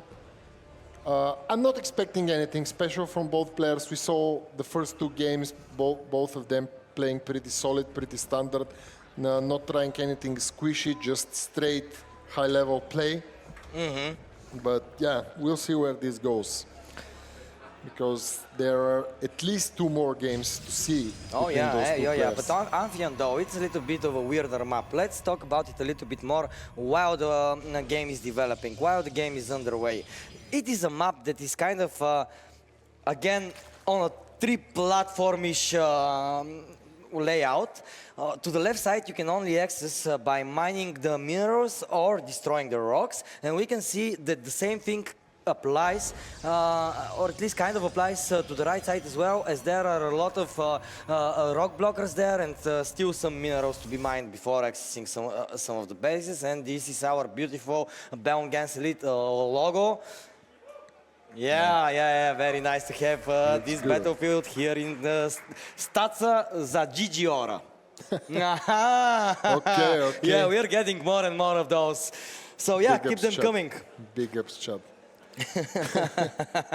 We Awesome. really like that you're engaging even more, not just in the game, but in everything else we have here. So yeah, big ups to the chat. So far, there is a Stargate once again from Stats. As we said, we don't expect anything more special. No. And But already though, there is a path here through the minerals, Yes. and we can see that Lambo is the first one to open that left side of the map. And he will put his third base there. Yes, in the beginning, it's more defended like that, but that place can become very tight if Stats opens it up himself. Yeah, and he'll see this opening with the Oracle pretty soon, so he'll know where it's going. And like the past 2 games, we saw that Lambo had the plan. He had some ideas of what to do, and probably he has a plan for this map as well. So we'll see what he decides to make. And yeah, the Oracle will be coming out, and he'll go and see the third base. It will see the third base for sure, and I wonder how Stats is going to attack it and how he is going to approach that location. He already saw that, thanks to the observer for showing us the POV of Stats. And the second Oracle is on the way. We have to wait and see whether or not this will be a third Oracle. Oh my goodness, the spot is not ready yet, and 2 drones go down, but too much of a hull damage on the Oracle there, no thanks. He won't be able, at least soon, attack more in case he doesn't want to be killed. And the second Oracle is also on the way, and he'll have to wait some more. Oh, actually, sorry, this is the third Oracle. The second Oracle is here already. But yeah, he has to connect them in order to do some more damage. Okay, he managed to kill 1 drone with the second Oracle, but still pretty good defense by Lambo. Yeah, absolutely. He has the Queens on position here on base number 3 for him. He is droning up a little bit more. He knows that the only tools that Stats have right now are the Oracles, so I guess we're just going to be seeing Queens and drones for a little while here for Lambo. Yeah, eventually. We see the Twilight as well. Oh, he'll be able to do some more damage here. 4 more drones, very good by Stats. And the Oracle gets some damage, but still manages to do the drone damage. Twilight, +1 and Blink, so Stats is not going to move away from this approach. He likes it, and I think it's a nice approach. Of course, the Blink Stalkers can be very annoying, and let's not forget that they can actually jump over terrain, which is good, especially when there are no rocks being destroyed. So what can happen right now? No thanks. Stats can Blink to the third base of Lambo, and maybe try to snipe the third base, and it would be difficult for Lambo to pour in a substantial amount of links, for example, to stop that. Yeah, we'll see how Stats will approach this game, but yeah, this is a good suggestion for him. One of the Oracles almost died, but and also Lambo reacted pretty good to the status trap. We see the Templar Archives, and the +1 attack is super well timed with the Blink. And yeah, he'll start putting out more and more Stalkers, and he'll eventually try to move forward. And since the Blink will be ready, he'll try to make some damage. Look what Lambo is doing though. He was like, alrighty, the Spire didn't work, so I'm going to just try what I tried in the first game. So there is this quick infestation pit, there is this quick hydrolysis then. So I believe that we will have another quick hive on our way. But this time though, Stats sees that he already saw that tactic from Lambo in the first game, and I wonder how he's going to adapt to it. Yeah, we'll eventually see Lambo go for some lurkers after the Hydras, and if Stats is pretty fast, he won't be able to give him the opportunity. But still, we'll see what the players decide to do. Yeah, we see the lurker, the workers, and yeah, he's moving forward. Oh, he'll catch one Overlord as well, and try to make some damage here on the third base. He's stopping the creep spread as well, which is pretty cool. He's already making some damage on the hatchery, positioning the Stalkers pretty well. Oh, and the status trap was very good. Yeah, but already though, Lambo is mining here from the gold base. That's here with the Stalkers. He's pushing away the queens. One of them falls down. The other one probably will too. Some Hydras are coming here to defend, but Stats is forward blinking. He's not that afraid. He's going to kill a lot of drones here for Lambo, which is a damage he really needed to find. But he really needs to save the remaining Stalkers, because if he loses them, it will be kind of expensive for him, given the fact that he's still only on 66 drones, probes, excuse me.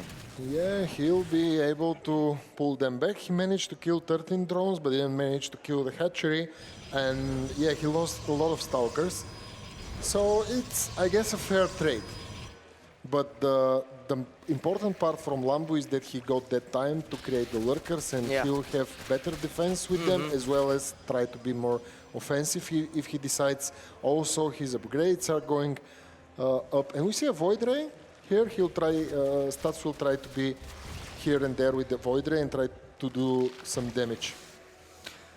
Well, yeah, Stats already though, he's on 4 bases, and look which 4th base he chose, the one that is a little bit more closer to the Zerg. That's because if he can stabilize that position, he's going to be taking the 5th base in the top, in the bottom right side, which will be a little bit more pocketed and a little bit harder for the Zerg to approach. In the meantime, we see a transition by Stats. He's building that fleet beacon, he's adding that second Stargate, and probably the Tempests are going to come again. Storming is here though, Lurkers are here. Let's see the fight this time. Lambo is kind of pushing through the ramp though, and if he manages to break that position, it could become scary for Stats. Yeah, he's doing pretty well, because we still have only the Gateway Army from Stats, and those Lurkers are pretty deadly to the Gateway Army, and the positioning of the Lurkers is very, very good as well, and he'll manage to do a lot of damage. Very good micro by Stats, but he's taking a lot of damage to that Gateway Army. Perfect storms on all the Lurkers, and still Lambo is continuing to push, and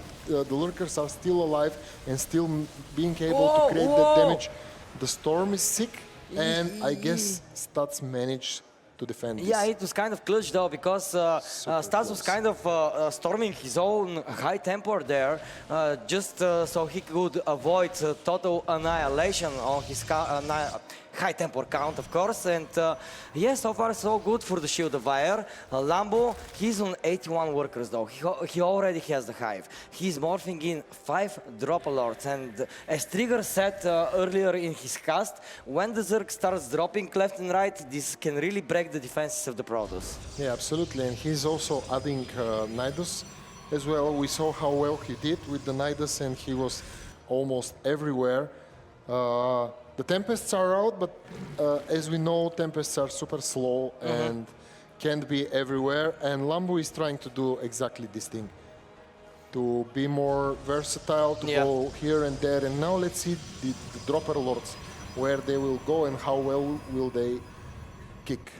Yeah, I would really love some observers here and there for Stats, in all honesty. Now the first Nidus is here. Stats needs to realize this is happening, and he's going to morph several others there just to stop that. But this attack here, this attack here is just a distraction, in my opinion. No thanks, because the real attack is coming in the main base, where Stats apparently missed it, and the defenses here are in shambles. So we see the drop award action is paying dividends to Lambo right now. Yeah, he's not only attacking pretty well, but he's also stopping the production of the Protoss, killing some more and more units, and also he has the Nidus to the other side as well, but I guess Stats will be able to push that back. But still, on the other side, oh, those High Templars managed to do great storms, but the Lurkers are pulled back. Oh my god, the Lurker range upgrade is just ridiculous. We just saw that live here at this stage. The High Temp were like panicking for their lives. Some of them fell down. But I'm curious to see what the Tempest count is right now, because the more and more Tempests are on the battlefield, I believe the better it will be for Stats. Yeah, and actually the population of both players is pretty close, which is good for the Protoss player. He will do some revelation here, but lost the Oracle, sadly. And the Tempests are here, pushing very good storms. Yeah, cool storms. They are zoning out the Zerg player. And this storm was just brilliant by Stats. He showered all of the Hydras here. But the Immortals went unprotected, and still Stats managed to push Lambo back once again. Well, Stats is holding on greatly, but now he's getting some damage received here on his fourth base, where the Lurkers is shelling away the workers. They are not allowing the Protoss here to mine. While this is happening, while Stats is forced to defend, Lambo is trying another attack. I love this 1-2 punch combination from Lambo, or at least how he tries to do it. But so far, so good for Stats, I would say. Yes. Oh, but this Nidus though, this Nidus is very scary. Hydras pop out of it, a lot of queens, a lot of workers here, and just Tempests isn't going to make it work here for Stats. The battery though is overcharged. Stats really needs to protect his forge. He really doesn't want to lose that +3 upgrade to timing, and I don't think he will, in all honesty, because the number of Hydras is becoming more and more, is becoming thinner, and yeah, he's forced to retreat. Yeah, little by little, Stats is managing to create bigger and bigger army, and Lambo isn't able to do the damage he wants to do. Even though he creates very good army and very big army, he wants to kill the bases, and he is not able to so far. And we know the upgrades for the Protoss are getting stronger, and Protoss Deadball, once it reaches critical number, it starts to be really, really hard for the Zerg player. Oh yeah. Basically, this is the position you want as a Protoss, right? To achieve that death ball kind of army, right? Where you have the Mothership, where you have the Tempest, where you have basically everything at your disposal. On the previous game, where Lambo did pretty well with the aggression here and there, he was able to kill the Nexuses as well as kill some probes, even if he doesn't manage to kill the Nexus. And so far here, he's just attacking, which is very good, but still isn't able to do the critical damage he needs. We see Vipers from Lambo as well. Oh yeah, he needs them. Very important. He needs them for sure, especially against the Mothership. We saw that the Mothership can be very devastating. Especially with the slow field, right? If you slow field a lot of the Zerg armies, then the storms are becoming more and more dangerous. But the Nidus plays, though, they are amazing here by Lambo. He is again firing up a Nidus in the main base. Stats is forced to react to it, but in the same time, he needs to defend his natural and his third. But will he be able to do it? Because Stats is receiving damage left and right. 12, 14, 15 probes are going down. Yeah, that's what I was talking about. He really made that damage now that he wanted to make so badly, and everything works very, very good for him. And the positioning, once again, of those Lurkers, of those Hydras is very, very good. He's only being able to do damage with the Tempests, but even though they aren't pretty low on numbers, they are slow, and he managed to kill 22 probes, which is super important. And he'll be able to kill the Mothership as well, I think. Well, just Maybe out of range of the Hydras. I believe that the Tempest number is high enough to actually one-shot the Hydras, so good defense here by Stats. Adrenal Guns is finally coming here, but Stats is already just on 2 bases, basically, because the main is almost mined out. Yeah, and Lambo has the bases, has the economy, has the army. Stats dropped even below. And this is it, GG. This is it. Very, very good game. It was super close until the point where Lambo managed to do the damage, managed to do the economic damage, managed to kill the probes, and he was most of the game he was trying to do that, and Stats was defending pretty well. But we see as he make the crack between the army and everything worked pretty well for him. Yeah, his multi-prong attacks were just great, you know, going for the main, going for the natural, going for the fourth, going for the fifth, simultaneously, over and over again. Yes, Stats had Storms, had Tempests, had Archons, had Immortals, but when a Protoss player has to defend multiple places at once for a prolonged amount of time, it becomes very difficult because you're bleeding a high-tech unit here, you're bleeding a high-tech unit there. The Zerg behind that has a great economy. He's pumping up basically Hydras there. You know, nothing that expensive when you have that economy. So, yeah, I think that just this crazy play, multi-prong attack by Lambo was the key to victory here. And like in game number 1, he could manage to achieve that here. No thanks. Yeah, absolutely. And as you said, like once the Protoss army is getting higher tier, it's getting slower and slower. And Lambo was really working on this. Once the army is getting slower, he should be able to hit here and there, and he did. Yeah, and he did very hard, and now it's up to Stats to find a way to win because his tournament life is on the line here, no thanks, and he's basically one map away from being eliminated. Yeah.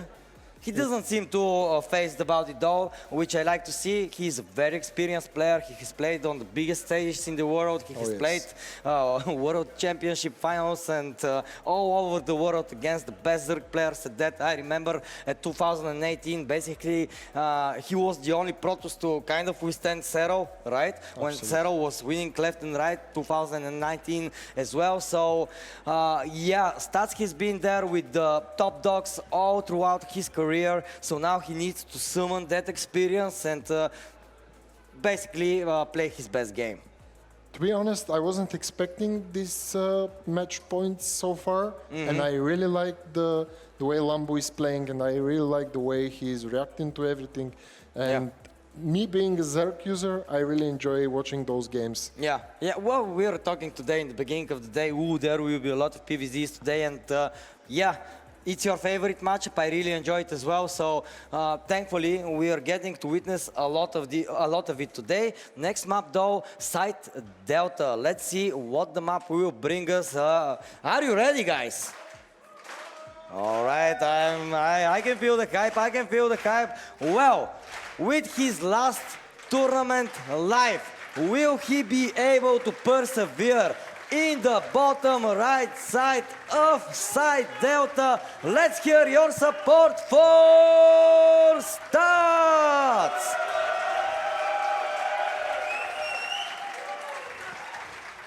And here on the upper left, at a match point, one map away from going forward, the Blue Zerg, he's Lambo.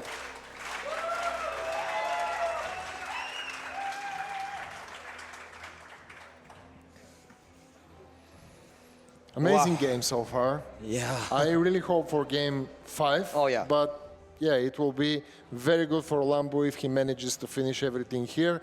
And to beat Stats 3-1 will be amazing as well. Oh, yeah. For his resume, let's not forget that recently Lambo did beat Stats 3-0. And Stats today said that he prefers playing Lambo because he wants to get the revenge. Well, now he has that opportunity, but so far Lambo is dominating. Yeah. Lambo is being better in this matchup so far, but yeah, we will see. There are at least this game and maybe more. Stats has the opportunity to win as well. Because as you already know, he won tournaments, he has the experience, he has the mentality to come back from those games, so he has everything he needs to do the best. And yeah, once again, Site Delta is the map, but we are not expecting anything special from both players. We saw already 3 games, super standard openers and super solid play from both of them. They don't like, or at least in this matchup, to try something crazy. I love the way that Lambo had the plans for each game, and eventually it worked well for him to be super aggressive on many positions with the Nidases and with the lurker, with the lurker positioning. Do you think he'll use the lurkers once again in this game? Well, if it ain't broke, don't fix it, right? And he already won 2 games with it, so why not? We have a very big main here, no thanks. So it might be a point of exploit here for Lambu. Let's see. Whoa! Why we are talking sweetly to one another? You know, we already see that Lambu is trying something different. He's going to try the drone drill.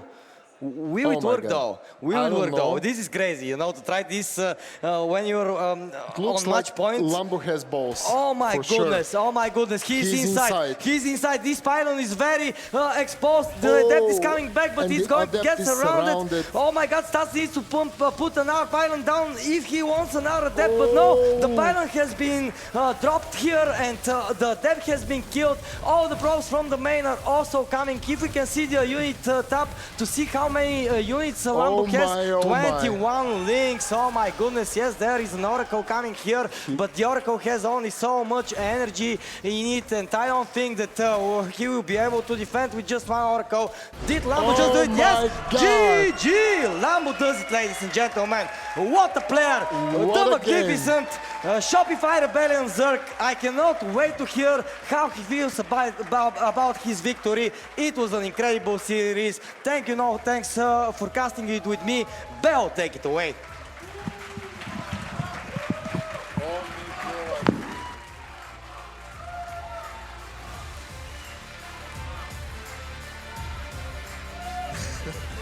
All right, Lambo. 3-1 victory there. You know, so you dropped 1 map compared to EWC, but I want to start with game number 3, right? I was sitting there in the crowd, a couple Zergs, Solar and Fion were looking at this game, and I think they must have said about 5 or 6 times, yeah, Lambo's dead. 5 or 6 times, and you're still able to make that happen. Walk me through that. Yeah, I thought it was that too, if I'm going to be honest. He defended really well, but then I found him out of position a couple of times, and he didn't quite pay attention at the right time, at the right place. And I don't know how I did it, to be honest. I just tried to attack everywhere and create chaos. Yeah, makes sense. And now, then talking about that last game that we saw, drone pull right with Lings. I think the last time I saw that was about 2 years ago. You played Showtime, I think. Is that serious planning? Is this you sensing some victory here? Is that a spur-of-the-moment idea? What caused that? I saw that he didn't chrono his first unit very often, and that he left with a probe quite early. So he couldn't confirm how many Zerglings I was making. He couldn't even confirm if I made a hatch. Even if his probe stayed, I think it still would have worked because I would have faked a 3rd hatch and skipped a queen for it. But yeah, it's just a reaction for him not chrono boosting any of his gateway units. I think it's a bit greedy. So was that something you prepped before this series, or again, just kind of you realized that as the series went on? Yeah, I realized as the series went on, because he didn't chrono, I think, in 2 out of 3 games beforehand. And then I figured I'll make 4 Zerglings. It's not the biggest commitment. And then if he does it, I will reactively pull the drones. The moment I saw no chrono, I was feeling very good about myself. Well, fair enough, and it certainly worked out for you at the end of the day. You've earned a ticket into tomorrow. But Lambo, before we let you go, get ready, you know, have a nice sleep maybe. Anything else you want to say to the crowd? You're amazing. Thank you so much. Yeah, lately I haven't played in front of crowds very often, and they have a fantastic energy, so thank you. Right. Congratulations, Lambo. Thank you.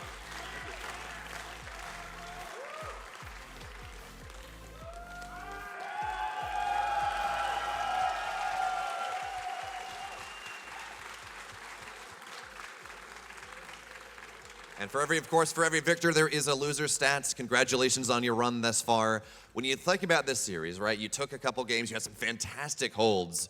Was this probably not how you expected, but talk to me about this entire tournament run.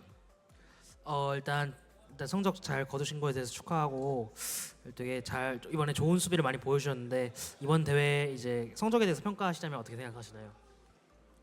일단 마지막 날까지 못 가게 된 게 좀 많이 아쉽지만은 그래도 좀 제가 준비한 플레이들을 그래도 좀 잘 보여드린 것 같아가지고 어느 정도 만족하고요.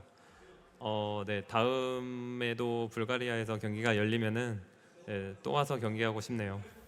Okay, first of all, I'm very sad that I didn't make to the last day, but I'm also happy about that performance that I prepared. I showed you guys everything, and next time if there's more tournaments in Bulgaria, I will attend for fans. Yes.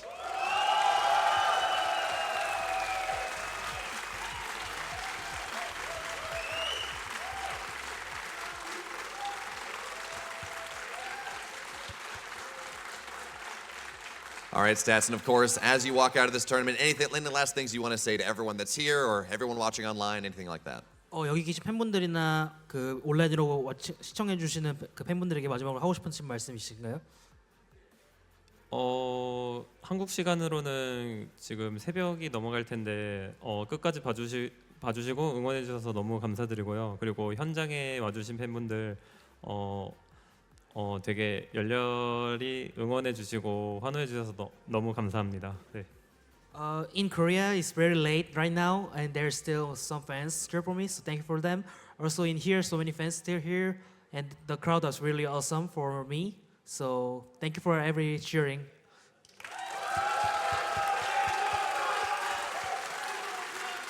Thank you, Stats.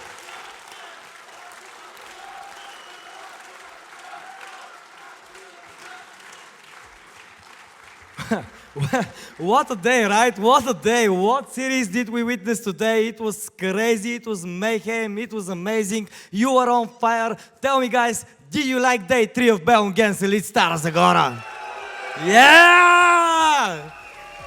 Epic, epic, epic. Well, guys, my name is Exalted. It was a pleasure for me to be here today with you, and I cannot wait to see you tomorrow when we are going to crown our champion. The first ever major esports tournament in Bulgaria will have its champion tomorrow, and we will win this beautiful trophy. Who that will be, I still don't know, but I cannot wait to find out. Just one more sleep remaining. Sleep well. See you tomorrow, same time, same place. Yeah!